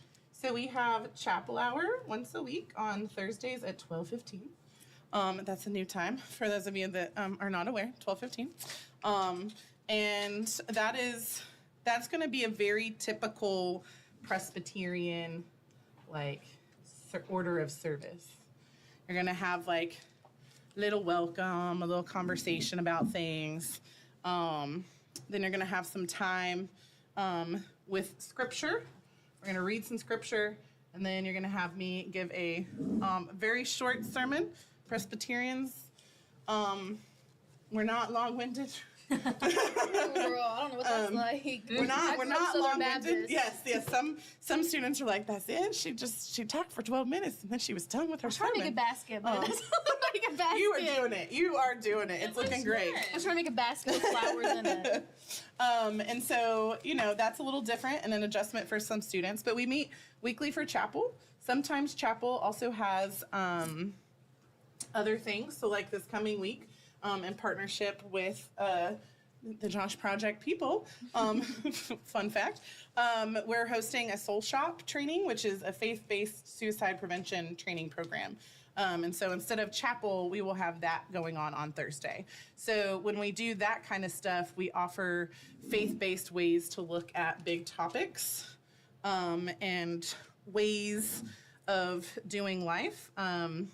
A lot of people, sometimes they don't realize that you can talk about hard topics in faith communities and not maybe just shove it all down and just, ignore it and rainbows and unicorns in faith, right? Part of Presbyterianism is that discernment process and those having hard conversations and meaningful conversations to hopefully grow in connection with one another, but also grow in your faith journey. And so we do things like that through chapel. And then I didn't realize how hot our hands would be as we're decorating. And they started out real great, y'all. The more that you look at where the heat is on the cookies, we begin to fall apart. But it's all great. I think Kari's just trying to see how much icing she can put on hers. I think I spelled psyched wrong. No, you got it. That's right. Yeah, that's right. Because I had to put the S there because I put P-Y. Wait a minute. Does that look like a basket? It does. Yeah, it does. Okay. It looks like an Easter You got basket. it. You got it. Okay. You got it. Okay. But yeah, so we have chapel. We do Holy Grounds, which is a weekly time to meet with me for free coffee. When you do that, sometimes we have a Bible study with that. Sometimes we have conversations around things. We did one on the Lord's Prayer before. So we just kind of talk about those big question things. But oftentimes my office is very organic. And so when we do programming, I know that's stuck. Don't worry. Okay. I saw it earlier. So Okay. I thought it was I don't me. know. No, it's not you. The plastic has come through it and it's going to be a whole mess. We can open it though if you want, and then you can. I'm just going to keep on putting pink on this basket. There you go. Put it in a chokehold. Hold up, Carly. Or not Carly, Kari. I'm sorry. But yeah, so we do all sorts of programming to ask those questions and to give y'all space to explore. And we always take input. So we've had students that want to really get into what was the thing we did one study? Oh, about social media and how social media is, right, like always positive. And how there's always this like positive notion, but we don't really post the real stuff in life. Right. And so last year we looked at, there's a book by Cade Bowler, who's a theologian, who works at, I think it's Duke. Oh, let me talking to my mic. I'm so sorry. Works at Duke. And so she wrote a book called Have a Terrible, Beautiful Day. And she talks about how on social media we have to be honest with ourselves and what we're posting. And so she did it was a really good guide for us. She's like, I'm going to stop before I mess up my cake anymore. I saw this thought process happening. Yeah, use your finger. And so, so we spent a semester looking at how to be honest on social media together and like how our faith can compel us like to post like, hey, today was not a good day, but here's what I'm holding on to in this like not goodness, or like here's the reality, like it looked like this cute little thing, but in reality it might be smearing the cake icing with my finger today. I don't know, things like that. So we just kind of take y'all's lead when we do programming, and find ways to have y'all have that space exploring all the big things and feelings and questions of life. I like that's that. so cute. I like it's it. Like a basket. It's a basket of flowers. Yeah, I'm glad you see it. See, that's what it's supposed to be. Benji's telling us to wrap it up. Okay. It's all good. Here, do you want to show off our cake? It's all over my hand. Sure. Where the camera there? Which camera? Which camera are we looking at? You want me to go first? The one in front? In front of us. Okay. These are our cakes. Here we go. There we go. Wow. We Wow. did it. I actually got pretty good at those roses, honestly. I like your roses. Just don't I'm look gonna too move close this to way. mine. Don't look too close to mine. Kari goes, it's abstract art. It is an abstract basket. I like yours. We can throw them back in the freezer because they. It's true, and then it'll reset. Yeah. And then it'll get firm, and then it'll look like a basket. Yeah. Well, Maggie, do you have any I got it all over my hands. I really did. I love it. It tastes really good though. It does. There was a Zeppelin hair on my hand. Oh. He's not even here. That's the story of a pet owner for sure. Where did that hair come from? Where did that hair come from? Do you have any kind of closing remarks about faith or anything that you want Lion students to know about your office specifically? Oh, good question. Do I need to go directly to the mic? Yeah, Can you hear probably. me? We'll Hello? look right at I'm just you. going real awkward here. Just, hello, this is Maggie Alsop on NPR. No. Get Maggie Alsop on NPR. Yeah. I would say that my office is here for y'all. It's an office of exploration and discernment. And that's not just discernment around faith things. That's like, should I be doing this with my life? How do I find meaning in my life? Those kind of like, big questions that don't necessarily revolve around faith, or that faith might not play a big role in for you. My office, while is, this religious establishment, is more for the space for you to figure out who you are and who you're becoming. And that happens through a lot of programming and through a lot of coffee and food related things, obviously. And so that is what I'm here for. So anytime there's that question you have, just about anything really, I'm available for that. And that we don't always have it all figured out as adults, so don't panic when you leave Lion. When you graduate and move off into the real world, like, you don't have to have it all figured out. That life does change, and there are multiple transitions in your life. So like, moving on from Lion is just one of them. So you're gonna have more in your life, and not to stress when that happens, and to know that Lion hopefully has given you all the tools to figure that out, and given you the toolkit to go out in the world to make your mark and to figure out who you are and who you're going to become. Yeah. So.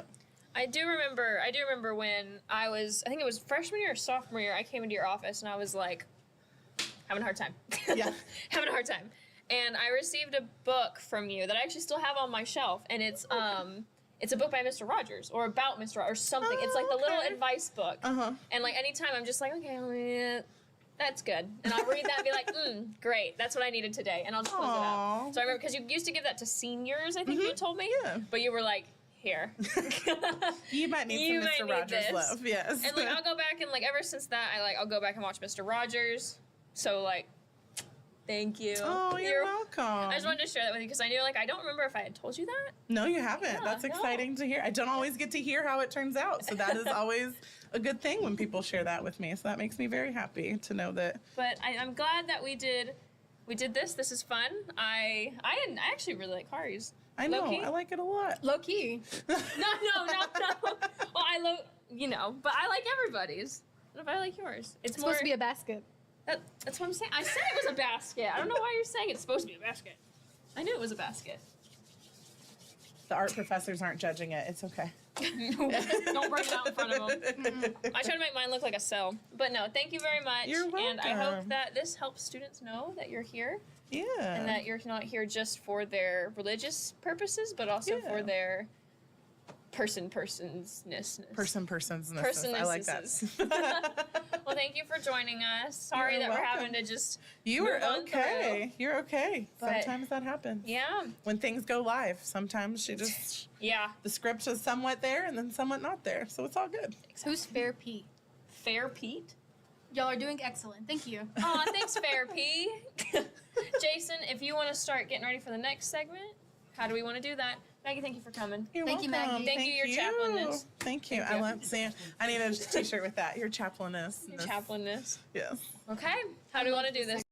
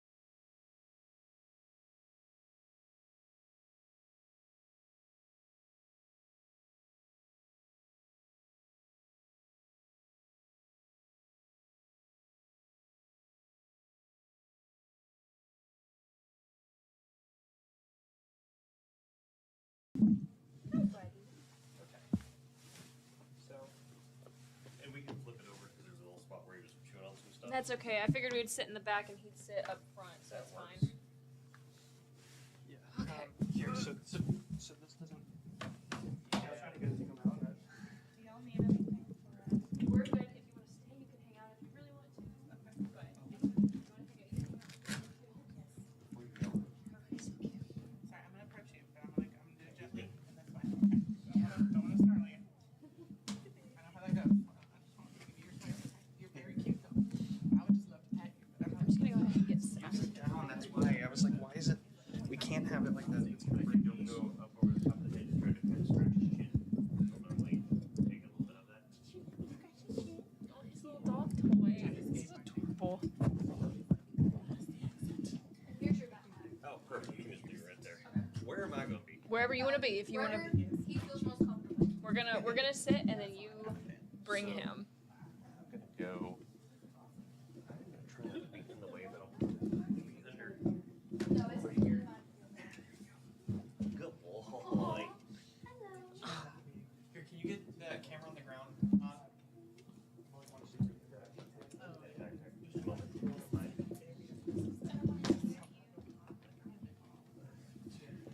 Oh my goodness. Yes, you can. Here you go. You might need that. Oh my goodness. Oh, is that your toy?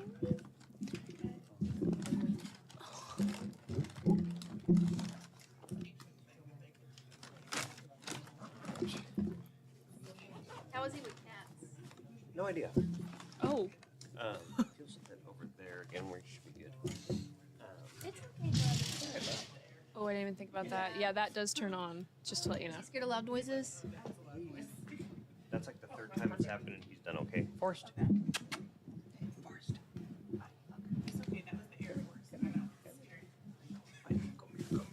Here's your little toy.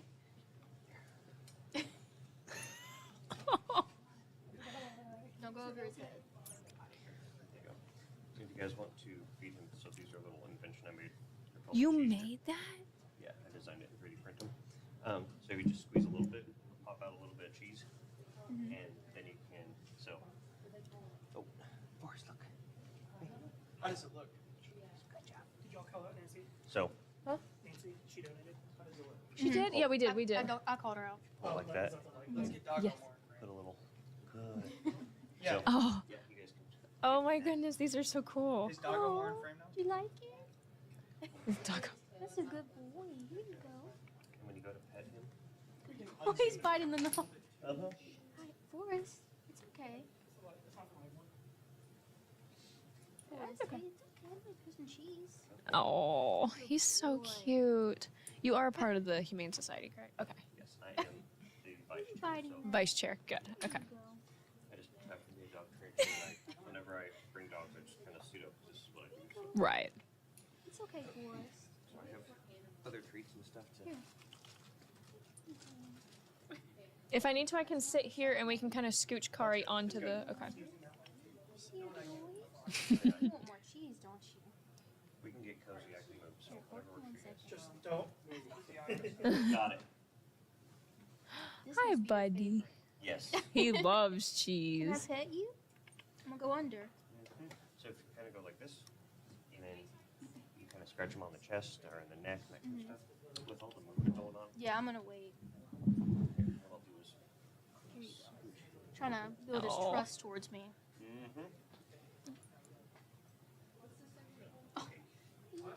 Positivity. I love that. I do apologize that it was No, yeah, I knew. I found out this week. kind of last minute. I found I was doing it today, so I will. I have no idea what the questions are. I read through some of the stuff. You're so good. Oh, So, good boy. My boyfriend just said in the chat, Kari is the queen of overfeeding animals. I'm trying to build his trust. He's very scared right now. Hi, buddy. And he likes his cheese whiz. Do you want some cheese? He's like, oh. It's okay. This is such a cool, like, little contraption. This is so cool. Yeah, once we get started, I'm actually gonna like mention that you made that. Yeah. Thank you. Here, Forrest. Forrest. He's not gonna get you. You got cheese. Oh, good boy. You want the cheese? Oh my goodness. Okay, I'm not gonna give you any more for right now. But I I feel like will. I've given you a whole bunch. Okay, maybe just a little bit. If you reach out to pet him, you can pet him all the way up and down. He might actually roll on his side and kind of expose his belly because he likes belly scratches. But there's a lot going on. You can kind of see in his eyes, like, I'm not so sure. Yeah, he's not sure about that. But it's all part of the training process. So it's okay to get him a little. Is he a golden? A retriever? He's a maybe that and a Pyrenees mix. Yeah, I was about to say he feels Pyrenees. If you look, he has rear dew claws. Oh yeah. Oh Which hello.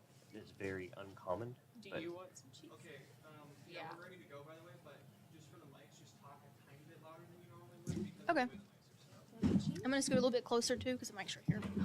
Push this back just a little bit so you Okay. lean up against it. So it doesn't, Okay, buddy. There you go. there we go. I don't want to slip back and Okay. do one of those things. Now you can reach out and yeah, go ahead. It's okay to try to pet him as long as you don't go from over the top. He's gonna be okay with it. Yeah. Yeah. He's gonna be He sort of loves okay that with it. cheese. Mm-hmm. Want some cheese? That and spam. Those are the two. Oh, I love spam. Want some cheese? Okay, I'm not gonna give you any more after this. I mean, I will, but not right now. Because I don't want you to eat too much cheese. Lick all of it. Oh. Hear the chomp?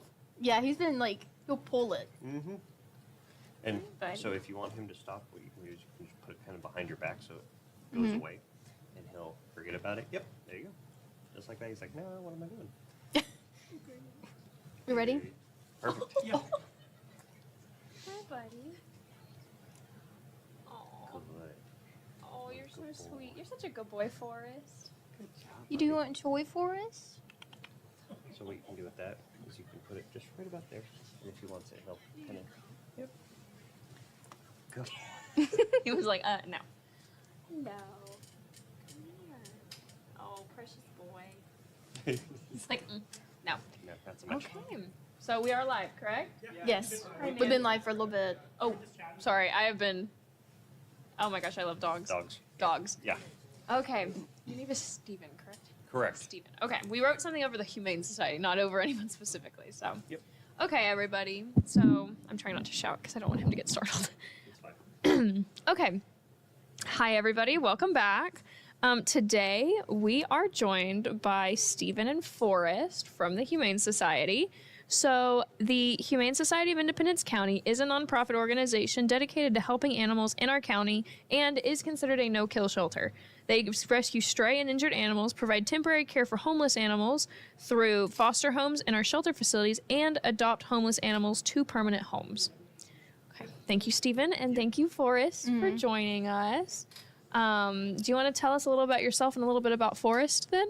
Yeah. So I am part of the Humane Society. I'm on the board, and I'm actually a dog trainer in the community. That's kind of what brought me to start helping the Humane Society.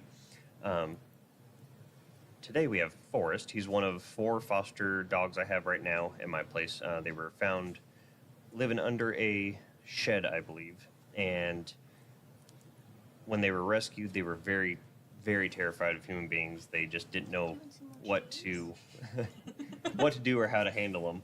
So my wife and I took them in, and we're working with him and his 3 sisters to get them used to human interaction and not be so skittish about everything that happens around them, to try to get them adopted out. Forrest is available for adoption. He is at a point where he's ready to go. It's just going to take a little bit more work from the people in his forever home to get him to a normal level of acceptability when it comes to human interaction. He does love snuggling. If you are laying down, he'll curl right up next to you to go to sleep with his nose touching you. He'll sleep on top of your pillow. It's just when you're a little bit taller than him, that's when he gets a little scared. His 3 siblings look completely different than he does. So there's one that's black, there's one that's kind of like him, just smaller. He's about 5 months old, about 50 pounds, so he's going to be a really big boy when he fully grows up. He's such a sleepy boy, and I guess that's why that kind of makes sense about the Pyrenees that you mentioned. Yeah. I was like, Yeah. Okay, well, very cool. So, oh my goodness, I'm sorry. I love him. He's so cute. Aw. He also really likes cheese. And Kari, you want to talk about these little thingies on the cheese cans? Yes, I'm gonna take another picture.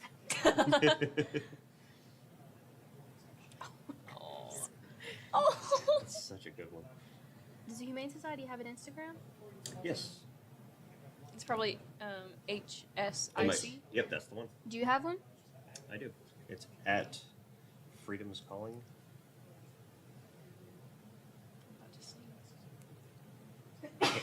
Kate. Yep, the paw right there, right by the blue paw. That's me. All right. Aw. This is our podcast Instagram. Okay. So if you guys see, I don't want to talk too loud and scare him. On our Instagram, on our podcast Instagram, I'm tagging in the Humane Society, and I'm also tagging Steven's personal, well, not personal, but his Instagram that he trains animals with. Okay. There you go. Posted it. Oh, he's so sleepy. Okay. Okay. So. I'm just gonna pull it out because his eyes are closed. Steven actually this is a 3D, you made a 3D print of this? Yep. And it is, you just hit the cheese and it goes right here, and Forrest will lick it off. It's his favorite treat besides Spam. Yeah, so if you dose out a little bit of cheese, You just go like that. hold it down at his nose, he'll probably sniff it. Hey, Forrest. Forrest, There you go. there you go. You want some cheese? Good boy. He He'll wake woke up up for for cheese. that. Oh, yeah. He wanted that cheese. Oh my goodness. So what inspired you to make this? So, I actually had a client that has some arthritis in her hands, and she hated the smell of Spam, so I was trying to find something that she could use as like an easy training treat. And I decided that, I'd be able to make something like that. You could move it from, cheese can to cheese can, and it works on anything with that sort of nozzle on it. Went through 3 or 4 iterations of it to make it, sturdy. It's made out of food grade plastic. You can even put it in the dishwasher, so I wanted to make sure it was, easy. You can put it in the dishwasher? That's very cool. Absolutely. That's good. That's very cool. So yeah, it was kind of an accessibility thing. I want to make sure that everybody had an opportunity to use what I use for training, and this was just the best way to do it. Now, I've handed out probably a couple hundred of them over the last year, and I have to print some more just because they are so popular and people want, all my clients love them, and as soon as they, break after 6 months, it's like, all right, here's another one, because they get used all the time. This is such a good training tool too. My mom put in here, Kari the Animal Whisperer. Oh, I don't think we've introduced ourselves. I'm Kari. I'm Hannah. Nice to meet you both. Sorry, when you bring a dog in. I kind of stopped trying to introduce myself when I have a dog with me. It's just like, here's the dog's name, and I'm the human. If you need me, just say, hey, guy.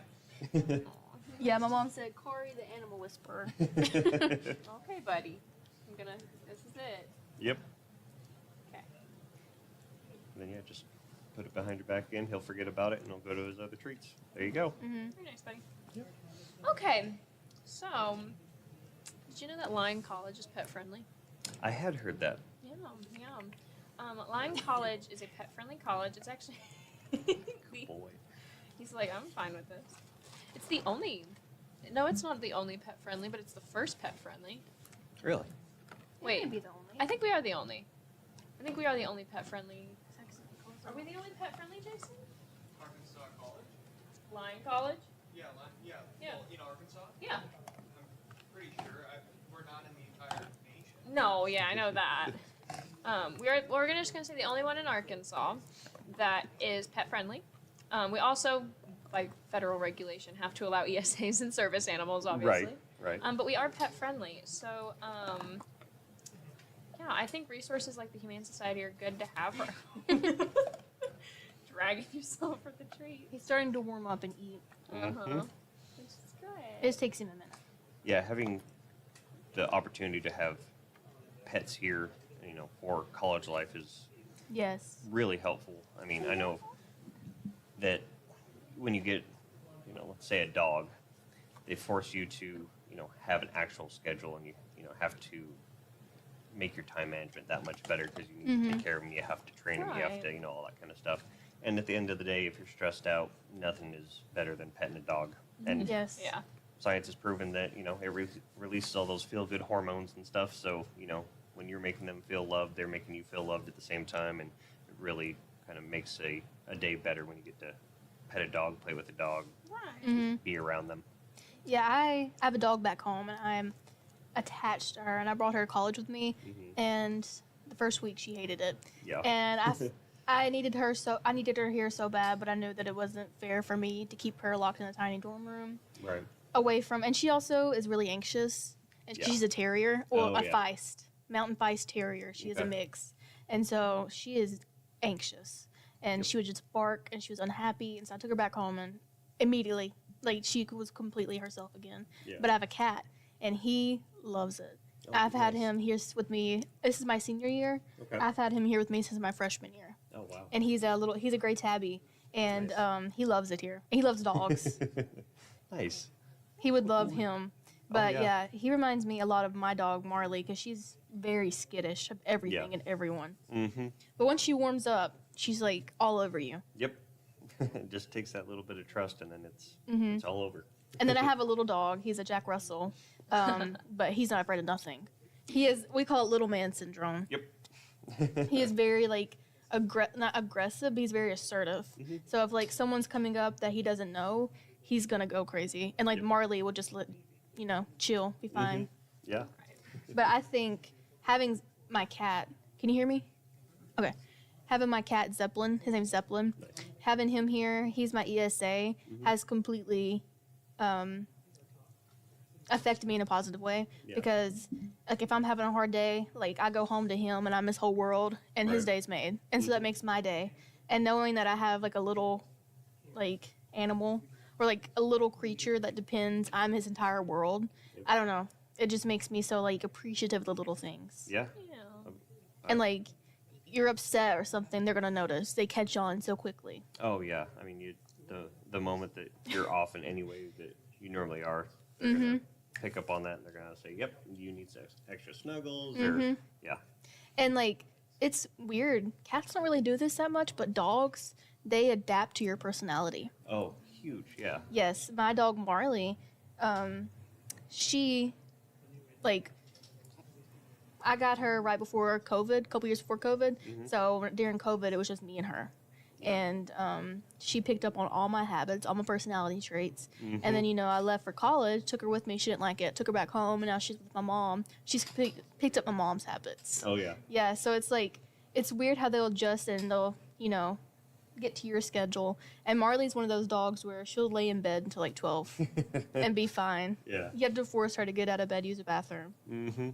Well, and with dogs, one of my things I always like to tell, anybody that I meet when I do have a dog with me is, try to live like a dog.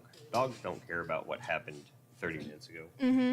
They are going to have, some trauma, that kind of stuff from really bad experiences. But beyond that, they live in the now, in the moment, in the, what's happening in front of them.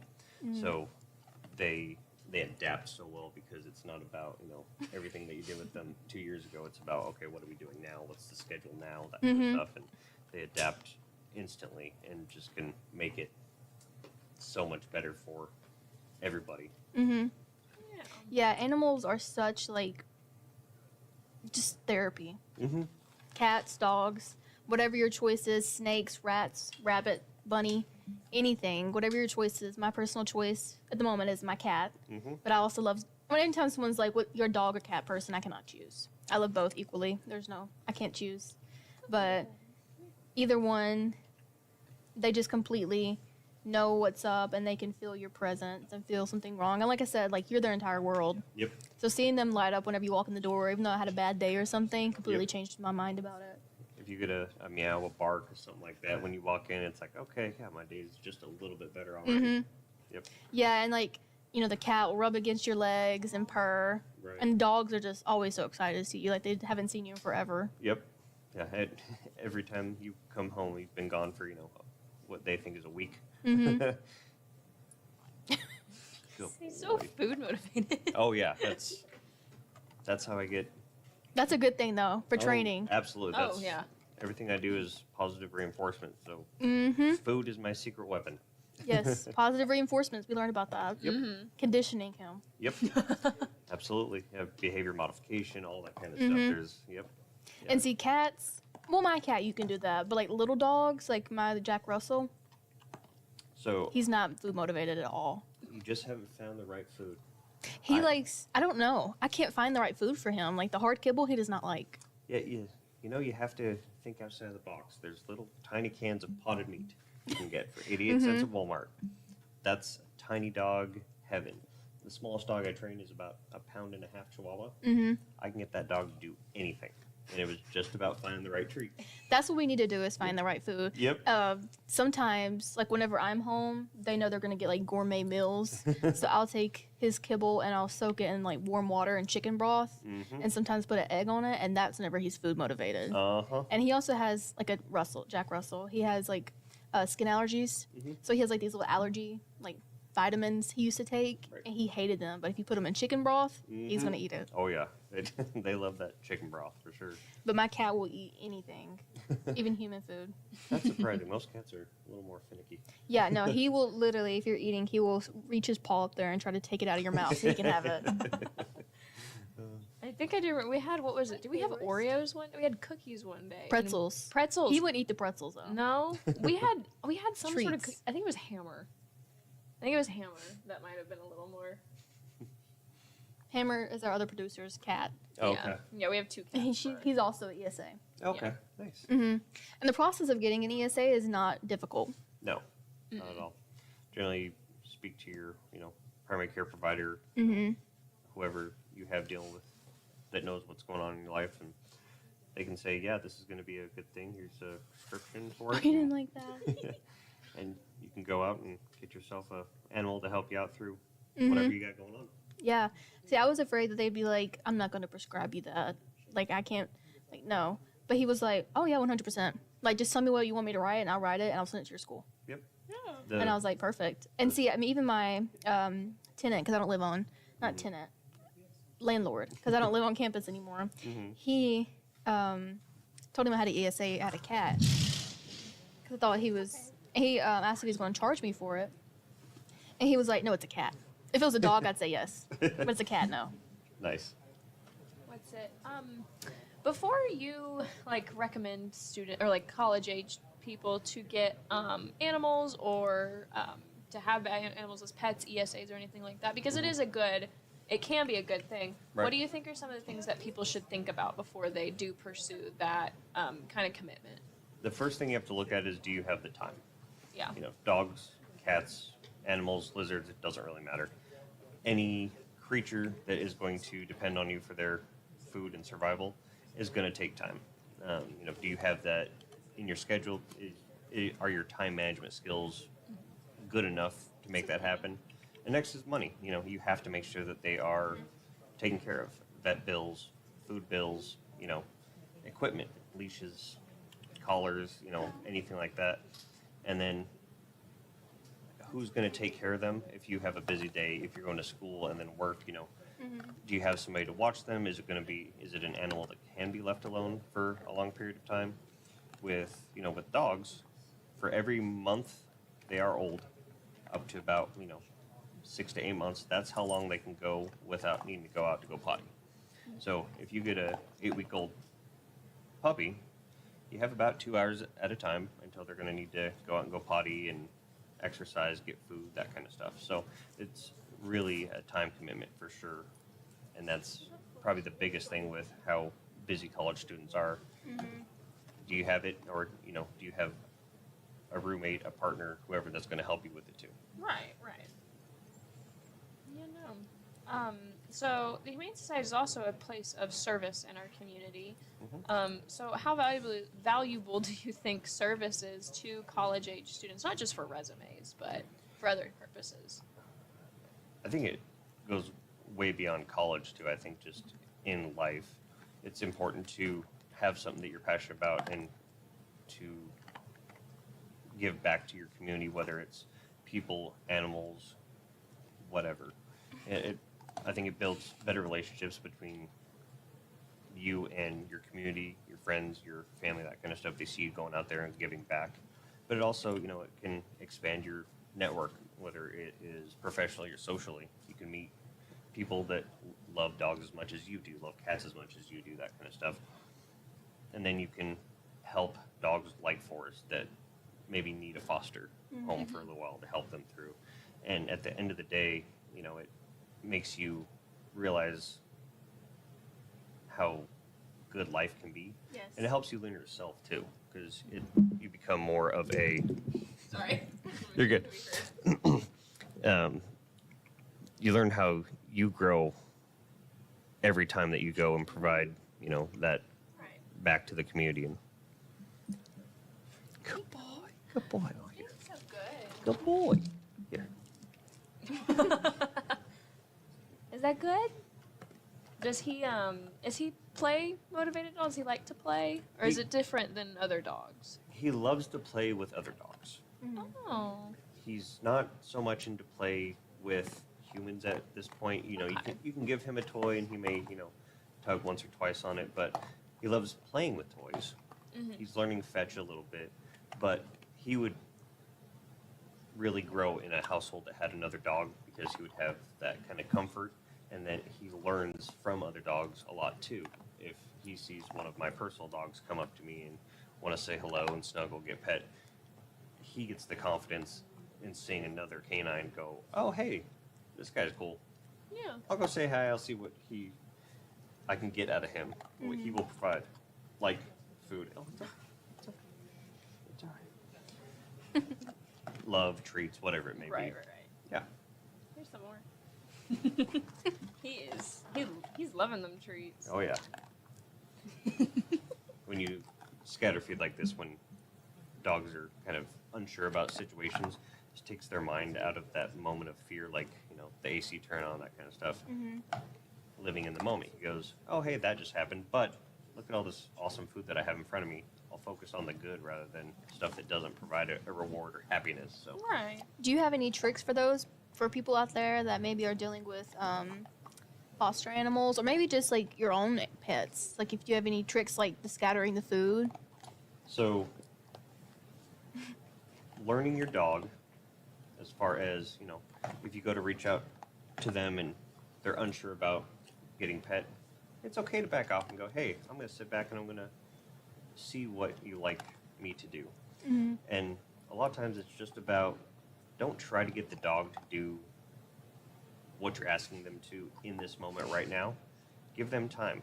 Give them time to learn you. There's, you know, it's going to take months for a dog to really understand you and how the house works and that kind of stuff. So instead of forcing it to be, hey, I really need to get him to sit, build that relationship first. Let that...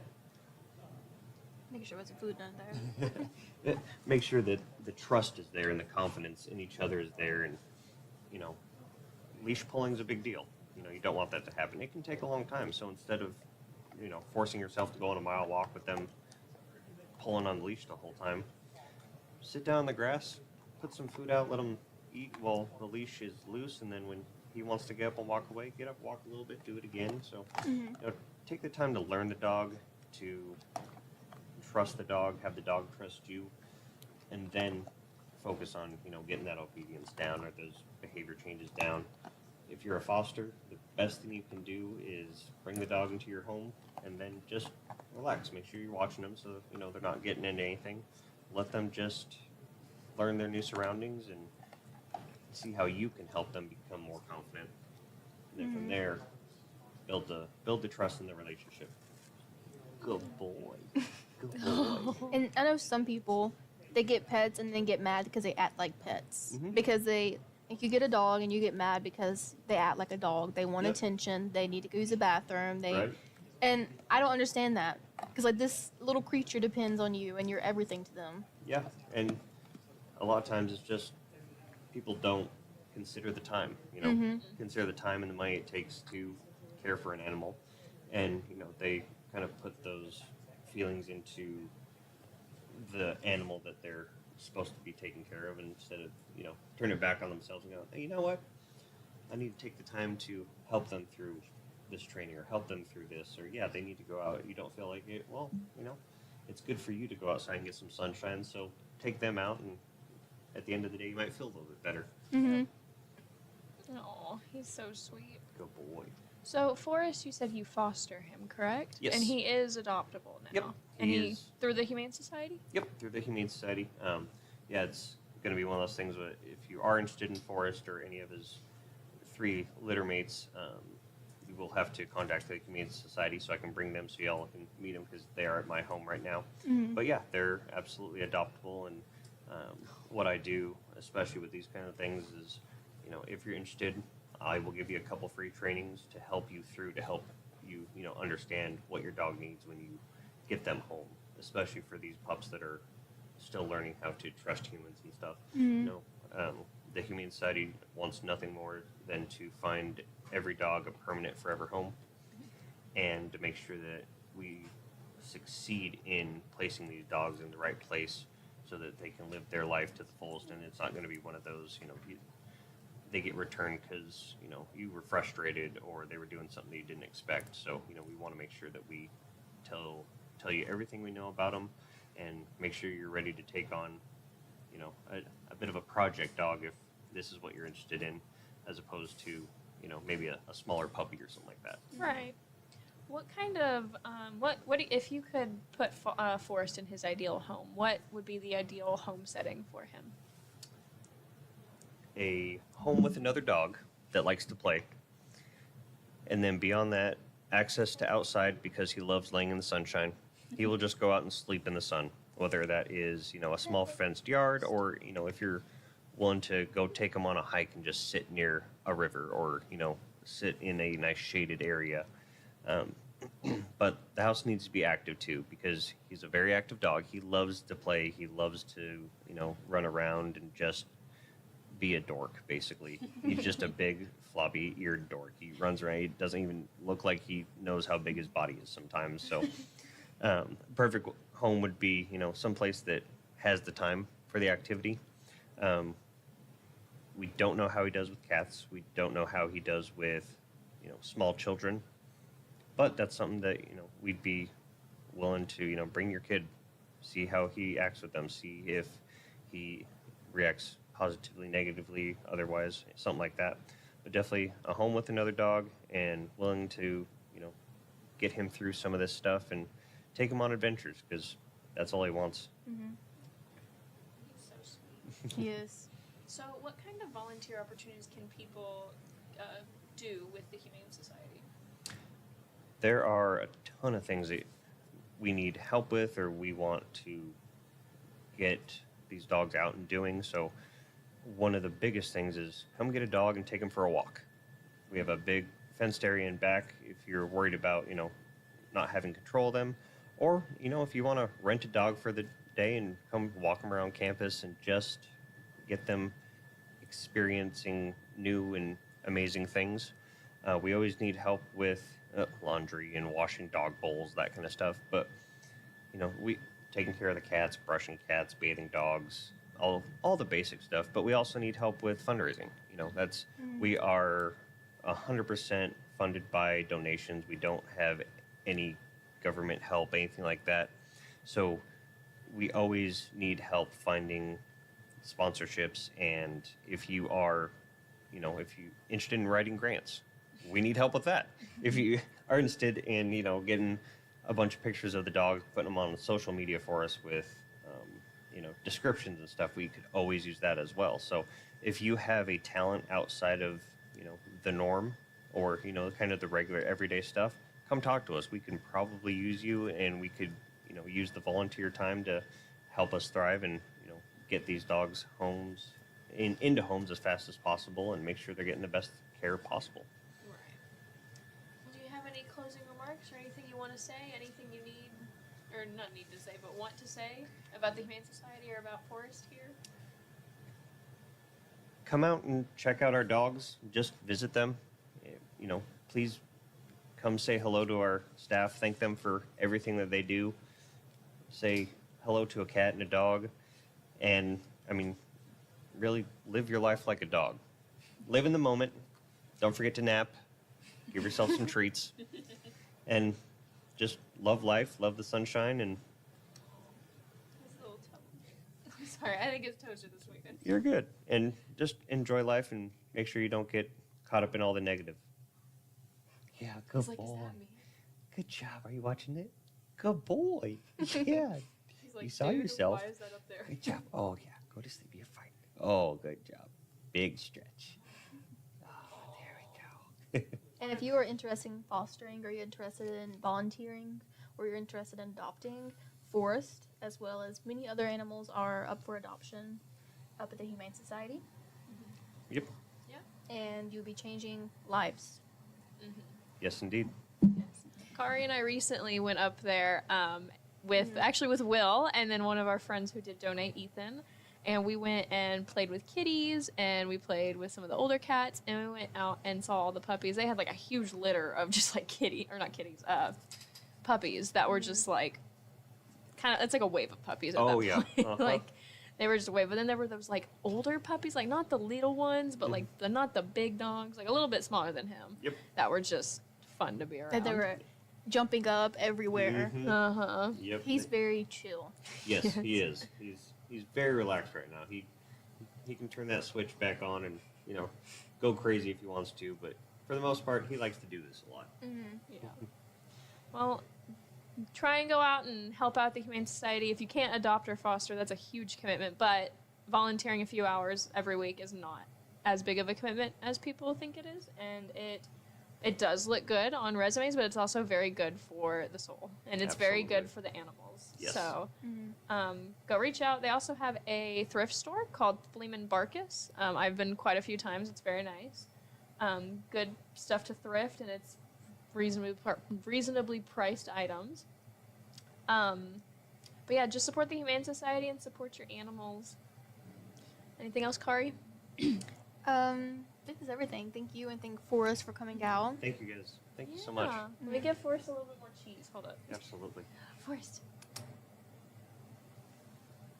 Yeah. Yeah, you want some cheese? Good boy. Okay, you gotta go get some cheese from Kari, too. Okay, that's it. Here you go, Forrest. There you go. Oh, good boy. It almost went up your nose. Thank you, guys. Thank you so much. I don't want to move too quick and scare him. Yeah, I don't want to move too quickly and scare him. You're good. We'll sit here, and then you guys. How about that? We'll do that. Sounds good. Bye, Forrest. Oh, no. Come on. I thought you were about to show his tummy. I was like, oh my goodness. It's okay, Forrest. Okay, let's get his stuff.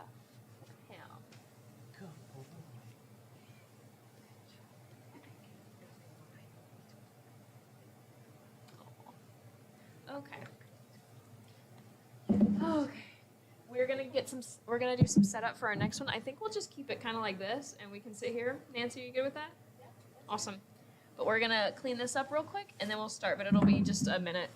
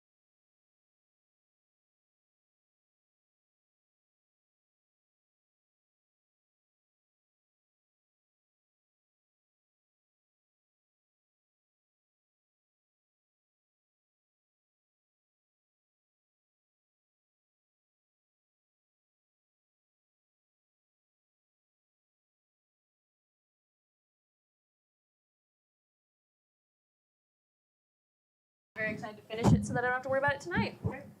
Actually, So- I think I'm gonna stay in here and lay down the floor over there. We're almost ready for you, and then we can. But I don't think we have a break. What's the break? Mm-hmm. Why is it fighting me? Hey, Jason. Yeah. You have it the wrong. And then Dr. Robert. connected to Just gonna have the- him on. Oh, and then that's Gordon, Carly, for the. and then we're done. Yeah. Thank you. So there's these We're little at a things in there. Standstill donations. Yeah. That's okay. We've raised a bunch. Yeah, I'm not. Our last one was Nancy Love. Yeah. Thank you for your donation. I'm not sure if you saw us saying Yeah, that. I did. I did. I was able to tune in. Y'all were talking to Cody at the time. I was able Yes. to tune in finally, and I've been following it. It's been going great. Oh yeah. Zooming the morning just as well. We already hit our goal by like 11? 11. Yeah, when I first clicked in, y'all were at 3,057.97. I don't know, and I was like, Mm-hmm. Now we're at 4,409.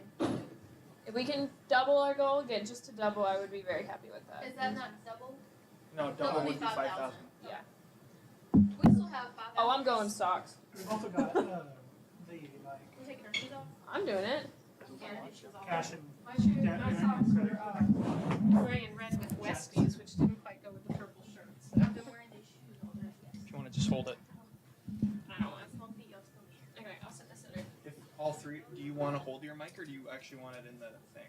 You might want it in the thing because we're going to be doing some arm movements. Okay. At some She might point. need to be the only one talking though, because if we're gonna be doing it, are you okay with that?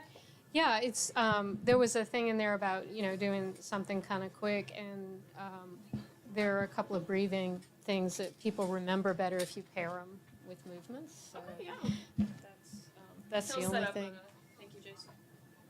The washer, the things are up there. I put them next to the monitor. I need to be more grounded. My feet need to be on the ground. And I saw your comment telling Cody to push the meeting. Yeah, I heard you say that. Well, it's just everything happens. I mean, there's so much going on this campus. It always cracks me up when somebody says, "Oh, there's nothing to do," and I'm like, "Are you kidding me?" Yeah, he was like on Wednesdays, and I was like, "Well, I have Tai Chi, so we gotta change." Yeah, and there are a lot of things that go on at 7:30, so 8 is a good time. And when I was a student here, I was on. It was something else before it was Spectra. I can't remember what it was, but then they changed it to Spectra, so I was a member of that. And all the meetings were at 7. And when I was on the mortar board, and there were just too many things going on. And at that time, the gray house where IT is? Yes. Okay, so that was the Spectra house. There was a house? There was a house. So they did this thing where they had people, they had 6 houses, and if you could come up with a theme for your house that they deemed appropriate and worthwhile, you and those of you interested in that could move in together. So, it was Gay Straight Alliance is what it was called, and then they changed it to Spectrum. So anyway, that was the house for them, and it was like a rabbit warren in there because there are all these little hallways, and it was awesome. I think the road still does that, or if you have a common interest, Yeah, still common have common interest. interest.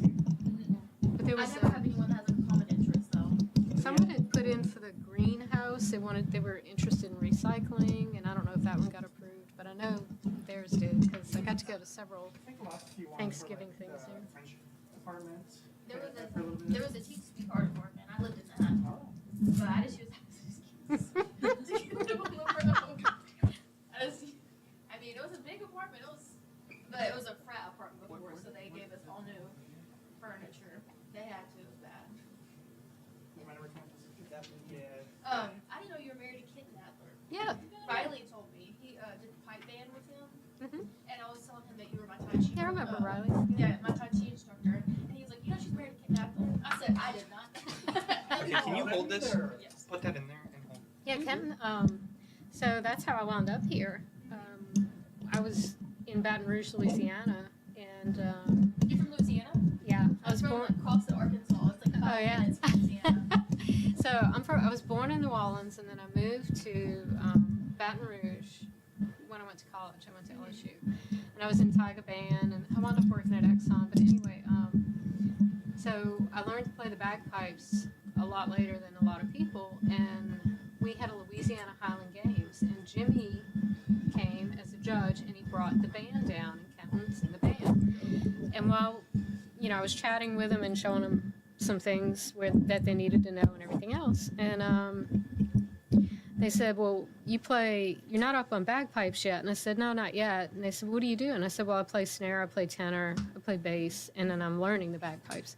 And they said, well, we need a tenor drummer, because they wanted to go to the World Championships in Scotland, and they only had one tenor drummer, and you had to have two. And the one they had, they were worried they wouldn't get enough people anyway, because she had to be on the snare line.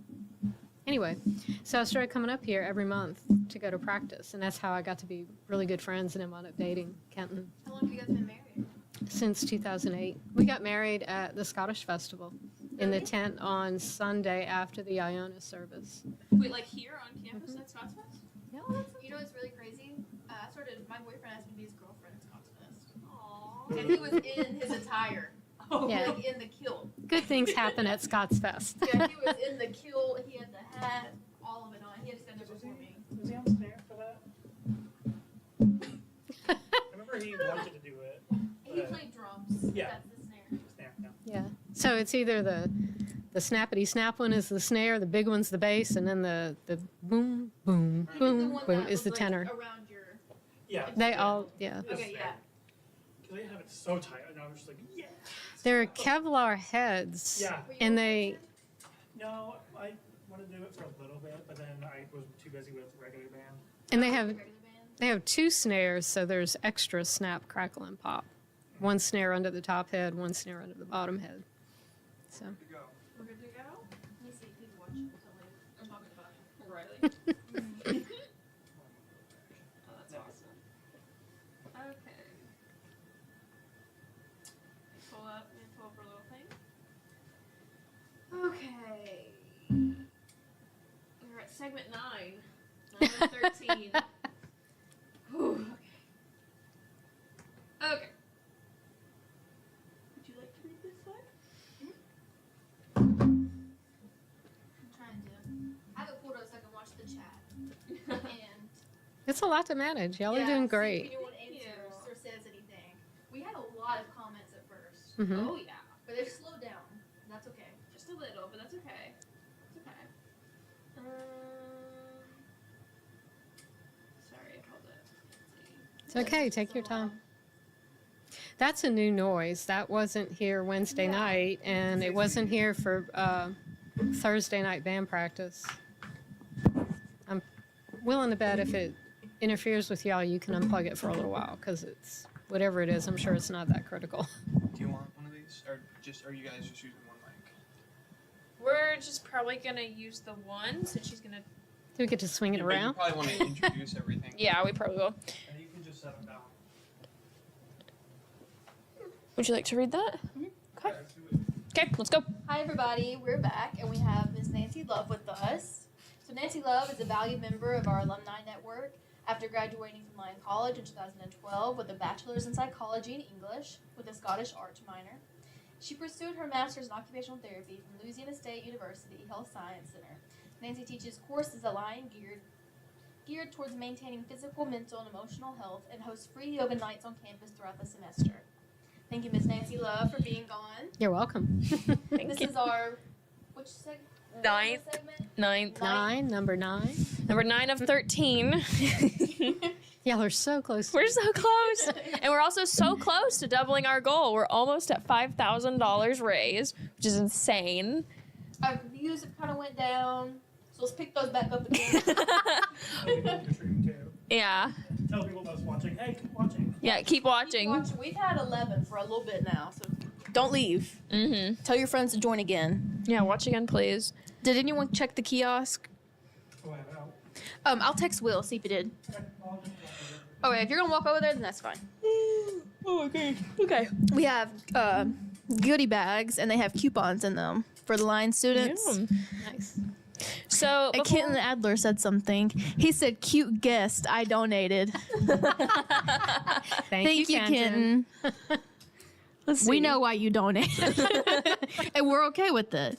It hasn't popped up yet. That's okay, Kenton. It'll come in soon. Don't Yeah, worry it hasn't about popped up yet, but it'll show up soon.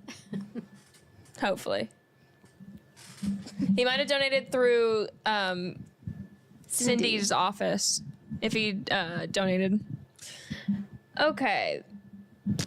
So before we get into practicing any sort of like wellness or anything that you would like to teach us, let's just talk a little bit about why you decided you wanted to host these kind of nights at Lion. What inspired you to do this? When I was a student here, there were free yoga sessions on Wednesday night, led by Alan Dodd. She was a student at the time, later became Dr. Alan Dodd, came back to teach here for a little while in Schramm's position, and then she went off to other things. But she was teaching yoga, and I made it whenever I could, and it was such a good stress reliever. It was fun. It was something totally different. And sorry, I did move around. It was totally different, and you were there for just a little while, and you were totally relaxed, and it was just a good group of people.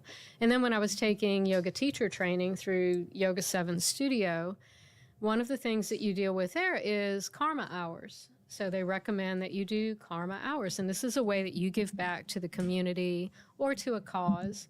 And so when I found out that free yoga was not happening here on campus, but there was a new push for, student mental health was always important, but now there was a more concentrated effort towards it. I mentioned that it might be a good thing to do it, and then I agreed to do it. So, and it's been great.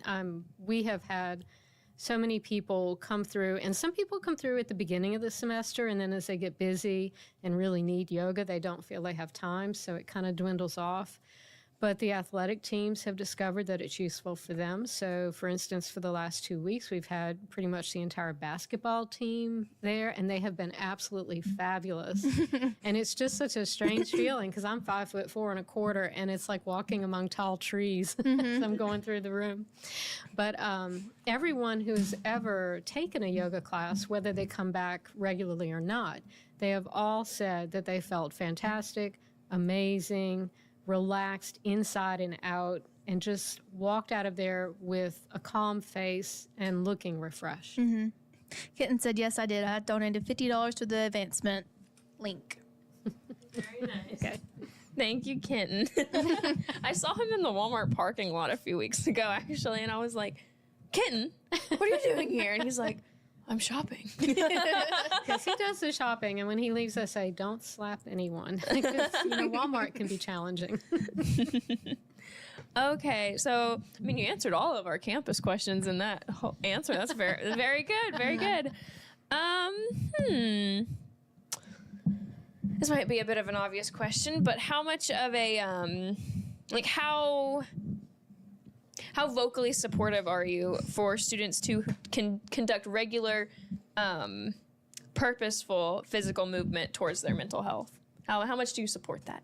100%. So when I came to Lion and I was like, wait, I have to take gym class? What's that about? And then I realized it's about the fact that it's balanced. Just like a liberal arts education is multifaceted, but it's all connected. So is your physical health. And you're working hard here, and you need to take a break, and you need to do different sorts of play. And exercise is a really good form of play that just happens to be really good for you. And you have to manage your mental stress, your emotional stress. College is huge. This is a big transition, deciding to go to college, especially when you're away from home. So there's a lot to contend with. And there's a lot of really good stress because it's exciting and new and all these opportunities.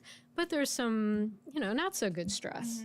And you need to be able to step away and take time. So physical activity is good for so many different things. And if you do prioritize your health and make sure that you're getting some physical activity in, then what you're doing is not only relieving your stress at that moment, and relieving your emotions at that moment if you need to express.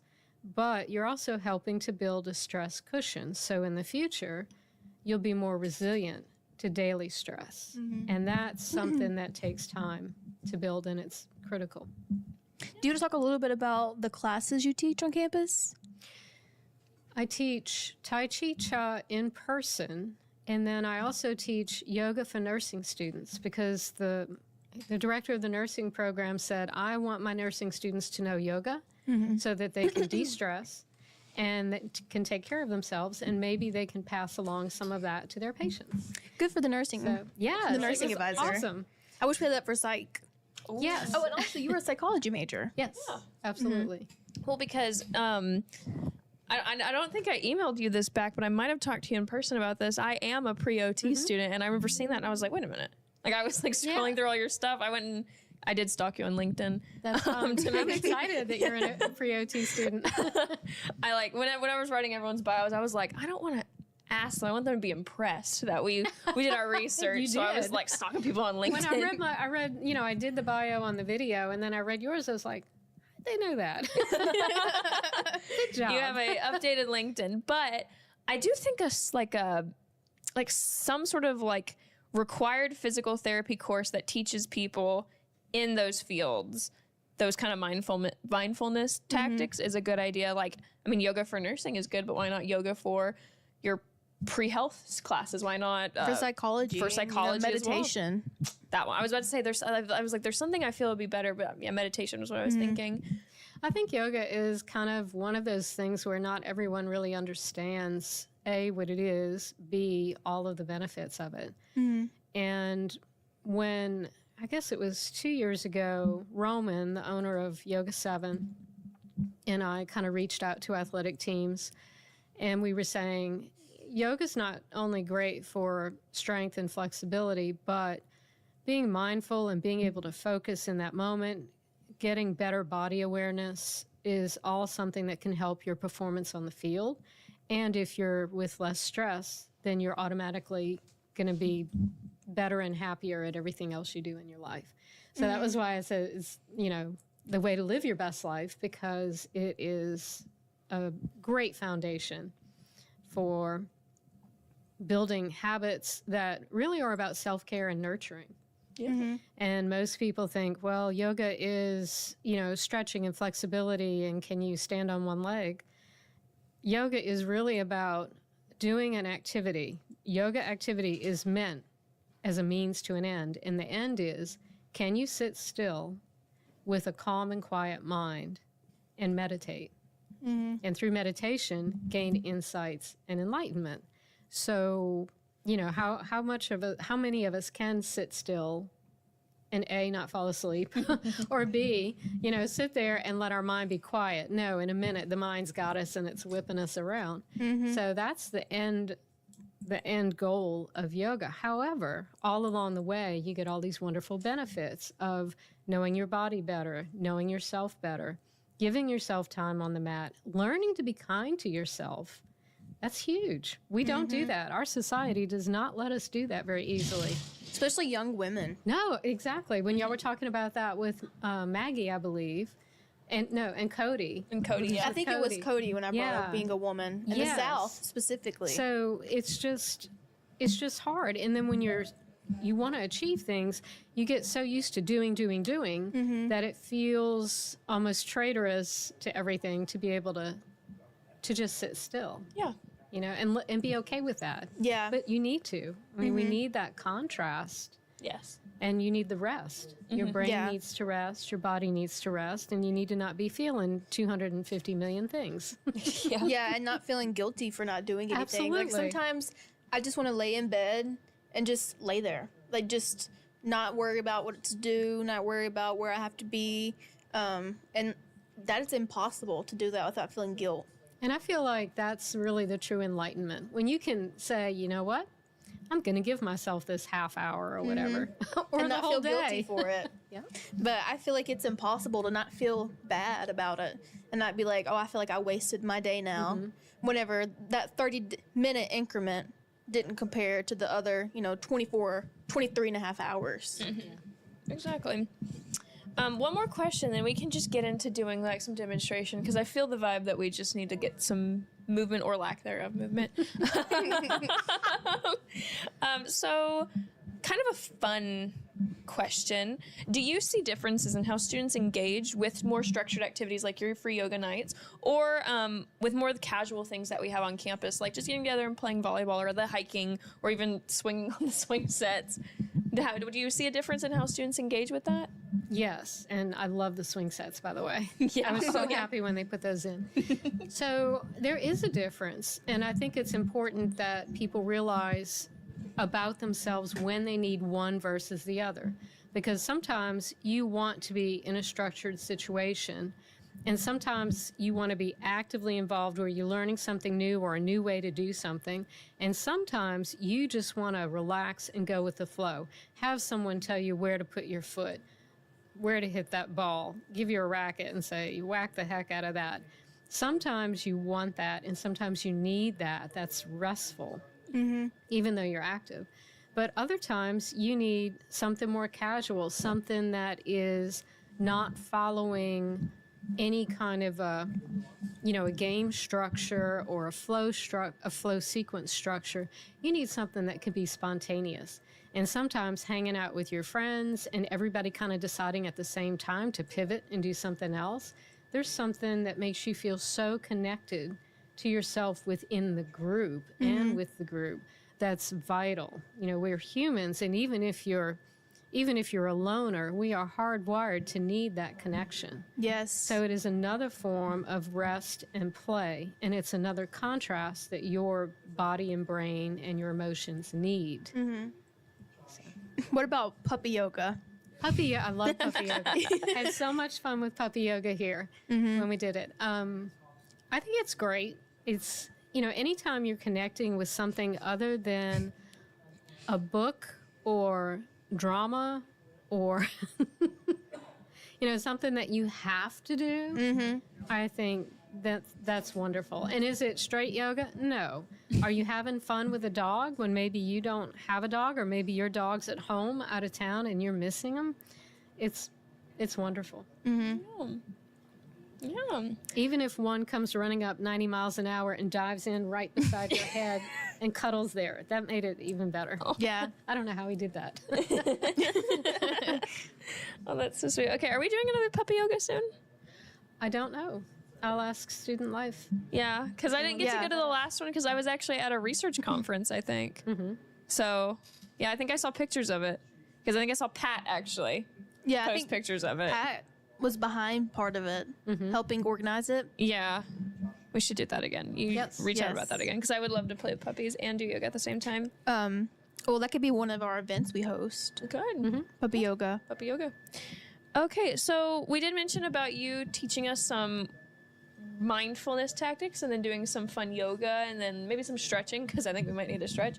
I was thinking y'all have been going at it, so I think it would be a good idea to do something to help y'all switch channels for a moment. Yeah, so do you want to lead us in that, or? Sure. I was thinking that it would be good to actually use the chairs, although we can stand up and do a stretch later. Yeah. But I think it might be helpful to figure out that if you're in the library or you're in a study room at Derby or whatever, maybe you don't want to get up and do a full-on downward dog sequence, but you need to take a break, because even though you've just been sitting there, your position has been static and it's been a long time and your brain is getting tired. So taking a moment to do something physical allows it to switch channels for a little bit and can make a big difference. Yeah. So if I can push this out of the way. Yeah, I got you.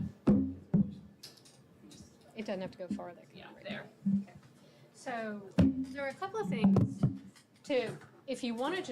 if you're in a stressful moment and you want to switch channels, then let's say you're going into an exam or you're not. Oh, thank you. I'm keeping him busy. We like to do that. Thank you. If you want to switch channels, or if you're anxious and you need to just calm down in the moment, something really stressful happened, then you can use your breath. And that's another huge part of yoga that people don't think about. And we've been breathing since the moment we were born, and a lot of us still don't know how to do it. So, in a way that we can use. So, one thing that you can use is called Ujjayi breath. Do you know what that is? That sounds familiar. Okay. So, best way to explain it, you take in a big breath of air all the way down to the bottom of your lungs. Your stomach should move out. And then to exhale, you restrict the back of your throat to make that exhale as long as you can make it. And it makes a sound, which is why a lot of people don't want to do it, but it sounds like this.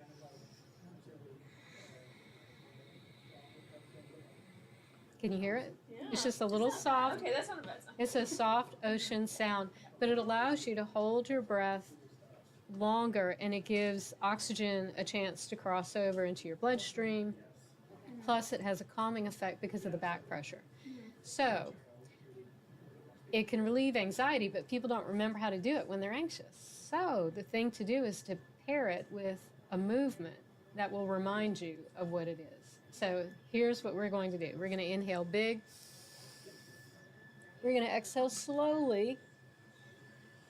Allow your arms to drift down, paired with the pace of your breath. And close your eyes.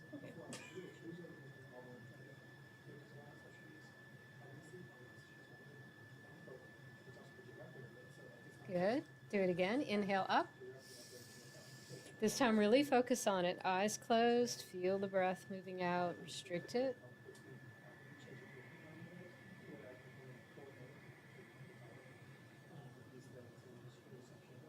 And one more time. Inhale up. And exhale.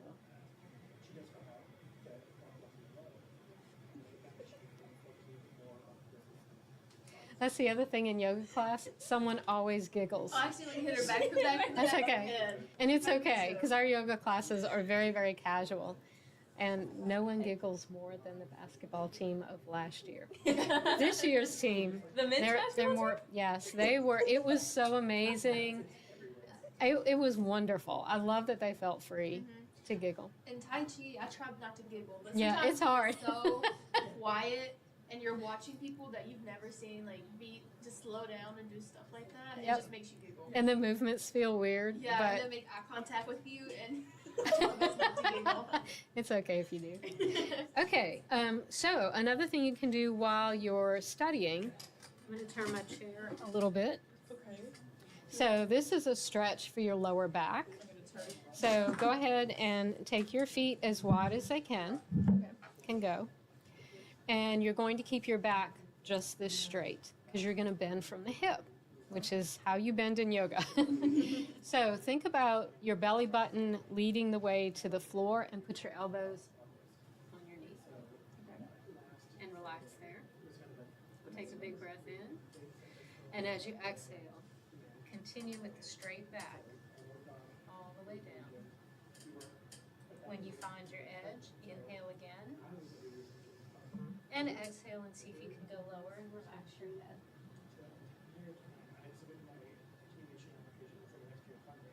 So this is a great stretch when you're studying and you need to stretch out your back.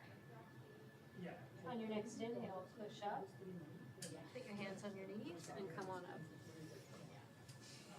So that can relax all the way down. I think you like that. That was nice.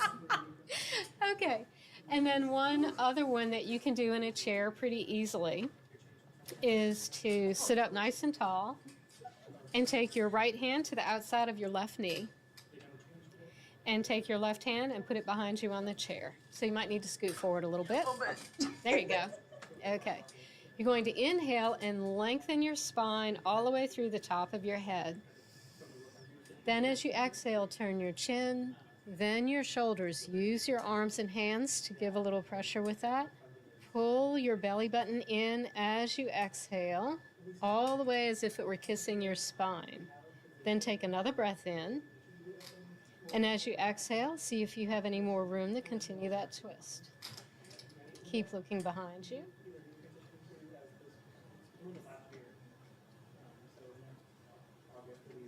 On your next inhale, turn your chin forward and then allow your shoulders to follow. Oh my gosh. And then we have to do the other way because we got to keep it even. Yeah. So left hand to the right knee, Right hand behind you. Inhale, sitting up tall. Lengthen the neck, lengthen the spine. Inhale, big. As you exhale, turn your chin, turn your shoulders.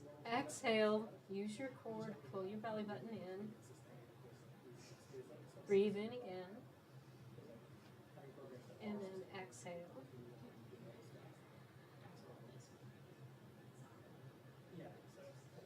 And enjoy for a moment. On your next inhale, turn your chin forward and then allow your shoulders to follow. And then do a little micro twist the other way. You got it. Yeah. Come back. And then if you wanted to follow that up with another one of these, then that would be good too. But it's a good way to let your body relax and de-stress while you're sitting there and cramped up from studying or reading, and to give your brain a break. That's what about live stream. That's right. Oh, that was nice. Oh my gosh. I felt I like know, all the I way feel my like it stretched my ankles. whole body. Yeah, I turned around. Like Kari and I we always went this way the first time, and then we went this way. It's always funny in yoga class where people wind up face to face and they're kind of close together and they're like, "Oh, I was didn't like want trying this." to keep my eyes closed, and I was like, "Is she looking at me? I don't want to be weird." And I opened my eyes, and they were both looking at each other. Barbara Young said, "Wish I had known about breathing and yoga when I was younger. I came to yoga at age 74. I have a weekly class now, and love how it makes me feel." Oh, that's great. Absolutely. Thank you, Barbara. I wish everyone could discover yoga. I really wish that they would just start teaching yoga from kindergarten on, because Oh, let's go kindergartners doing yoga. Jason, do I need to say that to the mic, or could they hear me? Say it in the mic. Okay. Thank you, Barbara Young. She said, "I wish I had known about breathing and yoga when I was younger. I came to yoga at age 74. I have a weekly class now and love how it makes me feel." Very good. Thank you. That's awesome. Thank you for your comment. She also donated. Yes, she did donate. Very good. Okay, any more questions? No. Is there anything else that you want to teach us? Anything chair? Anything? We still have a little bit more time with our segment. 4 minutes. So we can do a stretch that would probably feel pretty good, because everything we do, from our phones to writing to typing, everything is curled over, and these muscles become short and strong, and these muscles become long and weak. So anytime you can think about doing any sort of exercise that opens the chest and uses those back muscles to pull your shoulder blades together, that's a good thing. But there's a good stretch where you can breathe in, and let's see. It would be good to do after that forward stretch that we did. So if we move back into that briefly. And then inhale, both arms up. And then exhale your hands behind you and push the front of your body forward, and go ahead and let your knees come down. Okay. Don't fall out of the chair. But use this position to bring your shoulder blades together. If that chair tips, we have to rescue you. I know. Okay, so just push your belly button forward and look up at the ceiling. Jason, shut it. Oh my God, there was a comment. And I know what he's giggling at. Okay, and relax. The comment says, "Don't fart." And then when I catch you. We can do one more stretch using the chair. So if you go ahead and stand up. I have to do like a And what's that movie where they like. Can you put the chair kind of in front of you? Okay. But you need some room here. I got enough room, you think? She's got enough room. You can just use your elbows instead. So, putting your arms on the chair. Oh yeah. Turn your toes in a little bit. Okay. There you go. Like that? And then bending from the hip. Just whatever it takes to get to where you're stretching your shoulders. So this is like your chair downward dog, but it's really a shoulder stretch. Oh, that was really good. Of course, a whole bunch of people want to join here. And if you want to intensify it, put your elbows on the chair, and then put your hands. These chairs are not cooperative. No, they're not very good. I'm gonna like this, and this stretches out the back of your upper arms. This actually feels really good. Yes, I like this one. Oh my God. And then one more thing you can do using the chair is an upward dog stretch. to put that arch back in your back. So you put your hands on the chair. It'll be, just make sure you're pushing down, and then just allow your hips to come forward and look up at the ceiling. And spend a couple of breaths here. I feel good on my calves. Yeah, if you push your heels down, it's good for the calves, but it's putting that little S curve back in your lower back. Yeah. And that's where your back wants to be. That's pretty much it. That's very nice. I Honestly, think if y'all do this again, you should schedule a yoga session in the middle of your presentation. I know. That's what I'm saying. We should. I need to go to yoga. I know because you hold it on. Is it Thursdays or it's Thursdays? Yeah, it is Thursdays. Yeah. We used to do it on Wednesdays, but I remember it on Wednesdays. Yeah, it's on Thursdays at 5:30 to 6:15. Good. And if you have to come late, that's fine. Just come in quietly. I can always put some mats at the back of the room. Even when I put out the notification on the line feed, if one person says I'll be there, then I'll be there. I'll do a session for one person, 25 people, doesn't matter. Right. Sorry, I forgot about this. The thing, I know since football season started, our football practices are like from like 4 to 7. So like we have to be there at 4 and then we leave around 7-ish, 6:45-ish. Is there any like later options that you've done, or are there any other dates that you've done? Because we do practice from Thursday or Tuesday, Wednesday, Thursdays. I don't do a regular practice at other times, but I have had different organizations come to me and say, hey, can you do a yoga session with my group? So FIMU had me do that with them. Student Life asked me to do 2 sessions. One was at 7 a.m. Nobody wanted to come to that. It was by the lake. Is that the orientation week yoga they had? Yeah. But the one we did at, I think, 9 o'clock at night, 9:15, that one. Yeah, I heard a lot of people went to that. Yeah. So sometimes it's hard to figure out the rhythm of the campus. But, if you let me know, if there's a group of people who want to do that, then I'm happy to do that. Yeah. If you call the Yoga 7 studio and ask for a free pass or 2, for a free class or 2, you can go there, and they do a great job. It's a wonderful studio, non-judgmental, very friendly to all levels. I prefer people do yoga in person with someone who knows what they're doing, because some of the poses you won't know the finer points of the alignment and you can hurt yourself, particularly in down dog or flowing from one pose down to another pose and then back up. If you don't align things the right way, then you can hurt tendons and joints. So I usually tell people not to do like videos on the internet, but if you have to do a video, if that's the only way you can access yoga, then Yoga with Adrienne is a good one, and choose her beginner or foundation ones, and those are usually free. And it's Adrienne because usually the dog is laying right there. Oh, that's so good. Well, thank you so much for coming on. Yes. We're so appreciative of it. And I'm just so amazed at how well this whole thing rolled out and what a good job y'all have been doing. Thank you. It's just an amazing thing all together. We can't do it without Cheyenne and Jason. Yeah, without Cheyenne and Jason as well. The whole group. I mean, y'all are just doing a fantastic job. Thank you so much. Thank you. Thank you very much, Nancy. And we are actually going to go on a break. We are, not the streams. The stream is not. Stream's still going to go. There's another segment coming on.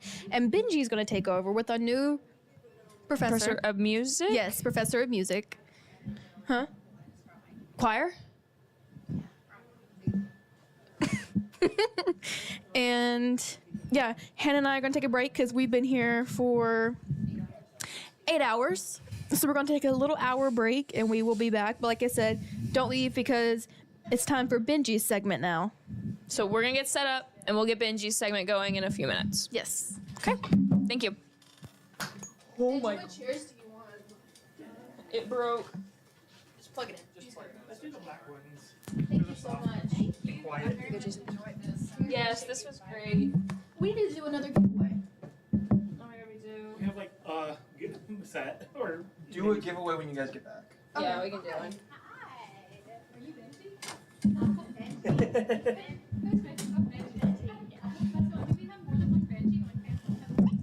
Yeah, that's me. Oh yeah, I forgot about that, Benji. Are you just gonna use the black chairs? Yeah. They're comfy. But I would like to kind of set up the table like we had at the beginning, just decorations. And whatnot. I can put all the cute decorations back on. So I think everybody after me is just chatting. Yeah. Well, sort of.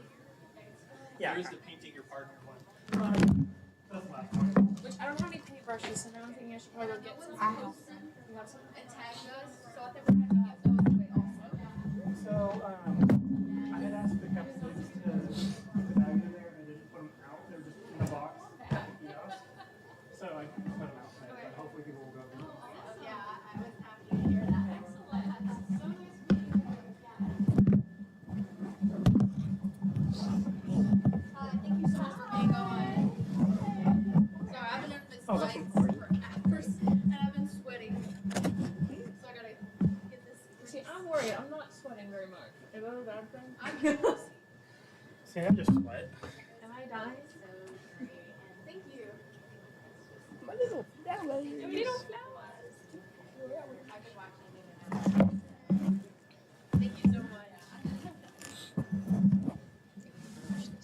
We made it back on time. Yeah, we are back We're on making it time. back on time. Good. Oh, we were on time? We're back we on are. time now. Okay. How far off were we? Yeah. 30 minutes, 40 minutes. So this is Josh Brooks, the namesake of Josh Project. Okay. This is Jason Zellmer, the other one. This is Wally Rutger. He is the 7th president of the college. Really? Mm-hmm. Okay. So this is, I don't know, were you at the barbecue? I was at the barbecue. The Wally Rutger Award. That's what Cindy won. And that's named after him for service. Okay. And then that's also Josh. Josh. There you go. It's nice to meet you. I'm Hannah. So you guys have been doing so great. Thank you. Yeah. Thank you so much. And no, thank you. Such a good cause. You've been great. I've been plugging in and out all day. Good. So, Good. I don't know what he wants me to do, but We're just going to find a video that has just a heart quality. Just sing it. That makes sense? Yeah. There's like, I don't know, 440, why not tune it to A, sounds. And we'll just have it for like a minute. I don't know. I don't have perfect pitch. I mean, Wait, I you can do? play it, but I don't know. At my pitch. No, you don't. You could play it through the mic. Okay. Because that way you guys can hear it too. Because or else I'm just I gonna was be gonna playing say it on that my might be end, and then you guys won't be able to hear We'll it. be imagining it. Yeah. Yeah. You just have to use your imagination.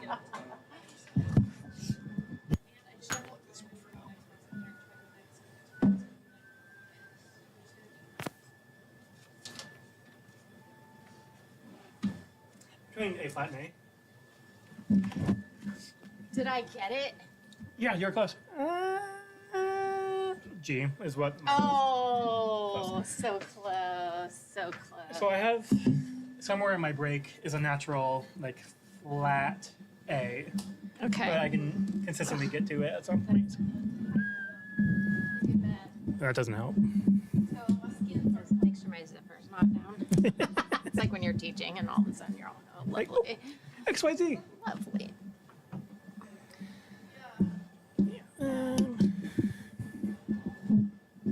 Come here. Oh, sorry. Come here. There we go. That'll be fine. Hi, Jason. Nice to meet you. I'm Bethany. Producing this one. Oh, wonderful. Okay.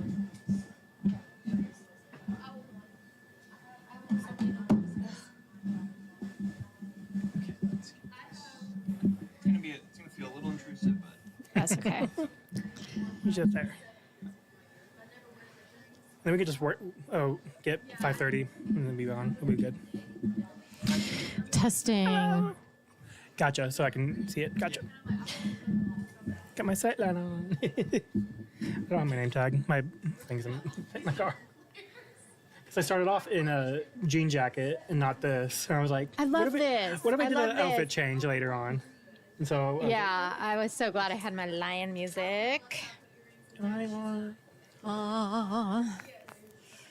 is great. I'll let him do that. And they get a break right now too, so they're all Yeah. thank God. Yes. They're like, we don't have anything for the 10th one. And I was like, I can do one. I don't have a section other than the intro. I was like, oh, yeah, we can just have it be whatever. And that's whenever I emailed you. You just randomly emailed me? It's so weird that. Did anybody tell you that I did like wellness and stuff? No. That's I was so like, weird. I wonder if I can just talk about music with the new professor. Because, like, you're the only Yeah, and- professor. Yeah, And I was right. like, yeah, I'll do that. And then you're like, that was my dissertation. I said, okay, let's Oh go. my gosh, It makes that's sense. I was so like, yeah, we'll do crazy. that. That's so crazy. Yeah, because I was like, how did he know to reach out to me? I mean, not that, I mean, I understand Yeah. the music portion, but I thought, because, you know, it's not like, oh, no, it's not like, you know, I'm like, I mean, a few people I've told, but it's not like, Yeah, you know, and it's some like- random And like, I wasn't on your or- committee or anything, so I didn't Yeah. see your like credentials and Right, whatnot. And so she's like- exactly. I was all, you're where like, did he "Wait a find that? minute." Yeah. That was cool. That was cool. Yeah. They just happened We to have fall into so much place. in common too. So that's So like, again, this is just gonna be a very like loose script. We'll just be chatting, Good. chatty Cathy's and whatnot. yeah, that sounds great. I just wrote down my themes because sometimes Mhm. if you ask me my themes, like when I was Yeah. in it, I knew You're them. like, yeah, but I now got I'm this. all, Yeah, because I mean, earlier when they were asking about the Josh project and all the stuff that we have planned, or like the kind of what's the big picture, I was like, Yeah.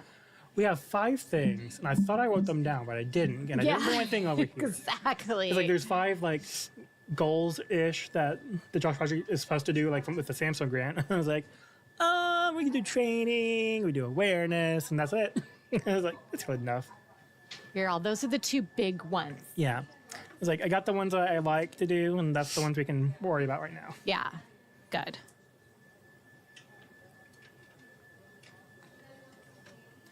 It was funny earlier. So these are mine. The 2 paper flowers, there's like a bouquet and then a little set are over there on mine. Somewhere Okay. there's some cherry blossoms, but I brought them, or they took them to decorate the set, and I came over here and none of them were up. I was like, You're all, oh, you took my decorations from my office? How dare? And so they pulled them. They're all, we need some like, we need flowers. decorations. I'm like, because my office is just like in the cave in the back of student life, and so I Yeah. got flowers that I've just collected over the years. That I got from a screening from Rocky Horror Picture Show here at Lion, my sophomore year. You're kidding me. They So did par- Rocky Horror Picture They used to do it Show? every year. So Spectra, the, Dr. Gary?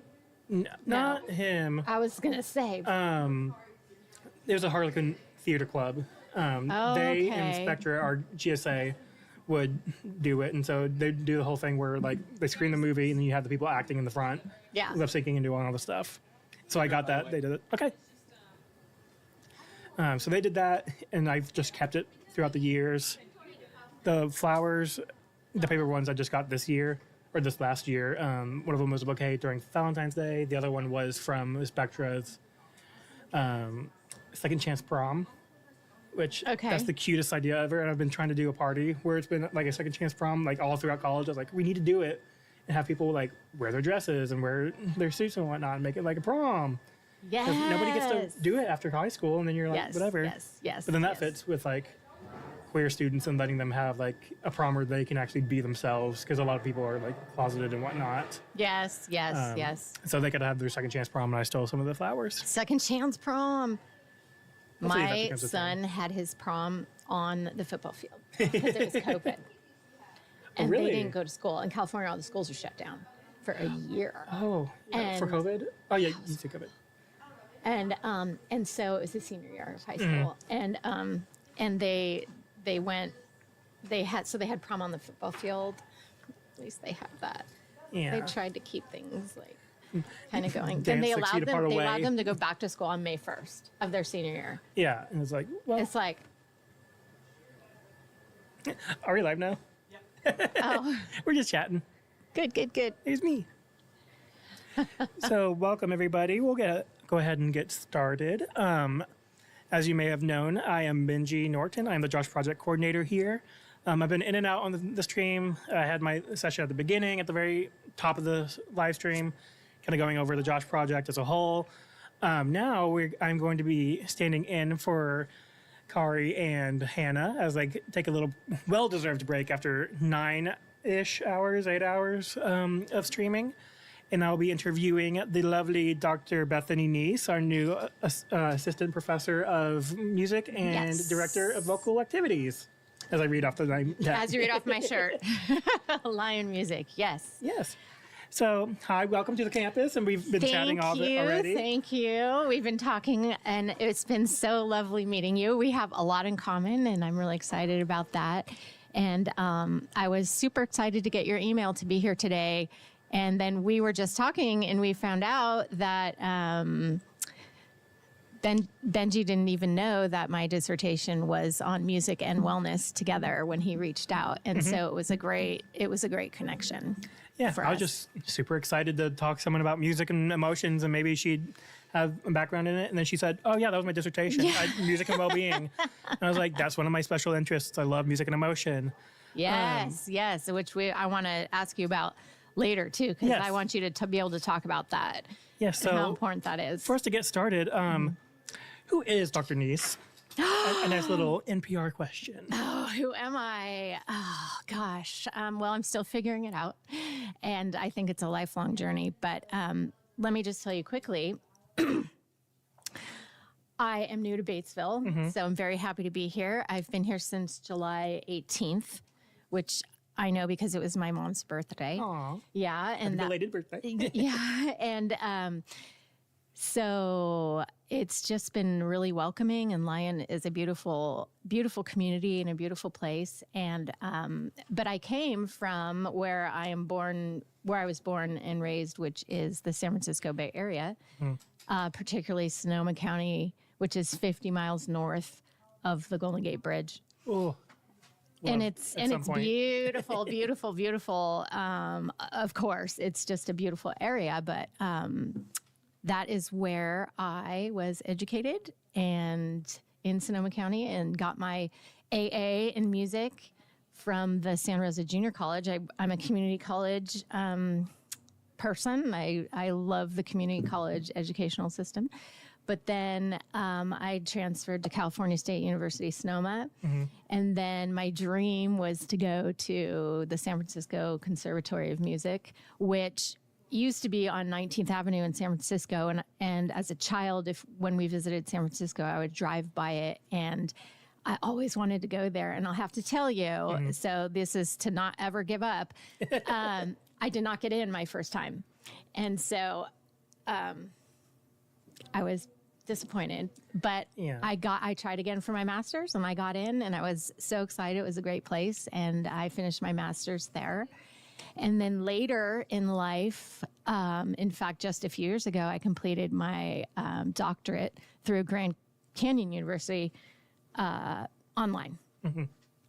So, that was about 2 years ago that was completed, and it was fantastic. And I think I was telling you the other day that the only thing about the program that I didn't like was I had to work and do it, right? So I wish I could have just have done my dissertation, because it was such an incredible experience, and I loved it. I loved everything about it. I loved interviewing people. I loved collecting the data. I loved analyzing the data.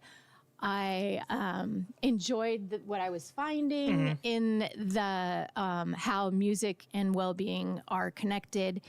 And again, as I was telling you, I wanted to study students, and particularly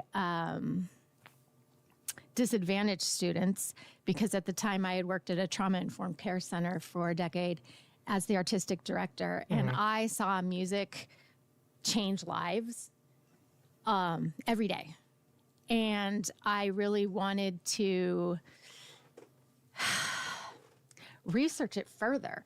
But as you know, to research certain... You need them credentials and yes, that lovely and DR in the front. All the red tape you had to go through to make that happen probably wasn't going to happen. So that's when I decided to pursue well-being on the older adult community, which is a huge need because the baby boomer generation is, expanding and... well, it's not expanding. That's the wrong word. It's already but it's too large to support the amount of resources that they need for healthcare. Yes. That's where I was going, but especially in mental health. And it's a huge concern. And so when I realized that gap in the literature, I thought that's what I want to bring to the table. So, it was a great study. So tell me more about the study. So we've talked about how it is that the older population and how they engage with music. And obviously I know a little bit about it, but let's start with kind of work backwards and talk about the themes that you found out, because I'm sure that these themes are going to kind of come up with or will resonate throughout the entire day that we've been here of how art in general is a good method of processing emotions and processing the world around us. So tell us more about that dissertation, that research that you did. Yeah, absolutely. And as somebody who has been a musician, just like I found out you have been a musician your whole life, and you are from a very musical family, there was always a connection with being a musician for me that was way more than technique and skill. And it was always about something bigger. And it was that connective piece to being able to express without words. And I don't think I would have made it through my teenage years without my piano. Yes. Right. Can you relate? Was it the piano for you, or is it a guitar? Well, for me, it was percussion, because all from 5th grade on, I was in a percussion in our high school band. And it was a very small band. At one point, it was 15 members. Percussion was always big in Arkansas for some reason. But about high school, it was about 30 people in the band. But percussion all the way through. I played French horn for my 7th grade, broke the French horn. And then my senior year, I picked it back up, and I played the junior high band with them on French horn, and I played one song and then a solo in a different song in my senior high band, and the rest of it was percussion. But love me the keys. I played piano all my life, and so hitting things in different capacities was my strong suit. Right, and a lot of people don't realize that the piano is a percussive instrument. So it's string, but it's also percussive. Because you're using hammers to hit the strings. Because you're using the hammers, and you have to put the rhythm in a percussive manner. And so just like you, those teenage years of being able to play and get the emotions out that you're feeling as a teenager, which can be very confusing. And just a hard time, I think, for most 13 to 19-year-olds. So it was like my best friend, I would say. And that's where my connection really... She's not used to the air conditioner yet. Well, the air conditioner comes on and it feels like an earthquake, and that's what I'm used to. So because that's West Coast type stuff. Yeah, we're gonna have an earthquake. We're just we just feel a little bit of a tremor, and then we're like, okay, we're good. No, but at least that works. At least that works, right? But getting back to these themes, right? So what I found, and the connection was, of course, for me, music has always been about well-being since I was a child. So I was so interested in researching this. But when I was interviewing people and discovering through the data that they were saying all the things that I've always felt my whole life. So I think when I say these themes that you guys out there and also you will completely resonate with these themes. So first there's... And if you take my Music 105 class on campus, music appreciation, you will know there's 3 different types of listening to music. So there's the background music, and then there's the engagement with music where you're actually focused and listening. And then there's the actual performance and engagement in the actual instrumentation or singing, if singing is your instrument, or engagement with others in a musical type ensemble. And so those three factors came up in various different fashions and how it created well-being. And but the main theme that had two sub-themes was that listening to music, and again, this is more of the background music. Listening to music can help one get out of a negative mood. It can express feelings of peace, feelings of joy, feelings of love, feelings of hope. And it can take a mood, a sour mood, and elevate it. And that was heard over and over and over again. And this is just through listening, whether it's, again, background or focused listening, but calming the mind, soothing the soul. And another part that came up with that was particularly interesting was that this listening to music brought back memories. So would you say it's, because whenever I think about listening to music and it being emotional, there's always the one part of like the lyrics. So a lot of songs that people kind of gravitate towards, like the lyrics have a personal meaning, or like the poetry and the lyricism within it means something. Whereas like for me, kind of from like the very musical production background, I tend to gather or lean more towards the actual construction of the music, like the harmonies, the melodies, and that stuff. So did you kind of see that as well for the people who may have performed or purely just listened to the music? Yeah. So again, there were the three categories. So when they were talking about their involvement with music in a group or some kind of instrument, one of the achievements and the positive aspects of that was creating goals and feeling a sense of achievement. And even if it was just, I had this one lady who picked up the banjo when she was 60 and just a good ripe age for banjo playing. Great. I know.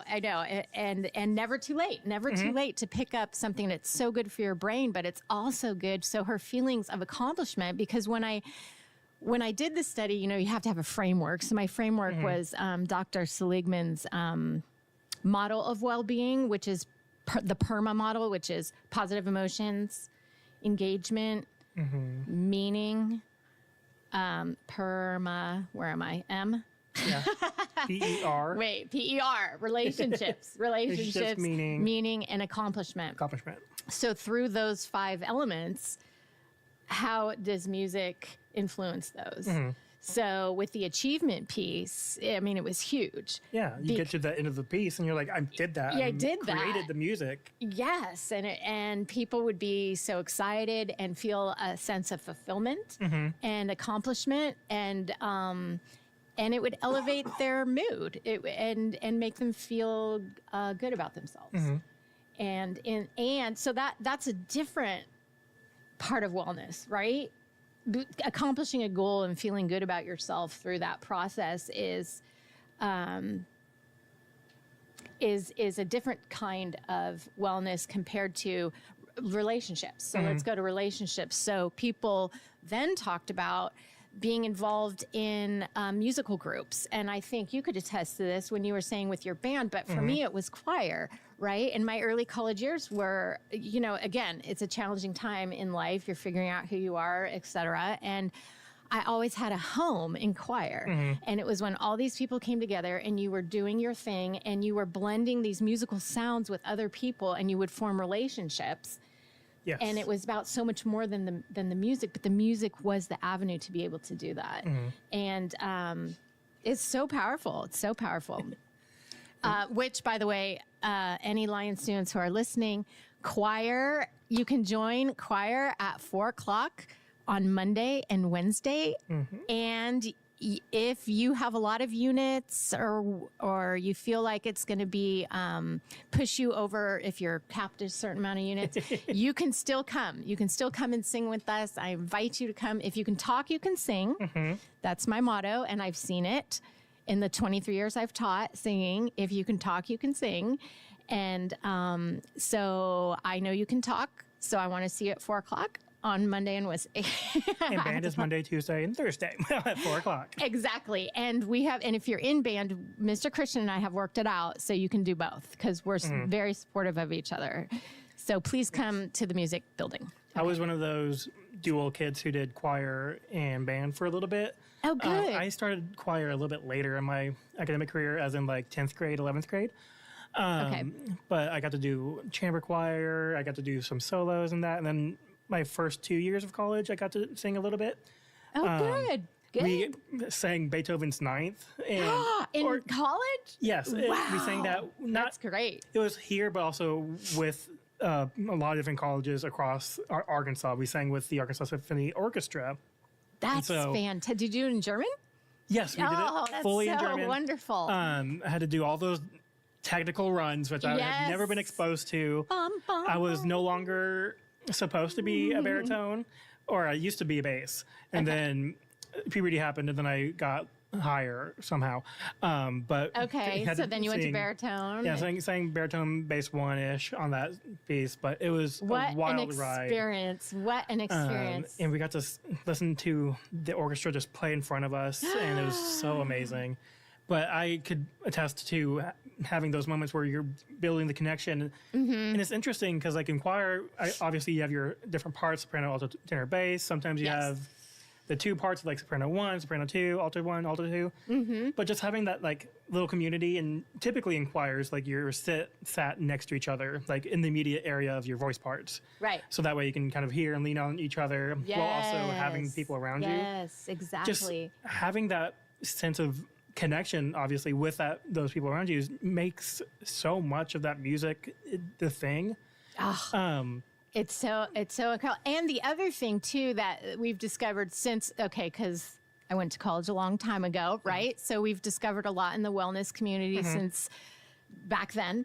And another thing that the choir and the relational aspect and the well-being is that singing and humming actually stimulates your vagus nerve, which they have, done a ton of research on so that your vagus nerve can calm down, thus actually calming your system down. So singing is,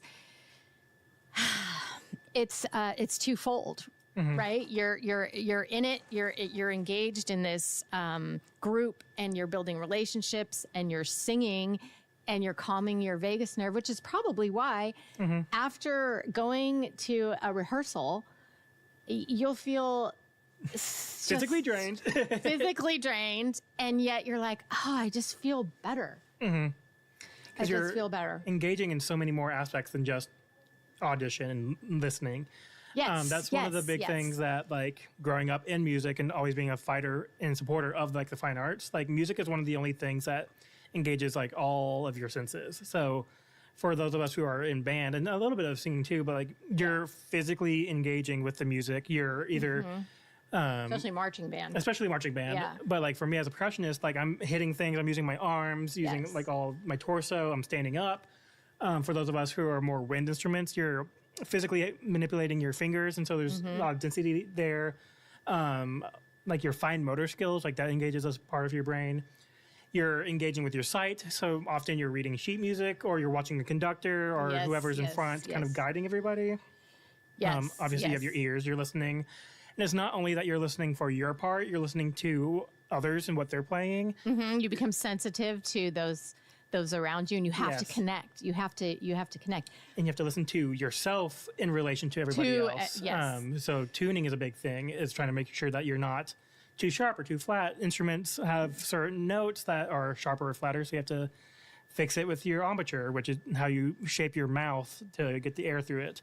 And so you're having to listen in many different capacities other than just playing the instrument. And I'm thinking of all these things while you're talking, but the thing that came to mind while you were talking about marching band, and while I didn't teach marching band, and I'll leave that to Mr. Christian for sure. I will not be out there teaching Not marching your band. ministry. That's someone else's job. But when I was artistic director at the Trauma Informed Care Center teaching at-risk youth, high school boys, I had a class and I did an exercise every single day when they came in, which was rhythm. And it was the constant beat. And I felt like when you were talking about marching band that there would be an aspect maybe in marching band that would give you the same. And at first they would come in, you know, because motivation was a difficult thing in that environment. Preteen And teenager preteen, and boys, they're yeah. at risk and they Never don't had want to be ever there. issues and, with motivation ever in their life. Never, no. And it was like they come in and I would do it every day, and they would, you know, roll their, oh, we're doing this again, you know, yes. And I would do consistent 10 minutes every morning, and we would clap or have some kind of drum that they would hold or something that was Some purely noise. about getting into their rhythm. And it was funny because they said they hated it, but then if I didn't do it one time, they would come up to me and be like, hey, we didn't do our rhythm today. And I be like, oh, we have to put it back on, you know, and then we would get centered. Yeah, which thinking back about that now, that's easily could fit within the definition of a meditation. You're sitting there, you're having that moment to just focus on the one thing. Thoughts don't really matter. You're just trying to make sure that you're staying on time. Something similar to that could be like doing long tones for our lovely instrument players, trying to just play the note as long as possible, try to stay in tune. Usually you have a tuner and you're trying to make sure that you stay within the line. But just having that moment just to have the one focus, all you're trying to do is play a rhythm, play the note, sing a note, do your scales, do all these things. Just having that focused moment. It's meditation. It's mindfulness right there. Okay, and so focused mindfulness. So then that just made me go to part of my research too. And I did have one participant who was very into focused listening for mindfulness specifically. And so one of his goals was to, in his part of life, was to limit the amount of medications that you have to go on in your older part of life. But he was able to successfully do this because he would listen to the music, particularly in, you know, your headphones or your earbuds. And he would listen specifically to the instruments in a very focused way, in a very mindful way, so that it would calm his anxiety and get rid of the negativity. And he said he was so far medication free in areas of anxiety, which can be difficult as you get older. And I was just, it was so interesting. And so I think that focused listening is something that you can do too, which is a little different than just having music playing for ambiance in the background. In the background, but to actually just take time with meditation and focus on it and just let the sounds encompass you for a good, you know, maybe 20 minutes. I mean, that might be long, but at least start with 10. Let's do a good album that you like. Yes, exactly. So, okay, this one's about an hour, but I can get a few songs in. That's through 4 songs-ish? 5? Yes. 5 times 3 is 15-ish. And songs depend on whatever. But yeah, that's just like a little bit of an album. You listen to it, it's just right there. Yeah, and just focus on something within the music that, like maybe it's the violin or whatever you're listening to. Maybe it's the saxophone or maybe it's the lyrics. Yeah. Right. But it doesn't have to be. It doesn't have to be words. It can be you know, instrumental, and just and get lost in it. There's so many different aspects of music that you can listen to and find out these little nuggets. I remember back in my day, this will kind of not age me or date me because I'm not that old. But I remember when pentatonics was good. I know. But when pentatonics was a big thing, and this kind of exploring with like a cappella, and Pitch Perfect was all this nuanced stuff. I remember when they were creating their album, they were specifically talking about how they're trying to shift from that spot where you're just the 5 people in the band or in the choir, I guess band, because definitions are loose. That's a whole different research topic of mine. Yeah, it could be either probably. But they would, instead of just having them sing the part beginning to end, they'd come back in and do layering and have what they would call ear candy, of just like these little moments of music that if you're not particularly listening to, you might miss it. But if you have that focused attention, you know to look for it, you'll hear that little spot come out. One of my favorite examples of that, kind of ear candy-ish, but in Carly Rae Jepsen's amazing album, I think it's Emotions, or one of her breakout albums, her song Run Away With Me. The way that the production of that song occurs at the very beginning, there's a little bit of an echo, a little bit of a reverb in there. And it kind of sounds like if you were to close your eyes, you could think of her just being on stage in an empty auditorium. And whenever it hits to the chorus, there's a big snare drum hit, and it sounds so expansive.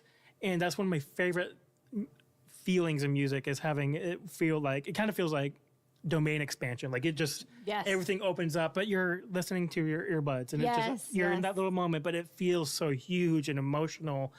And expansive. I love that word. It's expansive. So mystifying and magical for me to hear that moment. There's a few songs that have that that I need to find out and be like, this is my little playlist. That's my little special playlist. But it's just having those little moments in the music. And getting to playlists, because I keep thinking these ideas as you say things.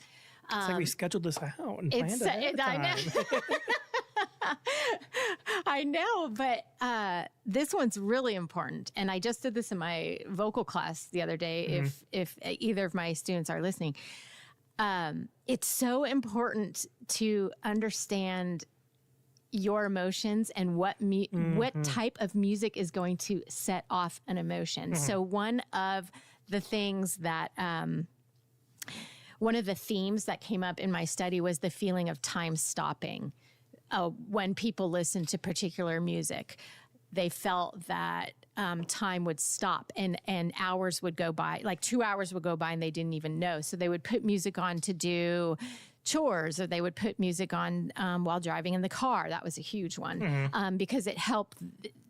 It gave them a different sense of time. Yeah, you're listening to the music. You're not focusing solely on the road. So you can kind of just like get into that little into the space, and then you'll lose or exercise was another great big one. So I told my students this week to make a playlist for certain times of their day. So for example, for me and my generation of growing up, I start the day and usually I start the day doing some kind of small workout, but just a little bit, just something to get, the heart going. And I have to listen to my generation's music of growing up, 80s and 90s. So what's the song? So it could be a variety of Whitney Houston, Michael Jackson, Billie Jean has that beat. Oh, yes. And she is not my lover. No, she is definitely not my lover. And Billy Joel. Yes. Which is a great documentary to watch. It just came out. Oh, really? It's a great documentary on, can't remember, but he just came out with a great, I encourage you to watch. Yeah. Great, wonderful, wonderful musician, but. Not sponsored. So then if I had a colleague who had playlists for his car because he had to drive an hour to work. In California, that wasn't that abnormal. So I don't know if that is here, but I live right by Lyon and I'm loving my short little drive. But commuting an hour to work and making a playlist to get ready for his day for work. And then for me, then you work and you do your thing, earthquake. And then now it's a different time of day. It's 4:00 at night, right? So now I play soft jazz because I don't want to think. It's a wind down. It's a wind down, and I am not a jazz musician, so I can listen to it without having to analyze it. So it's another funny story because if I would go into my chiropractor and he would be playing, music for ambiance, and he would have classical music playing. And I said, could you not play classical music no, when I come I've in? had to play that one so many times. I don't want to analyze it while I'm trying to relax. Yeah, it doesn't help me relax.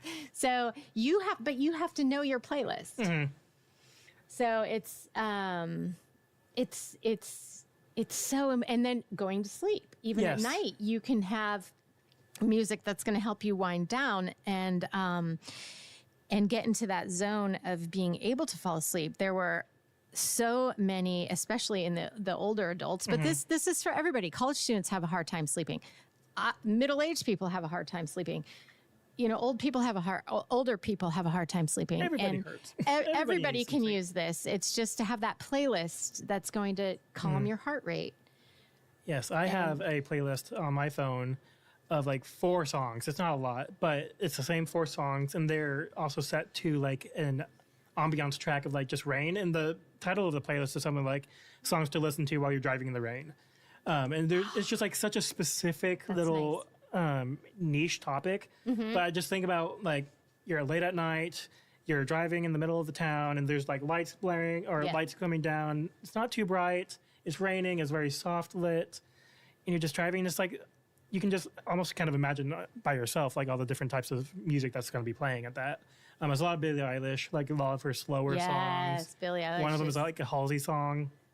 But I have that in for like 4 or 5 years. Every night I'd play this playlist, and it would always be the time that I go to sleep. Yep. And I don't know if it worked, but Sounds it was like something it. that was familiar And to me. repetitive. And I knew what was going to come. And that's a big portion of like music, is that people like the music that they are familiar with, and the more that you listen to it, often it's you don't have to like fully put your mind to it, but you'll start to like it more and start to associate it with sleep. And so it's always a good habit that steady trick for y'all college students. Yes. Listening to music in the background is cool and fun and quirky. If you can find something in a different language, that's perfect, because then you don't focus on the words. You can just have it in the background. It could be the same type of music that you like, but in a different language. But doing like, say for instance, you're listening to a specific album for a specific course, and you listen to a different album for a different course. That way you can start to associate either that album or that type of sound, that genre of music, to that field of study, and that will help you. If you're taking an exam, listening to the album beforehand, that all those memories will come up, because association, the classical conditioning, and all that fun stuff. Yes, it's all it's association with.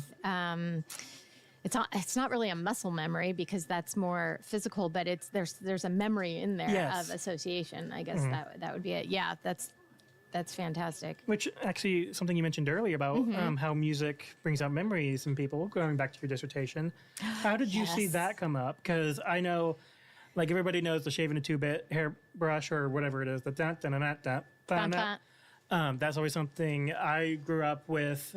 The McDonald's, ba-da-ba-ba-ba, I'm loving it. There's just so many like jingles like that come up, and I'm sure that came up a lot in your dissertation. Oh, yes, that was again. It was in my top theme was listening to music for memories, and there were endless quotes, but I have to give credit to this one because this is prominent. Connecting with those who are no longer with us. Yes. Through a song. So for me, I had really special grandparents. And when I listened to John Denver, because they were lovers of John Denver. They even took me to go see him when I was 12, right? And so I got to see him when I was 12. I think I was 12, or I was around that age, and it blew my mind because we had like seats in the front, and I couldn't believe that I was there. And so that music, when I listen to it, it will connect me to them. And this isn't just me. It's I remembering one of my, not clients, participants in the study who said, I'm listening for the memories of someone I will never see again. Ooh. And I just sat with her when she said that, because we all know the power that music, which is kind of like a smell that will bring you right back to that moment. And so I encourage you to If somebody has passed, and that can be extremely heavy and grieving, and there's what, you know, sometimes you feel like you can't get out of it. Just sit with a song and sit with the grief and sit with those feelings as the song is playing, and let it surround you and absorb yourself in it, and it will shift. It will shift things for you. I have an exact song that fits that. It is Well With My Soul. It is very much one of those songs that like every funeral plays it. Everybody, it's a very much beloved hymn. But there's been so many different ways that song has been a part of my life. In my senior year of high school, my grandmother, who taught me piano, by the way, she had a stroke or actually an aneurysm, and ended up in palliative care and passed away. But one of the songs that we sang at the gravesite was It As Well. And I'm pretty sure we sang it a cappella, if I am not mistaken. But having that moment at the gravesite where we had just put her down, singing It As Well With My Soul, I had that moment, very effervescent, I think is the name of it, that shared collective feeling of being around in music. One of my second oldest brother's best friend in high school passed away, died from complications with leukemia. And he was in the band. He played euphonium. My brother played saxophone, and the band director at the time also played saxophone. And he was a close, basically like the fifth Norton brother in our family. But they played an arrangement of a band arrangement of It As Well As My Soul called On a Hymn Song of Philip Bliss, which if you have not listened to that song, it is so beautiful. It's a band arrangement for it. It was commissioned, I think, after a school shooting. But we had played it in the band after the tornadoes that came through in Conway, Valonia. Around like 2016, I think it was, 2015, 2016. So we had that, and that was meaningful for my band director. They played an arrangement for duet for saxophones for the friend's funeral at the school.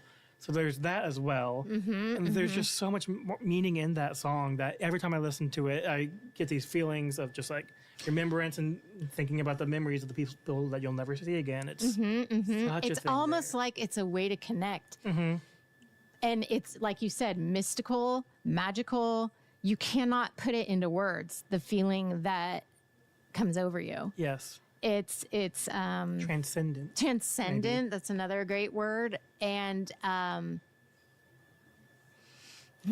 it's beautiful. Yeah.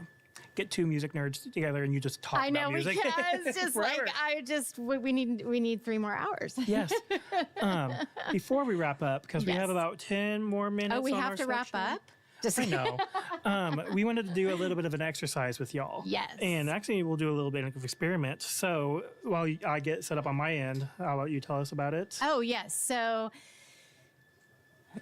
just as we were talking about this music, when I was the artistic director at the Trauma Informed Care Center, I did Meditation Mondays. And so for the whole school, I would send out links to all the teachers, and we would do at least 5 minutes of music that was particularly for meditation. So you can go on YouTube. This is a great thing to do. You don't have to do it at night, but sometimes it's nice to do it at night because it'll calm and relax you. But if you go and you look up music meditation 800 hertz, right? So you want that high vibrating music that Benji's going to find for us here. We're going to do 528 because that's or 528. Yeah, it doesn't have to be 800. That's, but anything maybe 400 or higher. And and if you just get in a quiet place and you put this on for 3 to 5 minutes.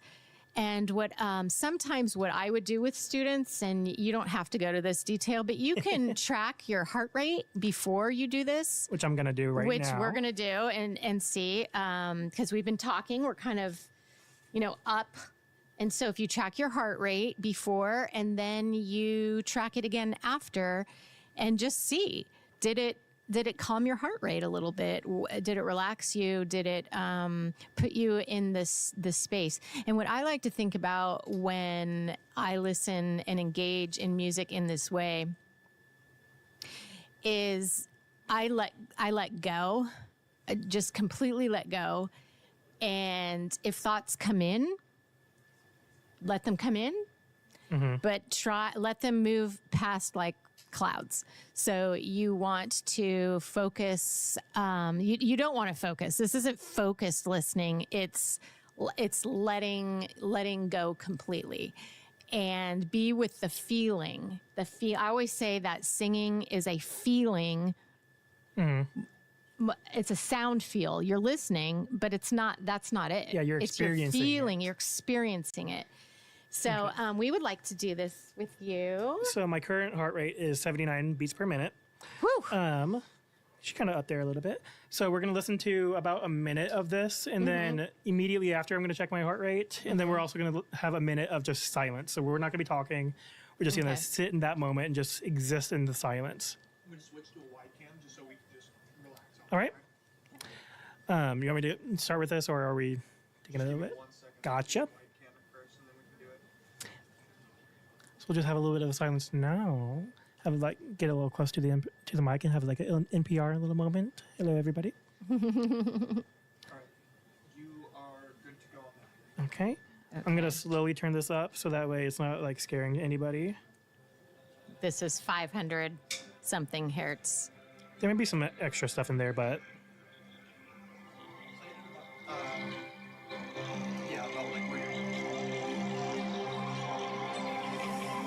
All right, so we're closing our eyes, and your feet are just kind of flat on the floor, and you're breathing in through your nose, which is really important. Breathe in through your nose, and then you hold for a bit, and then you breathe out through your nose, and make sure that the out breath is longer than the in breath.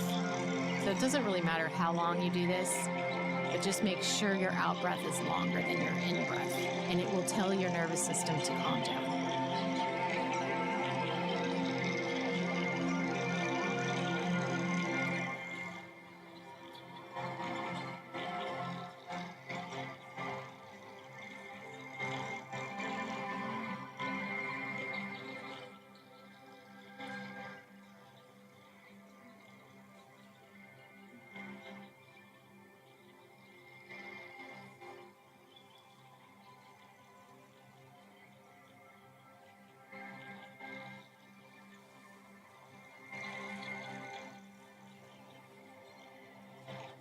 currently at 76 beats per minute, so I went down 3 beats.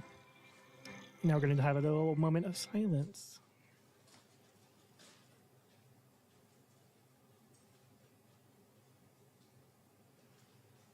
So just listen to the ambient noise around you. It could be us, it could be the air conditioner running. Just kind of exist in the moment. Mm-hmm.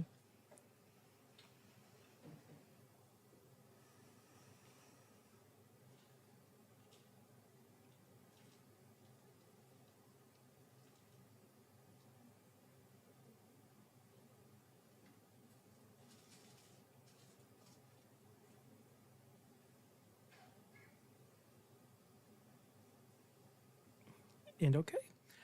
My heart rate went up to about 85, and then it went back down to 75. So we're having a little bit, but I was holding up my phone. It's anxiety ridden, but you know. And sometimes it might, more than a minute, but we got started, and I think it was great just to get started honestly, on this. I feel focused a little bit more. Yeah, than I was. yeah, and you can just kind of let the feeling take over. And the wonderful thing about this is that feeling is always accessible to you. And we tend to get so caught up in our lives that we forget that at any moment we can do this. Yeah, I mean that was literally like what, a minute and a half, 2 minutes, and yes. With lights and and if you just take a moment, find a tree. I mean, how many trees around campus? Oh, so beautiful. Trees. Just take a minute, gather yourself, and do this technique. It's like a reset. And you go, oh, there it is. I got it. Yeah. nature's a beautiful thing. It's always fun to look out. Campus is so beautiful. Yeah, so especially, I mean, the walking trail around the lake is so pretty, Mhm. especially in the fall. It's going to be so beautiful in the spring. Can't wait to see it in the fall. Blooms are so pretty. Yes. So that's about time for us. We are going to have a little bit of a set change just to get more chairs in here. Yeah, we'll do a little 10-minute break.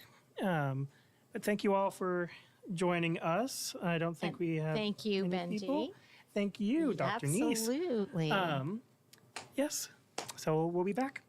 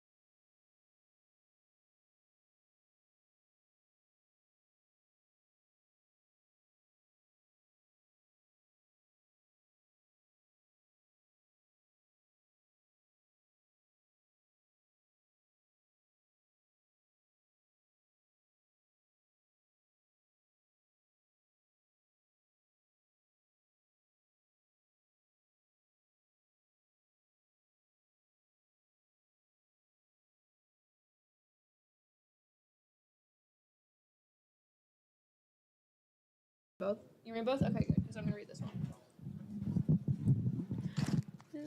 Can I see the donation page? Not them using the AI picture. No. No, Jason, do your thing. You're fine. Ignore me.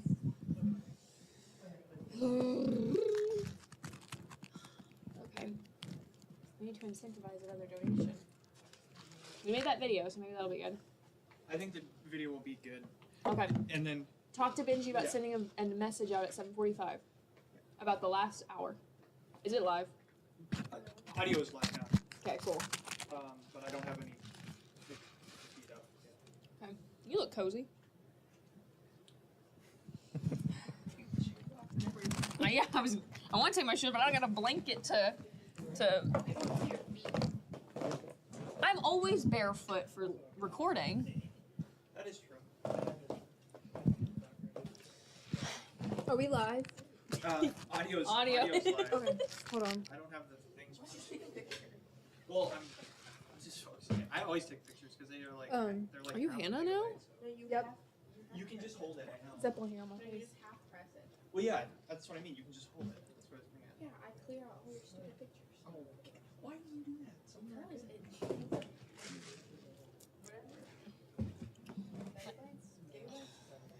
Definitely not giggles. They've been doing this. Sometimes they're actually fun. Yeah, we like hodgepodge this whole thing together. It looks good. It does look pretty good. I mean, not the lights. Bradley's back. Will? Okay. We'll go in the fridge. And can you hear me? Yeah, you can hear you. Okay. Go in the fridge and get his food.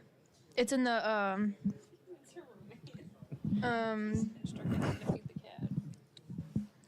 in the left, you know where I keep his food. Take it while it's going.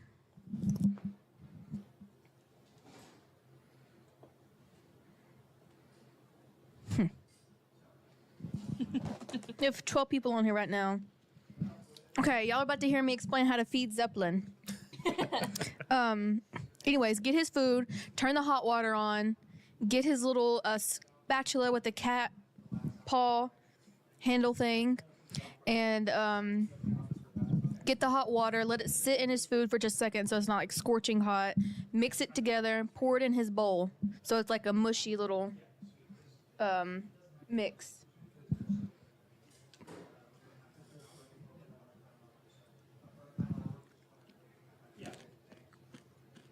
Why'd you say Will? What happened?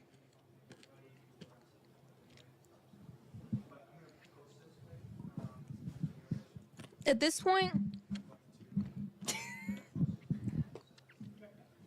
just get his food out of the fridge and put it in the bowl. You guys having a chat through or like conversation through the YouTube chat? I'm trying to explain to him how to make Zeppelin's food. And he's a boy cat, so I am very specific on him having a lot of water. Because I don't want him to have. Pee?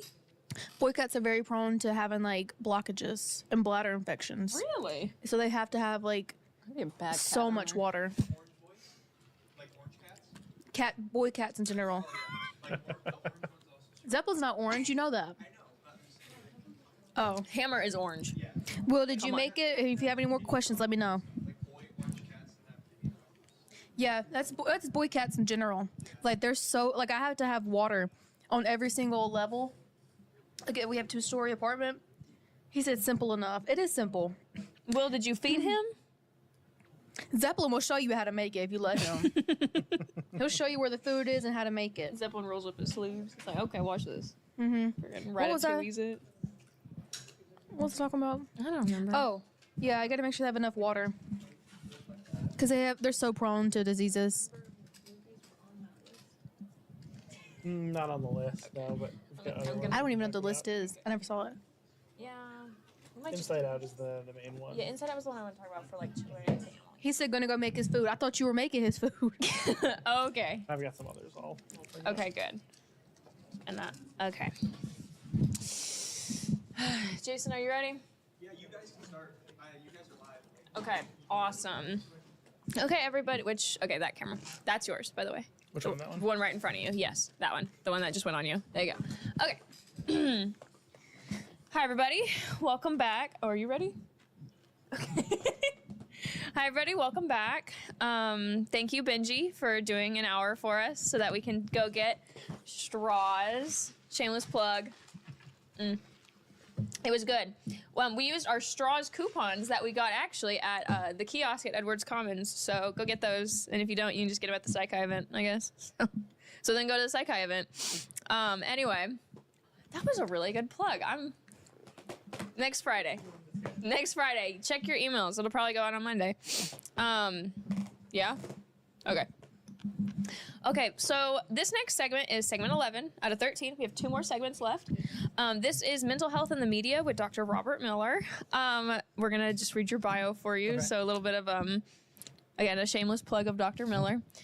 Dr. Robert Miller is an associate professor of psychology at Lyon College. He earned his bachelor's in psychology from Northern Illinois University, his master's in developmental psychology, and his doctorate in developmental and child psychology from the University of Notre Dame. Is it Notre Dame? Yep. Okay.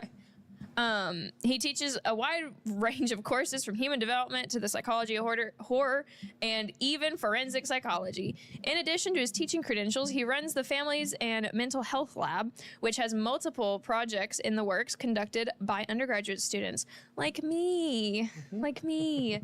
I'm just starting off, but like me.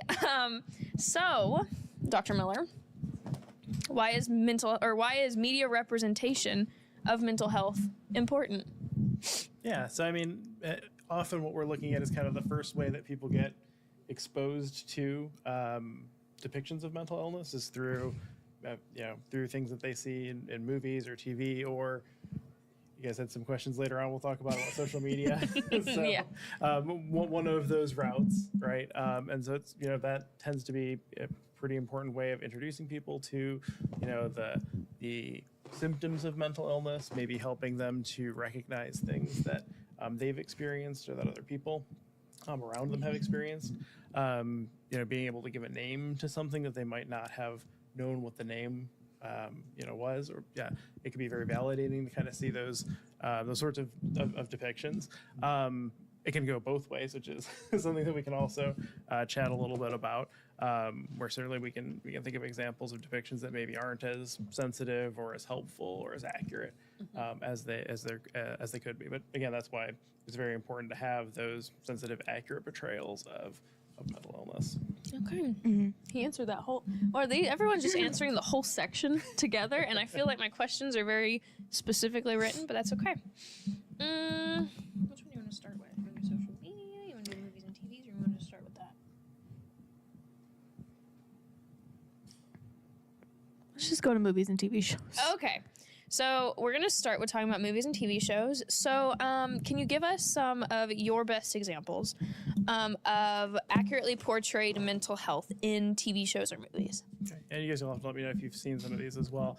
I think the first one that comes to mind typically when I'm thinking about like a solid, realistic portrayal that isn't, sometimes you have things that are very exaggerated, sometimes for comedic effect, sometimes, to make, as we can talk about a little bit later, we can talk about Split, for example. Maybe it's to make things a little bit more frightening. But if I'm thinking just about a good, realistic, grounded representation, I would say Perks of Being a Wallflower. Have either of you seen that one? Yes, I read that book. One of my favorite movies. It's a great film, right? And in this case, you've got a kid who's it's all within the context of a coming of age story, who's suffering with depression, also probably PTSD. Mild spoilers for the this is a spoiler alert. Yeah. You're gonna hear some spoilers. Lots of spoilers. Okay. Struggling with PTSD and depression. I think it does a really good job because it shows depression as something that is overcomable, right? It's surmountable, but it's also not something that's easy to deal with, right? It's also not something that just sort of goes away. I mean, he's coming right out of treatment as kind of the start of that film, and it's still something that he's dealing with, he's contending with, despite having left that sort of more controlled treatment environment. It's not something that's cured, but it is something that still somebody who's dealing with very severe, in this case, depression, can still find fulfillment. They can still find happiness. And I think it does a really good job of kind of depicting that and humanizing that experience of severe mental illness. So Perks of Being a Wallflower comes to mind right off the bat as a very solid. That's a good portrayal. one. That is a really good one. I like that one. I also like Beautiful Mind. I think is just a good film. Period. Obviously, some of the portrayals are a little bit interesting in that one. So, for example, if we're looking at schizophrenia as depicted in A Beautiful Mind, it's visual hallucinations, right? Very dramatic ones, 'cause of course, it's a movie. But realistically, that's not really the experience that most people have. Most people have auditory hallucinations instead of the visual ones. Although it's not, I wouldn't call that misinformation. It might give people kind of the wrong idea about what schizophrenia looks like, despite being otherwise like a very good, sensitive film.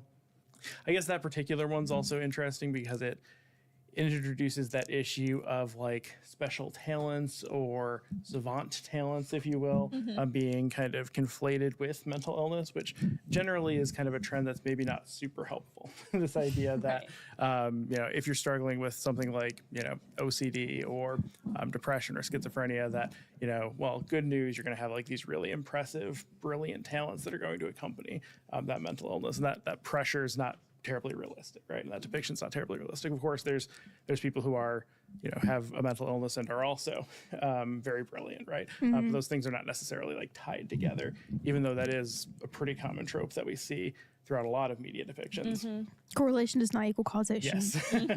Well, if you think about things like a lot of like crime procedurals, right? You've got the most obvious example would be like Monk, for example, right? Where the lead has OCD, right? And that OCD sort of empowers him to solve crimes, right? And that's cool. And in some ways, that's kind of a positive destigmatizing portrayal, right? It's complicated. It's not, all good or all bad. But on the other hand, it's a little bit unhelpful to say, well, I mean, sure, you've got this, this condition that you're dealing with. That's a challenge. But also on top of that, you're expected to also, harness that to be brilliant and solve crimes, right? That almost always is the case. Even Criminal Minds. Spencer, he had autism more than likely. I don't think they ever confirmed it, but I think it was implied. And then Will Trent, which is a new show. Yeah, Sheldon, The Big Bang Theory, which is what Riley commented. And who else? Will Trent, he has OCD. It's also another crime show. I feel like that's a really big thing, is that they attach mental illness or like a mental disability to like a really Extraordinary people. Yeah. And like obviously you're going to have extraordinary people that have mental disorders. Right. But doesn't mean they always do. It doesn't mean that just because you have a mental disorder and you don't have that amazing ability, you're any less than, because those are dramatized depictions. Exactly that. And so, I mean, I could, again, maybe it's, I would guess that the kind of creators behind that show or those shows are kind of trying to put a positive spin on things, show a silver lining, and that's admirable, right? But on the same end of that, I could picture somebody who has whatever is being depicted in a particular show, has OCD, and is watching Monk being like, well, where's my, special crime solving ability? I didn't get that with my OCD. Darn. Who is Hercule Poirot? Who is that, Jason? He is very much described as having OCD. Gotcha. Okay. Well, and I know like on an artist standpoint, like Van Gogh is also like his mental illness and his journey with that is often kind of romanticized in some medias. There was people like attribute this like to be an artist you have to have like a dark and twisted like you have to have this backstory, you have to have these like problems, but that also doesn't correlate to all artists. And we have some great artists who aren't like that and who don't struggle right now. Or maybe we do have who do struggle, but it doesn't mean that they're any less or more of an artist because they do or do not. It's just those things aren't necessarily tied together, even though for some reason in our media portrayals we love to link mental illness with savant powers or special talents, right? It's just an unrealistic expectation to have. Yes. But despite that, Beautiful Mind still great. Still a great movie. Let's see, any other like super positive ones? There was one about a woman. It was what's it called? It's about a woman named Alice who starts developing Alzheimer's. Still Alice. Still I think, Alice. and that is a very good. The Taking of Deborah Logan. I haven't seen that Maybe one. not a great depiction. I haven't seen that one. But Still Alice, I watched that in high school. Yeah. And like that was a really cool example for some of us talking about Alzheimer's and talking about like the decline throughout like this great like professor of, was she a professor of psychology? She might have been. She was a professor. She was a professor. Yeah. And then at the end of her life, she was being cared for by her husband, who, that's the Boss Baby that plays as him, right? Sorry, I'm Googling positive. The Boss Baby is the one that plays. Is it Alec Baldwin? Yeah, I'm so sorry to everyone who is mad that I know him as the Boss Baby. I'm pretty sure he was also in another cool movie, like that he was known for. Not the Boss Baby, but I don't know.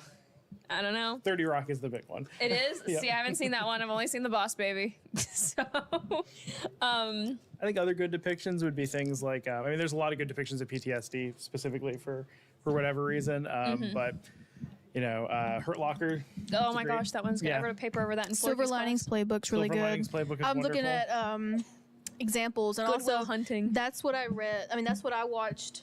Was it Abnormal Psych? We had to watch I think a movie. so, yeah. That's the one I watched. It was a really good movie. Which one? Silver Linings Playbook. I really do like Good Will Hunting. I watched that with my That's a really dad good over movie. the It's summer. a great film as well. What's Eating Gilbert Grape? Oh, Girl Interrupted. Black Swan. It's a sad one. Black Swan's rough. That is rough. Requiem for a Dream. I haven't seen Also that a one. rough film about addiction. Oh, okay. There is a movie with Steve Carell and Timothy Chalamet about Beautiful Boy. Beautiful Boy. I have not seen that one. It's is it about a young man who's experiencing addiction and his father's experience through that as well? My boyfriend's mom, so mother-in-law, donated $50 to the Josh Project. Thank you so much, Diana. Yay! The Accountant is an example someone said in the chat. Ben Affleck, the accountant? Ben Affleck. Isn't Yeah, he? I've heard of that one as a depiction, I think, of autism spectrum disorder. I think that's a movie he's trying to get me to watch, but I haven't watched. I've not checked that one out yet. I hear the second one came out, though. Do you happen to know any TV shows that come to mind about mental health? Because, I mean, I have one, but I'm going to let you talk first. Yeah, I mean, about mental health, not so much, but that have reasonable depictions of mental health within the broader TV show. So some things come to mind. The example that I was thinking of was Scrubs. Specifically in the third season of Scrubs, they have Michael J. Fox on as a guest star, and he plays a surgeon who is dealing with OCD. And it's an interesting portrayal because at first it's played a little bit for laughs, similar to something like the movie As Good as It Gets with Jack Nicholson, which also plays OCD for laughs at the beginning within the context of a rom-com. And then, as a lot of things with Scrubs goes, it kind of starts off humorous and then gets very serious very, very quickly, and kind of depicts like how he is managing, he being Michael J. Fox in this case, his character is managing to be, you know, a successful surgeon despite dealing with OCD, and kind of working through all of that and recognizing all of the sort of, because at first they're like, the idea behind it is like, they're almost like, oh, I wish I had OCD because it seems to be like something that's empowering him to do really well. And they realize it's a lot more of a complicated relationship as the episodes progress. I think it's a two-parter in season 3. Riley says Ben Affleck has autism, but is hyper intelligent, and it's not so much about addiction, but autism. Gotcha. So that's what The Accountant is. Okay. I haven't seen it, but he's trying to get me to watch it, and I have not. Gotcha. Riley is active right now. He's number House. 2. Jason's number 1 in the chat. Some depictions of TV shows that have healthy mental health.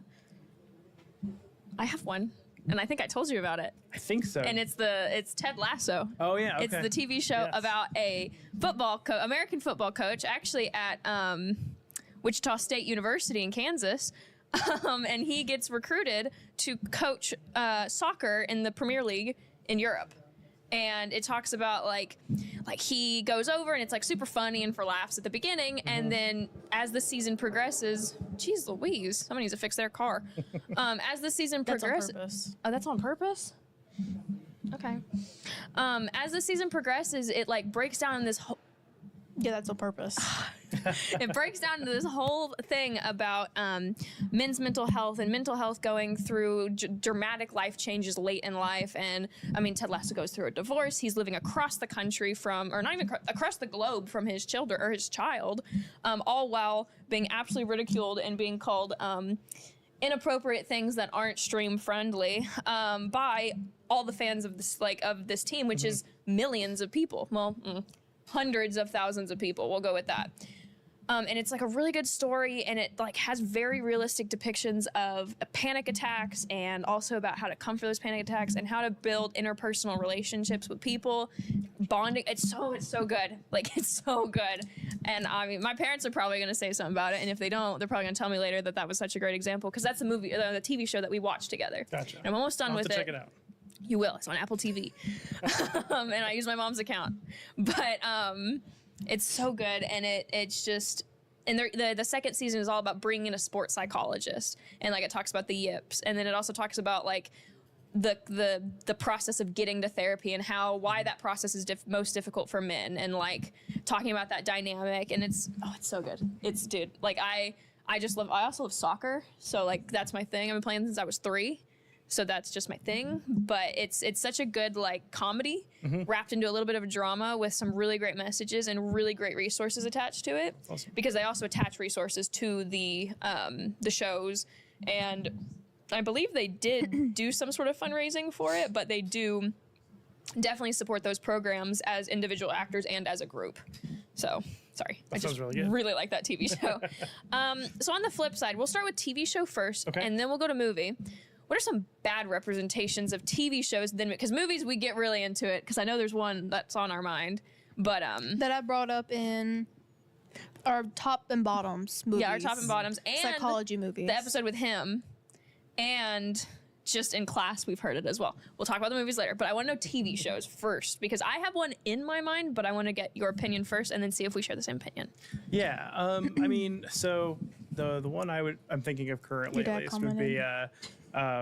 if we're looking at depression, for example. Have you seen BoJack Horseman? Oh yes. People that's a mixed romanticize bag, right? But yeah, people do, right? Romanticize it way too much. Exactly. No, romanticize him.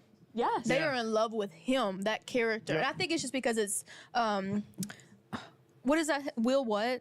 Will Arnett. Will Arnett, I think He's it's the because it's Reese's him. guy. He's the guy that does the Reese's But I'm commercials. sorry, I didn't mean to interrupt you. Oh no, you're good. You're good. And I it's an enjoyable show, right? It's pretty, but I don't know. I think it gets bogged down too much in just the experience of living depression, and doesn't really like show you an easy way out. Right. And granted, I haven't seen all of it. Maybe it gets better after a few seasons. I've seen like maybe 3 or 4 seasons of it, but the seasons I've seen they're very much kind of about wallowing in that depressed state rather than finding a good productive Yes. way to kind of dig out of that. Which, I mean, I guess it's a good example of what a bad example is. There you go, right? But, I mean, I've seen the whole I've seen the whole thing. It's good, but it's good because it's bad, because it's like, I don't know. I don't know, but it does disgust me how many people do romanticize him and his life. And it's definitely like some of this stuff is not appropriate to talk on stream, but like just that I think what really constitutes a bad example is mockery or Well, I feel there's a lot of examples of bad examples. right. And like I think it's not necessarily it's a bad example, but it's a good example of a bad example. Like that's what I'm trying to say. But I didn't even think about BoJack. Yeah. Oh my gosh. It depicts a lot of like unhealthy coping mechanisms, and Right. and sometimes it shows the consequences of those, and sometimes it doesn't. And again, there's only a few good outcomes for some Yeah. characters. Well, something that really bothers me in the media is whenever people, like, I guess this can segue into like movies that are bad examples, but Split. Yeah. What Yep. bothers me the most is, and I went on a rant about this on the podcast before, but what bothers me the most is villainizing mental disorders whenever, and you don't have people that are educated in the mental disorder and what it is and how to treat it and what causes it and all that, and you just saw it in a movie or a TV show and you take it and you run with it and you villainize it, and it makes it seem like everyone that then has that disorder is a bad person or is, you know, a criminal. And that's what makes a bad example for me is whenever you villainize someone with that disorder. Like, there's so many depictions of like people with OCD being criminals, people with DID being criminals. Isn't it DID? Dissociative identity disorder. And like I said, they will take what they think the disorder means and then run with it. And that's like another thing that something like bothers me a little bit is when someone does something like, oh, I'm so OCD. That makes me want to pull my hair out because I'm like, you don't even know what that is. You don't know what that means. You don't know how much weight that word has. But I anyways, think Split is a very good example of a film that does probably more harm than good in its depictions of a mental, and that one in particular, dissociative identity disorder, is already one that the media kind of tends to have a very hard time portraying accurately. You know, obviously, the etiology of that disorder is a little bit complicated, what exactly is going on there, but I think it's just like such ripe ground for telling stories that you see a lot of media examples just kind of glob onto that idea of, oh, you know, somebody could be multiple characters at once. That's super exciting. And they don't necessarily think about the fact that, you know, maybe we're not portraying this in a way that's accurate, so people can't really learn from the example, or they're learning the wrong things from the example, and certainly also not particularly sensitive either. You know, particularly this idea that, like, you know, someone can be monstrous in one of these states, literally monstrous, right? What does they call him? The Beast. The Beast, yes. Pretty deeply problematic. So that's a good example. Yes. I feel like the only accurate portrayal would be the child, because as we've discussed, most cases of DID are within like therapy scenarios. And I feel like that would be one that would come out the most. If you experienced a traumatic experience whenever you were a child, maybe you would tap into that inner child and tap into that character. And I feel like that one, okay, like that's you younger, you're tapping into the younger child aspect. But the Beast, and then it was like the one that had OCD, and then it was the woman. And yes. And then just the regular guy. Yeah, the guy. Because I finally actually, like, we talked about that episode, and I'd only at that point seen bits and pieces that were relevant to my courses, that were places we were pointing things out. And I was like, okay, I'm going to sit down and watch this whole thing. Told you it was bad. It was so bad. Like, I mean, it's a very well filmed. I think it's as a movie, it's entertaining, right? It's entertaining, but as a psychology student and also a student who has done readings, or not even a student, a person who's done readings on DID, being very interested in it and about how personalities can split, like it, and not even personal, but whatever, but like just so, it's just so interesting. That movie was so. That's like if you gave like a middle schooler, like, hey, write me a paper about this thing, but then I'm only going to show you the bad things about it. Yep. And then also run it through AI just to double check it for yourself. Like that, it just, the writing was so, it felt very more damaging to people, and it felt like they didn't even ask anyone in the community or even just a mental health professional. And if they did, they were paid off, because that is like, that just did not feel very, very representative. And I'd like finally got to sit down and see it.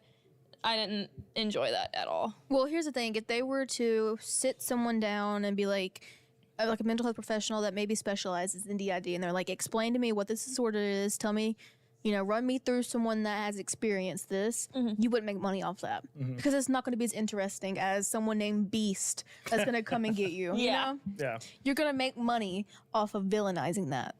Well, because good mental health and good mental health representation truly comes out of like scientific and like the good representation comes out of like a documentary. Like that stuff comes good out of it. Oh, there's a bunch of good ones there as well. I mean, if we're thinking about examples from Abnormal, for example, People Say I'm Crazy. Do you guys remember that one? The one about schizophrenia? Yes. Yeah, directed by a guy who's kind of just talking about the experience that he had with schizophrenia. That one's great. It's hard to find, but it's at least on Canopy. And also what is it? The one about eating disorders? Thin. Yeah. Thin. That was a really good one. That was super helpful as well. Yeah. Oh, I haven't seen that one. It's good. It's really good? Yes, it is. It's a documentary of it's a documentary about eating disorders, like inside a mental health eating disorder facility. Oh wow. Oh, that's kind of interesting. Oh, there's a big spider behind you. Don't even play with me right now. How big? Like tarantula size or like? I mean, no. Okay. It's right there. Because you went wide-eyed. I'm like, oh my gosh, how big is this spider? It's right there. Kari, that is not a big spider. It's big enough. I don't have any shoes on. It won't mess with me. I'll keep my hair in front. It's fine. Girl, I'm not worried about it messing with you. It'll probably mind its own business, right? Yeah, spiders are more scared of us than we are of it. Here you go with that. It's like the mouse and the elephant Riley thing. said huge spider. It was. Riley, don't even play. I think it's gone. It's fine. It'll go crawl back to its hole because I blew on it, so it's scared, and it crawled down to the bottom to run away. I put some air on it. Okay. Okay, the thing I wanted to pick your mind on before we moved on to another topic, though, have you seen the Netflix TV show? And this might get I don't know how other people feel about it. I know how I do. There's only 8 people. There's only 8 people. Okay, fine. 13 Reasons Why. I've seen a little bit of it. You I saw have? the first season. I saw it before it got big. Well, no, I saw it before it went through guidelines and was edited to where it was rated. Yeah. Yes. I saw everything, and I'm not going to go into detail at all because that was disgusting. But I saw it before it got edited. Okay, so you Terrible. haven't seen it. Not all of it. Not no, all just of it. That's just the first bit. Okay. Yeah. I don't know. I feel like There's a lot of controversy about that one, right? Because it's, this idea about like how we handle All of self-harm it. behaviors, how we portray them, right? Should we communicate it? Like, how do we communicate about those things? You also have to be worried about contagion effects. And it seems like, although the show creators were likely well-intentioned, that the, effect of it was not very positive. Yes. And I just well, also like, sorry, what were you saying? No, you go ahead. You go ahead. I feel like they were trying to be edgy about it a little bit. That's what I was gonna say. And it wasn't something you needed to be edgy about. Yeah. Like Glee. Yeah. Wait, what? Have y'all seen Glee? Yeah, I've seen Glee. Glee. Bits and pieces. Every single person has something, and that's why they're called the Glee Club. Yeah. Makes me so mad that Cora. That's why they're called the Glee Club, because every single person has something. Yeah. 13 Reasons Why felt so It felt a little exploitative. exploitative. It also felt like they were trying to fit every kind of mental health stereotype into a teenage girl that they could. Not even only her. And not even only her, yeah. Decided to do it, like give like Glee. It was like Glee but on steroids. I mean, seriously. It was Yeah. like Glee, take away the theater aspect of it. Yeah. Glee if it wasn't theater kids. That's actually a really good, yeah. I think this comes back to like, sometimes the things that are entertaining aren't necessarily the best TV. I mean, we can think about like Hoarders, for example, where Hoarders is it's structured in a way to try to like build drama and build conflict, and none of that is actually the way you want to approach treating a hoarding disorder. There's bits and pieces of it that are, actually based in empirical treatment, but then all of it is set up in this framework. Oh, we only have like 3 days to clear out your entire house, and we're going to bring in all of your family to confront you and complain about your house.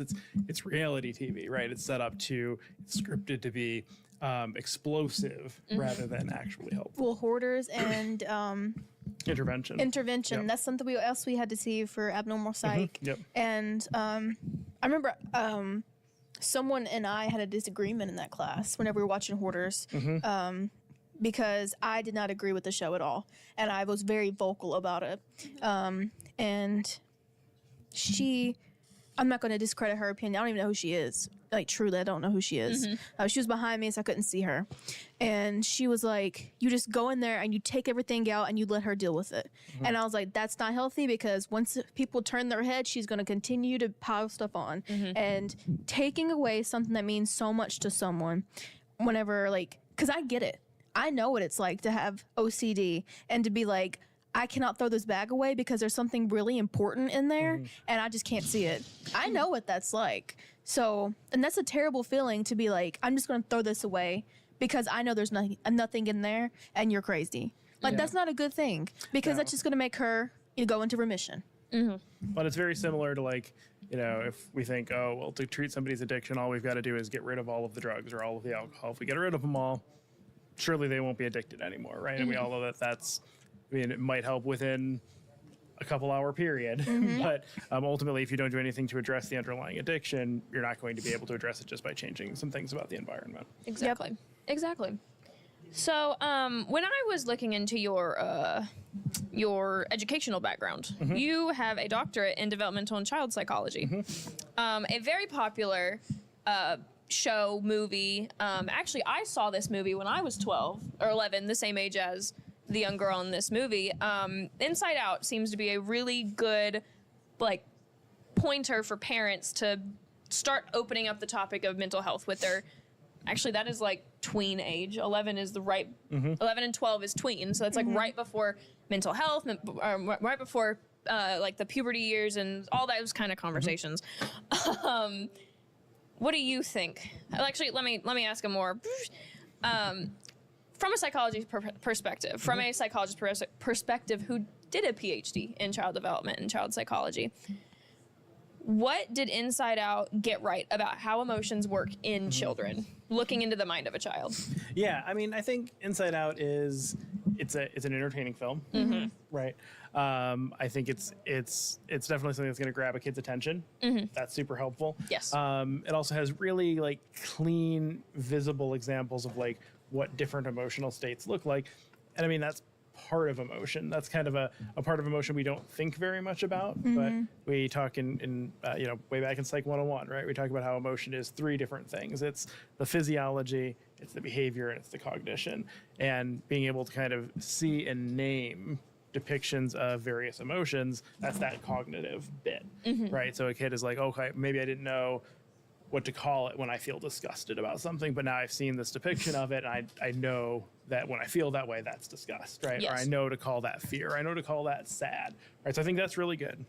I also think it's good that by putting these in sort of like cute little characters, that it makes them a lot more approachable as well. Particularly things like, sadness that kids might not know, like, is it okay to be sad sometimes, right? Kind of depicting that here's what sadness looks like, and ultimately the message of the film is that sadness is okay sometimes, right? So now we know how to name it, we can address it, and I think all of that's pretty positive. So I like all of that when it comes to Inside Out.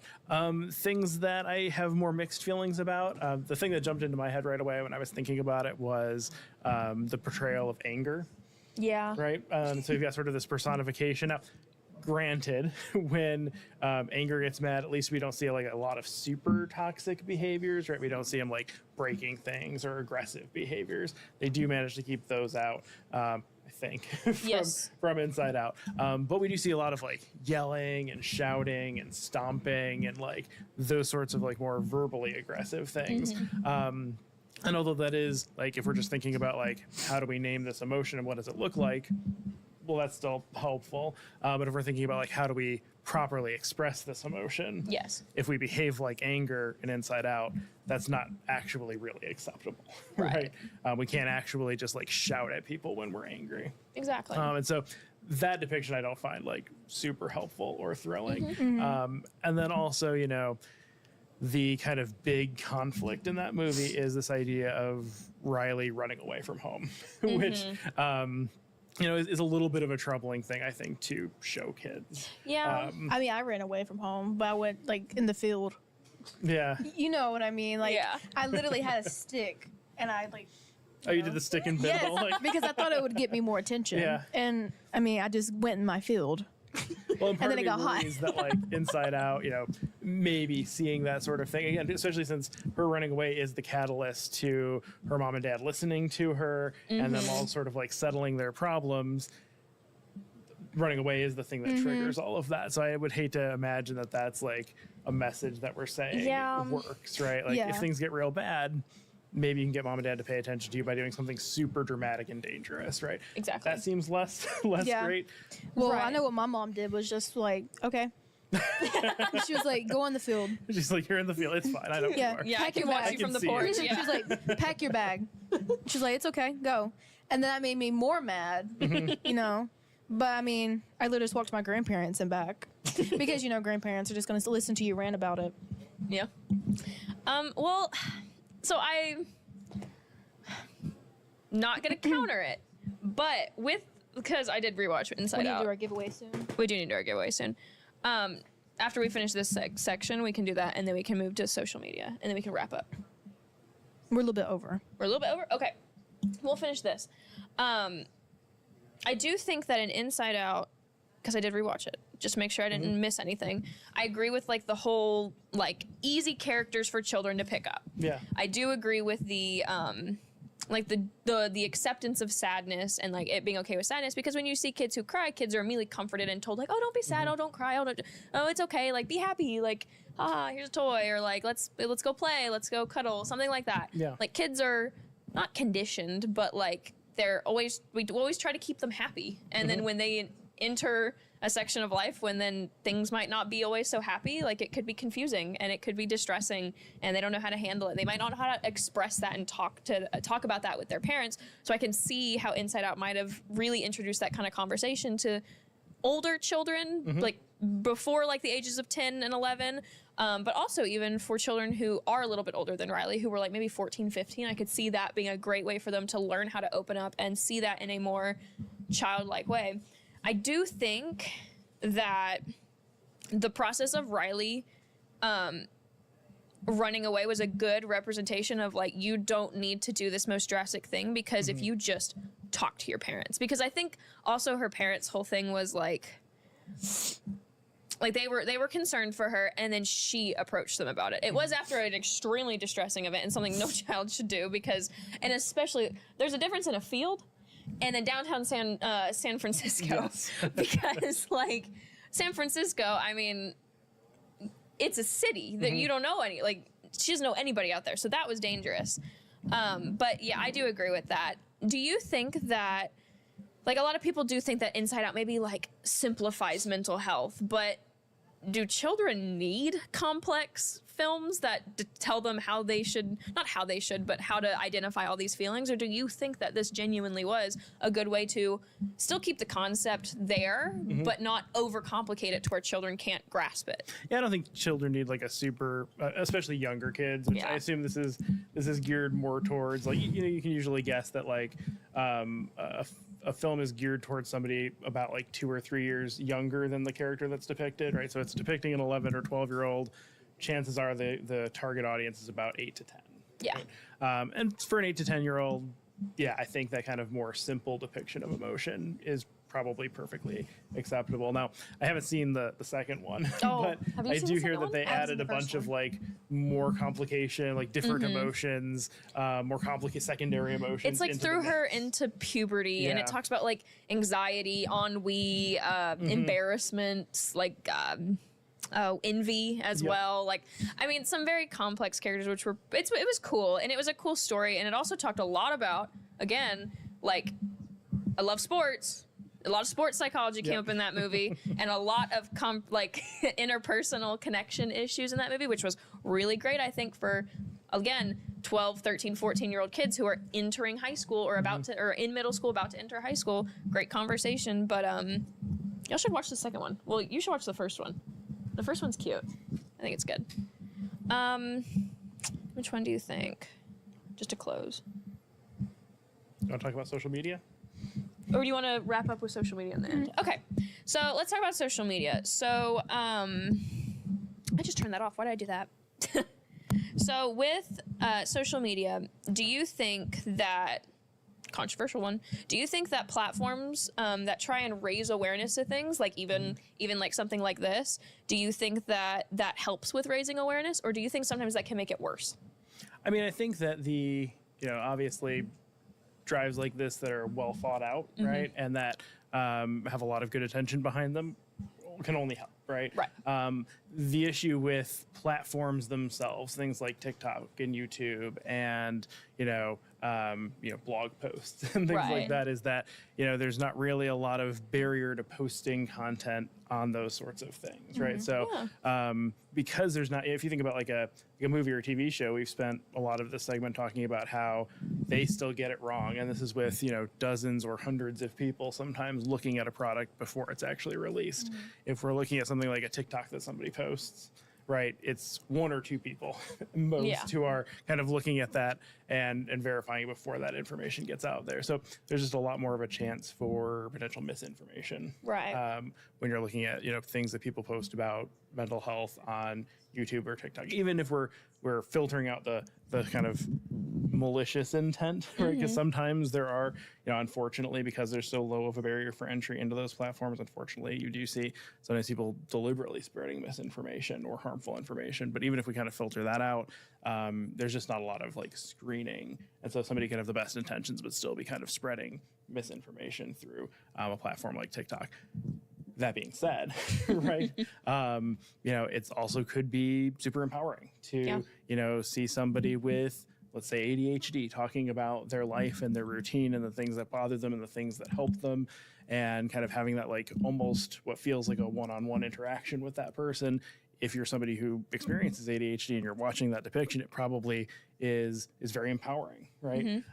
It could be really helpful to kind of hear about the things that help that person. And it's kind of nice that there isn't a barrier in that case to being able to share that sort of thing, right? So it's kind of that double-edged sword of being able to share information extremely freely, right?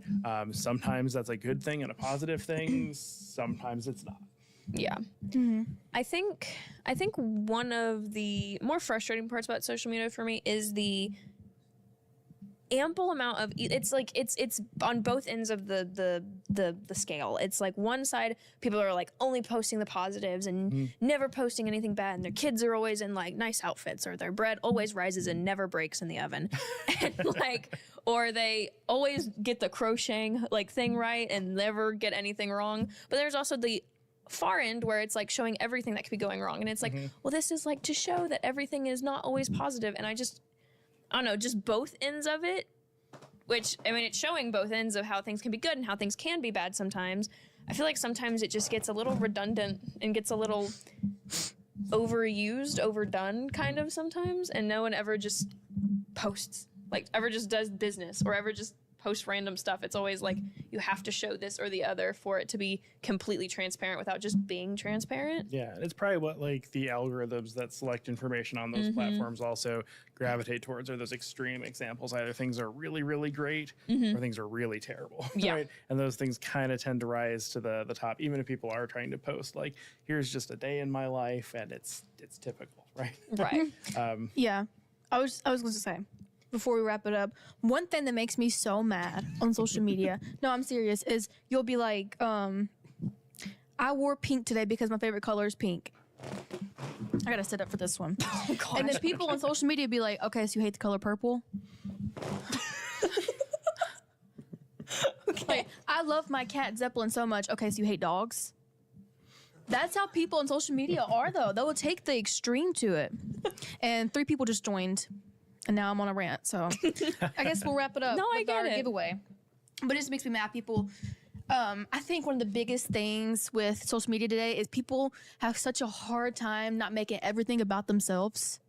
Like, just because I like cats doesn't mean I hate you and your dog. Oh, God. You know, just because I like the color pink doesn't mean I hate the color purple and I think you're ugly.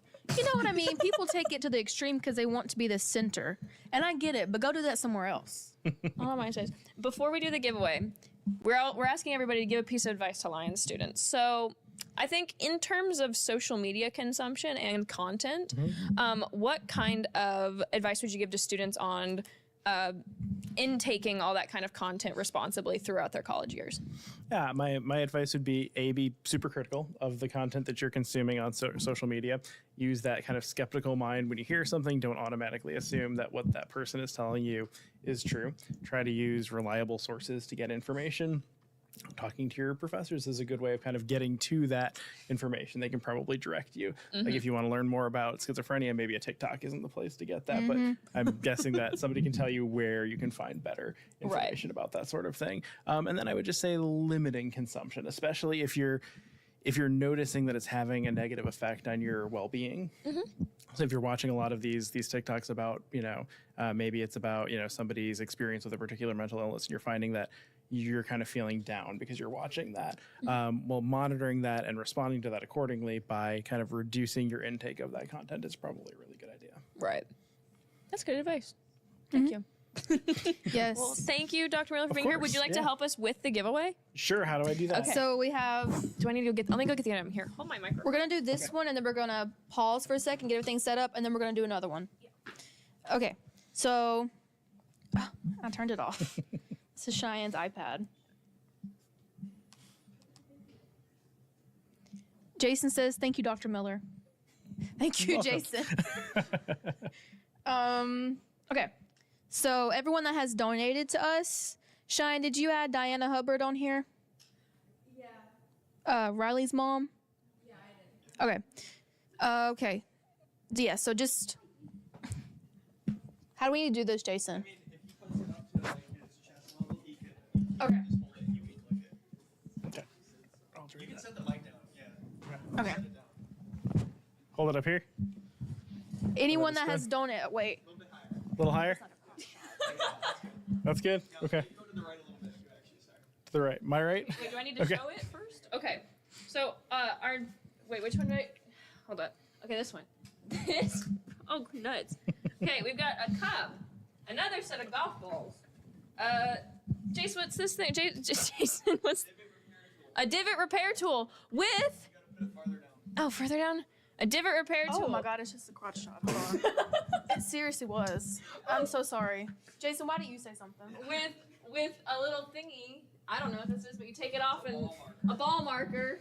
An expert golf person here, apparently. There you go. Another Slyac shirt, and then is this a golf towel? Yeah, I think. And then a Lion College golf towel, so any of our golfers in. If you're not, you can start.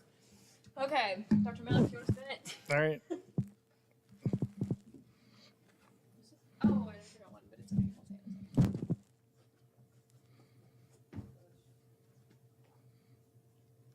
I can't read it from this Jill angle. Holyfield. Jill Holyfield, Ella's mom. Yeah. That's Ella's mom. You also got a $10 gift card to the board on 3rd. Nice. There you go. Forgot about that. Thank you, Dr. Miller. Of Thank course. you, Dr. Miller, for There you doing go. this bit. Okay, we're gonna get set up. We're gonna get set up for our next segment. Go ahead. So give us what time are we gonna do? 5 minutes. We're gonna do a 5-minute break, and then we'll be back, and we're gonna have Dustin Bork and Carly Dahl on. So keep up. Sure, whatever.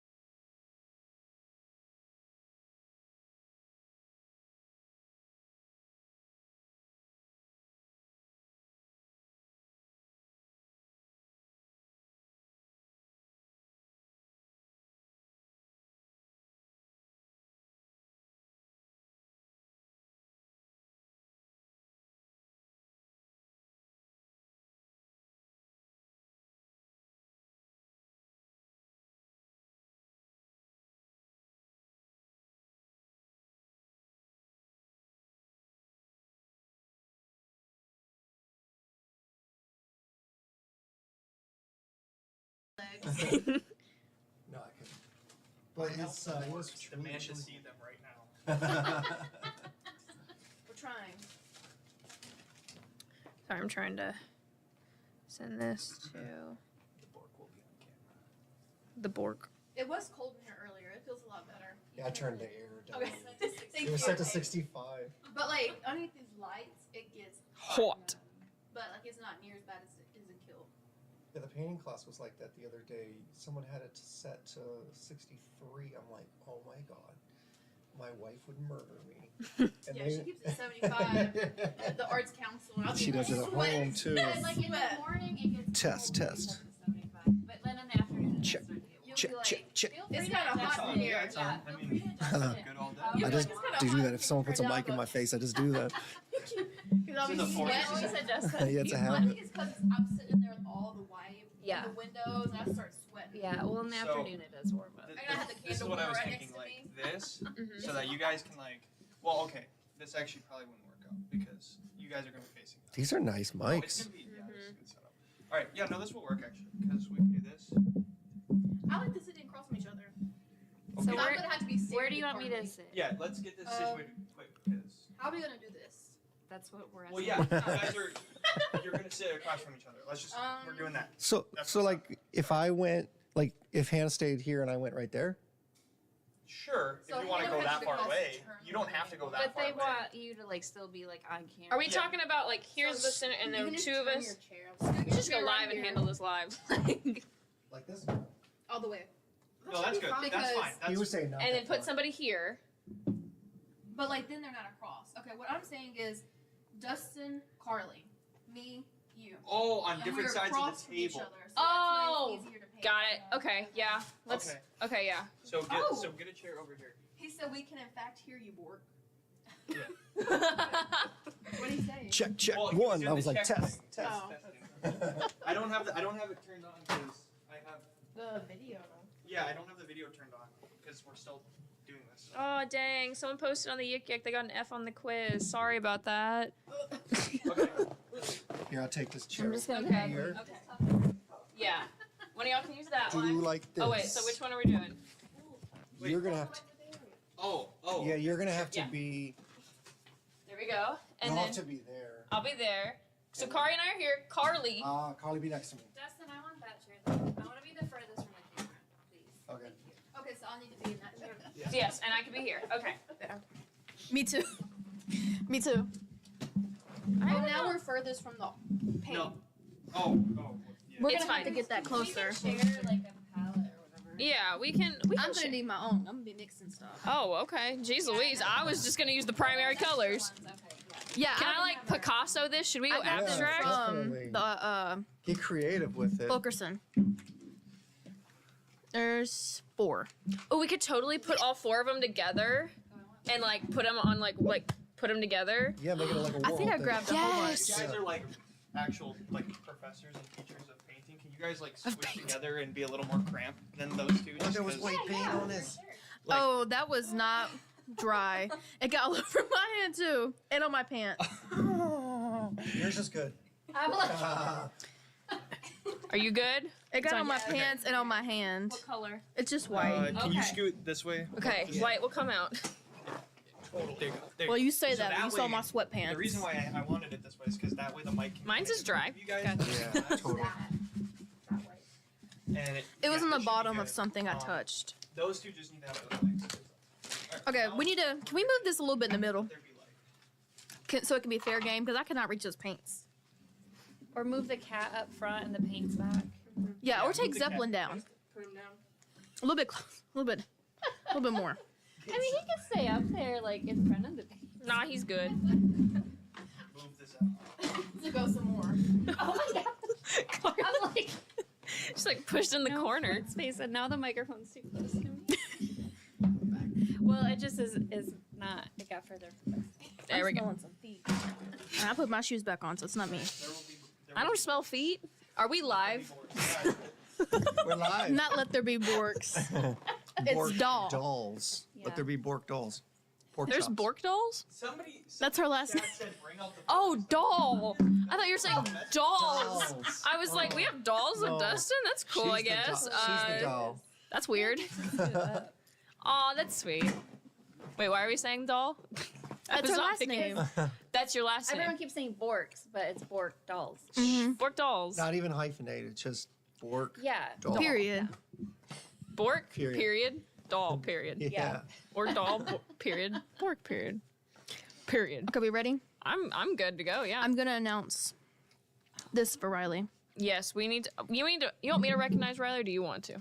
You do it, actually. I want You to. want to do it? Yeah, never mind. You do it. Tell the people what happened. Are we? We're not on yet. We aren't? Because we're like a few seconds delayed. It's like 10 seconds, I think. Is Riley on? Yeah. Okay. He said can't see anything. Hold on, Riley. We're working on it. I feel like he's like, yeah, it's like that. Oh. Split screen. He'll go back and forth between who's talking. Follow the We got a action. little heart in the chat. Cool. 10 viewers. Well, now you need to click that button. Yeah, there you go. Are we at 5,000? Yeah. It's gonna be. He said can now. Mind how this looks. This is really chopped because it's. Chopped? He said he can now. No, I said this is really chopped. Like this whole setup. No, it's Josh. It's the Josh Project, not Chopped Project. Okay. Everything's good to go. You guys can. Okay. Whoever wants to start. Okay. That's Kari. I just want to say a special thank you to Riley Hubbard. He is an alumni. He's a former Teak. He's a Teak alumni. He was in Teak, and he has donated $1,000 to the Josh Project today, and we are so very appreciative of it. So, and that's also my boyfriend of almost 3 years. It'll be 3 years, October 15th. So you get this Lyon College cup, which he probably will keep in my place. And then this Lyon College hat. Ooh. Sorry, I And pressed then- that. I'm still seeing a black screen.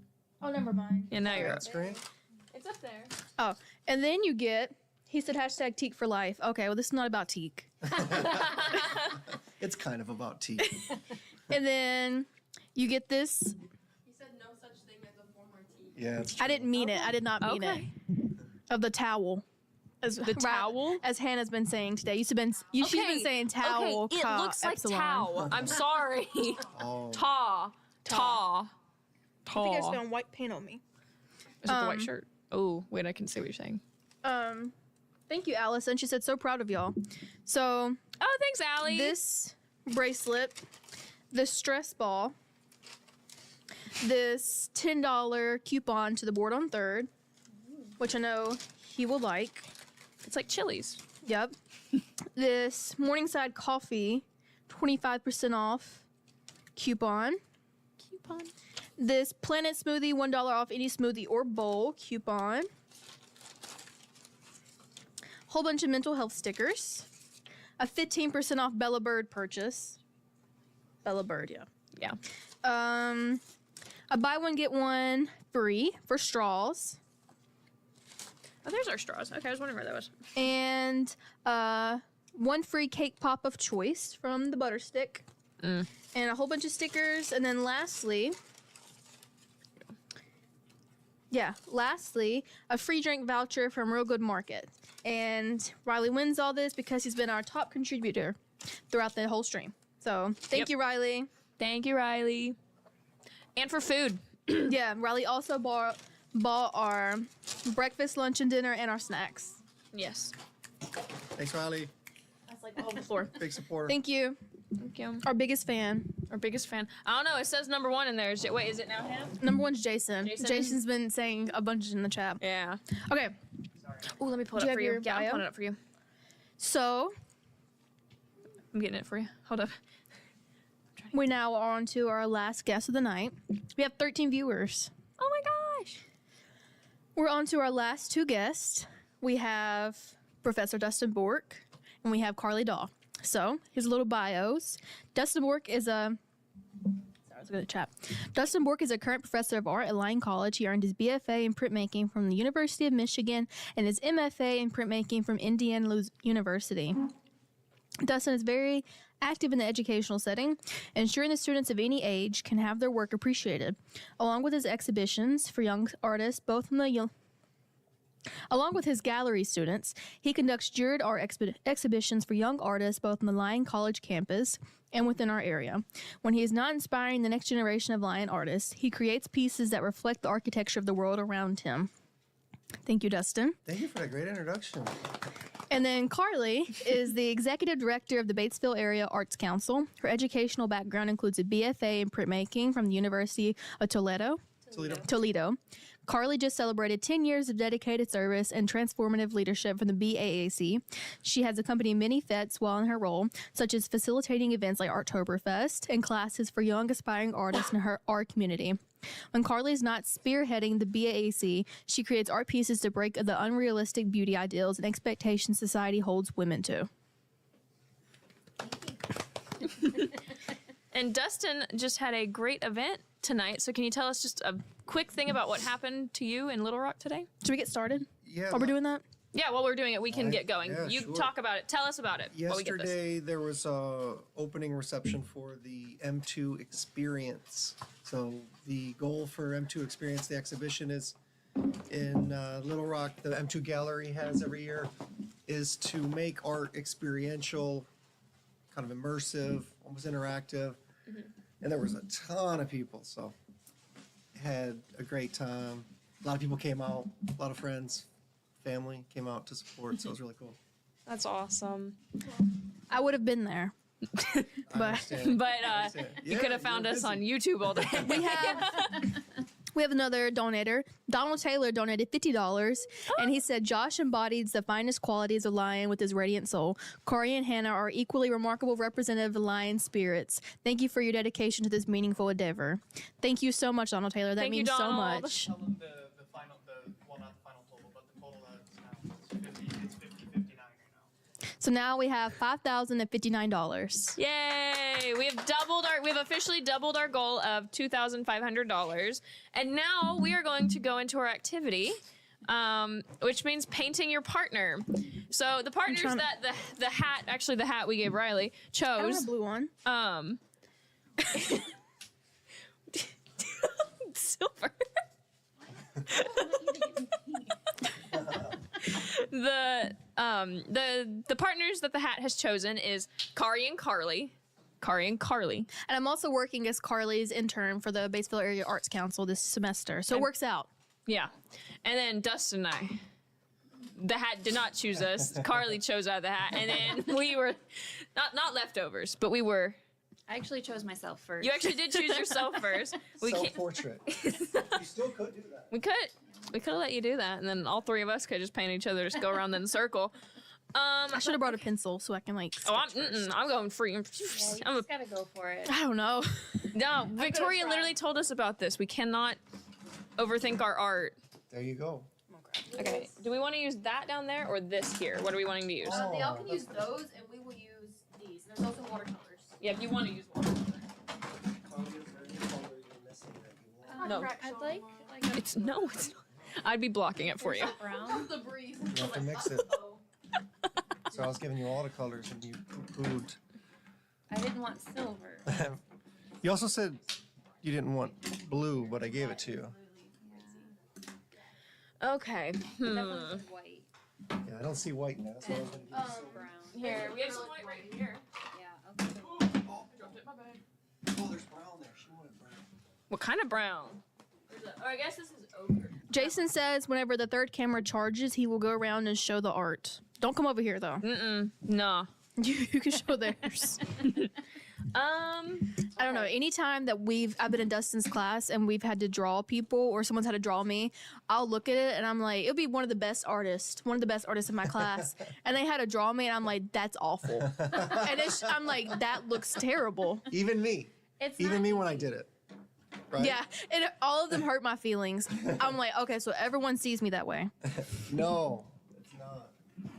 But that's why it's better to draw someone else than yourself, because you're going to be pickier about yourself and maybe not finish, right? Mm-hmm. Cheyenne is admin abuse again.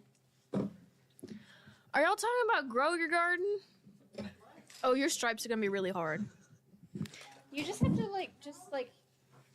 get a little. Yeah, you can. They'll make Huh? it fun. Right now. What if I? You can invent what I'm wearing. You don't have to do exact. Okay. Stripes. You gotta put the stripes in there. Although I do like stripes. Stripes are nice. Trying to look at your hair color. Mix. Yeah. Wait, so are we gonna want to swap them, or are we gonna keep the person you painted? What are we doing? Well, I assume that like I take the one Carly made for me, Yeah, and she yeah. take the one. I Okay. don't know if you'd want it, but I'm gonna give it I'll to you. display it in my office. You can look at it every day when you work. Dustin, you I'm don't not gonna have walk to in there. display. Oh, that just went everywhere. So if anyone needs that mauve color, it just got everywhere. Mauve? Take some of your white. No. Ooh, can someone check the football score for me? See, I'm already getting paint everywhere. Diane. I feel like I want to paint a background, but then I'm gonna get it on my shirt. I am gonna do. I keep on putting way too much. I forget this is just my palette. Okay. I already don't like the color. I'm gonna take this. Just go crazy. What's it? So I heard you have a ceramics class coming up at the BAAC. It's not a traditional ceramics type Mhm. class. We're doing some Clay. air dry clay. Ooh. So you don't have to have a kiln or an oven or anything. You just have to let it sit for a couple days.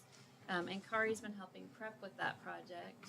The little ghosts are the ones that I have made. Yeah, so we're making some little ghosts, and participants will get to make a ghost and also decorate some that are pre-dried Oh, that's so ahead of fun. time. So it should be a lot of fun. And all Victoria was also telling us that she had a workshop coming up soon. Yeah, she's got one coming up in November. She's doing a crochet workshop. We'll be making some washcloths. 13 Who's to 0. winning? Us? Mine is down. Look at it. Go Scots. No, it's 8 to 13. Oh, 8? Oh, I just saw it as a 0 for mine. Oh, that's cool. That's close. Come on, Quarter. Scott. What? Jason. So I feel like while we're doing this, you guys can tell us a little bit about you, a little bit about what you do. You told already about I know, we us. kinda- You gave our biography. What else is there to tell? We have 3 dogs. Carly, tell us what you do with the Arts Council. I do a little bit of everything. So we are a nonprofit arts organization here in Batesville, and we offer a lot of educational classes within our space, and we also do the arts and education program with other professional artists that we bring into some of the local schools. And we also have a gallery space. Uh-oh. And we host Uh-oh. There's red paint everywhere. community events such as Arttoberfest, like you mentioned. I started that my first year as director, and this will be our 9th year. We had to take a year off for COVID, but it's grown. Can I have some more napkins, please? We got I've got red spilled. paint Clean up on everywhere. aisle 4. I'm sorry. I have red paint everywhere. But the festival's grown every year that we've done it. So it's coming up this year on October 11th. Everyone should Mhm. mark their calendars. It's a Be free. there. It's a free festival. We'll have artists and makers signed up, set up with It's fine. booths on Main Street, and some bands playing, food Thank you. trucks, all kinds of activities. Yes. Bunch of booths and like handmade jewelry. I spent so much money from there last Is year. my face interesting? I haven't even done your face Oh, yet. you're fast. I'm still sitting here What? mixing colors. I haven't even put nothing on here yet. For the viewers at home. Yeah, you can see it. If you guys want to just like periodically pan over at the cameras, it's probably a good idea. This is all I got so far. Riley Not said, excited. I'm ready to see the final result. I don't want Dustin to see it yet, though. I don't Oh, want you don't have to show them. Show the camera. just show the camera. Yeah. Okay, I'm making a It's kinda mess. hard for you, but for them it's easier because you can have them just. Oh my god. We have a new chat comment and it says, "Can y'all paint Bork's head?" And it's Will. Will said, "Can y'all paint Bork's head?" Bork's head is the last thing I'm doing. By the end of this podcast, I might have. Oh hair. wait, like paint on That's it? what I'm hearing. Yeah. That's what he's saying. Oh. We did double our goal. Yeah, we should You do know what? You gotta PIA, give the fans. what PIA they want. faculty member. You think the faculty Yeah. members would do that? PIA faculty member? Yeah. That seems like so much fun. Yeah. I wanna pay homage. Can I see that white, please? Yeah. Let me. It's very translucent. Well, I got all this from Five Below. Oh, This is Five Below. it's not paint bad. That was sitting in my studio for a while. That's great. So, what I do, when I first started, I was the only employee, so I did literally everything. Other than, I have a great board of volunteers that helps facilitate our events and our fundraisers. But on the day-to-day, I do marketing, I do grant writing, event planning, a little bit of everything. So, that's the life of a nonprofit director, I think. Yeah. We've had a couple nonprofit directors on here. Yeah, we have. We had, this is not on me. We had someone from the Humane Society come. Mm-hmm. Wow, that's really good so far. Those are her cheeks. She's getting your blush. She's capturing your essence right now. It's kind of abstract. I don't know. It's like, I have to blend. yeah, I think it was have like to we're talking blend. about mental health and mental health awareness. We're not gonna. Is it gonna hurt my feelings? No, and that's what I'm gonna say too. Like a lot of times, I say this to young artists, and I say this to college students, and artists at any level should not be too critical of themselves when they're creating art. You just got to make the art, and then also we're not gonna like bully someone else about their work. Right? It's like a work in progress. We're works in progress as humans. And so art is too. And so if you immediately put down 2 marks and thought, oh, there's no way this is ever going to turn out, you might keep yourself from making a masterpiece. Okay, this is very translucent. I'm starting to see what you're saying. Yeah. Like I said, Five Below paint. Is it the paint or is it the user? It Go might be with the it. paint. It's probably the paint. It's the paint. We'll Is- blame the paint. But, transparent could... You It could use be that. good, yeah. I'm You could actually use kind of that. So you liking get it. some layers and build up skin tone. So what's it? Dustin, Yes. just a fun question. You ready? What is your favorite class to teach at Lion? So this semester, I'm teaching a class that Kari is in called Gallery Practicum. I really, it's hard to pick a favorite class, but this class is really enjoyable. We're doing a cool project this time around. We don't do this every year, but with this Gallery Practicum class, it's learning the concepts of how to put together an exhibition, kind of behind the scenes, learn what a curator does, what's the role of a gallery, what's the role of a museum. And we had a large gift donated to us from the estate of a artist, and we're going through that work and we're archiving it in the spring. We're going to have a sort of retrospective dedicated to that artist. So it's really excited to kind of go through the work and look at it, look at what their impact was, the different styles they worked with. And you mentioned in my bio that my major was printmaking. So printmaking is near and dear to my heart. I'm teaching printmaking this semester. I always love that. I don't get a chance to teach it every semester, teach it every other year. So I enjoy teaching that.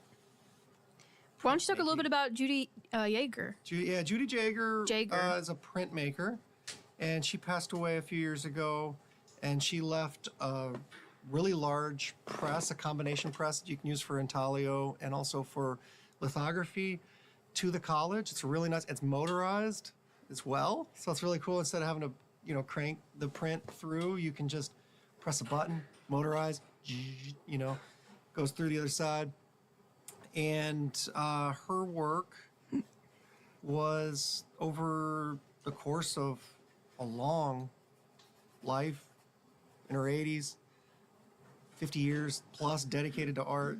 She did a lot of different styles and techniques, mostly printmaking, a lot of lithography, some drawing, some abstract, some representational, some realistic, a lot of wildlife, landscapes. Yeah, really, really cool. So I think people are going to love seeing the exhibition. That'll be Once we good. do it.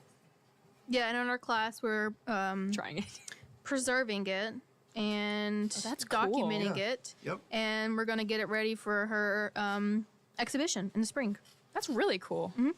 Game to preserve And sounds cool. what's really cool about it is, you know, we talked about this in Dustin's class, how we spend a lot of time trying to figure out what a piece means, and then how accurate can we be based off of what the artist says, you know? And it's like, who is the closest to what it actually means? Yeah. And with this, we don't have an artist to tell us if we're close, if we're far off, if we're right. So we have time just to be with the art and just to admire it without having to worry about what it means and if we're right or not. Yeah, but you're coming up with that too, and you can analyze it and educate people about what you see in the work. Mm-hmm. Okay, well, this is already turning out. I'm also teaching painting this semester, Ooh. so no pressure. I think there's an expectation that maybe my painting's going to be real good. Like, this guy's professional. Like, he gets paid to do this. It better be pretty good. You are a professional, though. But there's self-doubt all the time. Oh, yeah. And, like, imposter syndrome.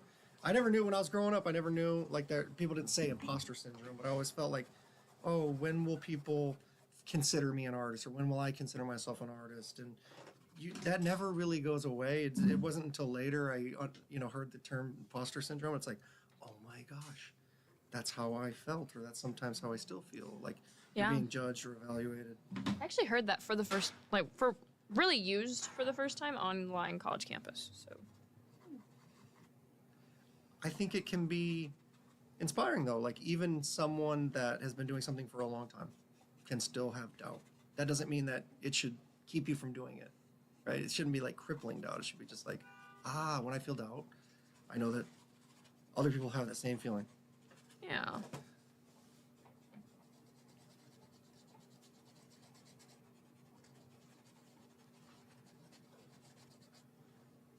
Uh-oh. I'm so. Are you locked in. doing less talking on this segment than the rest? Because I know. we're Sorry, really I'm so. locked in. I don't want to. I don't want it to be bad. I remember one of the questions that you had talked about asking us was, what benefits does art have? You know, Yes. something like whether someone's experienced or not, whether someone's just starting out, or whether someone's been making art for a while. What are some of maybe like the mental health benefits, or can you see a shift Yeah. in people? And I think we definitely can. Like Carly and I have seen that, whether we're teaching art camps for young artists, kindergarten through fourth grade, or even high school students, that you can almost gauge their self-awareness, their confidence. Like, those things shift. They kind of come out of their shell, and maybe they're introverts, or maybe they don't feel confident in conversations, but they can feel very confident in what they're creating and seeing what other people are making. You can definitely observe that. And a willingness to try new things, I think, is where where it's sort of low risk and high reward with creating art. Like, I remember them being really wowed by Carly doing just a really brief watercolor demonstration. Yeah, I think I should have done the watercolors, because this isn't going so. Because we showed examples of what they could look like, and they're like, we're never going to be able to do that. And then they saw her demonstration, they were really impressed with it, and then they thought, oh, I can do this, so it's like empowering, Right. And they were able to do it. Sometimes you just need that extra attention or being exposed to it. So that's why we love it. I mean, you see a tangible result from what you're doing with art, right? I think that's why during the pandemic, a lot of people turned to art too. Like, maybe they didn't have the regular routine. It can be frustrating too. I just took a look at what I was doing. It can be frustrating. I've been just going. Making art and not feeling like, sometimes I'll go into the studio and I'll be in a bad mood, and by the time I leave the studio, I'm in a amazing mood. But at the same, conversely, the opposite Yeah. could be true. Like, you could be in a great mood and then just get really frustrated because, like, it seems like nothing you did in the studio that day Was working. Yeah, but it's a larger body of work. It's not always going to just happen. What? What's the comments? Your mom wants the painting of you, Hannah. My mother? Okay. My mom will be getting the painting then nice. to put up, because my mother wants my painting. Sorry, Kari, I don't think your mom's gonna want this painting. I don't think you're gonna want this painting. Well, Dustin, you can send this to your mom, because she My did just mom? celebrate her birthday, right? Yeah, she did. Yeah. My mom turned 81. Wow. August You're not 30th. supposed to tell a woman's age. but it's my mom, and I love my mom, and I'm proud of her because she's 81, and you would think she is like 51. She does not age. My whole family has that gift and that gene, except for me, because people will see pictures of me and my 3 older siblings and think I'm the oldest, and I'm actually the youngest. So, but my mom will probably want. Sorry. My mom will definitely want the portrait that you painted. Okay. Because it's of me and because you did it. Aw. She would pay for it. She'll up the donation. I'm not gonna sell. I'm not. I'll give it to her. It's priceless. It's not for sale. It's not. Sorry. What's it? So, well, I guess let's go back into y'all's childhood. So, sorry, that sounded way too deep. So y'all are so involved with the youth in the community, whether it be, I say youth, we're young adults, the young adults and the youth in the community. Did y'all have those kind of examples in the community growing up, just like we do with you now? That's a good question. Thank you. Kind of cooked that one up right there. That wasn't on the paper. Sorry. I really didn't. You know, I really see myself a lot in the young artists. I think I was encouraged by my parents, but there wasn't like an expectation to become an artist or a roadmap for that. So Carly and I talk about that a lot, and even in our relationship, it's like it's great to have someone that is supportive of you being an artist. Mm-hmm. And in high school, I didn't really have it. It wasn't until I was graduating high school that I recognized that you could just be an artist as a career and go to art and go to school to major in art. I didn't know that. I didn't expect to do that at a young age, and I didn't really have. My mom is very creative and an artistic person, but we didn't have examples like of someone in the community who was an artist, who was doing it as a career, or another like art educator, for instance. Right. Yeah, I grew up like always thinking, oh, I'm gonna go into art, but not really knowing what that meant. Because like you said, we didn't really have anyone. I mean, we had like high school art. We went to the same high school, but 7 years apart. Aww. She's but 7 we had years older than different me. high school art teachers. Like I feel like He's I was lying. inspired by mine. They laughed because they know that's not true. Oh, did I'm you say I 7 was years- older? Yeah, she's You gotta 7 quit years old. saying that. I'm 7 years. Much more childish things than that. That's the built protein bar. Those are so good. Okay, wait, what? Look at that. Wait a minute. Look at that It thing. really does. It's like it's got, Y'all's like, turds look like texture that? and everything. It's looking better, right? Yeah, it's looking great. She's Show the really camera. capturing her essence with her She cheeks. doesn't have any eyes, but What's up? Well, Kari, I actually want to ask you a question. What is Sorry, your? I'm locked in. Okay. What? Y'all have been going at this for 12 hours, so kudos. Thank and you. Thank you. We're more introspective now. And I also want to shout you out, Dustin. Whenever we had our meeting and we were so overwhelmed because we were still planning everything, you took the time to be like, thank y'all. I just want to first and foremost say thank you guys for planning this. And that meant so much to us, like genuinely, because we hadn't really heard it that much. We had heard it, but it's good to be recognized. yeah, it's good to be recognized in front of a lot of people. And it felt good hearing that from an adult. You're welcome. I was very impressed and still impressed that y'all did this. You did this. You did this. It's amazing. Y'all you. did this. Yes. You did this. It's just amazing. that Hannah, what's your you question? can do Sorry. anything. No, you're I didn't fine. mean to That was a interrupt you, great. Dustin. We needed to do that. But what is your favorite memory of both of them? In class and well, you've been with the BAAC for a few weeks now. 2 weeks now. Fine. What's your favorite memory with Dustin in class, and then what do you most anticipate doing with Carly? Well, here's the thing. I have met Carly before because We went on a trip to Crystal Bridges. yeah, and Dustin is a brother of Teak, and we had talked a little bit at Crystal Bridges, but we didn't talk that much, Carly and I. But I remember Dustin told me after, I was like, Carly's really cool. Dustin had told me after, he was like, Carly said she really likes you because you're not weird or you're not fake. It was something. You're not weird. He was like, Carly said she really likes you because a lot of people feel like they need to be fake. Was that what you said, Dust? I don't remember. Something along those lines. It was been a year ago, but that sounds, somewhat accurate. Carly, does that sound like something you would say or that I would quote you as saying? I don't know if I remember saying that you're not fake, but I think I liked how real you were. I don't know. It kind of reminds me of myself. Like, I'm not afraid to say what's on my mind. Well, thank you. So that's something we talked about earlier That with she Cody. did. Yeah, I talked about it with Cody earlier. Is that being a woman growing up in the South, older men, family members resent me, and it's because of how outspoken I am. And I'm gonna, if I see something wrong, I'm gonna clock it quick. Yeah. And I've never been one to hold my tongue, and I think that rubbed a lot of people the wrong way. Like especially in high school. I was not desirable because I was funny and because I was clever and quick, and guys didn't like that because they were insecure in themselves. And if you're funnier than a man that's insecure about himself, it's bad. So I've always tried to be as close to myself as I possibly can be. Oh, you don't think this is good? Mom doesn't want it. Hannah's mom doesn't want this anymore.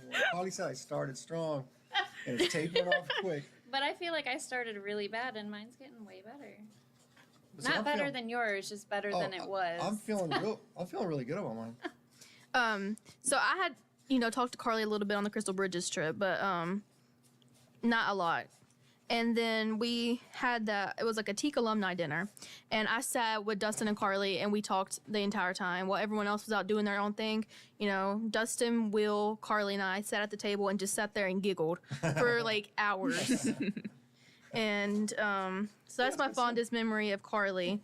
My fondest memory of Dustin, I have two. I have three. The first one is whenever he told me, he was like, someone told me today I like Uncle Ian from Alvin and the Chipmunks. That was so... Was that just That's criminal. 2 days ago or something? No, it was a year ago. Oh my gosh, because it just happened a week ago too. He just told me that the other day. Just in the apartment? Yeah, in the opposite apartment, we were doing I heard about that. Yeah. open house or whatever. we brought that up. I'm like, hey, I remember people saying that. Look at this. I'm making powder right here. Somebody said, if you don't know what Bork looks like, because I guess y'all were watching a movie or something? Oh, yes, with the P&Ms. Yeah. P&Ms. And they're like, if you don't know what Bork looks like, look at this. Dad, look at my tits.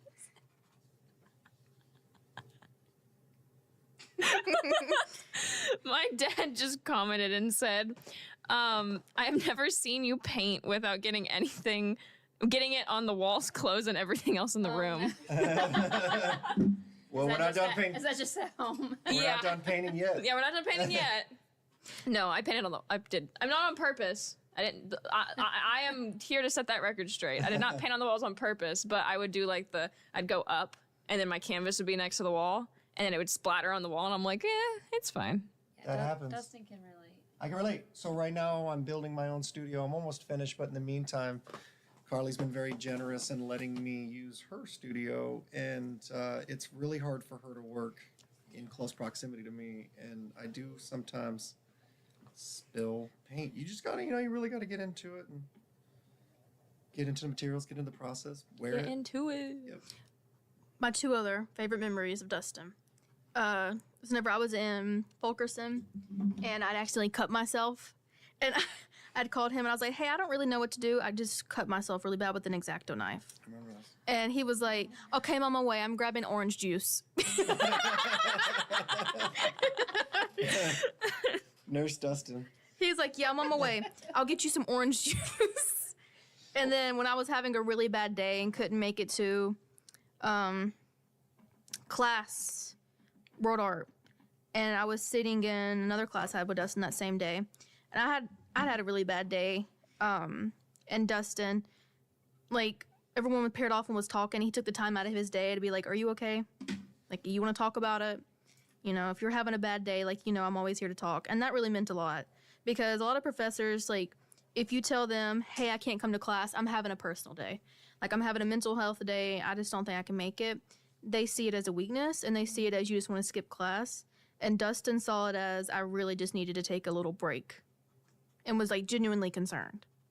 and I really appreciated that. Thank you.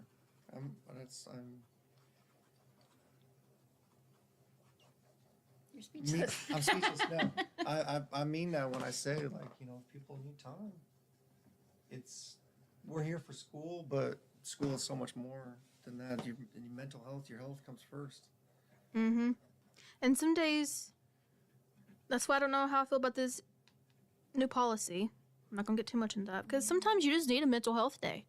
Sometimes you can't really provide an explanation because you don't even know how to express your feelings to yourself. So how are you going to type it into an email and apologize for not being able to make it to class? Exactly. I think that there's going to probably be some growing pains with this new policy, and I think that hopefully faculty and hopefully the administration are understanding in that and lenient and gracious. In that because we all need that. I think that those things come first. I mean, and you know, it's like you have to take care of yourself before you can take care of other people. It's like the analogy of being on an airplane and you got to put your oxygen mask on before you put it on someone else. It's or like your you kids. Yeah, because you might not be able to do that. So it's like the same, you know, to extend the metaphor, it's like you can't do your schoolwork if you're not taking care of yourself. Yeah, I mean, I can't provide an extension of myself and my intelligence if I can't even recognize it myself.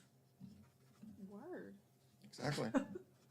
And Dustin also, like, you will be very insecure in something, and he'll be like, that's the best art I've ever seen. Mm-hmm. Or, like, the poem I wrote for his class. Oh, that was a great poem. Like, I just wrote a poem about, you know, the woman experience. And it was in a wheelbarrow, right? And Dustin was like, I was like, dude, you should publish this. Yeah. It's amazing. Put it in a wheelbarrow. Dustin was like, actually, submit this to the wheelbarrow. I'll bet you get selected. And I did get selected. And then he was like, submit your art to the Jared exhibition. I bet you get selected. And I did get selected. So it's like whenever you're so like doubtful of yourself, and then you got Dustin. But And he's like, why? What do you have to lose? But even if I was wrong, you know, it's like still. I still did it, you know. To put yourself out there. That's a success. And okay, I kind of ate with you this. kind of have to be vulnerable with art and show it off even when you don't think it's the best, and that's how you learn from it. That's how you gain. Like even doing something like this is a challenge, you know, Yes. but it's a great experience. You're not going to regret this experience. Right. Somebody might be inspired to pick up painting because of this, because of us doing this. I will right? say though, if you're inspired, you might want to at least go to Walmart to get your paint in that because these paints are a little. That's what I'm They're gonna tell not my very good. That's what I'm gonna tell my painting students when they see this and say, "I've seen you do better, and you're gonna be teaching us." If you need Like, white, I just put my white there. I forgot I had it in my bag. Oh, it's okay. I think I'm getting used to it now, but Hey, it would blend good though. yeah. they say that a You lot have of to work times in layers. you with should this be paint. looking Mhm. at your subject 80% of the time and 20%. How We many got more? donations? Okay. I'm gonna pause and read these real quick. So, oh, my little brother donated. Thank you, Caden Meeks, for donating $25 to Josh Project. And thank you, Robert Miller, for donating $25 to Josh Project. And thank you, Christy Price, for donating $50 to Josh Project. Thank you, guys. How did I eat? That's good. I like yours. Okay, well, it has time to mess up. No, it has time to get better. There you go. Okay, I don't Dustin. have black. Sorry, just painting him is just like, you know. Yeah, you're morphing into him. You start losing your hair. No, Oh, no. not my hair. No. Kidding.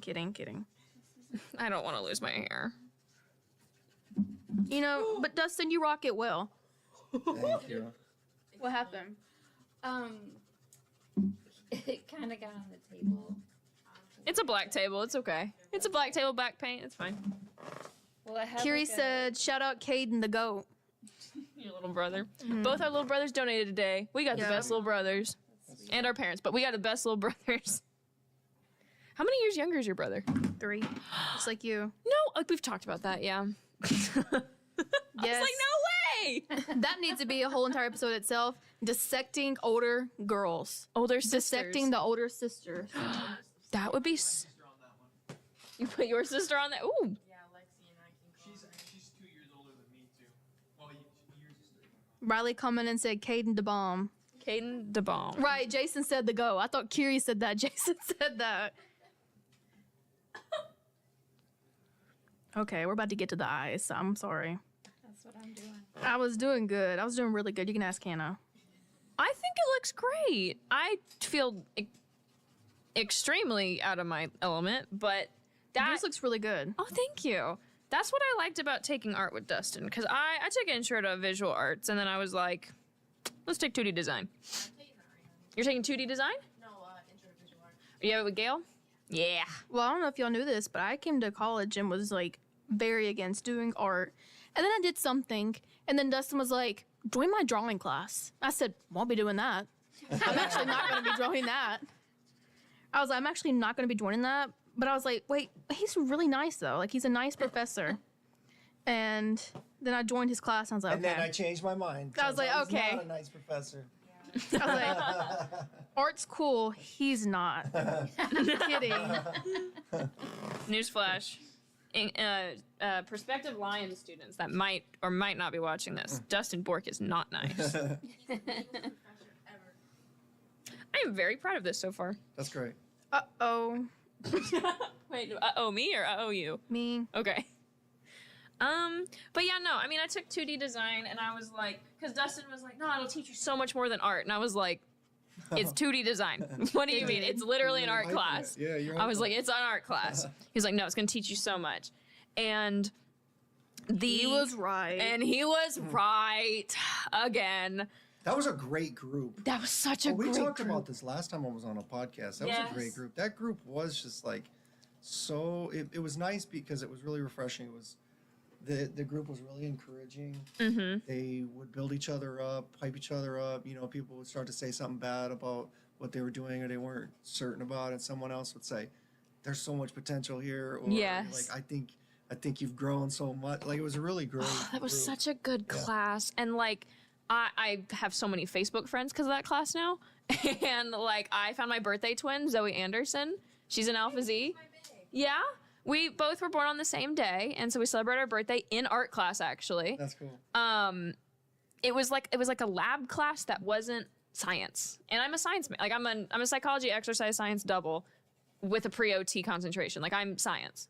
But like, it was really cool to take a class that was as intensive, as long as some of my other classes. And it was just such a great place for connection. I got to know people who were in different majors, because you collected the different majors. That class was like a Pokedex of majors. Yeah, it was probably half art students, half non-art students. Yeah. And like, I mean, it was just a good class. And it also helped me explore a lot of topics that I had wanted to explore my freshman year, but I didn't have the opportunity because I was so focused on my curriculum, like my section of curriculum. You're really good at collage. And Yes. We ended up doing a lot of collage, and I think that we end up also, it was almost like every project could become a collage in some way, you know? I mean, like even the digital project that we had to do, I collaged pieces of my photography. Like I have a small photography business, is whatever, that I have, where I took some of the photos I had taken and made like a whole design with them. Yeah. I love collaging. I think it's the coolest. Same. Like scrapbooking too. Kari, I need to see your eyes. We're gonna look right Dang, into I each thought other. yours were green. Nope, they're blue. I'm sorry, I'm not doing your eyes. I did more of like a cool design. You're gonna really like it, I promise. Jason? Like a stylized.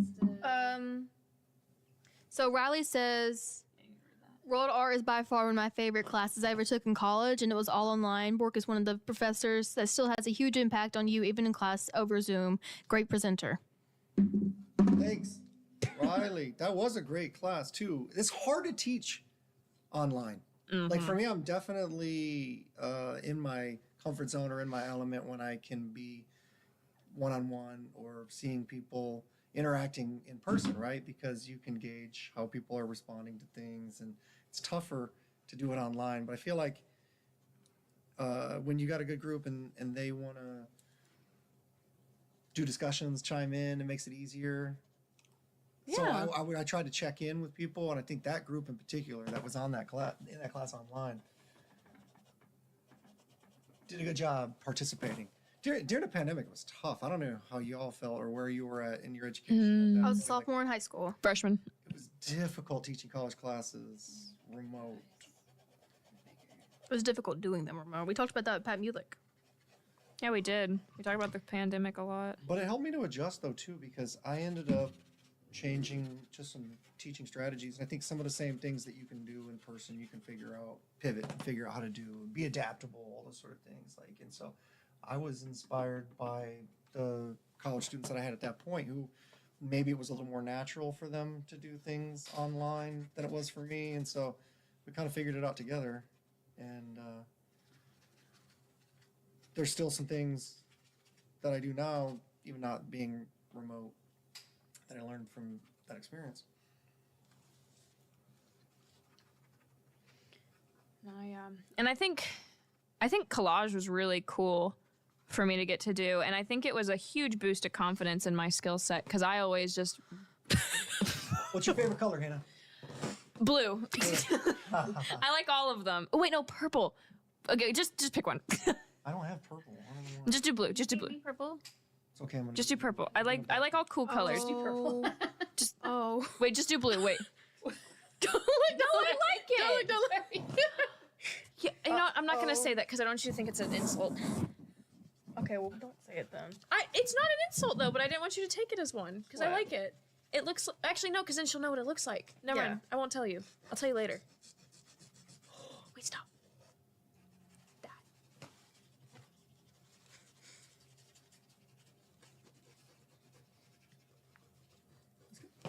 Okay. It's really washy.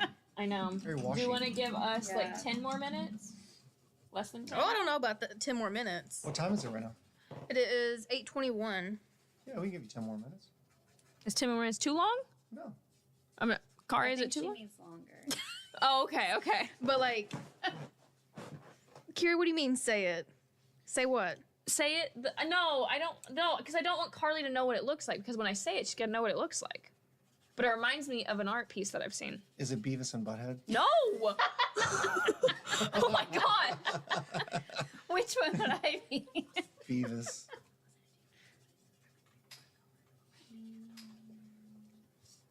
I can see it. And it looks like a shirt you would wear, actually. I probably would. Yeah. Well, See, it I wasn't bad. started off with some good, but No, don't. It looks great. Oh yeah, the pink was one of the nicer paints. That covers it. oh, Yay! I did it. I was worried about this one. Can you check the football game for me, Jason? good thing is this paint is so cheap it just wipes right off. I mean,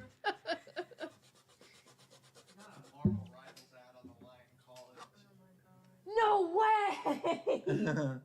Oh, that just made my night. I love this game. Okay, I need it to go to the game though. Well, yeah, it's like you can't skip it. That stinks. 14 seconds of watching. What else? Ooh.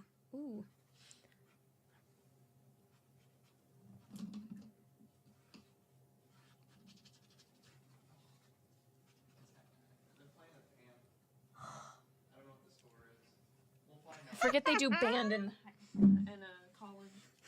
Are you excited for the first home game next weekend? Yeah, that's awesome. Yeah. It's historic.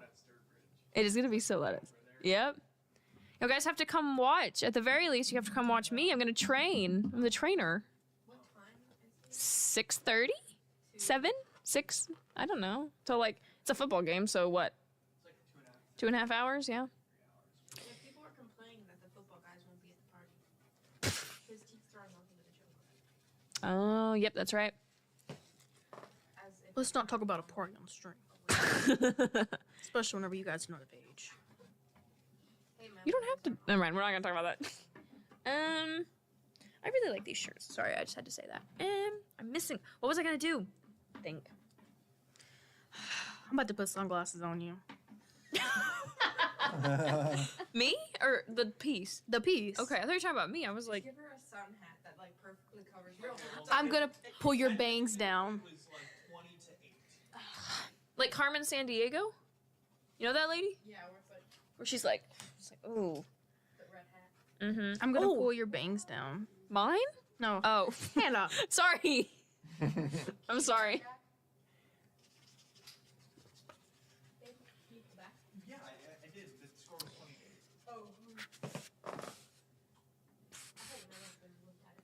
Extend your arm, please. Down. There. Oh, no, I'm not doing that. Yeah, I'll do the little branch. Did you know that we have matching branches? No way! Mark gave me a tattoo for one time. So. We got them in Italy last time we went. Oh, that's awesome. I didn't realize you got tattoos. I thought you were about to say Bort gave you a tattoo. I was like, what? I thought you were going to say I inspired you to get a tattoo. Like, which one? That's cool. I just got flowers on my basic. No, that's cool. Carly's got a I bunch of also flower just have a tattoos. bunch of flowers. I wanted to get one more, but you didn't. Now we're kind of thinking everywhere we go, we might try to get a Yeah, tattoo. Like, That's cool. We like went travel to experience Paris to this commemorate. summer, and we each got a tattoo, just like very spontaneously. After lunch, there was like a pop-up tattoo shop, Yeah. and we're like, we should do that. So us and our two friends that we were with all got tattoos, and then I also got one in London this summer.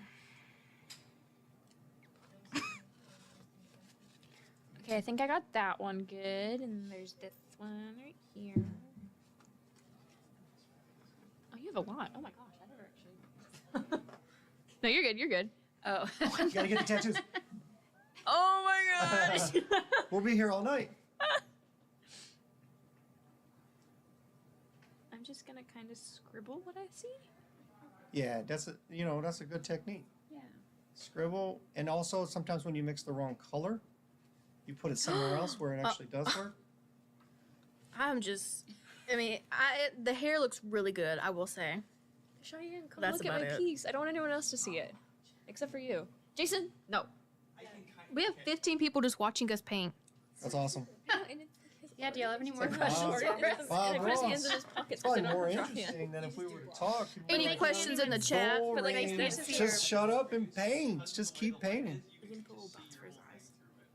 What? No, you can't. You can only see. He looks like a Minecraft person from the back.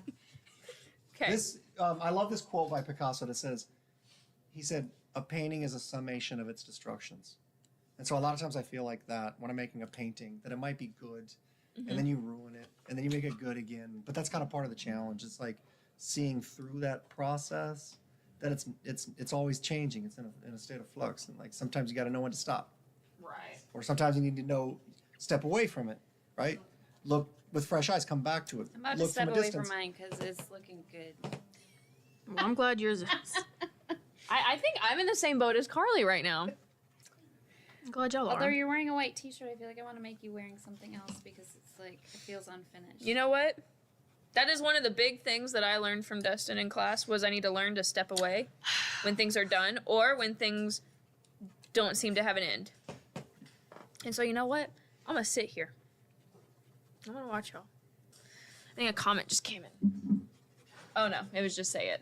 I was just gonna see if anyone had some questions for us. For Yeah, maybe like ask the chat. yeah, because I feel like we can What wrap it up questions after this. do you have for any of us? Yeah, if you have questions for Art, There's- motivation. 18 people in the chat. Creativity. So if you have questions for anybody in here, comment those now. Ask away. Carly, what is your process like when you're starting a piece? What's kind of your go-to studio practice? From whom? Thaddeus! Okay, sorry. Thaddeus Wurges donated $5 and said, "Congratulations on hitting the goal twice over. This isn't much, but I hope it'll help." Thaddeus, Aw, that's thank you sweet. so It's much. more than enough. It's Thank you more so than much. enough. Thaddeus is one of 3 of my honors fellows. Well, they're not freshmen anymore; they're sophomores, and some of them have their own mentors now, but or mentees. But they were my mentees last year, Cool. and so That's awesome. they're great. They're all great, and they do so good on campus. And they're all great. Thaddeus is taking over the sustainability committee, which was that art project that the honors program did. Sweet. And Ethan and Nora, the other two, work with that project a lot. How does it feel? Riley says, how does it feel to double your goal for the Josh Project and what the donation's going towards? So it feels very good to donate. That see how much people like believed in us. Yeah. That they're willing to, donate their hard-earned money towards like little idea we had to collaborate with the Josh Project. It means a lot. And to see how many, not only how much money we raised, but how many people donated. I feel like that's a major thing. So many people donated, like faculty, staff, students, family members, friends, Pat Mulick's mom, Victoria's mom. Yeah. So many different people have donated to us. And it just means a lot that many people believe in us and believe in this project that we're doing. And speaking of which, the project, it is an undisclosed mental health initiative that we are going to use and let the students pick what they want the money to go towards. Like, we're going to send out a poll and people can give us ideas. And the money really just goes back to the students, because that was the entire point of the Josh Project, is to have mental health initiatives on campus. And that's what this money is for. We want to raise money, for the students as students. Yeah. That's awesome. Kudos. And I know because we do, I guess we can say it. We plan on having some sort of reception to thank people, to do the final amount of money raised for the entire campaign, because I believe the campaign will be open until the end of next week. So we'll do a whole thing there, and then unveil the project that Riley Smith worked on for us, the art project, and the one that Christina Jeter also, is it Jeter? Jeter facilitated for her today in her absence. We're going to be unveiling that as well, just a thank you reception, and to also open up the topic of discussion, maybe bring in and make it a discussion point for students to say, maybe I would want something like this, or maybe I would want something like this, and really have us and our crew and the Podfather as well help us with facilitating that conversation, just casual conversation, seeing what students want on campus. Did you say the Podfather? Sorry, yes. That's what we call Pat. That's what we call Pat Lynch. He's the Podfather. I love it. That's good. We can't say Grandpa anymore. Hannah and Corey, what sort of mental health initiatives do you think would you benefit from the campus hosting? I think what Benji had as an idea, like just a mental health fair. Yeah. Where it's people from the community that are coming in saying, oh, you like to crochet? Here's how it helps me with my mental health. That's a booth. Clay art is a booth. Pat Mulick is a booth talking about White River Health, like that. And like just people from the community coming in and talking about what the community can do for people on campus and what you can do once you leave campus to then help future students that were in your spot. Yeah. I think going off of that, I think also having it outside, and I think we should call it, we should have it where people can come out and eat, and we don't have tables and chairs everywhere. We have like picnic blankets out, and we can call it like positivity picnics or something. And we can like have all these people around to help us with our mental health, but we're also outside. It's on a good day. It's which is really hard to plan, but it's on a good day where it's good to be outside, good food. It'd be a good time outside. Just everything would be good, because we're in Arkansas. Arkansas is the natural state. We should take advantage of the natural outdoorsiness that is on our campus, and something like that. I think also an event, I think we have the Zindan, but it's one space that services 660 something students.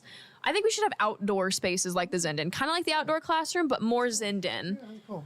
My dad does a lot of work with paracord, and I don't think my dad should be commissioned to make all the paracord chairs on campus, but if he would want to make one, I'm not complaining. But what is a paracord chair? It's like webbed chairs, like the webbing. But bungee, like a bungee chair, but a really solid one that can last outside and can be put outside.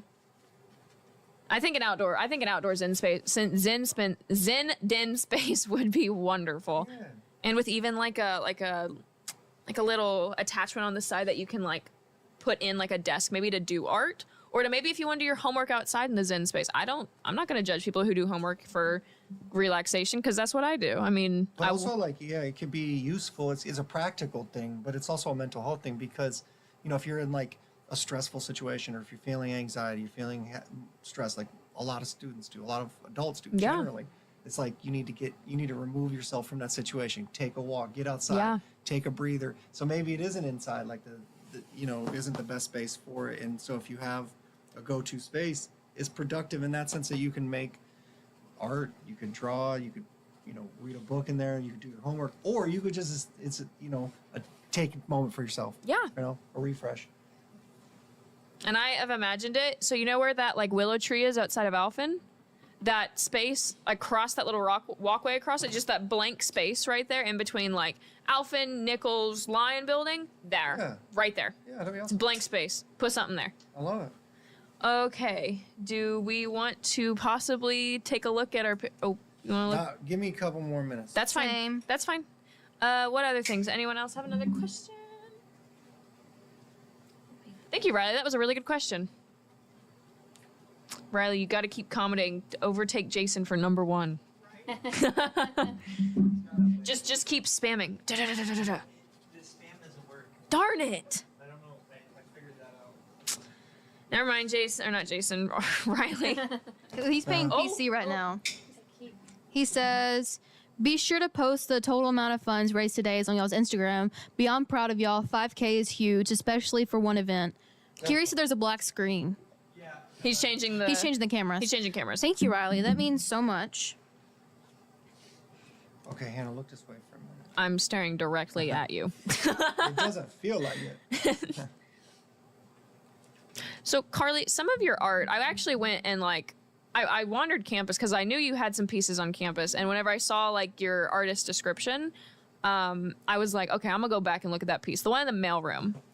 It's, I cannot remember what it's called, but it's like a girl. I think she's sitting. I don't remember what it's called either. Or it might be called sitting. I think it's called Girl on a Canvas. Yep. Yeah, it is. Oh, and that's not the real title. I think someone just put that. I was gonna say because it's not even on a canvas. It's actually on a door. Yeah, I noticed that because I looked at it harder whenever I was just staring at it, and then I was like, "Is this a?" I looked at the side. I was like, "This is a door." Okay, like that's a cool canvas, I guess.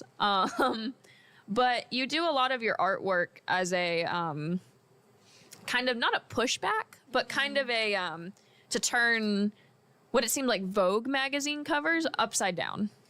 So it's more of a commentary and also a kind of appreciation. Mhm. So I love Vogue magazine. I Mhm. always have. But as a female identifying woman, I've always felt the pressures of I'm not skinny enough. Even when I was skinny, looking back now, I'm like, wish I would have realized, you know, what size I was back in high school because Mhm. especially that time, like I feel like the early aughts, like everyone. You had to look sick. Yeah, basically. In order to be thin. Yes. So. Will you give me some blue, or you have some on your palette? I have a navy. It's a little bit. I'll take some. No, I need blue. Yeah, there's the navy. I'm talking. It's that small dot. I'm sorry, Carly. No, you're good. Tell me what you need, and I can get it for you. Thank you. You're welcome. I'm gonna let this dry because I do not want it to get. So all of my work is inspired by Vogue, but also commenting on kind of the ideals that are placed on women and how we should look and what we should wear. Yeah. You know, beauty standards. Can I see some more navy? Yeah. I'm sorry, I didn't mean to keep on interrupting no, you. you're good. It's a good color. Good pick. Thank you. I'm done. I was done. Dustin, you gotta know when to be done. What's that? I know. I'm trying to make it colorful. I think you need to add some more white. I mean, you need See, I don't some- have any white on my palette. Oh, you want to use mine? You can use mine. You don't want to use the white we have over here. You need some, you need some highlights. That's looking a little muddy. Just wait till you see this, Carly. I did really like looking at all of your art on your website. No, you're good. You're good. It's okay. I'll be. It's like the the like penguin butlers. I'll be your penguin. That would be a fun addition to your art studio. Little penguin butler for your palettes. Yep. That'd be fun. Oh, I know what is missing. Eyebrows. Okay. Oh yeah, those do help. And I remember. Oh, what was it? I was here over the summer, and I came to see you at the BAAC to see some of Dustin's work. And Dustin, that is probably like I have many favorites of yours, but I think the pieces that you did walking home late one night, taking pictures of them and then painting them was so cool. Thank you. I loved appreciate you going to check that out too. That means a lot to me. Yeah, of course. I mean, I was trying to check that, and then I also just wanted to see what it was down there because I hear a lot of people talk about it, and I was like, I'm free and by myself this summer with nobody here, so I need to explore Batesville. I explored Batesville. Go see Batesville. I went to the farmer's market. I'm now an avid farmer's market goer. Me and Will, we go there and get bread. How early do y'all go? You got to go. I used to go to 11. I have to now go to 9. Oh my gosh. Yeah, I went at 11 last time, and I saw Dr. Tavener there, and I was like, oh, hey. But there's nothing. Nothing. Everyone gets it. But I went and saw your art, and I really liked, and Carly even pointed out to me, because I thought it was just like a style, or like maybe not like it was not meant to be there, but maybe it was just like the way the painting ended up. But it was literally a smudge on your camera that made that lighting happen. It was so cool. Yeah, so I think that you have to, as an artist, like be willing to grow, change, adapt. And so normally I'm working abstractly. Right. And just taking that walk. And I called the series Dwellings. Dwellings. Because I think sometimes we can dwell Mhm. on something, but it has like the duality of, two meanings of a house as a dwelling, but also like thinking about things, to dwell on things. And like, I know I have anxiety. I can, sometimes maybe dwell on something in a negative way, but you can dwell on something in a positive way too. And so I reflected on that experience of the walk and wanted to commemorate that. I originally wasn't going to use those photographs for anything other than just kind of like visual inspiration, but they really stuck with me and I wanted to do something with them. So sabbatical allowed me the opportunity to kind of stretch my practice, have a little more time to do something outside my comfort zone. And so I worked on that, and that same series is also in Little Rock at M2, which will be up the entire month. So if anyone's in Little Rock and wants to check it out. Can you give me some more brown, please? Yeah, I can. Which brown? Light? Or that one? So part of it too was like doing what the photos told me to do, and like I didn't take those photographs thinking I was gonna, publish the photographs or use the photographs in any way. Right. That was gonna be other just than for myself. And so it was a dirty streak on my lens. It was like not the best in focus. Some of the images were a little bit blurry, but I remember just being struck by the moment and kind of the beauty of getting lost in thought and getting kind of lost in your own head, which is sometimes a good thing to do. Okay, that's the mixture. You have to mix it because it's red and brown. Yeah, no. I think it was a lot different from the way you... Normally it's like just shapes. Yeah. Just and kind of like colors, breaking down architecture to its most basic, not basic, but like most fundamental forms. And then... That's an apt description. Thank you.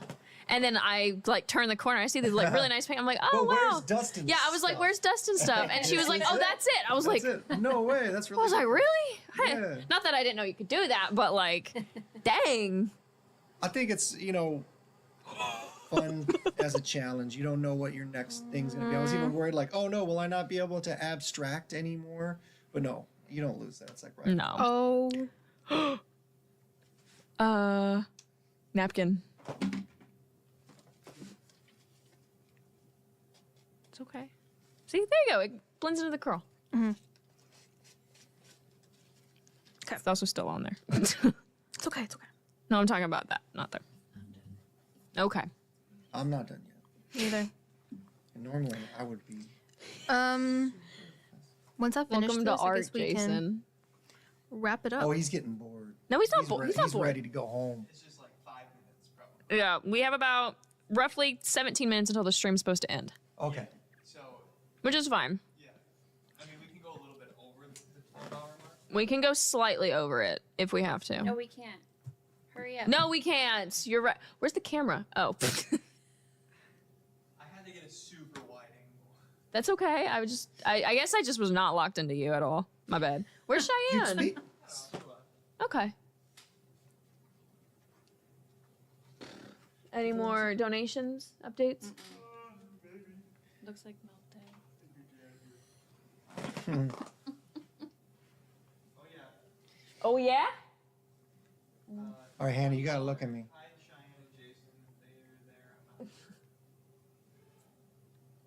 What was that? Hannah. Yes. You gotta Yes. look at me. Okay. For a minute, 'cause Sorry, I'm looking everywhere. do some finishing touches. Okay, go ahead. I am too. Just doing some finishing touches.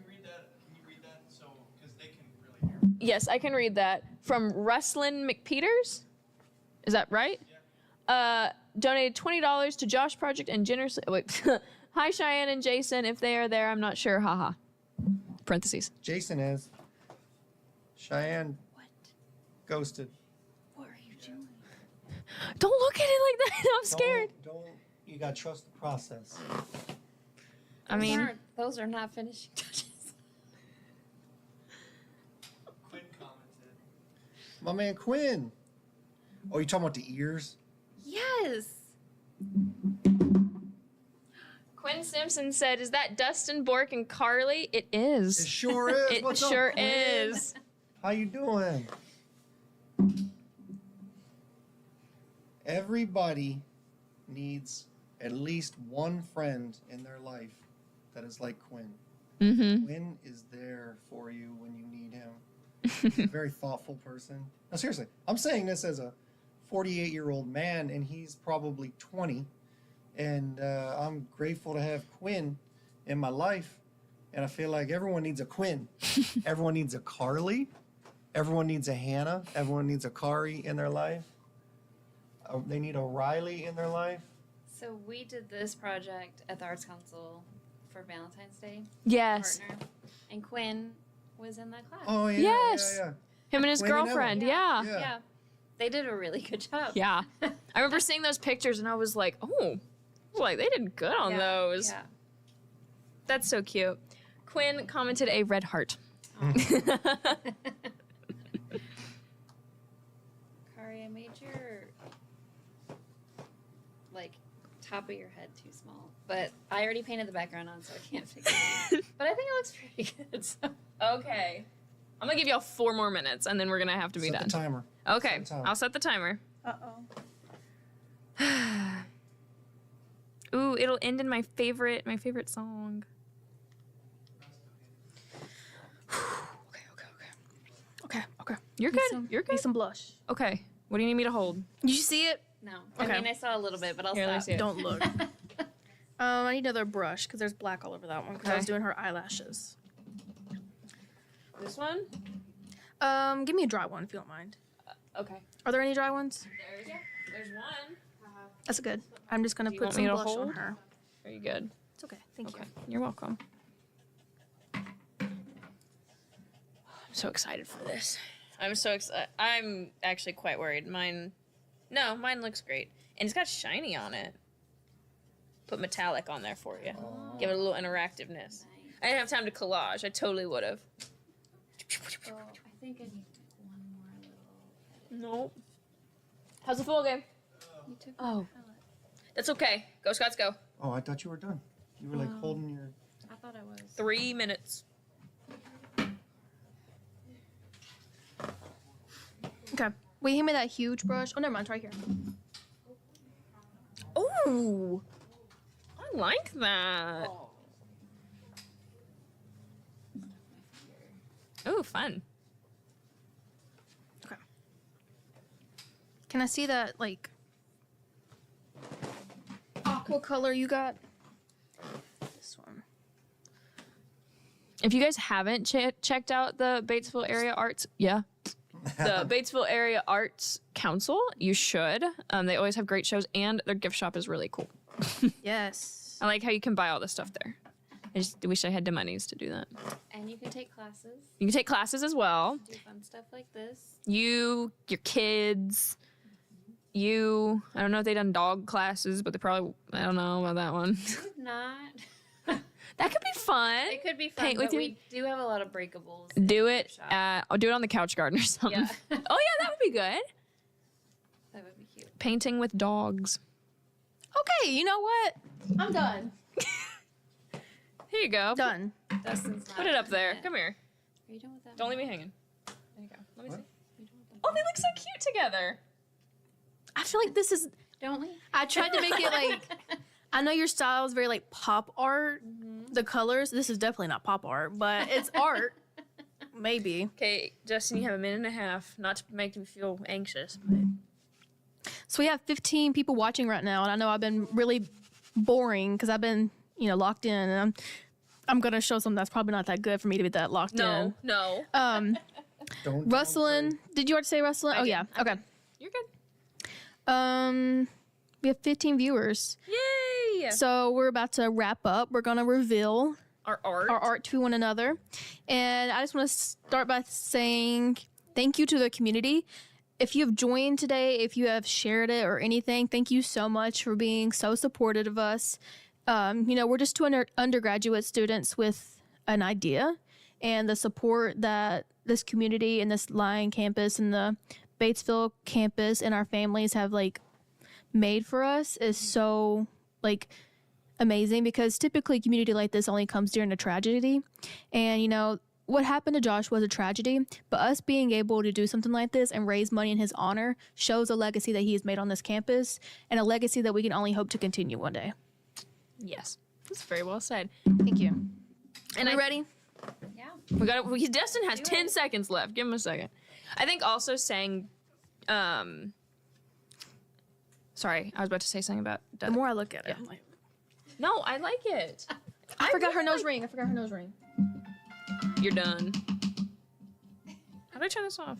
It's the married life theme from Up. I bought it because I was like $1 or not $1. It was 99 cents, which that's crazy. I just did it like a mirror with yours. Okay, well I just ruined this piece. It's fine. Okay.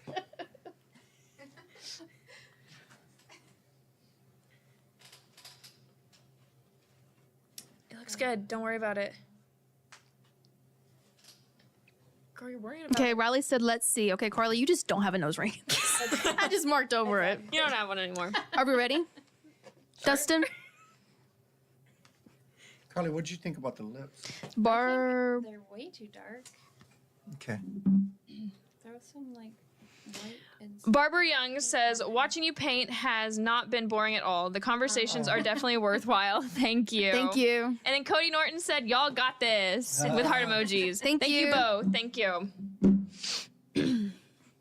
So while Dustin's finishing, I'm just going to continue saying thank you everyone that has come to support the Josh Project and to support, like I said, Hannah and I with our idea. And, we have been so worried and stressed about it because it's like everything that could go wrong has went wrong the past couple of days and the past week. And today people... You did awesome. People have showed up today and been like, what do you need? What do you want? Tell me whenever you want me there. Tell me what you need, and I'll be there to help. And it's, it means so much to us that we've had so many people want to support us and want to, support the Josh Project. Yeah. Because, it really just goes back to the students. And I know, we've been saying a lot of thank yous to our parents and our little brothers for donating. But I think a bigger thanks, whoa, emotion, holy crap. A bigger thanks needs to go into our two producers, Jason and Cheyenne. Yes. Without them, this would not have been possible. I have not a lick about what this does. And also just the sheer support we receive from them. We're going to have a very good year with Psych'd this year, and we do intend on it being a good year. But it is tough knowing what the end of the year looks like with two of them graduating and then some returning home. But it'll be a good year. And now Dustin. Yeah. And we love y'all very much, and we He appreciate went all y'all. out. I don't want to show mine anymore. I don't want to see it. Okay, are we ready? Okay. I wanted to use close-ups with the camera. That's why I got this. Okay. Piece, so Okay. I guess we could go in a clock. Oh, I have to go first? Are we ready for the reveal? Well, Want to do it one at a time? Yeah, I was gonna have it one at a time. Yeah, that's what I was meaning. Okay. Yeah. Okay, mine. It's my turn. Me. Okay. So this is my piece. It's I'm gonna call it. Can we put the screen back on? Oh. Okay. I'm gonna call it lowercase b, Bork. Period. I love it. That's I'm gonna call it lowercase Bork. Not like the full word, but just like the lowercase b, Bork. Period. Okay. So this is my. This is way behind, by the way. So. Oh, This nice. is my piece. I love it. So this is Dustin's shirt and his pants, and I put his fingers and his hands in his pocket, so I didn't draw him. That's a good trick. Yeah, and then I did his tattoos here, and then his shirt, his glasses, You and then gave him some extra muscles. Though. I did. He's buff. He's buff. He looks like he's about to go play football. No. I think that's a very apt and accurate representation, muscular-wise. But I also did a little bit of artwork in the back that reminded me of Dustin's work, and it was all of his like abstract works. And there was a piece that I did that was kind of like this, and Dustin was like, "That's so me" in class, and so I wanted to kind of put that in here too. So this is Dustin's. I love it. Yes, Kari. I feel like Dustin should go. Okay. Dustin, wait for Jason. And I'm so excited. I'm anticipating it. I'm so excited. Well, it's really good. Mother, are you I saw watching? This is dedicated to Hannah's mom. I felt maybe a little extra pressure to make sure that I had to get it right. Oh, that's so cool. I was going for kind of like an academic seriousness because when I think of Hannah, I think of seriousness and academic, but I also wanted it to have a little bit of flair to it in color, so I added extra color. So it wasn't all the colors that you would expect to see or natural colors, but the colors then come together to make the face. Oh, that's so cool. Oh, that's so I guess awesome. it looks better. My gift to Hannah's Here, mom. let's see your mother. Just wait till you see this. Oh my gosh. Okay. Me next. You ready to see yours? Okay, Yes, I'm let's see it. excited. Okay, so I know Kari likes pink because she wears pink almost every day at work. Yes. So this is my portrait of Kari. Oh my god. That's so cute. And I gave her the pink background. I went a little heavy with the blush. I know she's a blush girl. kinda Yeah, I like do go me, heavy on the blush. But yeah. Thank you. Oh my My gosh. girl's Don't- wicked good at painting. It's like Barbie. It does have Barbie vibes. It gives for sure. Barbie. Mhm. Yeah. Oh my And it gosh. seems like Kari's not mad about that. Yeah. I'm not mad about that at all. love it. I'm And just I normally don't paint embarrassed by my. faces. Yeah, she's None of my artwork has faces in it. Because you So would think maybe Mhm. it's because she's not good at painting faces. Like Hannah says, she hid the hands because she didn't want to have to draw because she wasn't good at painting hands. So you might think that Carly can't draw or paint faces because they're not usually in her art, but she can paint them real good. Well, I can't. No. Here's Carly. Oh, it's so good! It's so good. I love it. It's so good. I love it. I feel like y'all are lying to help thank me you feel for better letting about my it. hair down too. Dude, sick. That looks so good. Like I want that in my office. Her natural state. Carly's like looking in a mirror right now. It's really good. I feel like you all are lying. No, No. you captured I like that. it. We need a pin immediately to sign. So We I need to messed sign up at these. first. So that's why I was like, okay, Carly's hair is going down because I'm gonna cover up all the mistakes I just made, and I don't have to do her forehead now. Oh, these are amazing. The I'm eyes, actually, this was I so messed up. fun. But I wanted to do a whole bunch of blush. Same. Mhm. Girl. I didn't do a close up of Dustin. Mine's probably but I all melted captured away because I've been sitting for so this long. side Yeah, is, you did a- Here, Dustin, I'll sign. I'll sign yours, so be careful. You can grab it Just from the over my bottom. signature from 2D design. I don't know if you want it. I love it. I'm signing mine for Dustin. Dustin's. Oh, mine's wet. Beth Harmon from Queen's Gambit. Oh, Gambit. Yeah. Oh. Kind of does actually. Thank you. Oh, she does, and we watched that together not too long ago.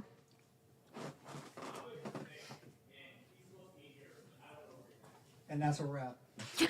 Right. Kiri said Ice Spice 8. See, look, there's my Talk about I made you like Ice Spice. I love it. It's great. Okay, you can sign them if you want. You don't have to, but I want mine signed by Dustin.